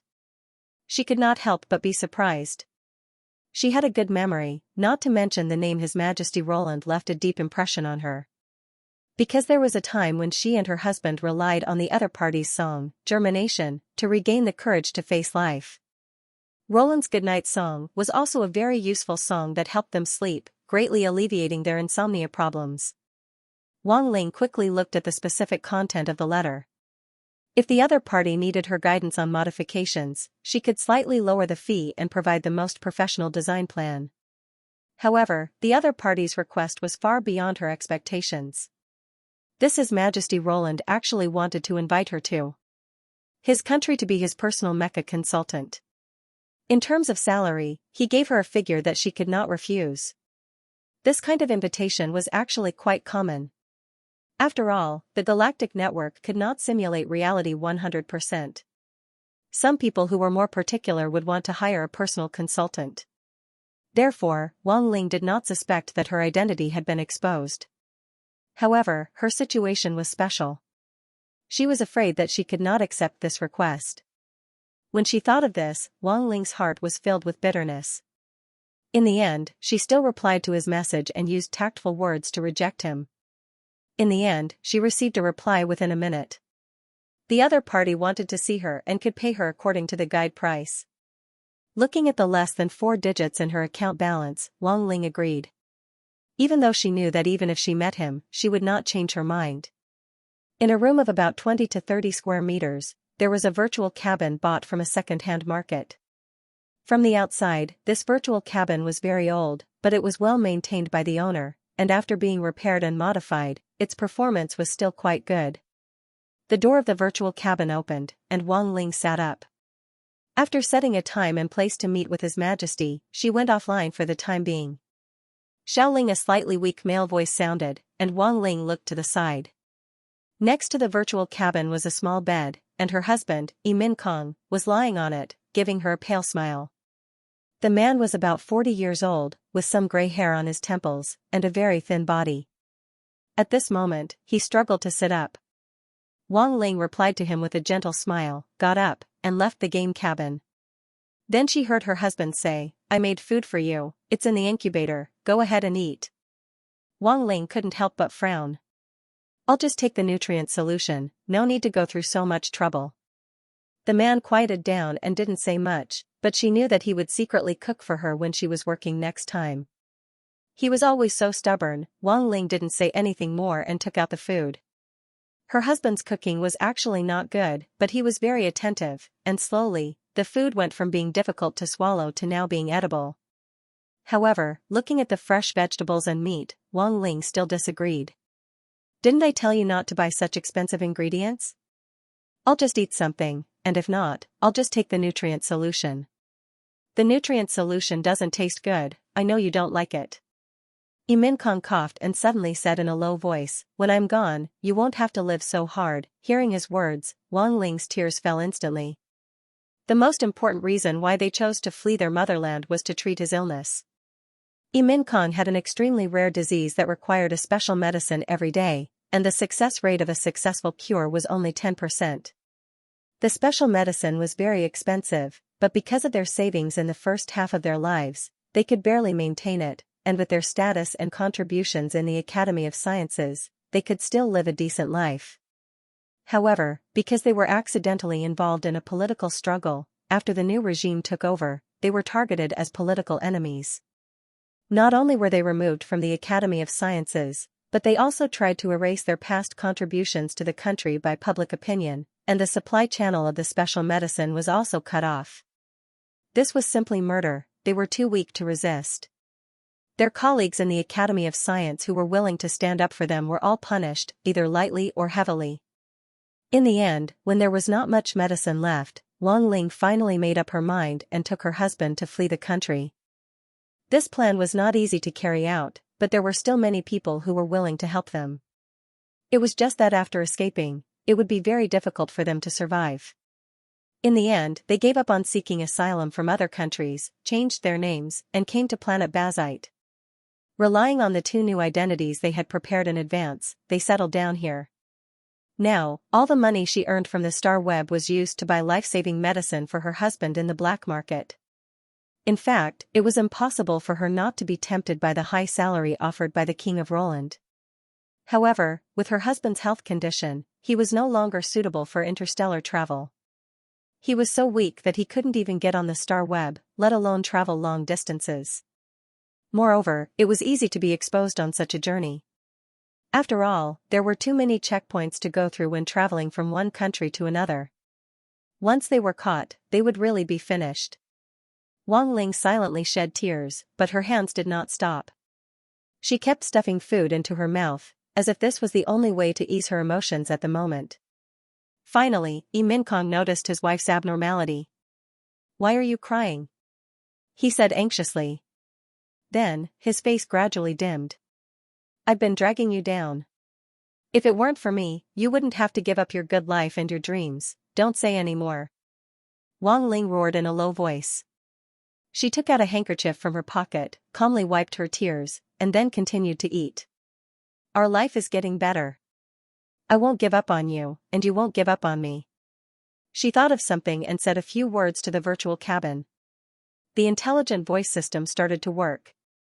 In the small room, a beautiful melody suddenly sounded. Min Kong listened to the song quietly. He felt that the negative emotions in his heart were slowly fading away, replaced by the desire for life. It was Germinal by His Majesty Roland. This had become his favorite song. The vitality that burst out from the singer through the song often made him feel hot tears in his eyes. He never knew that music could have such a huge amount of energy. The only regrettable thing was that he could not understand the meaning of the lyrics. For a scientific worker who liked to ask questions, There was nothing more uncomfortable than this. His Majesty Roland just contacted me, Wang Ling said calmly. Kong was stunned. What? He asked me to be a mecha consultant, she said. We'll meet at Area E tonight. You're talking about the singer of this song, His Majesty Roland? Yes. Kong could not believe it. He was almost 50 years old. At this moment, he was suddenly at a loss. However, he quickly remembered that with his current physical condition, he could not go on the galactic web. He could not help but sigh. With some regret, he said, then you have to guide him well. Sigh, if only we could meet, or get an autograph or something. Wang Ling finally smiled. You're already so old, and you're still chasing celebrities like a kid. How is this the same? It's not the same, it's not the same. Kong sat on the bed and listened to the song played in the virtual cabin. When he entered the next requiem, he slowly closed his eyes. After Wang Ling finished her meal, she saw that half of his body was tilted and his eyes were closed. She could not help but smile helplessly and went to help him lie down on the bed. Then, she took out the design drawings from the bookshelf and spread them on the table. She began to write and draw seriously. Although these design drawings probably would not be realized one day, she still liked to record her inspiration. Occasionally, she would think about some unsolvable problems left in the past and write down all kinds of hypothetical solutions. Time passed unknowingly in this state. Finally, it was the appointed time. Under Kong's eager gaze, Wang Ling lay down in the virtual cabin and entered Area E again. Guided by the map, she directly arrived at a certain room. She glanced around the room and found that the other party was already there. It was a young man with silver hair. He was extremely beautiful, especially his light purple eyes. When he looked up and met her eyes, Wang Ling even forgot to breathe. You are His Majesty Roland? Susili nodded. The virtual image that Wang Ling used was newly created and did not match her real body. He took a look and then looked away. Sit. He pointed at the chair opposite him and said softly. Xixing had gone to participate in the genius competition and did not accompany him today. Anyway, in the galactic web, he had Xiao Wu's protection, so it was unlikely that he would be in any danger. Wang Ling was a little reserved. She was someone who was used to big events, but in front of this young man, she found herself a little nervous. She took a deep breath and walked over to sit opposite the young man. Excuse me, you are the singer of Germinal, that His Majesty Roland, right? Wang Ling asked. Susili nodded. Have you heard my song? Yes, in fact, my husband and I are your loyal listeners. I am very sorry, but due to personal reasons, I am unable to act as your mecha consultant in the real world. However, if you have any questions, you can find me on the galactic web. Wang Ling looked at the silver-haired young man and said softly, I will not charge you anything for this meeting. I only hope that you can agree to a request of mine. Susili did not expect that the other party would have a request of him. He nodded. Go ahead. I hope to get a personal letter from you to write words of encouragement for a patient, Wang Ling said in a low voice. Is it for your husband? Susili asked. From Xiao Wu, he had obtained all the information about this couple and knew about Dr. Kong's illness. In fact, Dr. Kong had not completely recovered after 10 years, but he was still stubbornly living on. He had even joined the Academy of Science in the Bazite country with his wife. In the end, the couple had achieved very dazzling results and became one of the top 100 scientists in the galactic web. This made Susili feel very impressed. Wang Ling nodded. Then, she heard the young man say, I think, he might not need such a letter. She was stunned. She suddenly looked up at him, and the expression in her eyes changed. Wang Ling was ready to go offline at any time. Susili saw this and hurriedly said, Madam, don't be nervous. I mean no harm. He looked at her and said softly, this room has been encrypted. Other than you and me, no one else will be able to hear our conversation. Please relax. Wang Ling bit her lower lip. She wanted to go offline, but she found that the logout function was not working. Susili looked at her with a gentle smile. Madam Wang, as the former chief mecha designer, are you really willing to stay in District E and be a small mecha consultant? Wang Ling's face was pale. She knew that her identity was exposed. What do you want? She had already prepared herself for the worst, but she heard the young man say, I hope that you can come to my empire and be the vice president of the Empire Research Institute. You can conduct research related to Mecca. Su Silly went straight to the point. I mean you and your husband no harm. If you are willing to come to my country, then in addition to the power and responsibility second only to the president, I will also promise you the most generous treatment. Wang Ling was about to refuse, but the young man continued, also, I will treat your husband's illness. Wang Ling stared at the silver-haired young man in front of her. Cure her husband's illness? It had to be said that this was a condition that was full of temptation to her. Even if she couldn't believe it in her heart, she couldn't say anything to refuse for a moment. And what this king of Roland just said was indeed a fatal blow to her. Her home country was one of the top 10 superpowers in the galaxy. As the chief mecha designer of the National Academy of Sciences, she used to be so glamorous. She could wander freely in the mecha field. Who didn't say that she was young and promising, but now, she was a mecha consultant in the bottom 2-star network Region E, and the orders she received were all for the most basic mecha modifications. Although the experience in the past 6 months was not completely useless, at least it made her more solid in her basic skills. It made her consider the practicality and cost-effectiveness of mecha more carefully than before. But she still couldn't accept it. Her goal was never to stay in the same place. In addition to curing her husband's illness and trying to keep him alive, she also wanted to work in the research institute again. Although this goal was still far away from her, she would work hard to achieve it. But now, a country suddenly extended an olive branch to her, and the people of this country could actually restrict users from going offline on the Star Network. Wang Ling clenched her fists and asked in a low voice, Are you from the Star Alliance? Su Silly shook his head with a smile. I'm from the Roland Empire. I'm the current monarch of the Roland Empire. You can trust me. He said, Here's a letter for you from your old friend. Because Dr. Ding Mingyu's identity was very sensitive, he didn't accompany Su Silly this time. He only wrote a letter and asked him to help deliver it. Wang Ling looked at the letter the young man handed over and frowned. This was a virtual letter. It was obviously scanned in the real world and generated in the Star Network community. It looked no different from the real thing.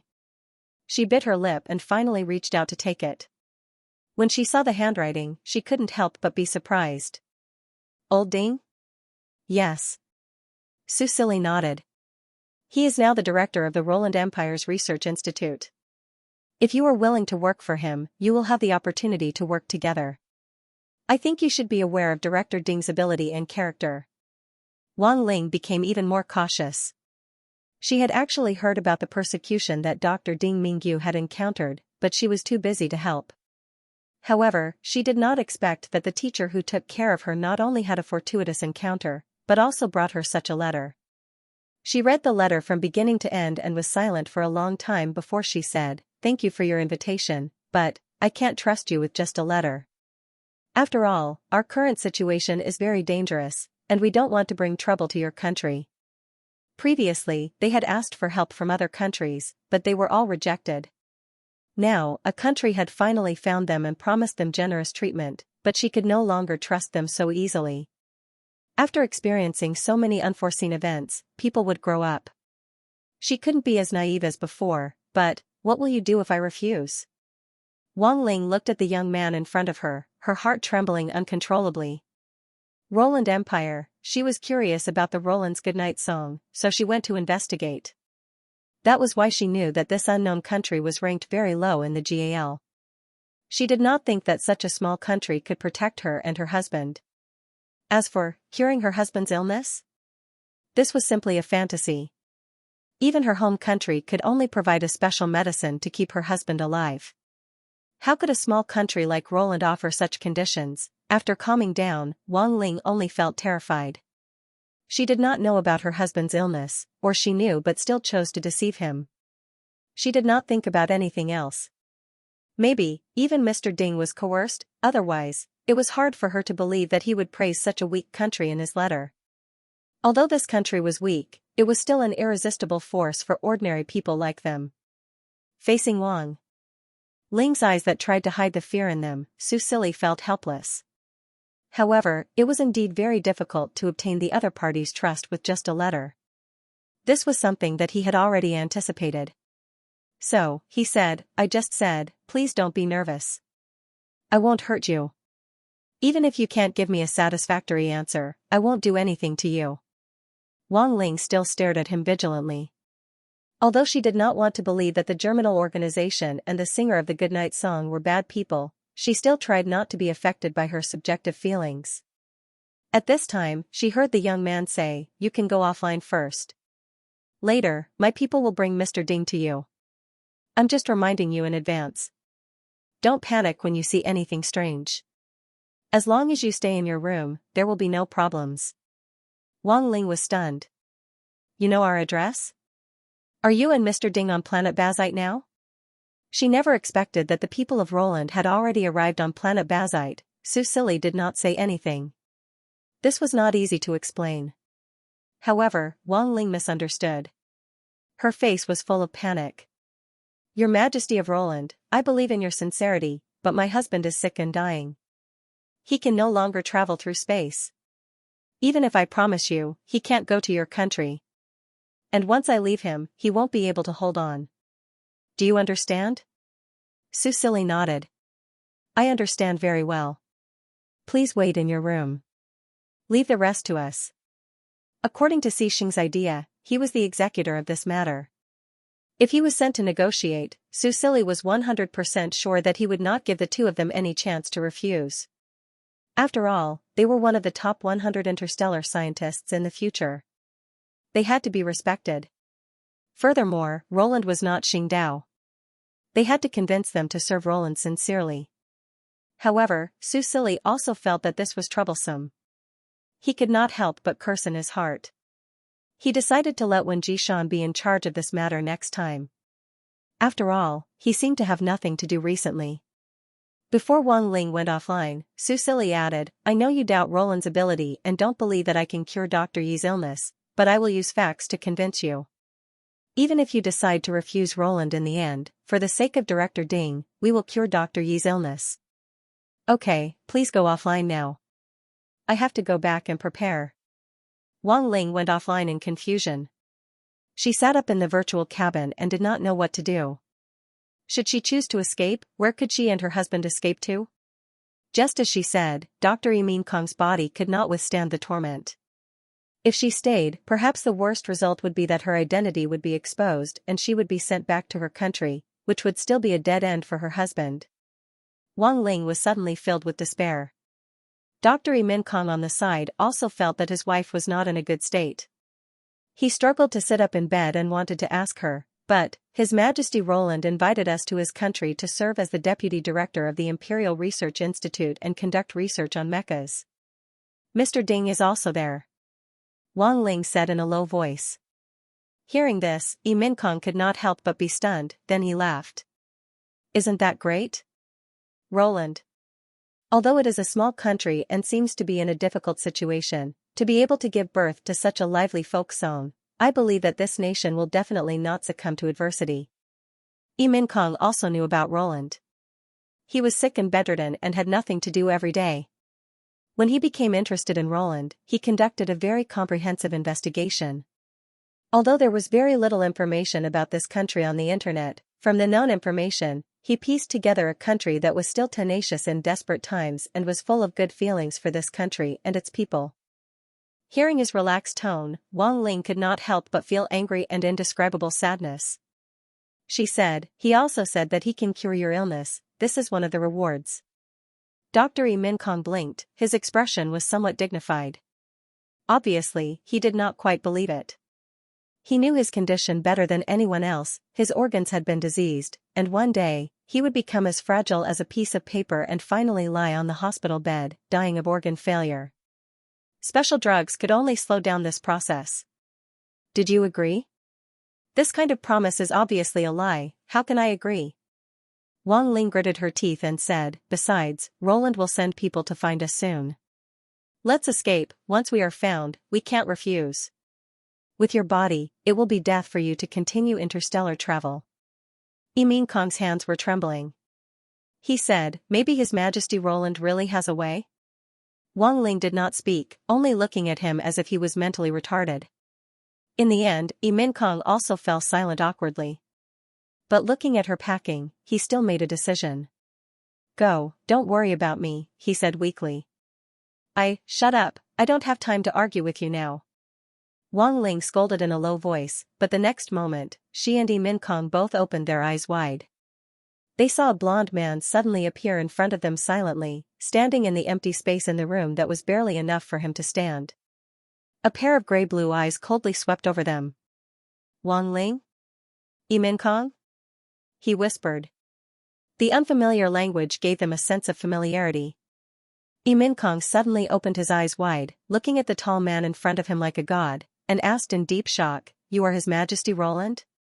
How did he come to their house?" Xixing looked at him, very satisfied with his respectful attitude. Realizing that their language was different, he switched to the interstellar language and said, "I am not His Majesty. His Majesty asked me to take you back, but before that, I will cure your illness first." Min Kong could only look at him with a dull face, watching him raise his hand to release a soft golden light in the palm of his hand. In a way that science could not explain, the light covered his body. Then, a miracle was born, his body was recovering its strength at a completely perceptible speed. In the room, there was a burst of light. Min Kong was bathed in the light golden light. Slowly, he recovered from the shock, confusion.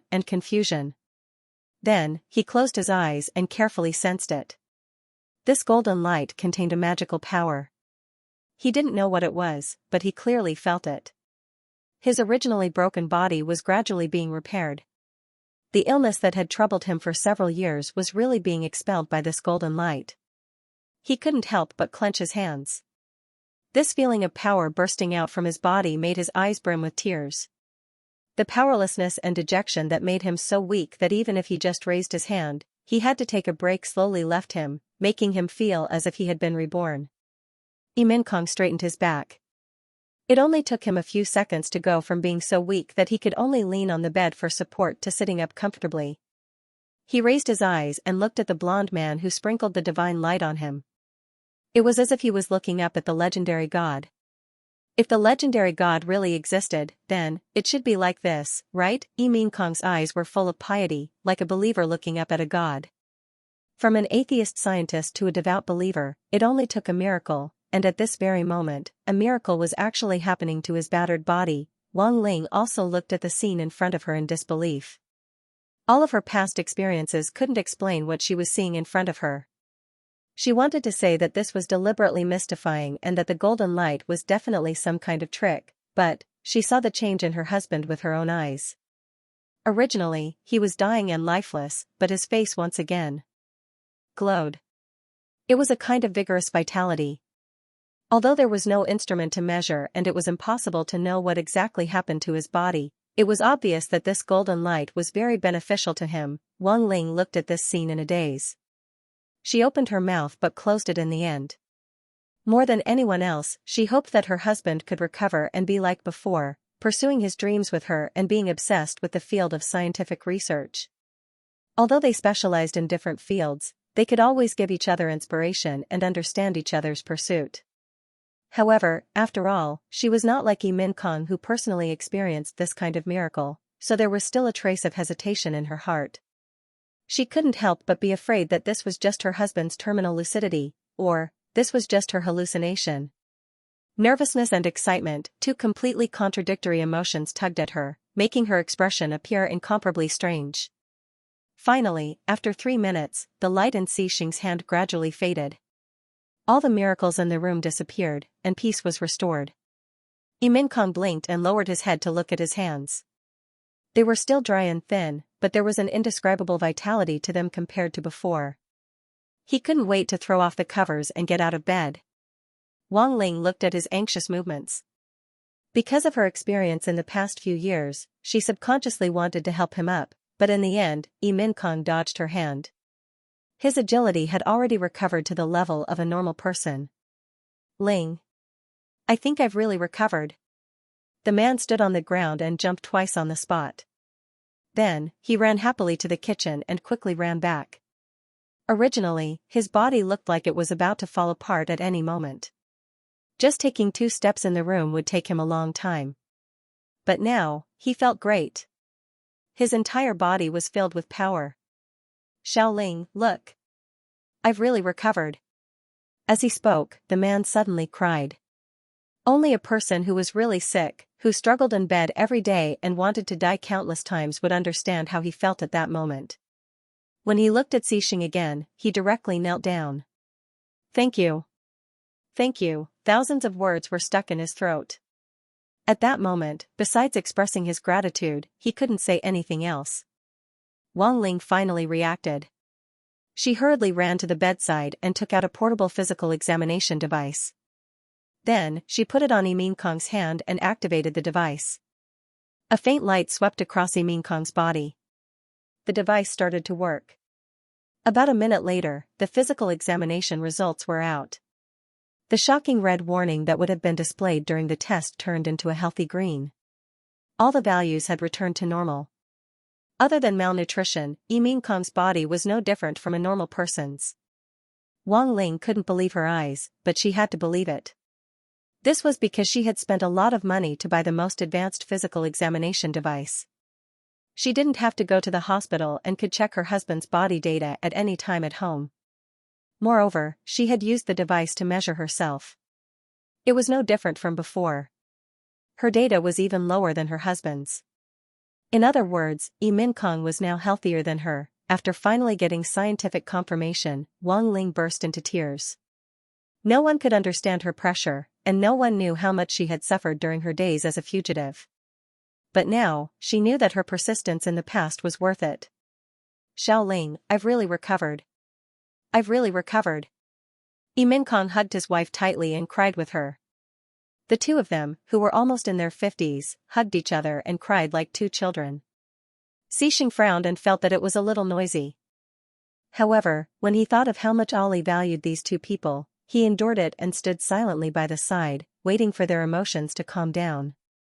After venting for a while, Yimin Kong was the first to calm down. After all, there was an outsider. Moreover, that person had just used an incredible power to save him. He let go of his wife, and Wang Ling hurriedly wiped her tears. The couple looked at Xixing again. Just as they were about to speak, Xixing looked at them and said, I've already cured your illness. Now, it's time for you to fulfill your promise. Don't worry, from today onwards, we will serve the Roland Empire wholeheartedly. We will never betray you.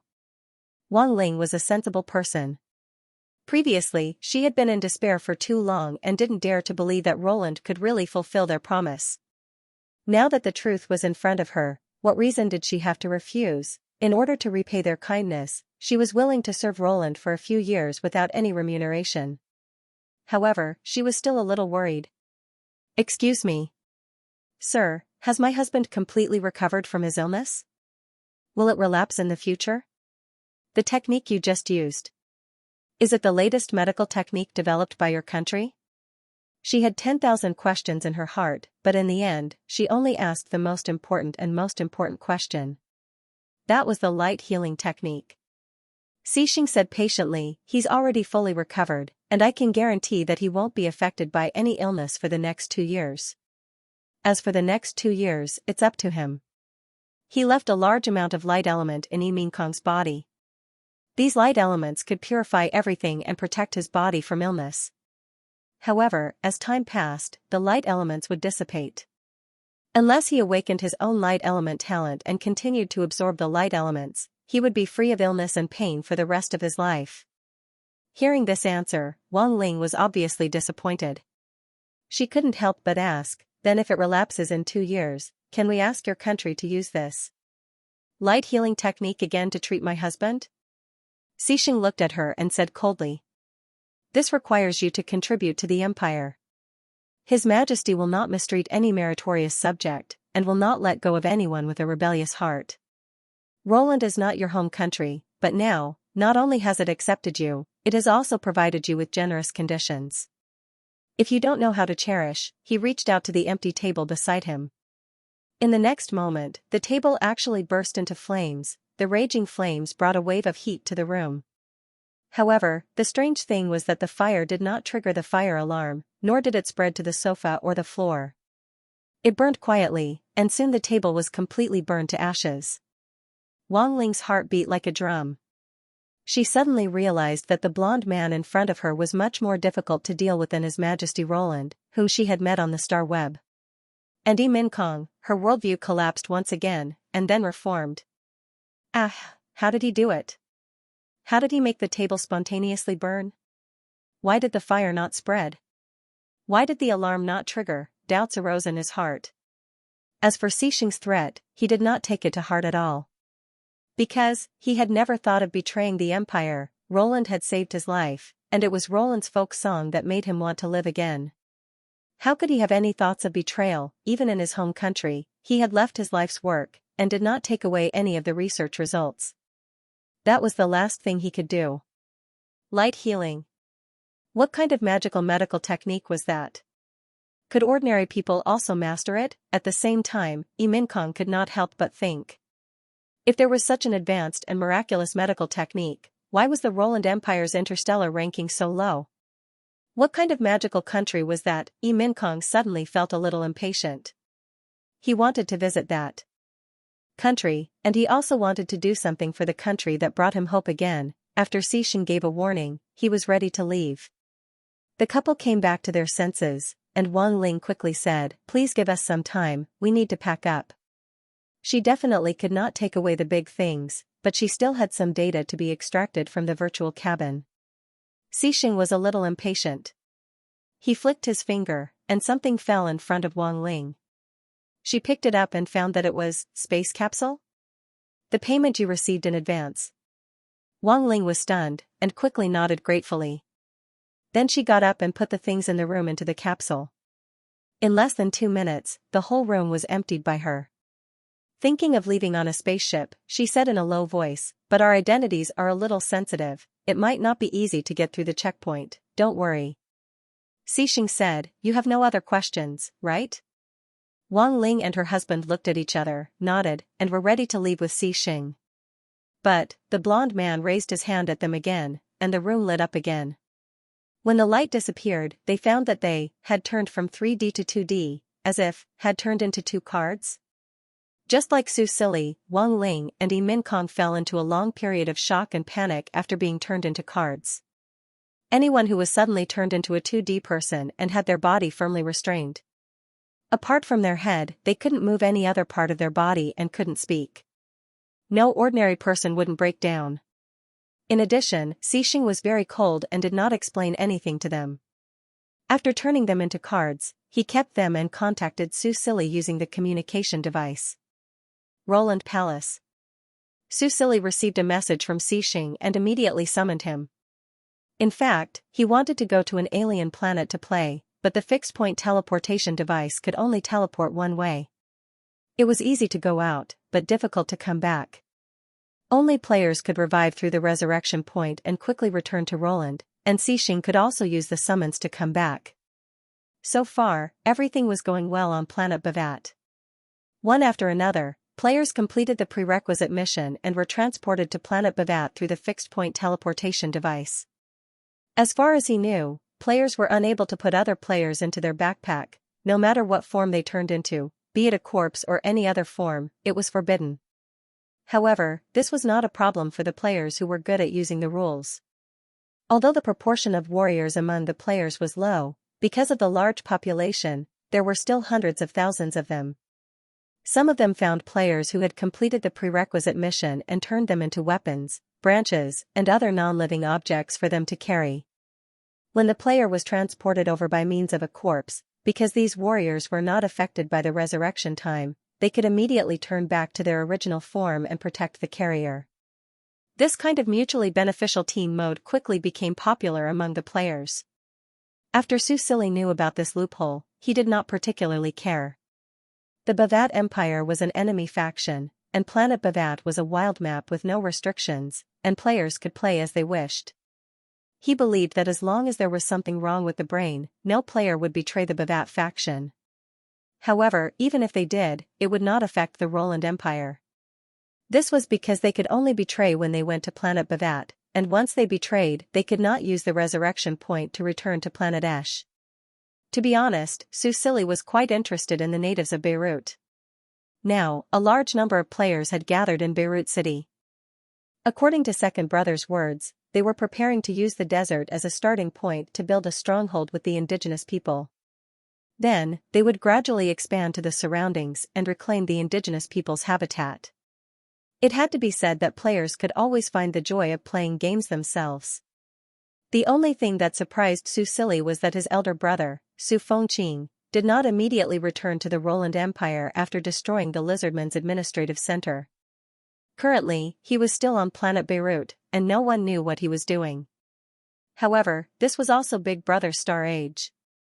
Susili only asked Xiao Wu to take care of him for a while and didn't do anything else. He hoped that his elder brother, who had always worked hard for the family, could also find his own fun in the game. His call was quickly answered. A white light appeared in front of him, and shortly after, Xixing appeared in front of him. "Welcome back." Susili stepped forward and gave him a hug. Xixing touched the top of his head and whispered, "Successfully completed the mission." As he spoke, he took out 2 cards. Susili reached out to take it and turned it over. On the card, the 2 future top scientists were staring at him with their eyes wide open. They looked at him blankly, as if their worldview had collapsed. "Dr. Wang, Dr. E, welcome to the Roland Empire." Then, he threw the cards into the air. When they reached the highest point, the cards began to glow, and finally the light converged into 2 human figures. When the light dissipated, Wang Ling and Yi Minkong appeared in front of him. The 2 of them still maintained the posture when they were turned into cards, which looked a little funny. But soon, they reacted and suddenly held each other's hands, looking around. This was the main hall of the Roland Imperial Palace. The silver-haired young man was wearing a luxurious robe, and behind him, there was a throne placed on the stone steps. They seemed to have traveled through time and space in the blink of an eye. From the interstellar era with high technology, they came to a completely different civilization. "You are His Majesty Roland?" Wang Ling was the first to wake up. Looking at the familiar silver-haired young man, she controlled the fluctuating emotions in her heart and asked softly. "That's right, Dr. Wang." Susili smiled slightly. "Now I should call you Dean Wang." Wang Ling opened her mouth and said hesitantly, "His Majesty Roland, Susili couldn't help but glance at Xixing. He knew that with Xixing's personality, he probably wouldn't give him an explanation, so he could only say, "It's just a little trick to bring the 2 of you back." Wang Ling was very curious about what kind of little trick it was. She even suspected that she was hallucinating. However, the changed environment around her told her that everything was real. "So this is Roland Empire. You have already left planet Bazite. The planet you are now on is the territory of Roland, AI Shui planet," Susili explained patiently. Wang Ling suspected that there was something wrong with her time perception. She felt that she was still on planet Bazite a few minutes ago, so it shouldn't have been that long since she was turned into a card. "Your Majesty, may I ask what date it is now?" Susili slightly curved his lips. "You can look at your communication devices." Yi Minkong was already looking down. Then, he looked up with some difficulty and said hesitantly, "I suspect that my communication device is broken." AI Shui planet was 2 galaxies away from planet Bazite. It would take at least 2 to 3 months for interstellar travel to arrive there. But now, it had only been less than 20 minutes since Sir Xixing appeared in their house. This was even more shocking than the special medical treatment that Sir had used to heal him. After all, there were all kinds of strange creatures in the universe. Perhaps there really was a treatment method that hadn't been discovered by science, but this involved the problem of ultra-long-distance life transmission. This was a problem that even the Star Alliance couldn't solve. Susili couldn't help but laugh. He raised his hand and operated the communication device. A light screen appeared, showing the time. It was exactly the same as the one on Yi Minkong's phone. Now, the 2 finally believed that their communication devices were not broken. But, how did this happen? "Your Majesty," Wang Ling was about to ask, but was stopped by Susili.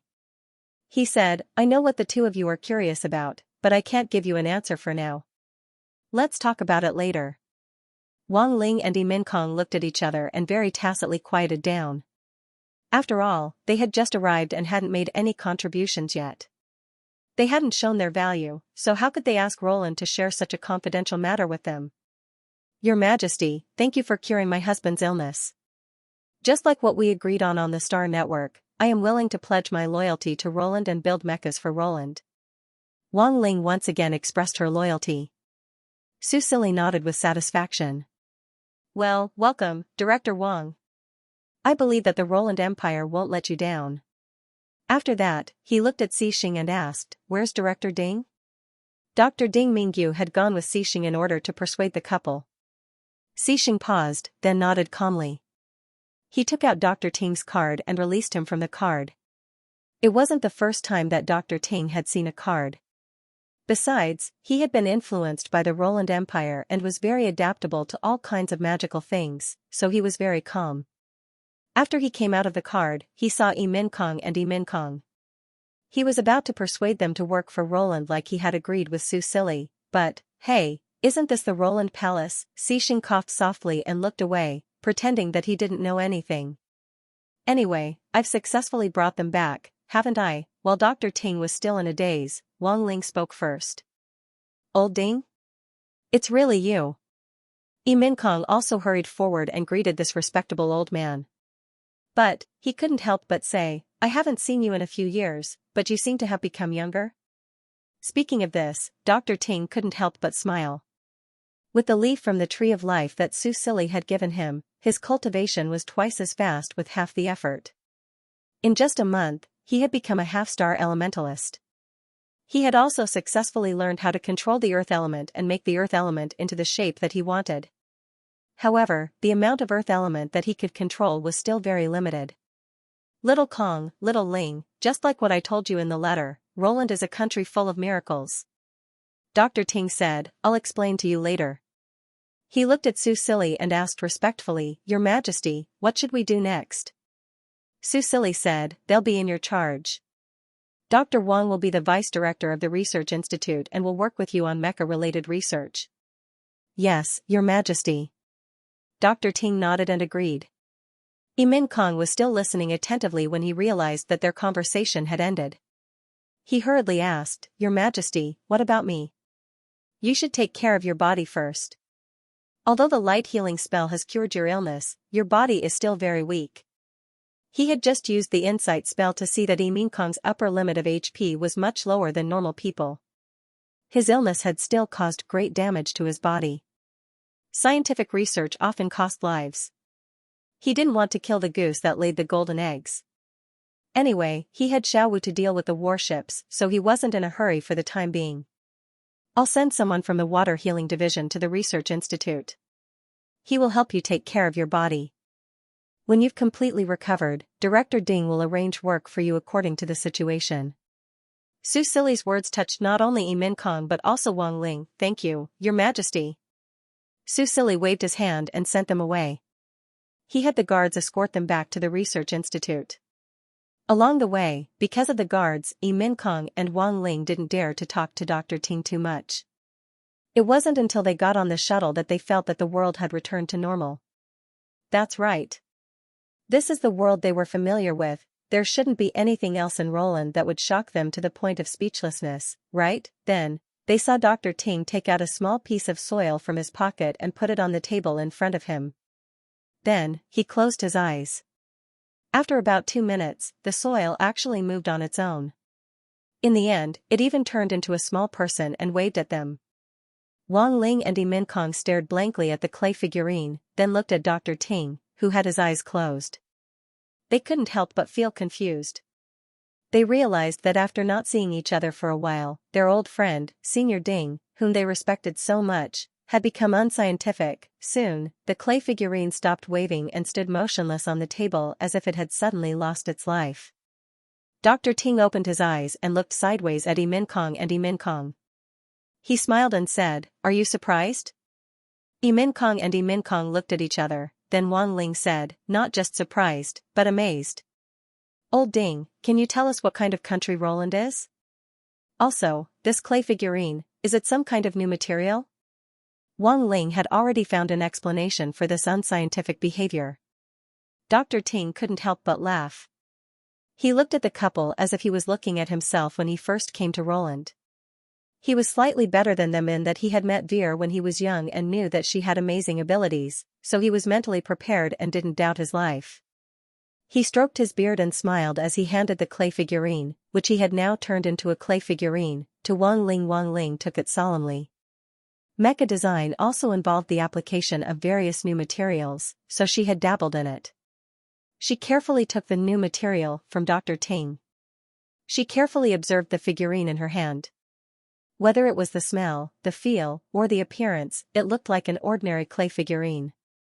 However, she had just seen it with her own eyes, without anyone controlling it. This little thing turned from a square into a figurine and even waved at them. This must be some kind of new material. Dr. Ting saw her expression and knew what she was thinking. He couldn't help but laugh and say, "Don't look at it, it's just a piece of ordinary clay." Under Wang Ling's questioning gaze, he said, "I'm not lying to you. This is just a piece of clay dug out from the ground. Other than some trace elements, it's no different from the soil of other planets." Wang Ling still had an expression of "you're lying to me" on her face. Min Kong, on the other hand, had once regarded Xixing as a god because he had received treatment from Xixing. After all, just an hour or two ago, he was so weak that he could die at any time. But now, he was on another planet countless light years away, and he had completely recovered. He thought for a moment and whispered, "Old Ding, is this magic?" Wang Ling couldn't help but look at him. "Old Kong, what nonsense are you talking about?" As a scientist, Min Kong also felt a little ashamed. But soon, he said, "Isn't this like magic in fairy tales?" Other than magic, he could not explain what was happening in front of him. If this was really the power of science, then the civilization of Roland was much more advanced than all the other countries. That was also not right. According to his previous investigation, Esh Planet had encountered a natural disaster 100 years ago. This civilization that had just joined the Star Alliance was occupied by Ultra Beasts. Among the hundreds of countries on the planet, only the Roland Empire was left. Because of that, this planet was assigned to the Roland Empire. Although the people of Esh Planet called those Ultra Beasts interstellar beasts, Min Kong could not find the origin of these interstellar beasts after going through almost all the information related to them. And in the past 100 years, the Roland Empire had been struggling to survive in the struggle against the interstellar beasts. This was also very much in line with the vitality, optimism, and perseverance shown in Germinal and the Toast. In short, the Roland Empire should not have the spare energy to develop technology. This country had even been relying on the aid and subsidies of the Star Alliance. Because he had some understanding of this country, when he came to this country, Min Kong's heart was filled with confusion. Perhaps Old Ding could give him the correct answer to all these questions. That's right. Everything you see belongs to the power of magic. Dr. Ting did not keep them in suspense and said softly, "The Roland Empire, or Esh Planet, is a rare magic civilization." Magic? Magic civilization? Min Kong and his wife were stunned. This was the first time they had heard of this concept, but it seemed to be very easy to understand. "Then, we belong to a technological civilization?" Wang Ling asked, drawing inferences. "That's right." Dr. Ting said, "We don't understand this universe as well as we think we do. Even for the civilizations that have been included in the Star Alliance, we actually know very little about them." He looked at the little clay figurine in Wang Ling's hands and said earnestly, "Perhaps a magic civilization like Roland still exists in the Star Alliance, but they may be like Roland, buried before they could shine. They have always been covered under the light of technology and are not known to us. After all, there were 266 countries in the entire Star Alliance, and some forces that had not joined the Star Alliance. Could these countless civilizations all be technological civilizations? Before they stepped into space and joined the Star Alliance, did they give birth to other magical and brilliant civilizations? Just like Roland, did they have power that could not be explained by science?" Min Kong and Wang Ling were speechless for a long time. If someone had said this to them before today, they might not have taken it seriously, but now, they had witnessed too many miracles. In the end, Wang Ling looked at the clay figurine in her hands and could not help but ask, then just now, did you control this clay figurine? Yes. The inscrutable look on Dr. Ting's face disappeared and was replaced by a sense of pride. After I came to Roland, I awakened the talent of the earth element, which is to say, I mastered the power to control the earth element. He then explained to the two scientists the concepts of the 10 major elements in Roland's magic civilization: metal, wood, water, fire, earth, light, darkness, wind, thunder, and sound. In Roland's magic civilization, everything was made up of these 10 major elements, and these 10 elemental spirits controlled the corresponding power. The so-called talent was whether one had an affinity with the corresponding elemental spirit, and how great the affinity was. Min Kong and his wife listened attentively, and their understanding of the world increased by another layer. At the same time, they were shocked by the power of elemental cultivation. Roland people can extend their lives by cultivating elemental magic. As you can see, after I became a half-star elementalist, I became younger. This is too shocking. Wang Ling could not help but exclaim. She and her husband were ordinary short-lived humans, and their lifespans were only about 100 years. They were the type that lowered the average lifespan of interstellar life. Old Ding, can Xiao Ling and I also cultivate? Min Kong could not help but ask. It was hard for anyone to resist the temptation of extending their lifespan, not to mention that this method did not sound harmful. Dr. Ting shook his head. There is no way to confirm this. He said, even in Roland, elementalists are very rare, and they only account for less than 0.1% of the population. I was also lucky. Maybe it was a matter of luck, or maybe my ancestor had the bloodline of Esh. He had been secretly observing these days, but he regretfully found that no one else in the research institute had awakened elemental talent. However, even Roland natives found it difficult to awaken elemental talent, so it was hard to say. You don't have to be discouraged. Dr. Ting said, I can teach you Roland's basic cultivation methods, the body tempering technique and the meditation technique. These two basic methods, one can strengthen the body, and the other can keep the mind clear. Especially for scientists like us, the meditation technique is really important. Once you've cultivated, you'll be able to comprehend their benefits. Now, the entire research institute was also cultivating, and it was a little forced. The king of Roland really valued their health. Although he had the intention of pursuing sustainable development, the people in the research institute were still grateful. Min Kong and his wife nodded solemnly, and Wang Ling carefully returned the piece of soil to Dr. Ting. Dr. Ting continued, you may have known before, but the Roland Empire is still in a difficult situation, so in addition to the power of magic, they are also exploring the help of technology. The technology of the Roland Empire can be said to be very barren, waiting for us to build and perfect it. Dr. Ting looked at them and encouraged them, this will be a big project, and at the same time, we can also let loose and let the magic civilization feel the charm of our technology civilization. I know, you are like me, pure researchers, and you don't like those messy things, but Roland is undoubtedly a pure land for us. Believe me, you will definitely fall in love with this place in the future. Min Kong and his wife looked at each other, and then nodded at Dr. Ting. Through Dr. Ting's words, they had a rough idea of the Roland Empire. This was a magic civilization with magical powers, and the technology was barren, but they came here to be pioneers and builders. Just thinking about it made them realize how difficult it would be, but at the same time, they felt a surge of enthusiasm. Old Ding, we understand. Thank you for your explanation and guidance. Min Kong said sincerely, even if it is for the sake of His Majesty Roland's life-saving grace, we will try our best to contribute. After this round of questions and answers, Min Kong and Wang Ling felt that they wouldn't be surprised by anything in Roland no matter what miraculous things they encountered. After all, this was a magic civilization, and it could not be explained by science. However, when the shuttle stopped at the entrance of the research institute and they were about to go down, they saw a light screen pop up on Dr. Ting's communication device, and the image of a small robot appeared in front of them. Old Ding, I made a new thing. Come and take a look at my military factory when you have time. His eagerness was so vivid, just like a real human. But, why did it look so much like the navigation AI of the virtual cabin? Min Kong and his wife stared blankly at the little robot. They were very familiar with the virtual cabin navigation AI of the Flanda Interstellar Federation. However, the little robot in front of him, just by listening to its voice, would not be able to tell that it was a virtual AI at all. It felt like a real human being. "Prince Xiaowu, please wait a moment," Dr. Ting said with a smile. "Let me introduce you to two new friends." The little robot turned its head and looked at Kong and his wife.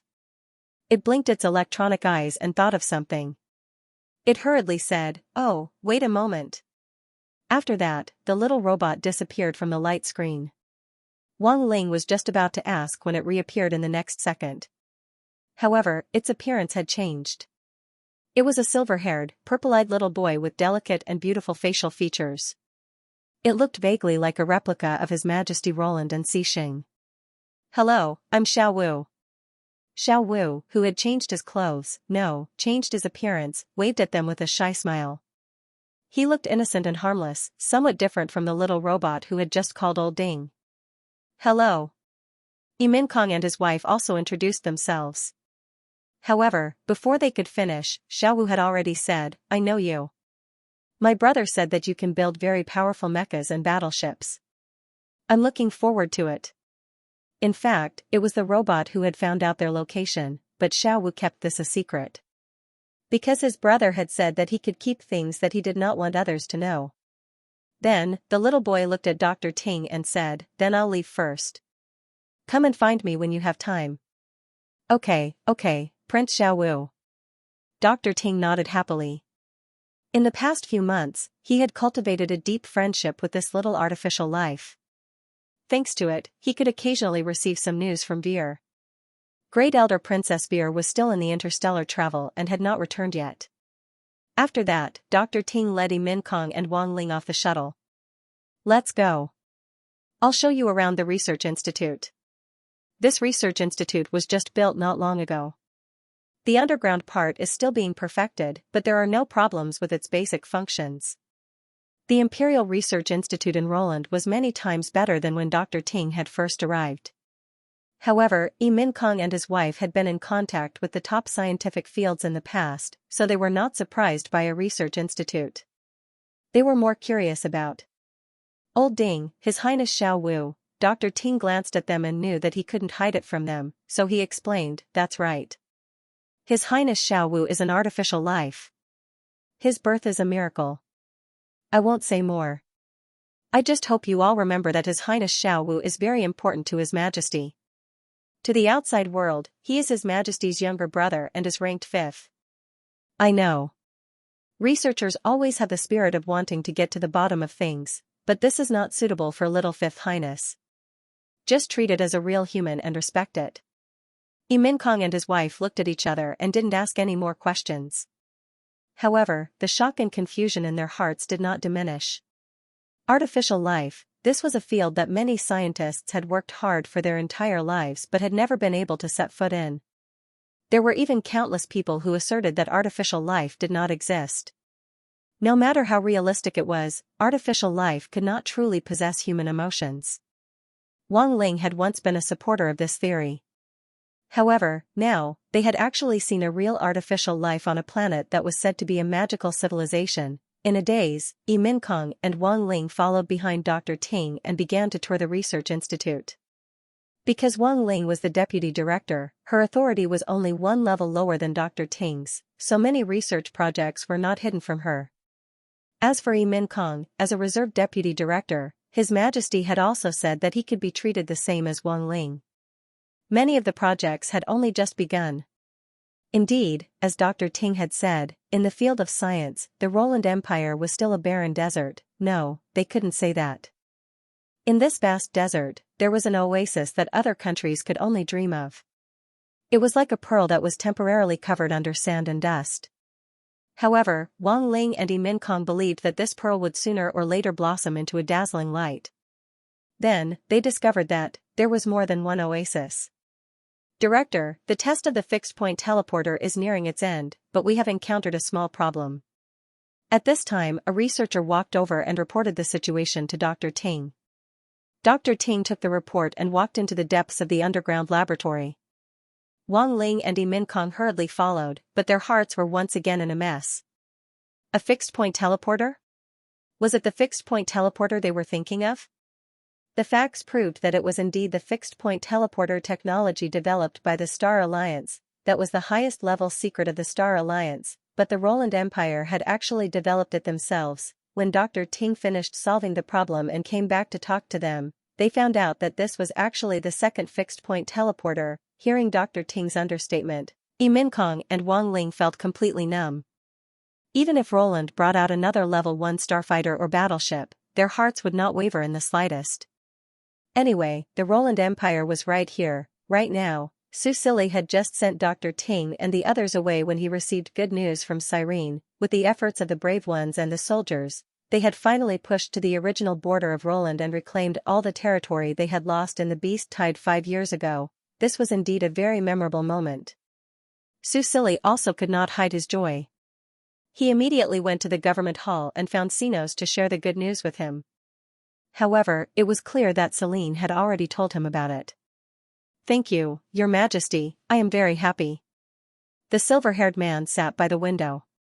The sunlight shone on his body, making his smile even more beautiful. Sinos' condition was much better than before. Not only did his face regain its healthy color, but his walking was also no longer sluggish. His temperament was also more stable, and there was also a kind of bright gentleness. Especially after the leaders of the Bavad Empire were wiped out by Xixing and Su Fengqing, the haze that shrouded him had almost disappeared. He now loved life more than before, and the light in his eyes was always bright. Even if he had to deal with so many trivial matters every day, he was always full of enthusiasm and never complained. Maybe it was because of his physique, but he still looked thin and not much stronger.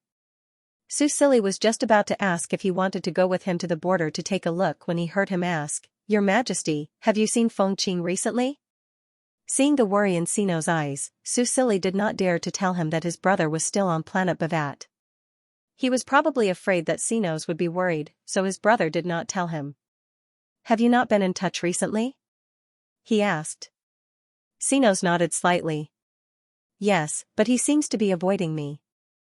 I invited him to the palace for a gathering, but he always refused." Su Silly laughed dryly and quickly helped his brother out.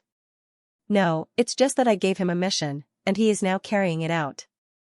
Sinos narrowed his eyes slightly. "Is he still in the Bavad Empire?" Su Silly was shocked. He did not expect him to be so sensitive. He quickly shook his head. "You worry too much." Sinos stared at him for a while. In the end, he did not know if he believed him or not, but he nodded and did not say anything. "Brother Huang, do you want to go with us to the border to take a look?" Su Silly changed the topic. Sinos looked at the pile of documents on the table, then looked at the young man and said softly, "No, you and Cyrene go." Su Silly smiled stiffly and did not dare to stay any longer. After he left, he thought about the e-government reform that his brother had mentioned before. It was time to put this on the agenda. Otherwise, the administrative efficiency would be too slow, and he could not always squeeze Sinos like this. Su Silly made a note of this, then left the palace with Xixing, and headed to the original border of Roland. Looking down from above, one could see that the ground of Roland had undergone tremendous changes. The wilderness, which was originally filled with interstellar beasts, was now rarely seen. Instead, it was replaced by orderly farmlands and orchards. These farmlands were connected to the main cities, and all kinds of large agricultural machines were working in the fields. In addition to farming, animal husbandry was also developed in the coastal plain. Elemental cannons were set up in every corner. Once they detected an approaching interstellar beast, they would automatically launch an attack. After their wings were broken and they were hunted down, the number of flying interstellar beasts had decreased significantly. Their survival instincts made them stop visiting Roland's territory, and only one or two could be seen occasionally. The rest of the interstellar beasts were spreading out of the Roland Empire's territory. For a time, the airspace of the Roland Empire was unprecedentedly peaceful. In the past, there were always groups of interstellar beasts flying by, but now, within the visible range, these big guys that covered the sky rarely appeared.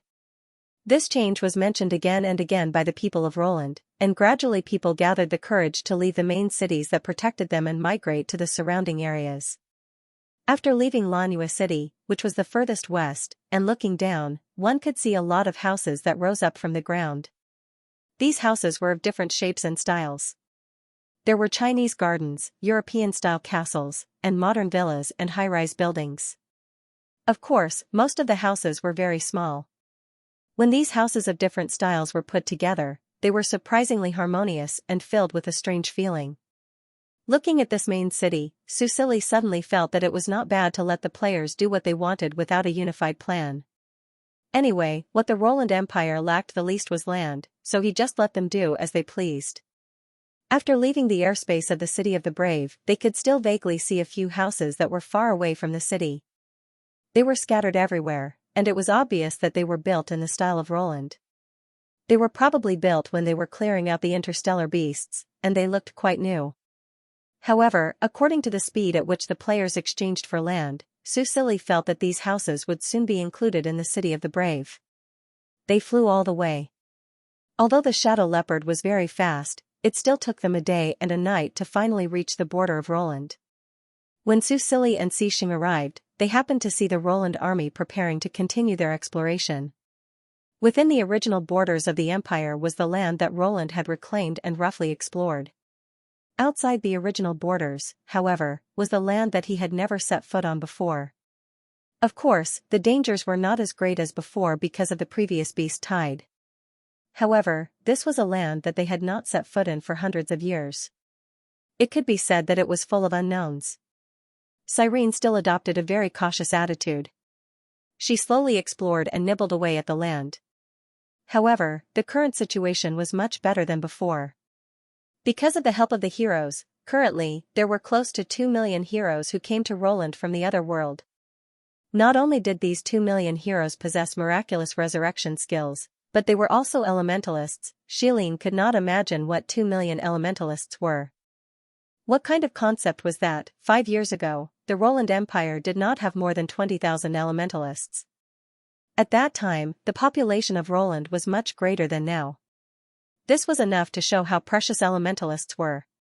However, all common sense was now shattered by the heroes. 2 million elementalists from the other world, each of them possessed extraordinary talents and miraculous racial skills. To be honest, apart from being happy and grateful, Cyrene also felt fear sometimes. This was an incomparably huge force, and it was still expanding. Every once in a while, a large number of new warriors would appear. This was different from what she had imagined. Cyrene could not help but worry that if the number of heroes continued to increase, would they one day surpass the population of Roland? Would they one day seize control of Roland? She told this to Snow, but Snow did not seem to be worried. Instead, he asked her to interact more with the heroes. Cyrene did not understand the source of Snow's confidence, but she was willing to believe in him. After all, Snow had led them and witnessed too many miracles. Therefore, she took the initiative to approach the heroes. The heroes were indeed a very strange group of people. They had all kinds of strange ideas. During the process of fighting together and reclaiming their homeland, Cyrene felt this at all times. However, they also had good qualities. For their comrades, they could risk their lives. For the sake of the team, they could sacrifice themselves. They obeyed orders and sometimes even blindly. They were always so optimistic. They laughed and joked every day as if nothing could defeat them. They were full of curiosity and a strong interest in this world. At the same time, they were so friendly, respectful, and humble to the people of Roland. Most of the time, they were even flattering. Yes, flattering. This feeling was especially obvious when facing powerful people or people with special identities. Of course, they were warm and friendly to the ordinary people. This could be seen from their daily interactions with the soldiers. Cyrene could not help but recall what Snow told her. Perhaps one day, the heroes, Roland, but this is inevitable. What we can do is to establish a good relationship with most of the brave ones and win their hearts when they are still weak. But you don't have to be too deliberate. Just remember that we are equal and respect each other. Cyrene took a deep breath and pulled herself out of the mess of thoughts. She returned to the task at hand. Now, they adopted the method of exploring in small teams. They sneaked into the jungle to collect information and avoid large-scale casualties. Each team had a configuration of 10 people. 4 of them were Roland soldiers and 6 were heroes. After these days of fighting, they had a tacit understanding of each other and could effectively reduce casualties. However, the casualties were mostly heroes. They spared no effort to protect the Roland soldiers. Just as they had predicted, because the beast tide had been cleared, there were not many interstellar beasts around. The biggest problem was the mutated plants along the way. These plants were not controlled by wood elementalists. They were aggressive and had all kinds of strange characteristics. They were even more difficult to deal with than the interstellar beasts. Damn, are these plants? They are clearly bosses. A player complained in a low voice. A dozen meters away from them, a big tree towered into the clouds. Its whole body was covered with purple-black vines and was filled with a dark aura. Through detection and identification, they found that the information only showed that it was unfathomable. This meant that this strange big tree was at least 4-star. This was because their strength was generally close to 4-star. Have we left the beginner area and started to enter a map with intermediate and high-level monsters? Another player said. Right at this moment, the expression of one of the soldiers in the squad suddenly changed. He shouted, "Not good, run."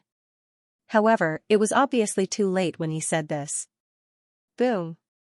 Suddenly, a black vine broke out of the ground and wrapped around the soldier who had just spoken.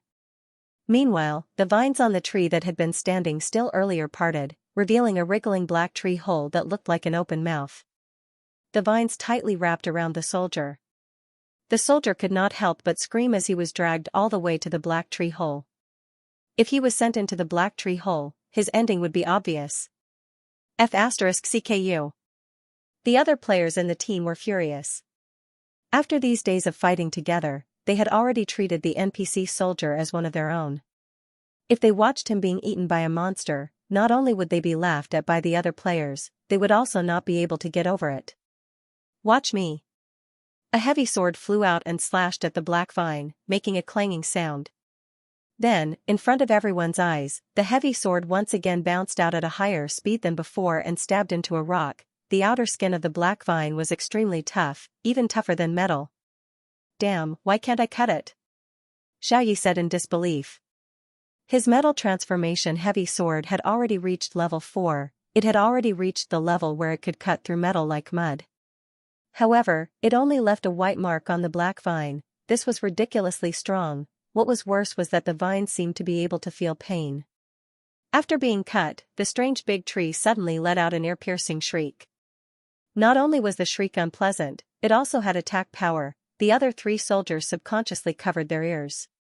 As for the one who was wrapped by the vine, blood flowed out of his ears. While screaming, he fainted from the pain. Damn, what's going on? The players were simply caught off guard.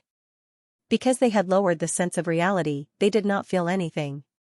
However, the sound wave attack was too strong, their HP dropped very quickly. The light elementalist kept casting light heal to heal the fainted soldier, saving his life.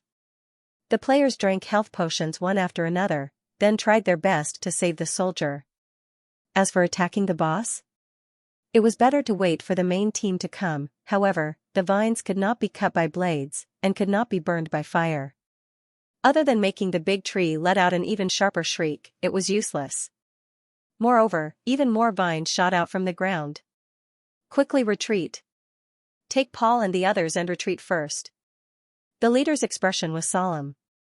He finally gave the order to retreat, letting the 3 players take the heavily injured soldier and leave first.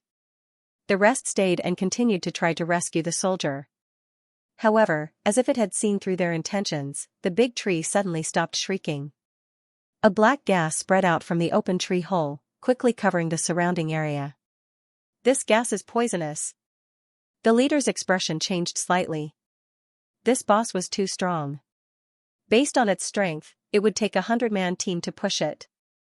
The monsters in the middle advanced maps were too scary. The players who were preparing to retreat with the soldiers on their backs became extremely slow. Poison effect, paralysis, dizziness, confusion of perception. Taking advantage of their hindrance, the black vines wrapped around the 6 of them and dragged them back.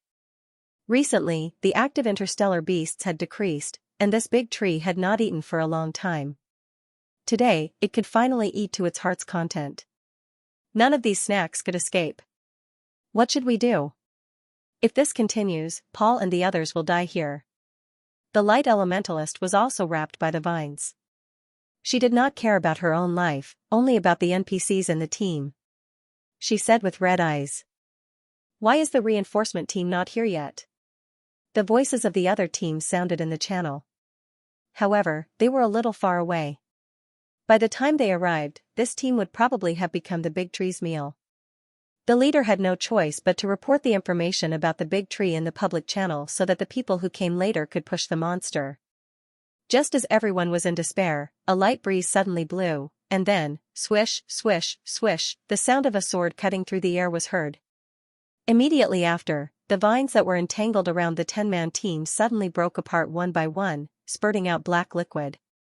At the same time, the players heard a familiar melody. The melody was full of the breath of life, making people feel hopeful. F***ck, it's the germinal seed. It's the germinal seed of His Majesty Xiao Luo. My health points are full. It's His Majesty Xiao Luo, it's really him. In this music, all the players' health points were fully recovered in less than 10 seconds. Although the 4 NPC soldiers were still half health points, they were temporarily out of danger. Even if they had fainted and were deaf, the sound element could directly affect their brains. Moreover, after the vines were cut off, although the big tree was still screaming, its voice seemed to be blocked. Since they couldn't hear it, they naturally couldn't receive any damage. Then, a sword energy flashed, and the big tree that was more than level 50 was cut in half, revealing a purplish-black heart in the middle of the trunk. As the heart was cut in half, the tree monster's health points were directly reduced to 0. The players stared blankly at this scene. Soon, the light-type player pointed at the sky and shouted, "Look!" A snow-white figure was floating in the air, and a white cloak embroidered with golden patterns fluttered behind him. A drop of black liquid slid down the blade in his hand and dripped onto the ground. The player stared at him, momentarily at a loss for words. Xixing glanced back at them and took out a potion from the void. After tossing it to them, he disappeared in a flash. When he was completely out of sight, the players couldn't help but scream. Ah! It's the guardian god Xixing. Why is he here? In midair, Xixing's figure flashed and reappeared behind the silver-haired young man. Su Silly was sitting on the shadow leopard, playing germinal to heal the soldiers who were in danger. His long hair fluttered in the wind, and even his back was moving. Xixing hovered behind him, silently guarding and watching him. He did not disturb him, only using the sound element to carefully listen to the flute music. After the song ended, Su Silly stopped. Did you save everyone? He turned to look at Xixing. Xixing nodded. I did not disappoint. Su Silly touched his cheek and smiled. Let's go find Cyrene. Jiuyu swung its tail and looked down at the forest below. Suddenly, as if it felt something, Jiuyu narrowed its eyes and looked into the depths of the forest. At the same time, Xixing looked over and frowned. Su Silly followed his gaze but did not see anything. He could not help but ask, Brother Sheng, what's wrong? Xixing retracted his gaze. Looking at the young man's puzzled expression, he reached out and tucked his hair behind his ear. He then held his hand. Ollie, haven't you always wanted to explore the ruins again? Su Silly's eyes lit up. He looked into the depths of the forest again. You're saying that there are new ruins there? Xixing nodded. And there's something special about it. Su Silly could not help but want to try. However, he was more cautious this time. Last time at the trial ground in the Asmo Mountains, he and Xixing had almost encountered danger in the illusion. Although they had a fortuitous encounter in the end, they could not be so lucky every time. Wait, I'll check first. Su Silly used insight on the forest below. He then opened the interface of the future forum and searched in the forum. Xianxia Forest. Soon, he found the relevant posts, but strangely, there was no information about the Xianxia trial ground or the Xianxia ruins. This meant that the ruins had not been discovered by the players. However, Demonis? Su Silly blinked. Susili couldn't help but feel surprised when he saw the keywords that appeared when the map of the Xianxia jungle was mentioned in the forum post. Demon? Was this a new ancient race? She shouldn't be the kind of demon from the Huaxia civilization in his impression, right? After all, strictly speaking, September and Chaimo were such fairies.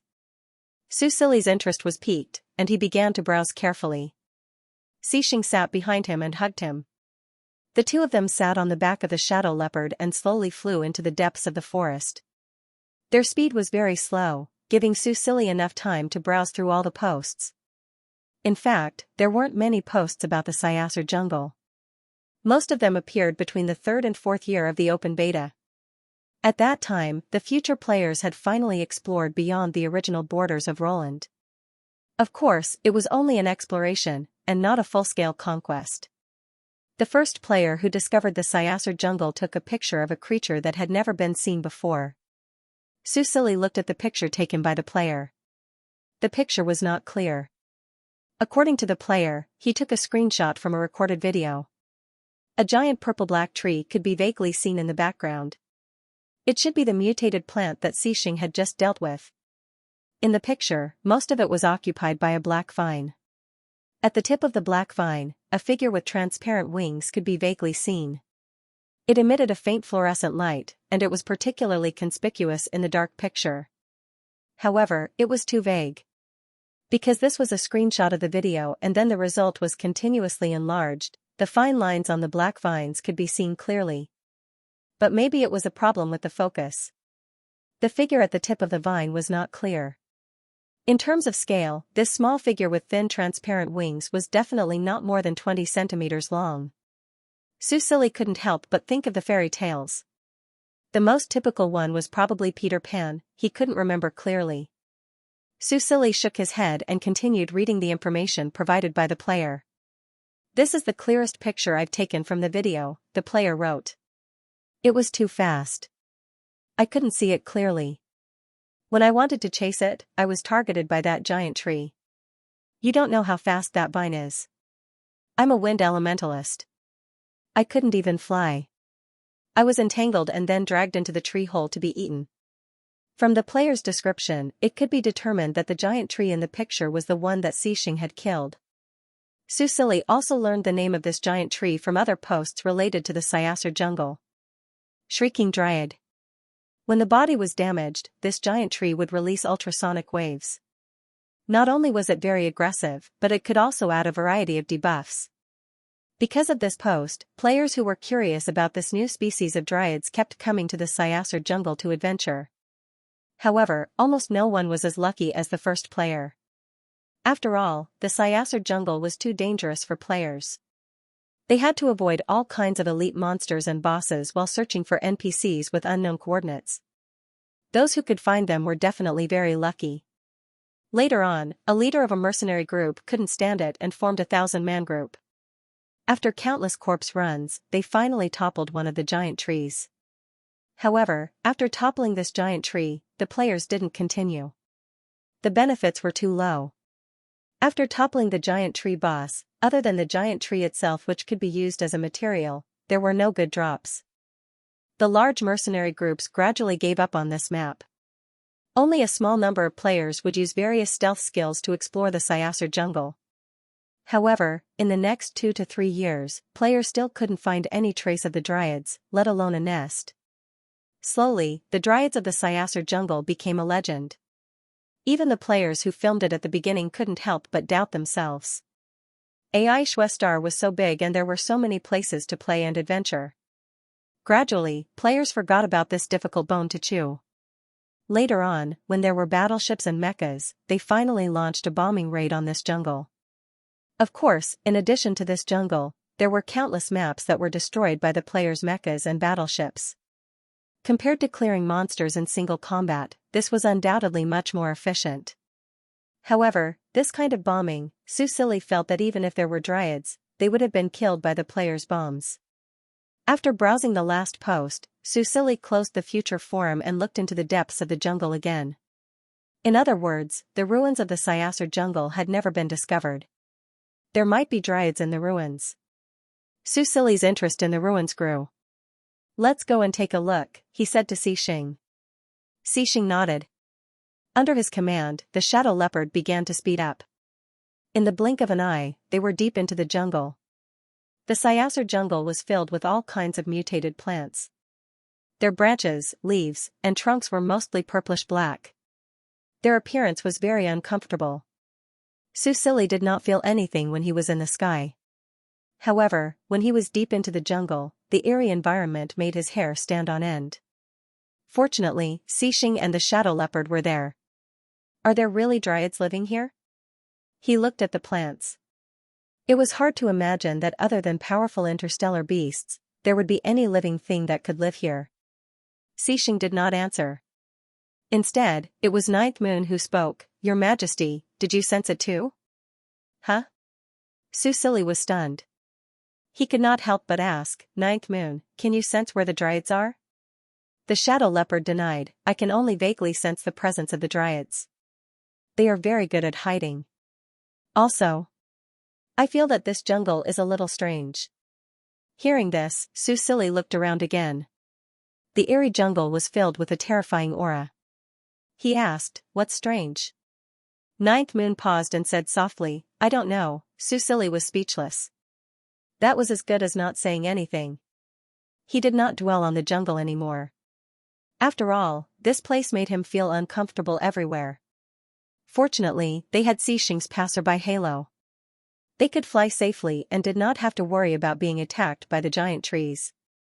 Otherwise, they would not have been so successful. Let's go take a look at the ruins first. Susili said, Ninth Moon, tell me about the dryads. What kind of race are they? The shadow leopard thought for a moment and said, they are pure magic creatures. They are born from the elements. When they reach the end of their lives, they will disappear from the world, leaving nothing behind. Susili pondered over his words. Don't they reproduce? Usually not.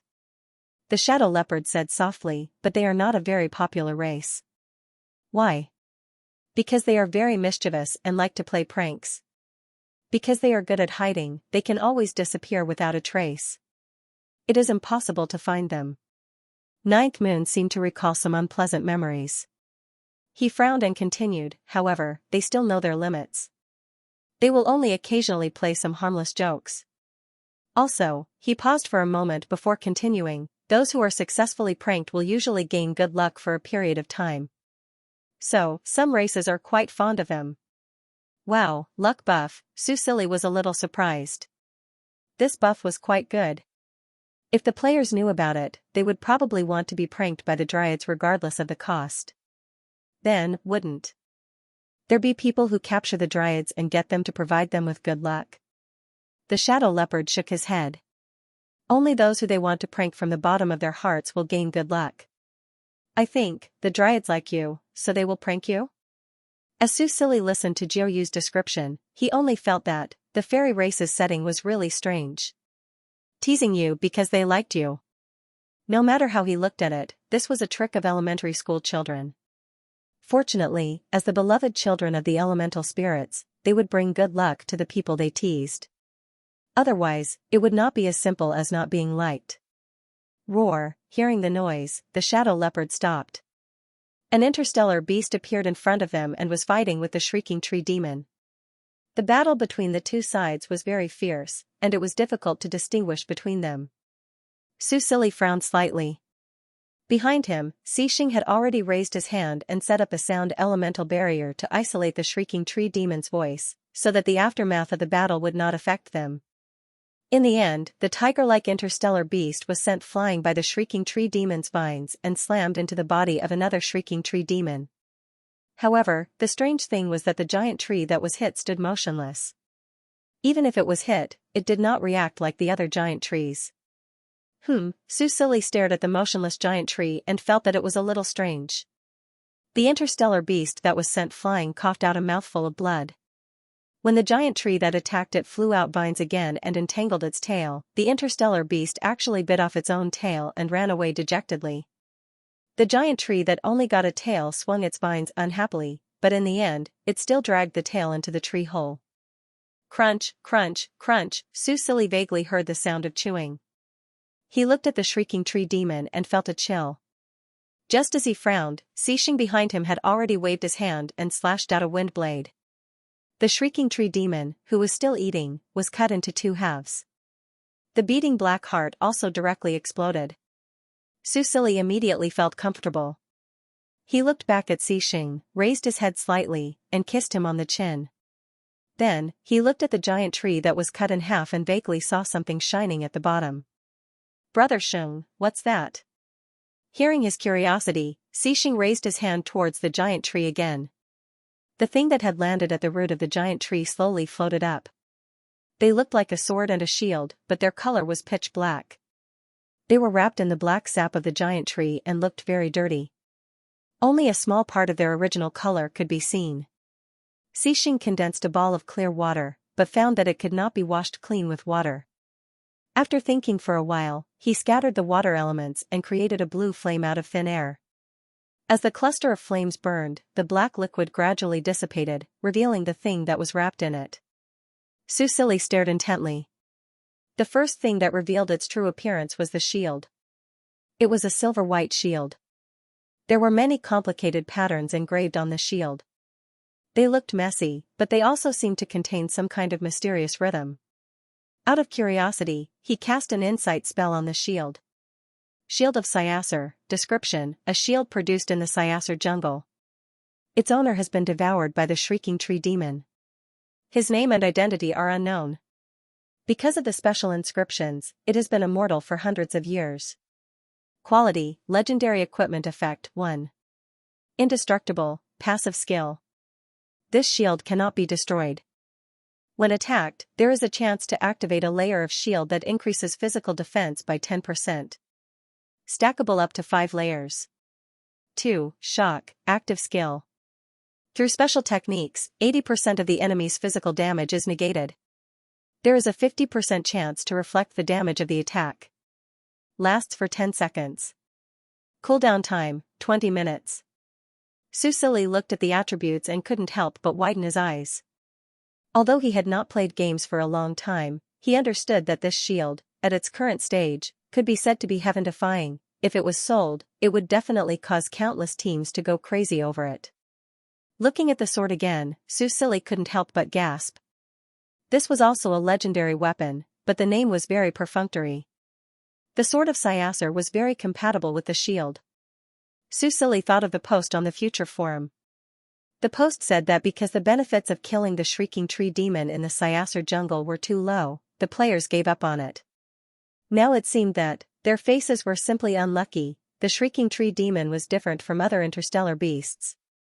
Among the food that it had eaten in the past 100 years, it might have been left behind because of indigestion.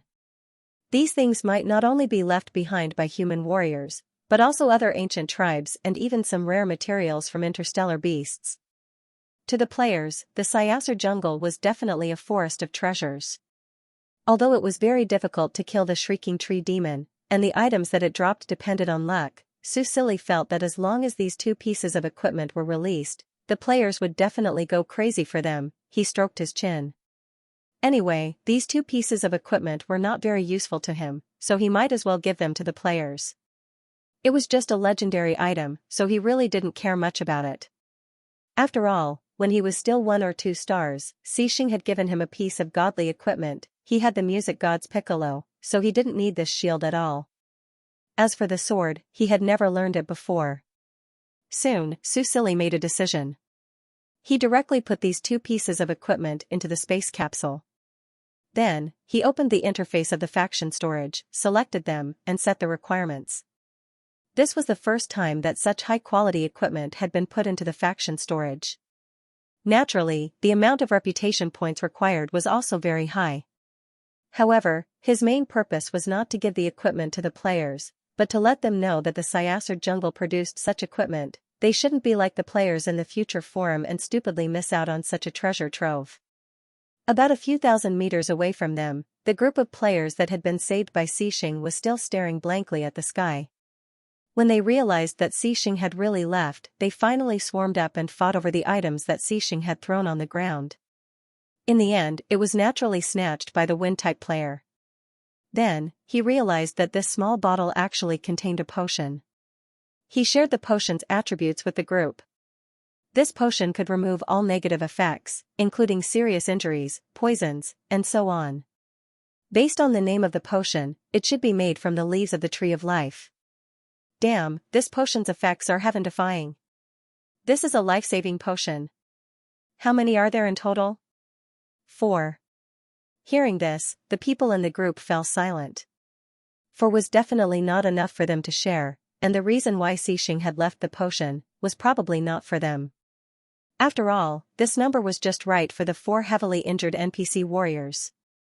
Although they had recovered to full health with the help of the Germinal organization, their negative effects had not been removed, and their health was still decreasing. If they did not receive treatment, they would probably still lose their lives. The 6 players looked at each other. At this moment, it was a test of their humanity. If this was in real life, they would probably save them without hesitation, but this was a game, and these 4 warriors were just NPCs. What do we do? Everyone looked at the team leader. These 4 pills could definitely be sold for a high price. They did not have to sell them to the players, but they could find a rich NPC to sell them and then sell them for cash. That would be a huge sum of money, and it was hard not to be tempted. Although they had feelings for these 4 NPC warriors, it was hard not to be swayed in the face of such a huge profit. In the end, the team leader gritted his teeth and said, "Save them." But someone hesitated. "Don't forget, these were left behind by Xianxia," the team leader said. "He left these pills because he wanted to save the soldiers. If we don't save them, not to mention the issue of favorability, do you think our faction reputation will drop to negative?" Everyone was shocked. Thinking of Xianxia's terrifying strength and the Roland faction's laws, no matter how many thoughts they had, they kept them in check. "Ha ha ha, of course, it's more important to save them. Money is just a mere worldly possession." Finally, everyone came to a consensus and fed the 4 pills that Xianxia had given them to the 4 NPC warriors who were heavily injured. Very quickly, the negative effects of the pills were almost instantly removed, and everyone could not help but be amazed by the miraculous effects of these pills. At this moment, they heard someone say in the public channel, "Look, there's a new item in the faction storage. Holy sh*T, a legendary item? The Sword of Xianxia. Shrieking Dryad. Damn, could it be the map we're exploring now? It's very possible. That means the Shrieking Dryad has a probability of dropping a legendary item?" Hearing this news, everyone's eyes lit up. So far, not many people had seen a legendary item, but now, a monster in a map actually dropped one. Wasn't it just a Shrieking Dryad? Push, push, push, they directly flattened it. The players who had just been saved by Xianxia looked at each other, and then looked at the corpse of the Shrieking Dryad. Because interstellar beasts did not drop equipment after death, they had a mindset that monsters in the game would not drop items, unless they were humanoid monsters. Only now did they realize that they were completely wrong. The players rushed to the corpse of the Shrieking Dryad, and after searching, they really did find a bow. It was dirty, and they could not see its original appearance. They did not care about anything else and quickly took the bow and left, so as not to be robbed by other teams. "Holy sh*T, why are you all running away? I'm still stuck in a rock, who's going to help me?"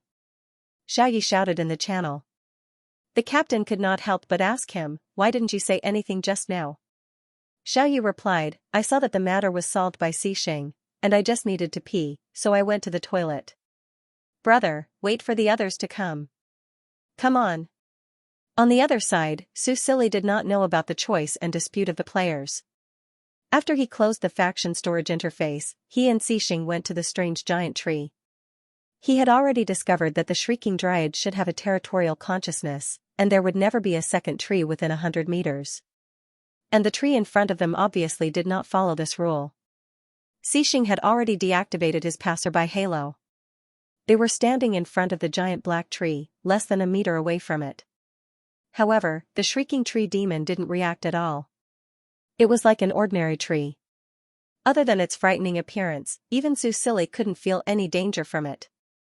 "Brother Sheng, could this be related to the ruins you mentioned?" Susili looked at the ugly Shrieking Tree demon and finally couldn't help but reach out his hand. Xixing didn't stop him. He nodded and said, yes. Su Silly's hand had already grabbed a black vine that was wrapped around the shrieking tree demon. The vine looked wet and soft, but it was dry and rough to the touch, just like the bark of an ordinary tree. Su Silly raised his eyebrows, grabbed the vines, and pulled them out. Snap, the vine was actually torn apart by him. Su Silly looked at the thing in his hand. The originally black vine suddenly lost all of its gloominess after leaving the tree and turned into a light brown vine. Sure enough, this giant tree was disguised as an ordinary tree. Su Silly looked up and used the insight spell on the giant tree in front of him. Great Xianxia banyan, age, 123 years. Species, Great Xianxia banyan, produced in the Roland Empire, also known as the Tree of the Inscriber. Inscription already carved, disguise as a specific object, must meet certain conditions, inscription status, activated, working normally.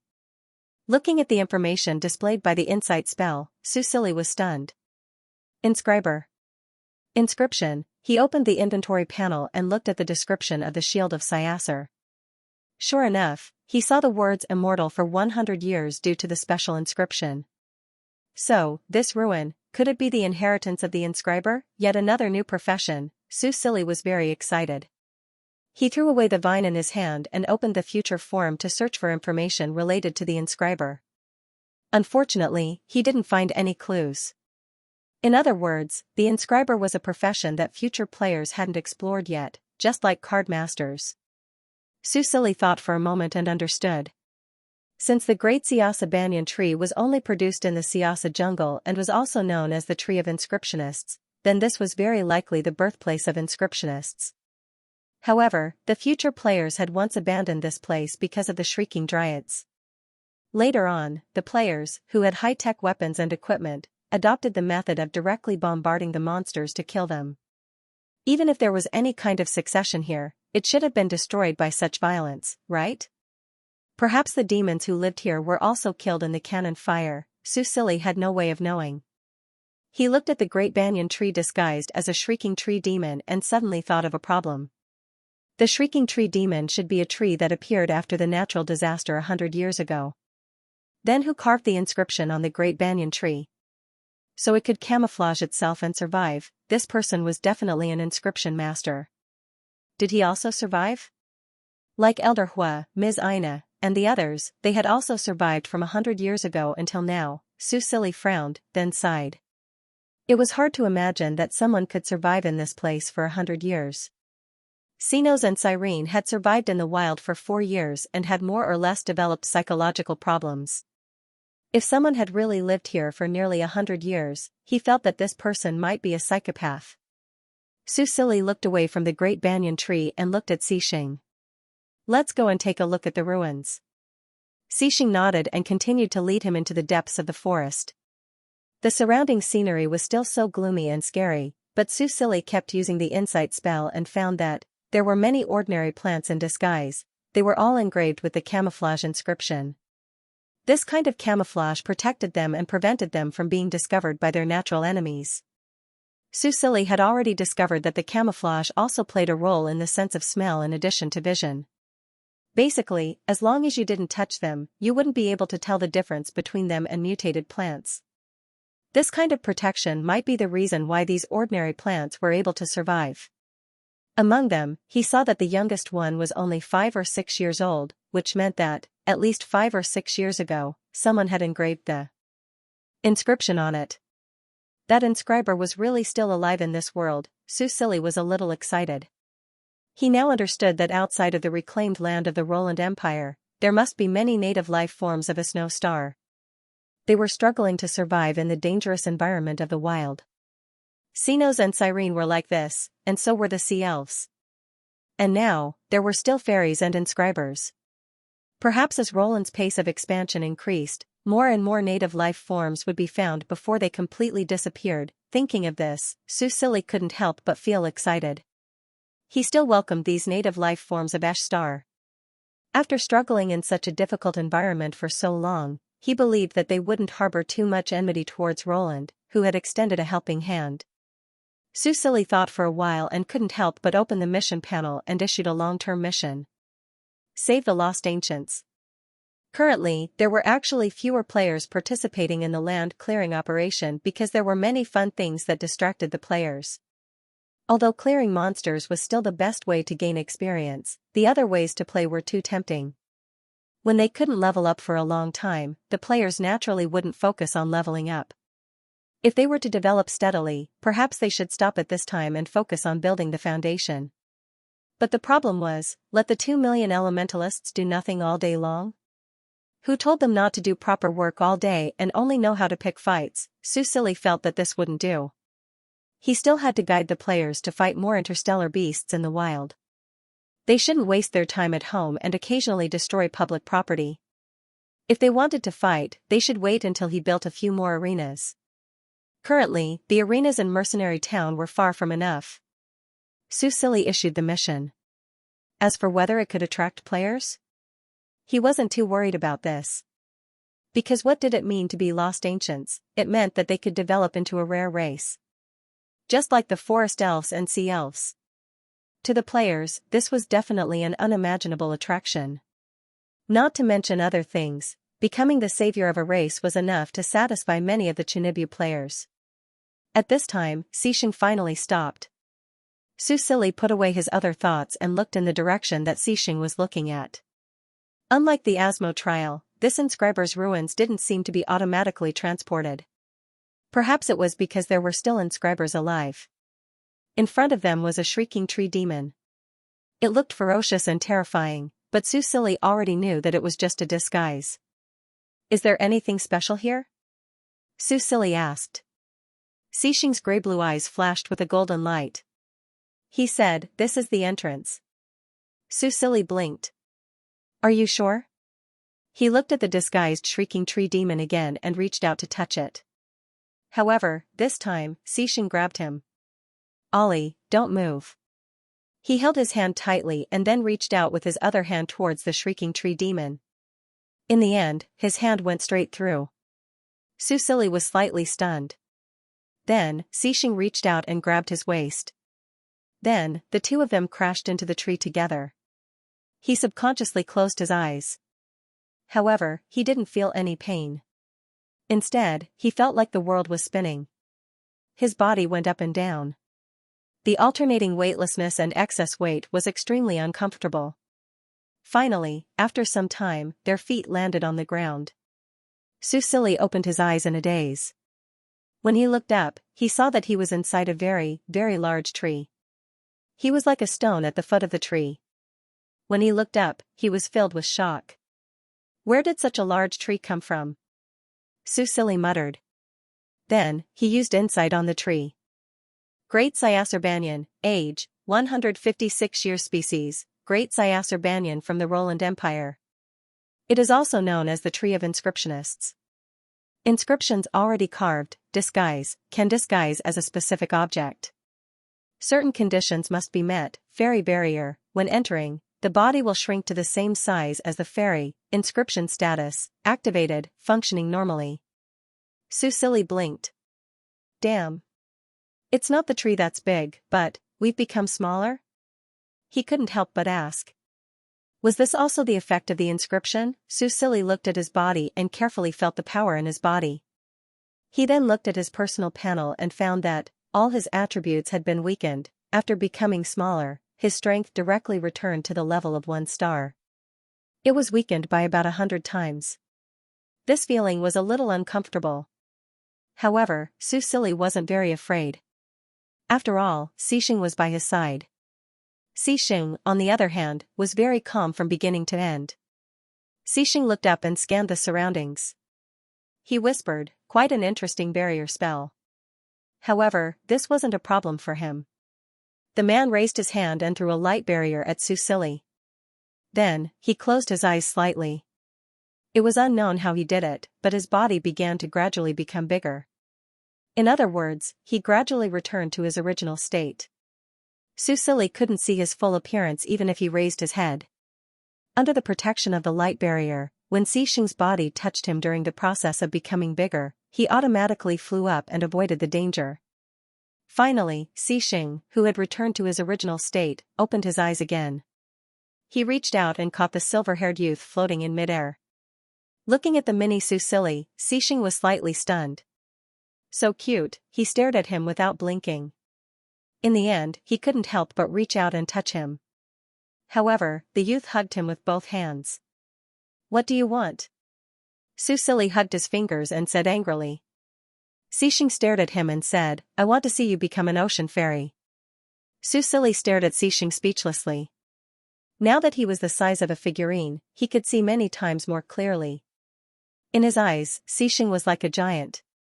Fortunately, the halo that Xixing had cast on him seemed to be able to protect him. The sound that he heard was normal, so it did not hurt his ears. Change me back first, Susili said. He felt that since Xixing could change back himself, it should be possible for him to change back too, right? However, there was obvious hesitation in Xixing's eyes. Susili was still hugging Xixing's finger. When he saw Xixing's expression, he guessed what he was thinking. He could not help but open his mouth and bite Xixing's finger. Xixing did not feel any pain at all. Instead, he felt an itch on his finger that went straight to his heart. Looking at the miniature person in his hand, his eyes were filled with love. He felt like his heart was about to melt into water. Susili finally let go. He realized that even if he was the size of a normal person, he might not be able to hurt him, let alone now that he was so small. Rather than calling it a punishment, it was more like flirting. Xixing. He glared at him angrily. However, not only was his angry expression not intimidating, it was even cuter in Xixing's eyes. However, Xixing still started to pacify him. He closed his eyes again, and a golden light enveloped Susili's body again. Susili waited quietly, but he suddenly had a kind of enlightenment in his heart. He stared at Xixing. Sure enough, when the golden light disappeared, he still did not change back to his original form. Xixing opened his eyes and looked at him innocently. Ollie, alright, you don't have to say any more. Susili rolled his eyes. If I continue to maintain this size, can you protect me? Xixing laughed. I will never let you get hurt. Susili sighed deeply. What else could he do? Since she had chosen her own boyfriend, she could only pamper him. Alright, let's continue exploring the ruins. He said, I'm a little curious. What is the relationship between this inscription master and the spirit demon? Why did he design such a barrier? If it was to protect the entrance to the ruins, then why didn't he add an offensive inscription after turning the outsider into the size of a fairy? Or set up a trap or something? After all, with so many of its attributes weakened, it would be very easy to kill it. Or could it be that the inscription master was fearless? After making the outsiders smaller, they no longer had to worry about bringing trouble to them. Susili had no way to know, but he felt that he would get the answer after exploring the ruins. As for Xixing, he was not interested in the ruins. He just came here to relax with his Ollie. He didn't expect there to be such a pleasant surprise. He added another layer of protection for the young man. Of these two layers of protection, one could transfer the damage he received to himself, and the other formed a protective shield. Even if he was hit by a heavy object, this protective shield would not be broken. Then, he put the young man on his shoulder. Susili found that there was a transparent wall of air around him.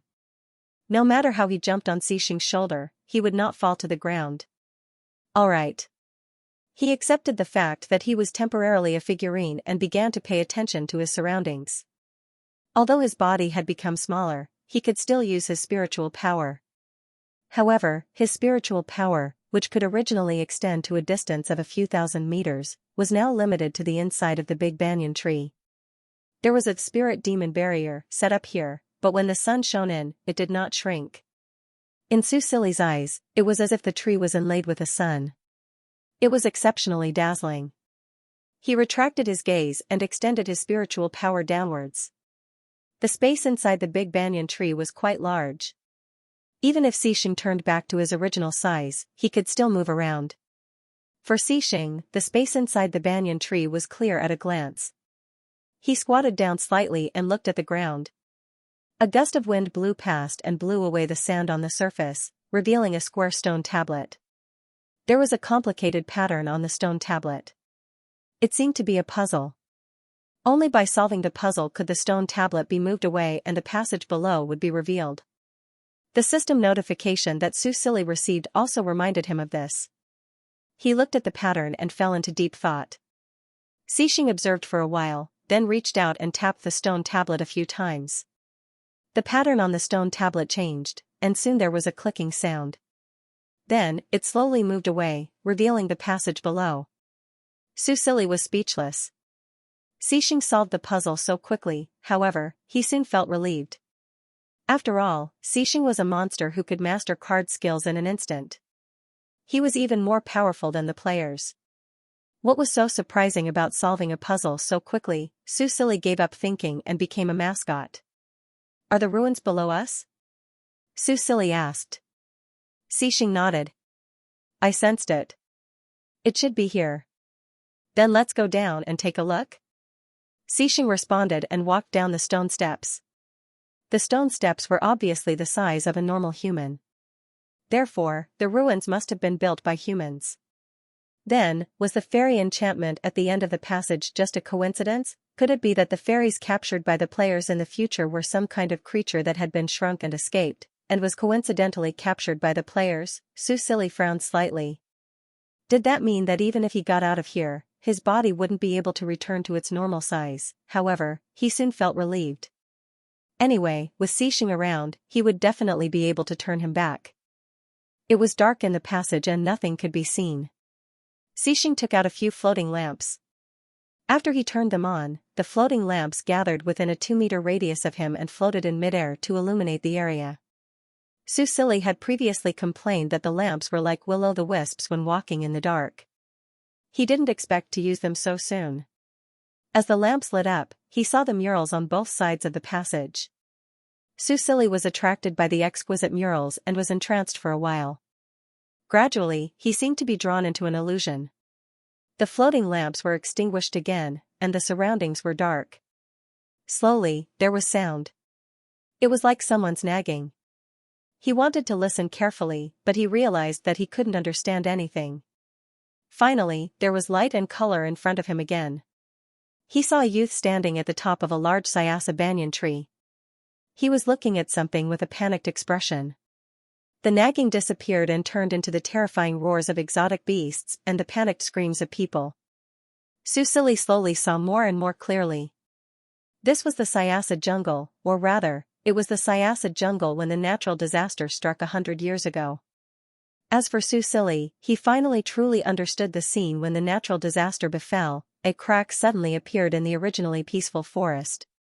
Ferocious-looking exotic beasts ran out from the crack one after another. The people who lived in this jungle organized a defense. The weapons in their hands released a dazzling light, and the shields in their hands formed a hard shield. In the strong resistance, the exotic beasts were annihilated, the people cheered and held a celebratory bonfire party. The youth that Susili saw at the beginning was sitting next to the largest bonfire. He sat next to a few good friends and raised his wine glass happily. Susili seemed to be able to hear the melody of the toast song. Looking at the scene of people singing without restraint, he couldn't help but sigh. As he sighed, the scene changed again. The cracks appeared again, and more. From 1 or 2 at the beginning, there were more than 10 cracks appearing at the same time. The number of exotic beasts coming out of the cracks also increased, and there was a variety of exotic beasts. Even the powerful Xianxia people started to suffer casualties.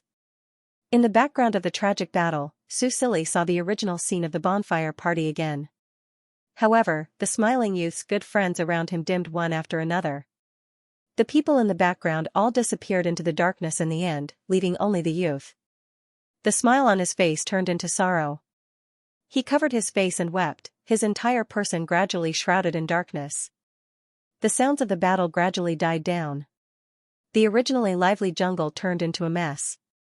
Fortunately, the cracks seemed to have disappeared. The survivors didn't dare to let their guard down. They lived in fear every day, but no one gave up on their home. Moreover, it was the same everywhere in the world. It didn't matter where they went. Such peaceful days continued for a while. The people's lives gradually returned to normal. They planted a new big banyan tree. Seeing the sapling grow green leaves, the youth's face showed a smile again. However, the smile quickly disappeared. This time, no cracks appeared. Those exotic beasts appeared out of thin air in every corner of the village. What was even more terrifying was that there were also exotic plants. Those black plants appeared in every corner of the jungle. They were sinister, terrifying, and full of aggression. Soon, the village was destroyed. Only the elderly and children who had been moved underground in time were lucky enough to survive. However, what awaited them was still a disaster. The ground was occupied by the exotic beasts and plants. They were aggressive and couldn't fight them at all. The elderly and children hiding underground gradually ran out of food and were infected with terrifying diseases. In the end, only the youth was left. He sat alone on the stone steps of the underground passage. His back view was so sad and hopeless. I am the one with the best talent. I am also the one with the most hope to walk the path of the strongest. But, I can't protect them. For the inheritance of the inscriptionists, I have to hold on until the last moment. Successor, when you see this illusion of the inscriptions, I should be no longer here. However, I have left behind the complete inheritance of the inscriptionists. This is my last gift to the world. I hope you can inherit it and let the history of the inscriptionists continue. In the end, the voice became much older. Susili also saw the figure who was inscribing the inscriptions on the stone tablet in the passage. The young and tender youth at the beginning became a white-haired old man. He was trapped alone in this lost jungle, in this underground ruin, and survived for countless days. From white hair to white hair, he left with regret and hope. Finally, this illusion came to an end. Susili struggled free from the illusion and returned to reality. However, his emotions couldn't calm down for a long time. Ali? Xixing's voice rang out in the silent passageway and brought Susili back to reality. He nodded softly and whispered, "Did you see it too? The illusion of the inscriptionist?" "Yes." Susili sat down on his shoulder. He was a little listless as he said, "The last inscription master died of old age here alone. If he could have held on for a little longer, he could have held on until they arrived and witnessed the continuation of the inscriptionist's legacy." Susili sighed. This kind of regret really made one sigh. Xixing looked at him and reached out his finger to gently stroke his head. Then, he comforted him softly, perhaps this is the best ending for him. In this world, he no longer had any family or friends. The only reason he had held on was to ensure the continuation of the inscriptionist's legacy. And perhaps this wish of his had already been realized. Yes? It's already been realized? Susili blinked and asked in surprise. Yes. Xixing nodded. There's still the aura of life in this underground ruin. When he said this, the figure hidden in a crack suddenly froze. Then, in the next moment, it disappeared on the spot as if it had never appeared. But, it was just as if. Xixing glanced in that direction and walked over. He reached out his finger and touched the crack. His fingertips were stained with a faint fluorescent powder. Under the light of the floating lamp, a faint light could be seen. Susili pulled himself together. There was still the aura of life in this ruin. That meant, demon? Jiuyu had also sensed the aura of the demon. Since the last inscriptionist had left, it meant that the life in this ruin was most likely a demon. Was it also this demon who made that arrangement in the dense forest? Yes. Xixing nodded. Then, he took out a handkerchief and wiped his finger to clean the fluorescent powder. Do you want to continue? Or do you want to catch the demon? He asked as casually as if he was asking him what he wanted for dinner. Susili was not surprised by his calmness. After thinking for a while, he said, "Let's take a look at the inscriptionist's inheritance first." The inscriber's legacy didn't have to be taken away. Later on, players could be guided over. He hoped that more people would be able to see the illusions and let the players understand this period of history. It would also allow more people to pass down the inscriber profession. The only thing he didn't know was whether this inheritance was imparted to a single person or if it could be learned by multiple people. If it could only be taught to a single player, it was very likely that a certain player would monopolize it. This was not something he wanted to see. Therefore, he still had to go and see for himself. Xixing led Susili down the last flight of stairs. Suddenly, a light appeared on the walls around them. Lines of inscription patterns could be seen on it. These inscription patterns emitted light, illuminating the entire underground space. Xixing put away the floating lamp. This was an antechamber, and 3 paths appeared before them. At this moment, a notification appeared before Susili's eyes. Ding! You have arrived at the inscriber's ruins. If you want to obtain the inheritance, you need to pass the test of Little Round Biscuit. Please choose one of the 3 paths in front of you. Susili raised his eyebrows slightly. Could this Little Round Biscuit be that fairy? This name, it was quite special. He looked at the 3 paths in front of him. The illusions of inscription patterns on both sides of the stairs were set up by the inscriber. According to his wish to pass down the inheritance, he probably wouldn't set up many tests for the latecomers. It was very likely that he would give it to them for free. After all, there were too few people who could enter the Xianxia jungle and enter the secret passage. He had waited for so many years, but it didn't happen. Why would he set up obstacles? Therefore, this test should be set up by that fairy. He didn't know what kind of test this Little Round Biscuit would set up.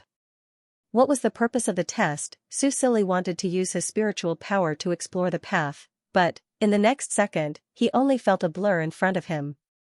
After the dizziness passed, he looked again and found that he and Xixing had arrived at a secret chamber. There were 3 doors behind, which should correspond to the tests of the 3 paths just now. Susili was speechless.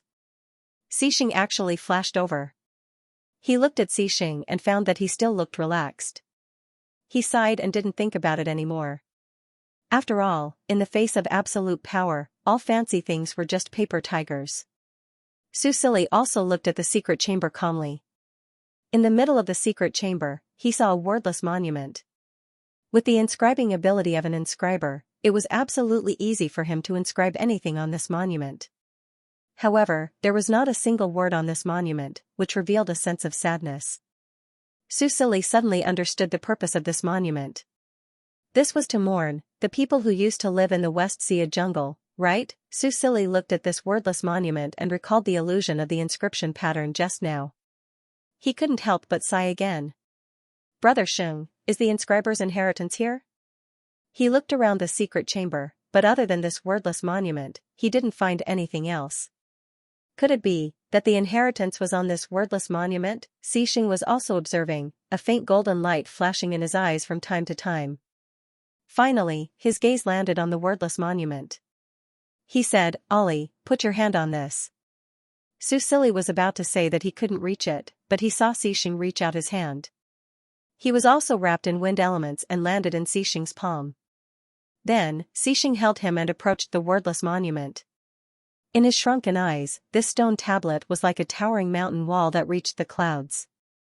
As he approached it, the oppressive feeling made his heart feel a little heavy.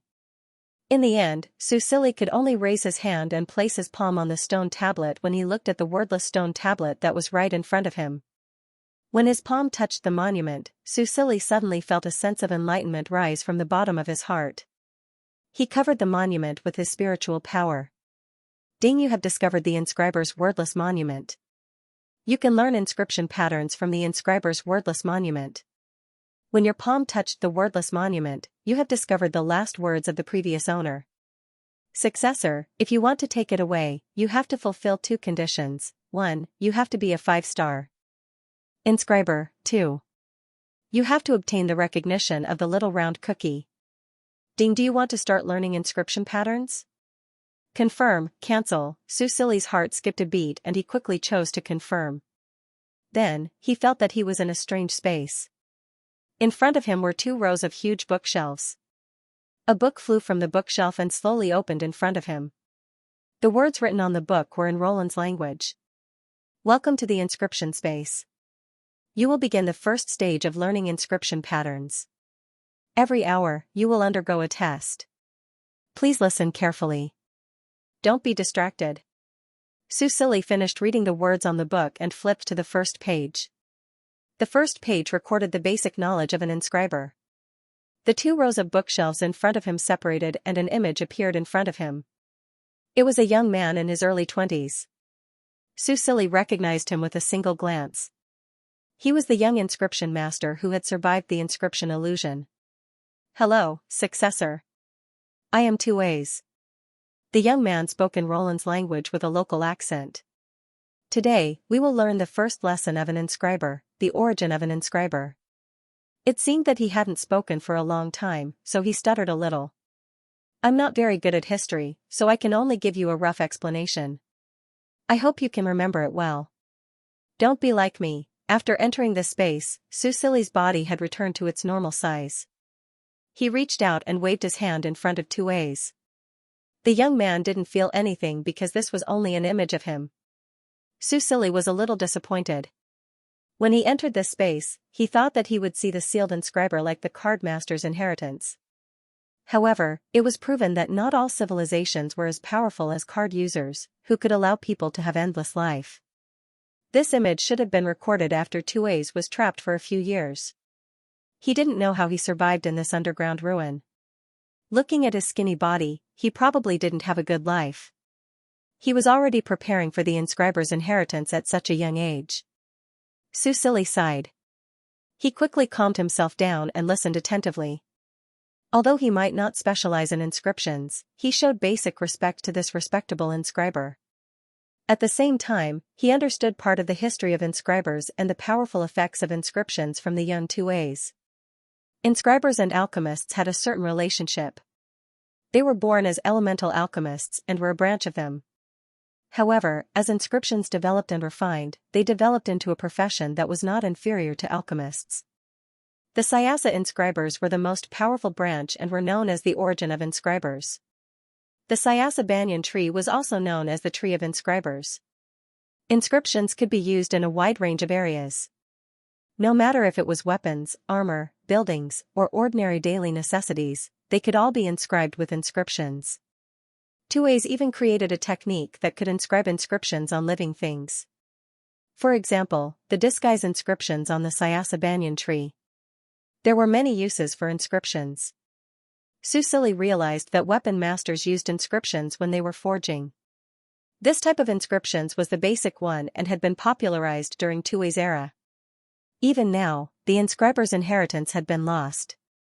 However, this type of inscriptions was still used by weapon masters.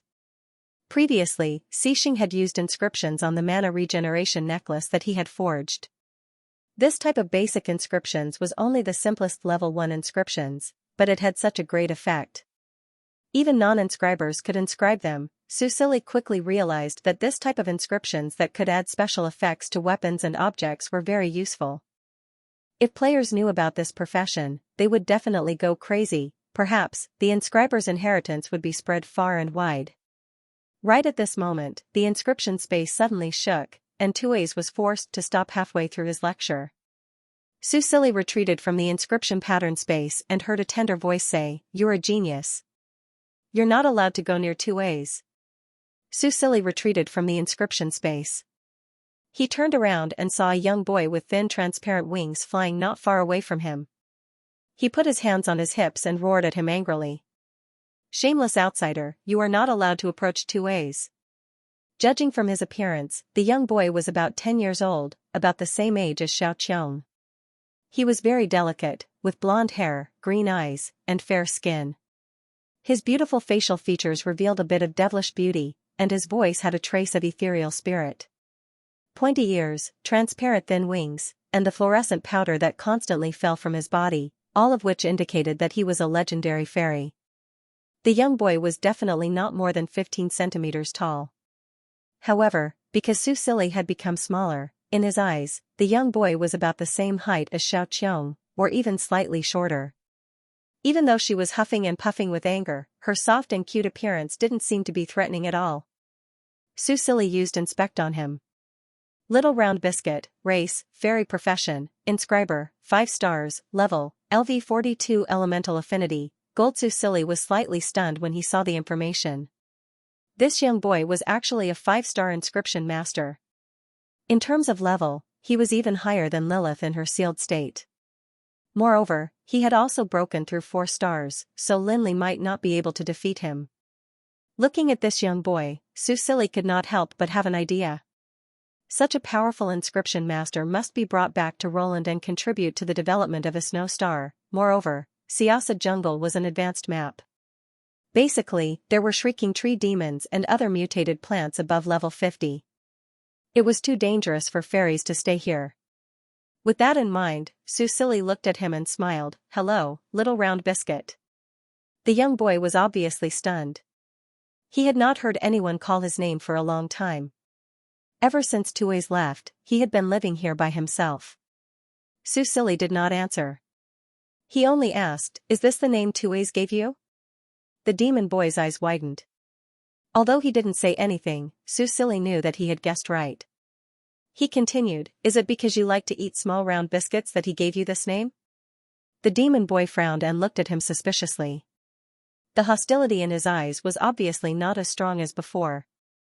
However, when he glanced at Xing, he was still very vigilant and fearful. Ever since Tui's had created the fairy world inscription for him and carved it into the underground ruins, no creature had been able to maintain their original form after entering this place for so many years. Moreover, this man had actually skipped the test he had set up and arrived at this secret room in the blink of an eye. He was so powerful that it made him afraid. Little round biscuit's heart trembled, but this place contained the most beautiful memories between him and Tui's. Tui's had already become a part of this stone tablet. He had to protect this place well. No one can hurt Tui's. As the little demoness thought about it, a strong fighting spirit once again ignited in her heart. Then, he caught a whiff of a faint, sweet fragrance. This fragrance was so alluring and familiar that he couldn't help but swallow his saliva. Then, he looked up at Susili. Susili took out a box of biscuits from the space capsule and gently opened it. This was what his second brother had fed him. Ever since the system store was launched, his second brother would buy him a bunch of snacks every time he came to visit. He couldn't finish them all and could only give them to the maids and guards in the palace. Then, he would throw them into the space capsule and slowly eat them. And today, these snacks came in handy. Now that the game team had found a direction, they were committed to providing the players with the best and most affordable products, so, the system's products were definitely the best. Take the box of biscuits that he took out as an example. Although it was just a normal southern milk biscuit, its fragrance was overflowing. It was crispy and easy to eat, and people couldn't stop eating after eating one.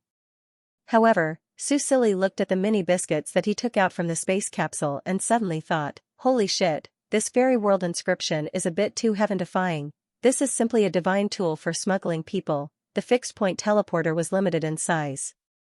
Star Alliance's solution was to use the space capsule to transport goods. If the buyer didn't need the space capsule, they would send someone to collect it. Even so, it saved a lot of transportation costs, and it was safer and more efficient. Even if it crossed a few galaxies, it could be delivered in a few days. There was also no need to worry about damage or encountering Xingdao on the way. The transportation efficiency was very high. It could be said to be the best in the logistics industry. After obtaining this technology, the Galactic Alliance's business flourished day by day, creating incomparably huge profits. Susili naturally had his eyes on this piece of cake. After all, they were now able to create a fixed-point teleporter. It would be too wasteful to only use it to transport players to planet Beirut. When Veers and opened up more trade channels, the fixed-point teleporter would come in handy. At that time, he would build a receiving point near the country that he established a trade relationship with, and then send people to deliver the goods. Currently, it was not good to expose the fact that the Roland Empire had mastered the fixed-point teleporter technology. Originally, Susili also wanted to use the space capsule for transportation. He also had the Research Institute start to develop it, but according to Dr. Ting's report, the space capsule was more complicated than the fixed-point teleporter. In short, they had encountered a big problem and were trying to find a solution. But now, Susili found out. Maybe he could use the inscription to solve this problem. Think about it, if a warship could be shrunk to the size of a figurine and carried around, what was the difference between a space capsule and a space capsule? Susili was a bit excited, but he quickly calmed himself down. After all, he didn't know the difficulty of carving the fairy world inscription, and the young fairy in front of him might not agree to help him. "Do you want to eat?" Susili looked at the young fairy and his tone became gentler. This is one of my favorite cookies, you can try it, I think you will like it too. Su Silly turned around and looked at Xixing. Xixing understood and used the wind element to lift the biscuit box and put it in front of the young fairy. The young fairy looked at the biscuit box in front of him and couldn't help but swallow again, but he didn't get close to take it. He even wanted to run away, as if he was worried that he couldn't resist the temptation. Su Silly didn't force him and asked curiously, "How long have you been here?" 10 years? Is 10 years long? I've been here for 87 years. The young fairy put his hands on his waist and said proudly. Su Silly looked at him in surprise. Then have you seen the outside world? Do you know how prosperous the outside world is? Other than biscuits, there are countless delicacies in the world. The young fairy listened to his words, a hint of curiosity and desire appearing in his green eyes. However, he quickly said excitedly, I won't leave Tui's. I won't let you take him away. You didn't complete the test I set. You used despicable means to escape, I don't approve of that. So please leave immediately, or don't blame me for being rude. Don't be agitated. Su Silly still smiled faintly and took out another biscuit. I'm the monarch of the Roland Empire. West Asia belongs to the Roland Empire. Tui should have mentioned it to you before, right? You're also speaking the Roland language. Little round biscuit, we're from the same country. You don't have to be so hostile to us. The monarch of Roland? The young fairy paused and looked at him suspiciously. Yes. Didn't Tui's tell you that the characteristic of the House of Roland is silver hair and purple eyes? Su Silly said with a smile. When he heard the young Tui's speak the Roland language in the inscription space, he guessed that Tui's had a sense of belonging to the Roland Empire. After all, the Roland Empire was the strongest country on Esh planet 100 years ago. The Roland was proud of it, and Tui's was no exception. And the young fairy's expression showed that his guess was correct. Little Round Biscuit looked at him and said, but Tui's didn't say that the monarch of the Roland Empire is a despicable person. Xixing didn't enter the test and came directly to the secret room. This clearly angered the young fairy, and he was still holding a grudge. Su Silly thought for a while and said, then he should have said that the monarch of the Roland Empire is a powerful person, and the test you set can't stop us. From another perspective, we've already completed all of your tests. The young fairy was speechless. Su Silly said again, let's sit down and talk. Although I'm interested in Tui's inheritance, I don't want to separate you two, so relax. Then he sent a voice transmission to Xixing and asked him to put him down. Coming to the surface, Su Silly took out piles and piles of snacks from the space capsule, almost forming a small mountain in front of him. You haven't eaten these before, right? Su Silly opened the packaging of the snacks. 87 years. It's admirable that you can stay underground for so long. Then he picked up a potato chip and threw it into his mouth. Crunch, crunch, crunch, it was so delicious that it exploded. I didn't stay underground all the time. The young fairy stared at him angrily. Even if you go out of the forest, you won't be able to eat these delicious snacks. Roland didn't produce snacks like potato chips, but according to the current development speed, it should be soon. Su Silly saw that the young fairy didn't take the bait, so he continued, you should be able to feel how powerful my partner is. He pointed at Xixing.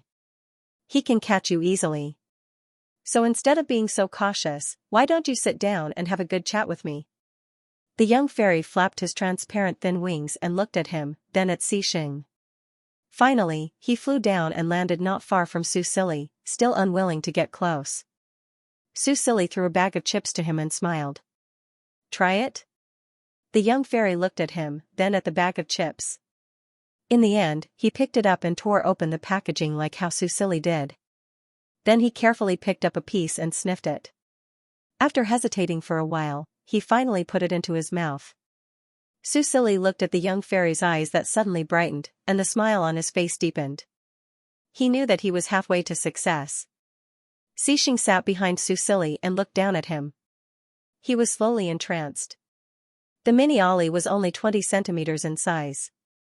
His every movement was adorable, especially the way he ate. Xixing couldn't help but want to hold him in his hands and look at him carefully. He thought for a while and took out a short table from his portable space. The short table was of normal size, but there was a faint golden light on it. Then, the short table kept shrinking and finally became a mini version, lying quietly in his palm. He then put it next to Susili. Susili was about to continue talking to the little fairy when he felt a shadow above his head. He looked up and saw that Xianxia had turned the large table into the size of 2 fingers as if he was performing a magic trick. He watched in a daze as Xianxia put the table down and took out a tea set. Finally, he put it on the short table and made him a cup of tea as if he was playing house. It was indeed like playing house. Little Round Biscuit was completely speechless when he saw the scene. "Brother Xing, how did you make things smaller?" Susili couldn't help but ask. Xing looked at him and the short table, wondering if he should take out 2 more chairs. When he heard this, he answered casually, using the rules of this ruin. It was the power of the fairy's inscription. He had previously blocked this power and let himself return to his normal size. Now, he was just using this power on these objects again. Susili raised his eyebrows. "So you can change me back, right?" Xing was silent. Susili snorted twice, but he wasn't really angry. After all, he had already guessed it. At this time, he heard the fairy ask, "Then can you make me bigger?" The boy's eyes were filled with desire. He looked at Xing eagerly and even put down the chips in his hand. It seemed that he was not very satisfied with his body size. Unfortunately, according to the rules of this ruin, even if you use the power, you can only become smaller. Xing said coldly. The little fairy was the only life form in the ruins that was not affected by the rules other than him. If the rules were applied to him, he would only become smaller. Imagine, it would be about the size of a bee. That would be too small. Little Round Biscuit seemed to have realized this as well. Although disappointed, he only curled his lips. Then, flapping his pair of thin wings, he flew into the air and sat cross-legged. Fluorescent powder kept falling from his thin wings like falling stars. It was a very beautiful sight. "What do you want to talk to me about?" He crossed his arms and asked Susili. The young man temporarily put aside his hostility towards these 2 outsiders. After all, after so many years, only 2 people had come to talk to him. Compared to those great banyan trees that only had a vague consciousness, these 2 humans were more able to relieve his loneliness. Susili smiled, picked up the teapot, and poured a cup of tea for the little fairy. Then, he said, "Let's talk about 2As and you. If you want to know anything, you can ask me. Aren't you curious about the world outside the dense forest?" "It's still a dense forest outside the dense forest." The young man flew over, picked up the cup of tea, and quickly flew away. He looked at the steaming tea in the cup and frowned. "I've been out before. There are also exotic beasts and exotic plants outside the dense forest. It's not fun at all. I'd rather accompany 2As here." Susili nodded. The Xianxia dense forest was still some distance away from the border that Roland opened 5 years ago.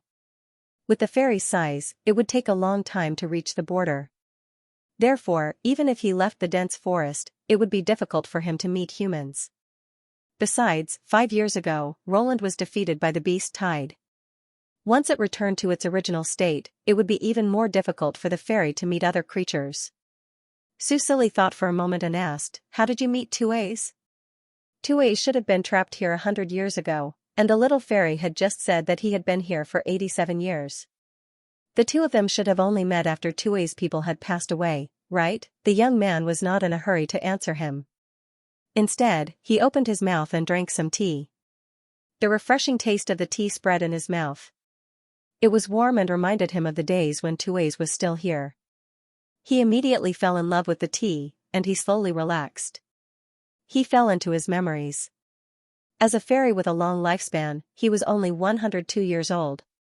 He was still a child. He was born in the Xianxia dense forest. He was a guardian fairy born from the elemental fairies who sensed the prosperity of the inscriptionists. If there were no accidents, he would have lived in the Xianxia dense forest and protected the inscriptionists. Occasionally, he would tease the humans he liked and give them good luck. However, he did not get what he wanted. Because the elemental fairies suddenly became weak, and because of the terrifying natural disasters, he was in great danger when he was just born. He lived a difficult life in the dense forest. He relied on the protection of various native plants and barely learned some survival skills. However, the elemental fairy's weakness also caused him to become weak. During that time, the laws of the world were chaotic. He lived in danger and fear all day long. He even felt that he might not be able to grow up and wait until the elemental fairies regained their strength. Susili listened to the fairy's story. This was a part of the historical truth that he did not know. However, he already knew why the elemental fairies became weak. It was because of the seal of Roland's main city. During that natural disaster, the seal of the main city was opened, and the elemental fairies were sealed. This caused the elemental concentration of the entire snow star to decrease. This could also explain why Elder Hua and the others who left a snow star had their elementalist levels decreased even though they were far away in the galaxy. How could they maintain their original strength when the elemental fairies that provided them with strength became weak? The culprit behind all of this it was all the fault of the game producers, Susili sighed. He could understand why the game producers designed everything in order to transform a snow star into a novice planet suitable for the players. However, when he looked at it from the perspective of an NPC, he could not help but want to send a blade to the game producers. He believed that the players would also feel the same. What happened after that? He asked again. After that? After that, I met 2As. The boy's tone became cheerful. He flapped his thin wings and put his little hand into the snack bag to eat the potato chips.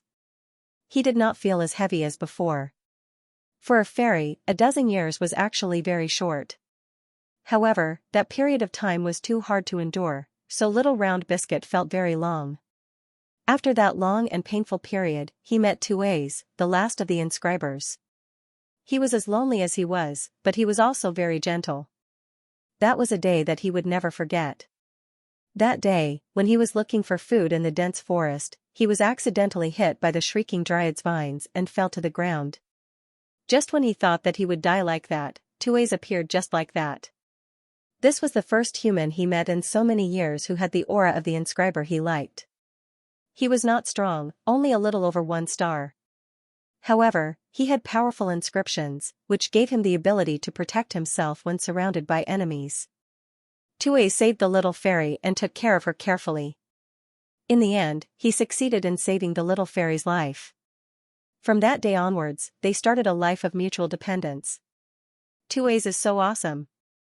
The boy's green eyes were shining. He was very happy that he could finally show off his 2As to others. He made the ruins very sturdy. We don't have to worry about being penetrated by the roots of mutated beasts or plants. We don't have to worry about safety here. 2A said that other than sickness and hunger, no one can hurt us. As a guardian fairy, although she was still young, she could already give 2As the fairy's blessing and ensure that 2As would not fall sick. In addition to the luck bonus from teasing 2As from time to time, he met 2As, the Little Round Biscuit, and his solitary life in the underground finally gained some color. 2As knows how to inscribe, grow wheat, bake bread, and make all kinds of delicious food, including my favorite round biscuits. The little boy was as happy as a real child as he recounted 2A's amazing deeds. That's why he gave you this name, right? Yes. The boy nodded. 2As even taught me how to carve inscriptions. He said that I was very talented and could become an inscriber even better than him in the future. The boy patted his chest proudly and said proudly. Susili nodded, not doubting this at all. After all, even though this little demoness looked young and cute, she was a 5-star inscription master. However, 2As was not satisfied with just teaching me. He hoped that more people could bring the inscriber's lineage to greater heights. But in this apocalyptic world, he knew that he would never live to see that day. The boy's tone became gloomy as he looked at the wordless stele beside him. So, he spent dozens of years building this wordless stele and recorded all the knowledge of inscriptions in it. In the end, he even merged himself into the stele at the end of his life, giving this stele a soul. He was a fairy, the darling of nature. In his eyes, 2As was not dead. He only existed in this world in another way, but 2As could no longer communicate with him, make him delicious food, and play with him like before. That was all. The little fairy's eyes turned red. She wiped away her tears and clenched her fists. This is Tui's inheritance. It's the most important thing he left for me. I won't let you take it away. The boy, who had calmed down, stood up again. He flew in front of the steel and said angrily. After listening to the fairy, Su Silly's heart was filled with emotions. He didn't really care about the strong hostility of the youth. After all, even Cyrene and the others had some psychological problems after living together for 4 years. Little Round Biscuit had been living alone after Tui's death. From the youth's words, Su Silly understood the birth process of the fairies. He finally understood what Jiu meant. Fairies were the beloved children of nature. This was the true meaning of this sentence. Fairies were actually created by the elemental fairies. Elemental fairies were different from forest fairies and ocean fairies. To be precise, they were the laws of the various elements. They were similar to the laws of nature. Of course, with his current level, he couldn't understand this level of power. This was something that Xing had explained to him during his supplementary lessons. Fairies were created by the laws of nature. Apart from being mischievous and increasing luck, what else were they special about? What were the conditions for their birth, after the natural disaster 100 years ago, apart from Little Round Biscuit? Were there any other fairies on Esh Star? Su Silly was a little curious, but he knew that it wasn't the time to explore this. He had to appease the fairy first. Little Round Biscuit, calm down. Su Silly said softly. At this moment, there was a calming rhythm in his voice. This was something that he figured out from the Roland's Goodnight Song skill. Even if he didn't use the skill, would he be able to use the special effects of the sound element in his daily conversations? Would it have an unexpected effect, just like using the sound element to attack? Different methods should have different effects. Su Silly's expression was gentle and harmless, but his eyes were focused on the youth's reaction. The little demoness, who was originally angry, slowly lost her anger. She looked at them with suspicion in her eyes. Little Round Biscuit found it very strange. He was wary and vigilant of the monarch who claimed to be Roland and his companions. They were much stronger than him.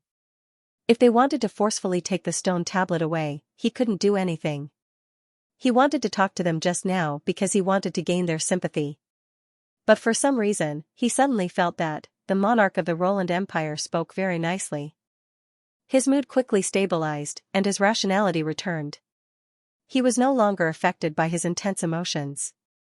This change made him feel very strange, but he couldn't control himself. Su Silly saw the little fairy's confusion and couldn't help but smile.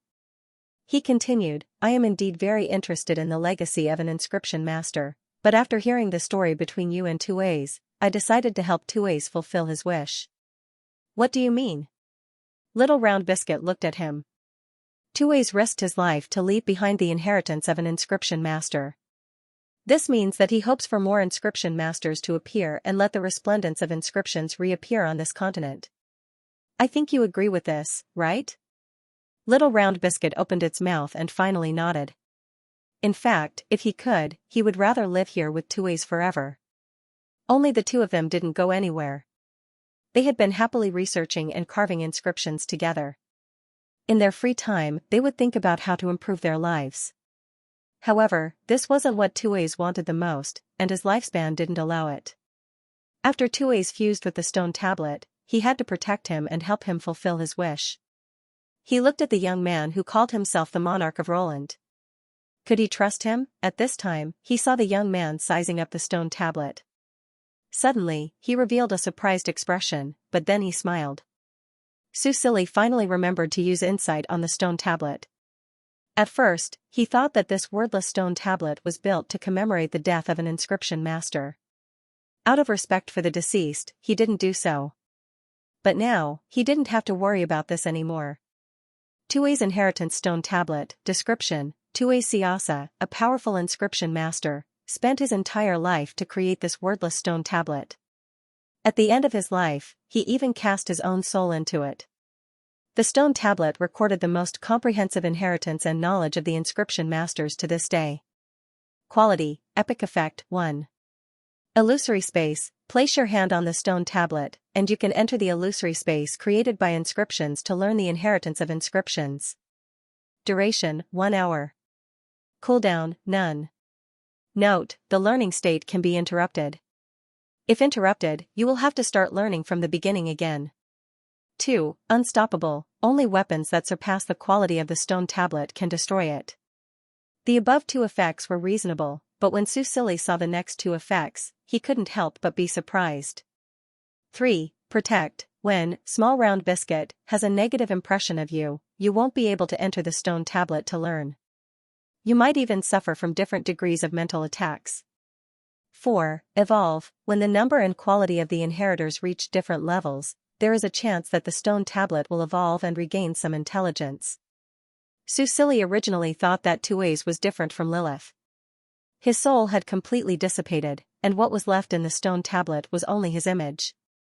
However, the information he obtained from Insight clearly told him that this wasn't the case. Protect and evolve, these two effects could only be used on living beings. As for the last sentence, restore a certain amount of intelligence, the word restore was a direct hit. This stone tablet was an incarnation of Tuaze, in other words, Tuaze had become the spirit of this stone tablet, if there was such a concept in the Star Age. Susili couldn't help but laugh.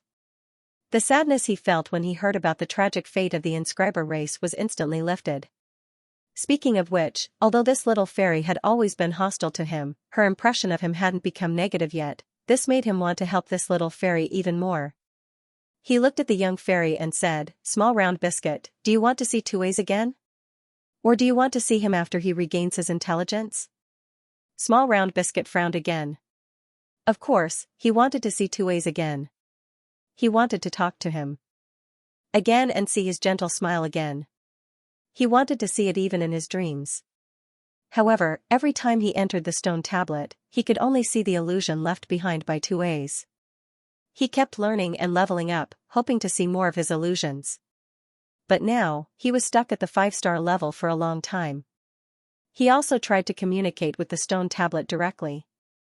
Fairies had the ability to communicate with everything. However, what he sensed from the stone tablet was chaos. It was harder to distinguish than the consciousness of the great banyan tree. That was why he felt discouraged and disheartened.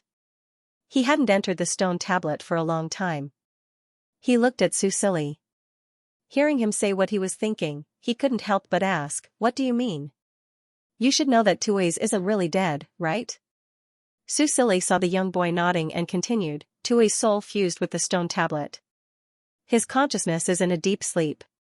You can only see him again if you awaken his consciousness." The little fairy nodded hesitantly. He could vaguely sense this, but the problem was, how could he awaken him? He couldn't find a way after so many years.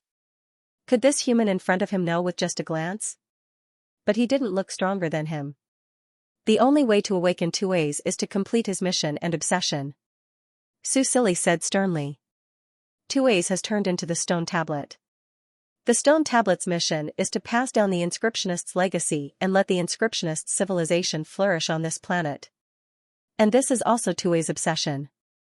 Of course, he made up this story based on the information he saw, but he felt that he was close to the truth. So, only by letting more people learn inscriptions through the stone tablet and become inscriptionists can Tuaze wake up from his deep sleep. You can only see him again. Little Round Biscuit listened to him and couldn't help but be convinced. Yes, if he helped Tuaze fulfill his wish, would Tuaze wake up in high spirits? But, how could he help him fulfill his wish? He felt dispirited when he thought about how he still couldn't see anyone outside the forest. Now, you need more people to learn how to be an inscription master, and I happen to be able to help you. At this time, Susili looked at him and smiled gently. Maybe you don't know, but Roland's army has already explored this forest. With my order, they won't refuse to enter this forest to learn inscriptionists. The little round biscuit looked at him suspiciously. If you don't believe me, you can go out and take a look. Just fly to the place where the noise is, and you will definitely see them. As expected, the little fairy disappeared in the next second, but he soon reappeared. From his expression, it seemed that he agreed with Susili's words. I saw them. The young man said, but why are you helping me? Susili curled his lips and said, I can help you see Tuaze again, but you'll have to pay the price. What price? The little fairy was nervous. Sue Silly said, serve me for 10 years with your inscriptions. End of chapter 293. Don't forget to subscribe, like, and share the video to support the channel.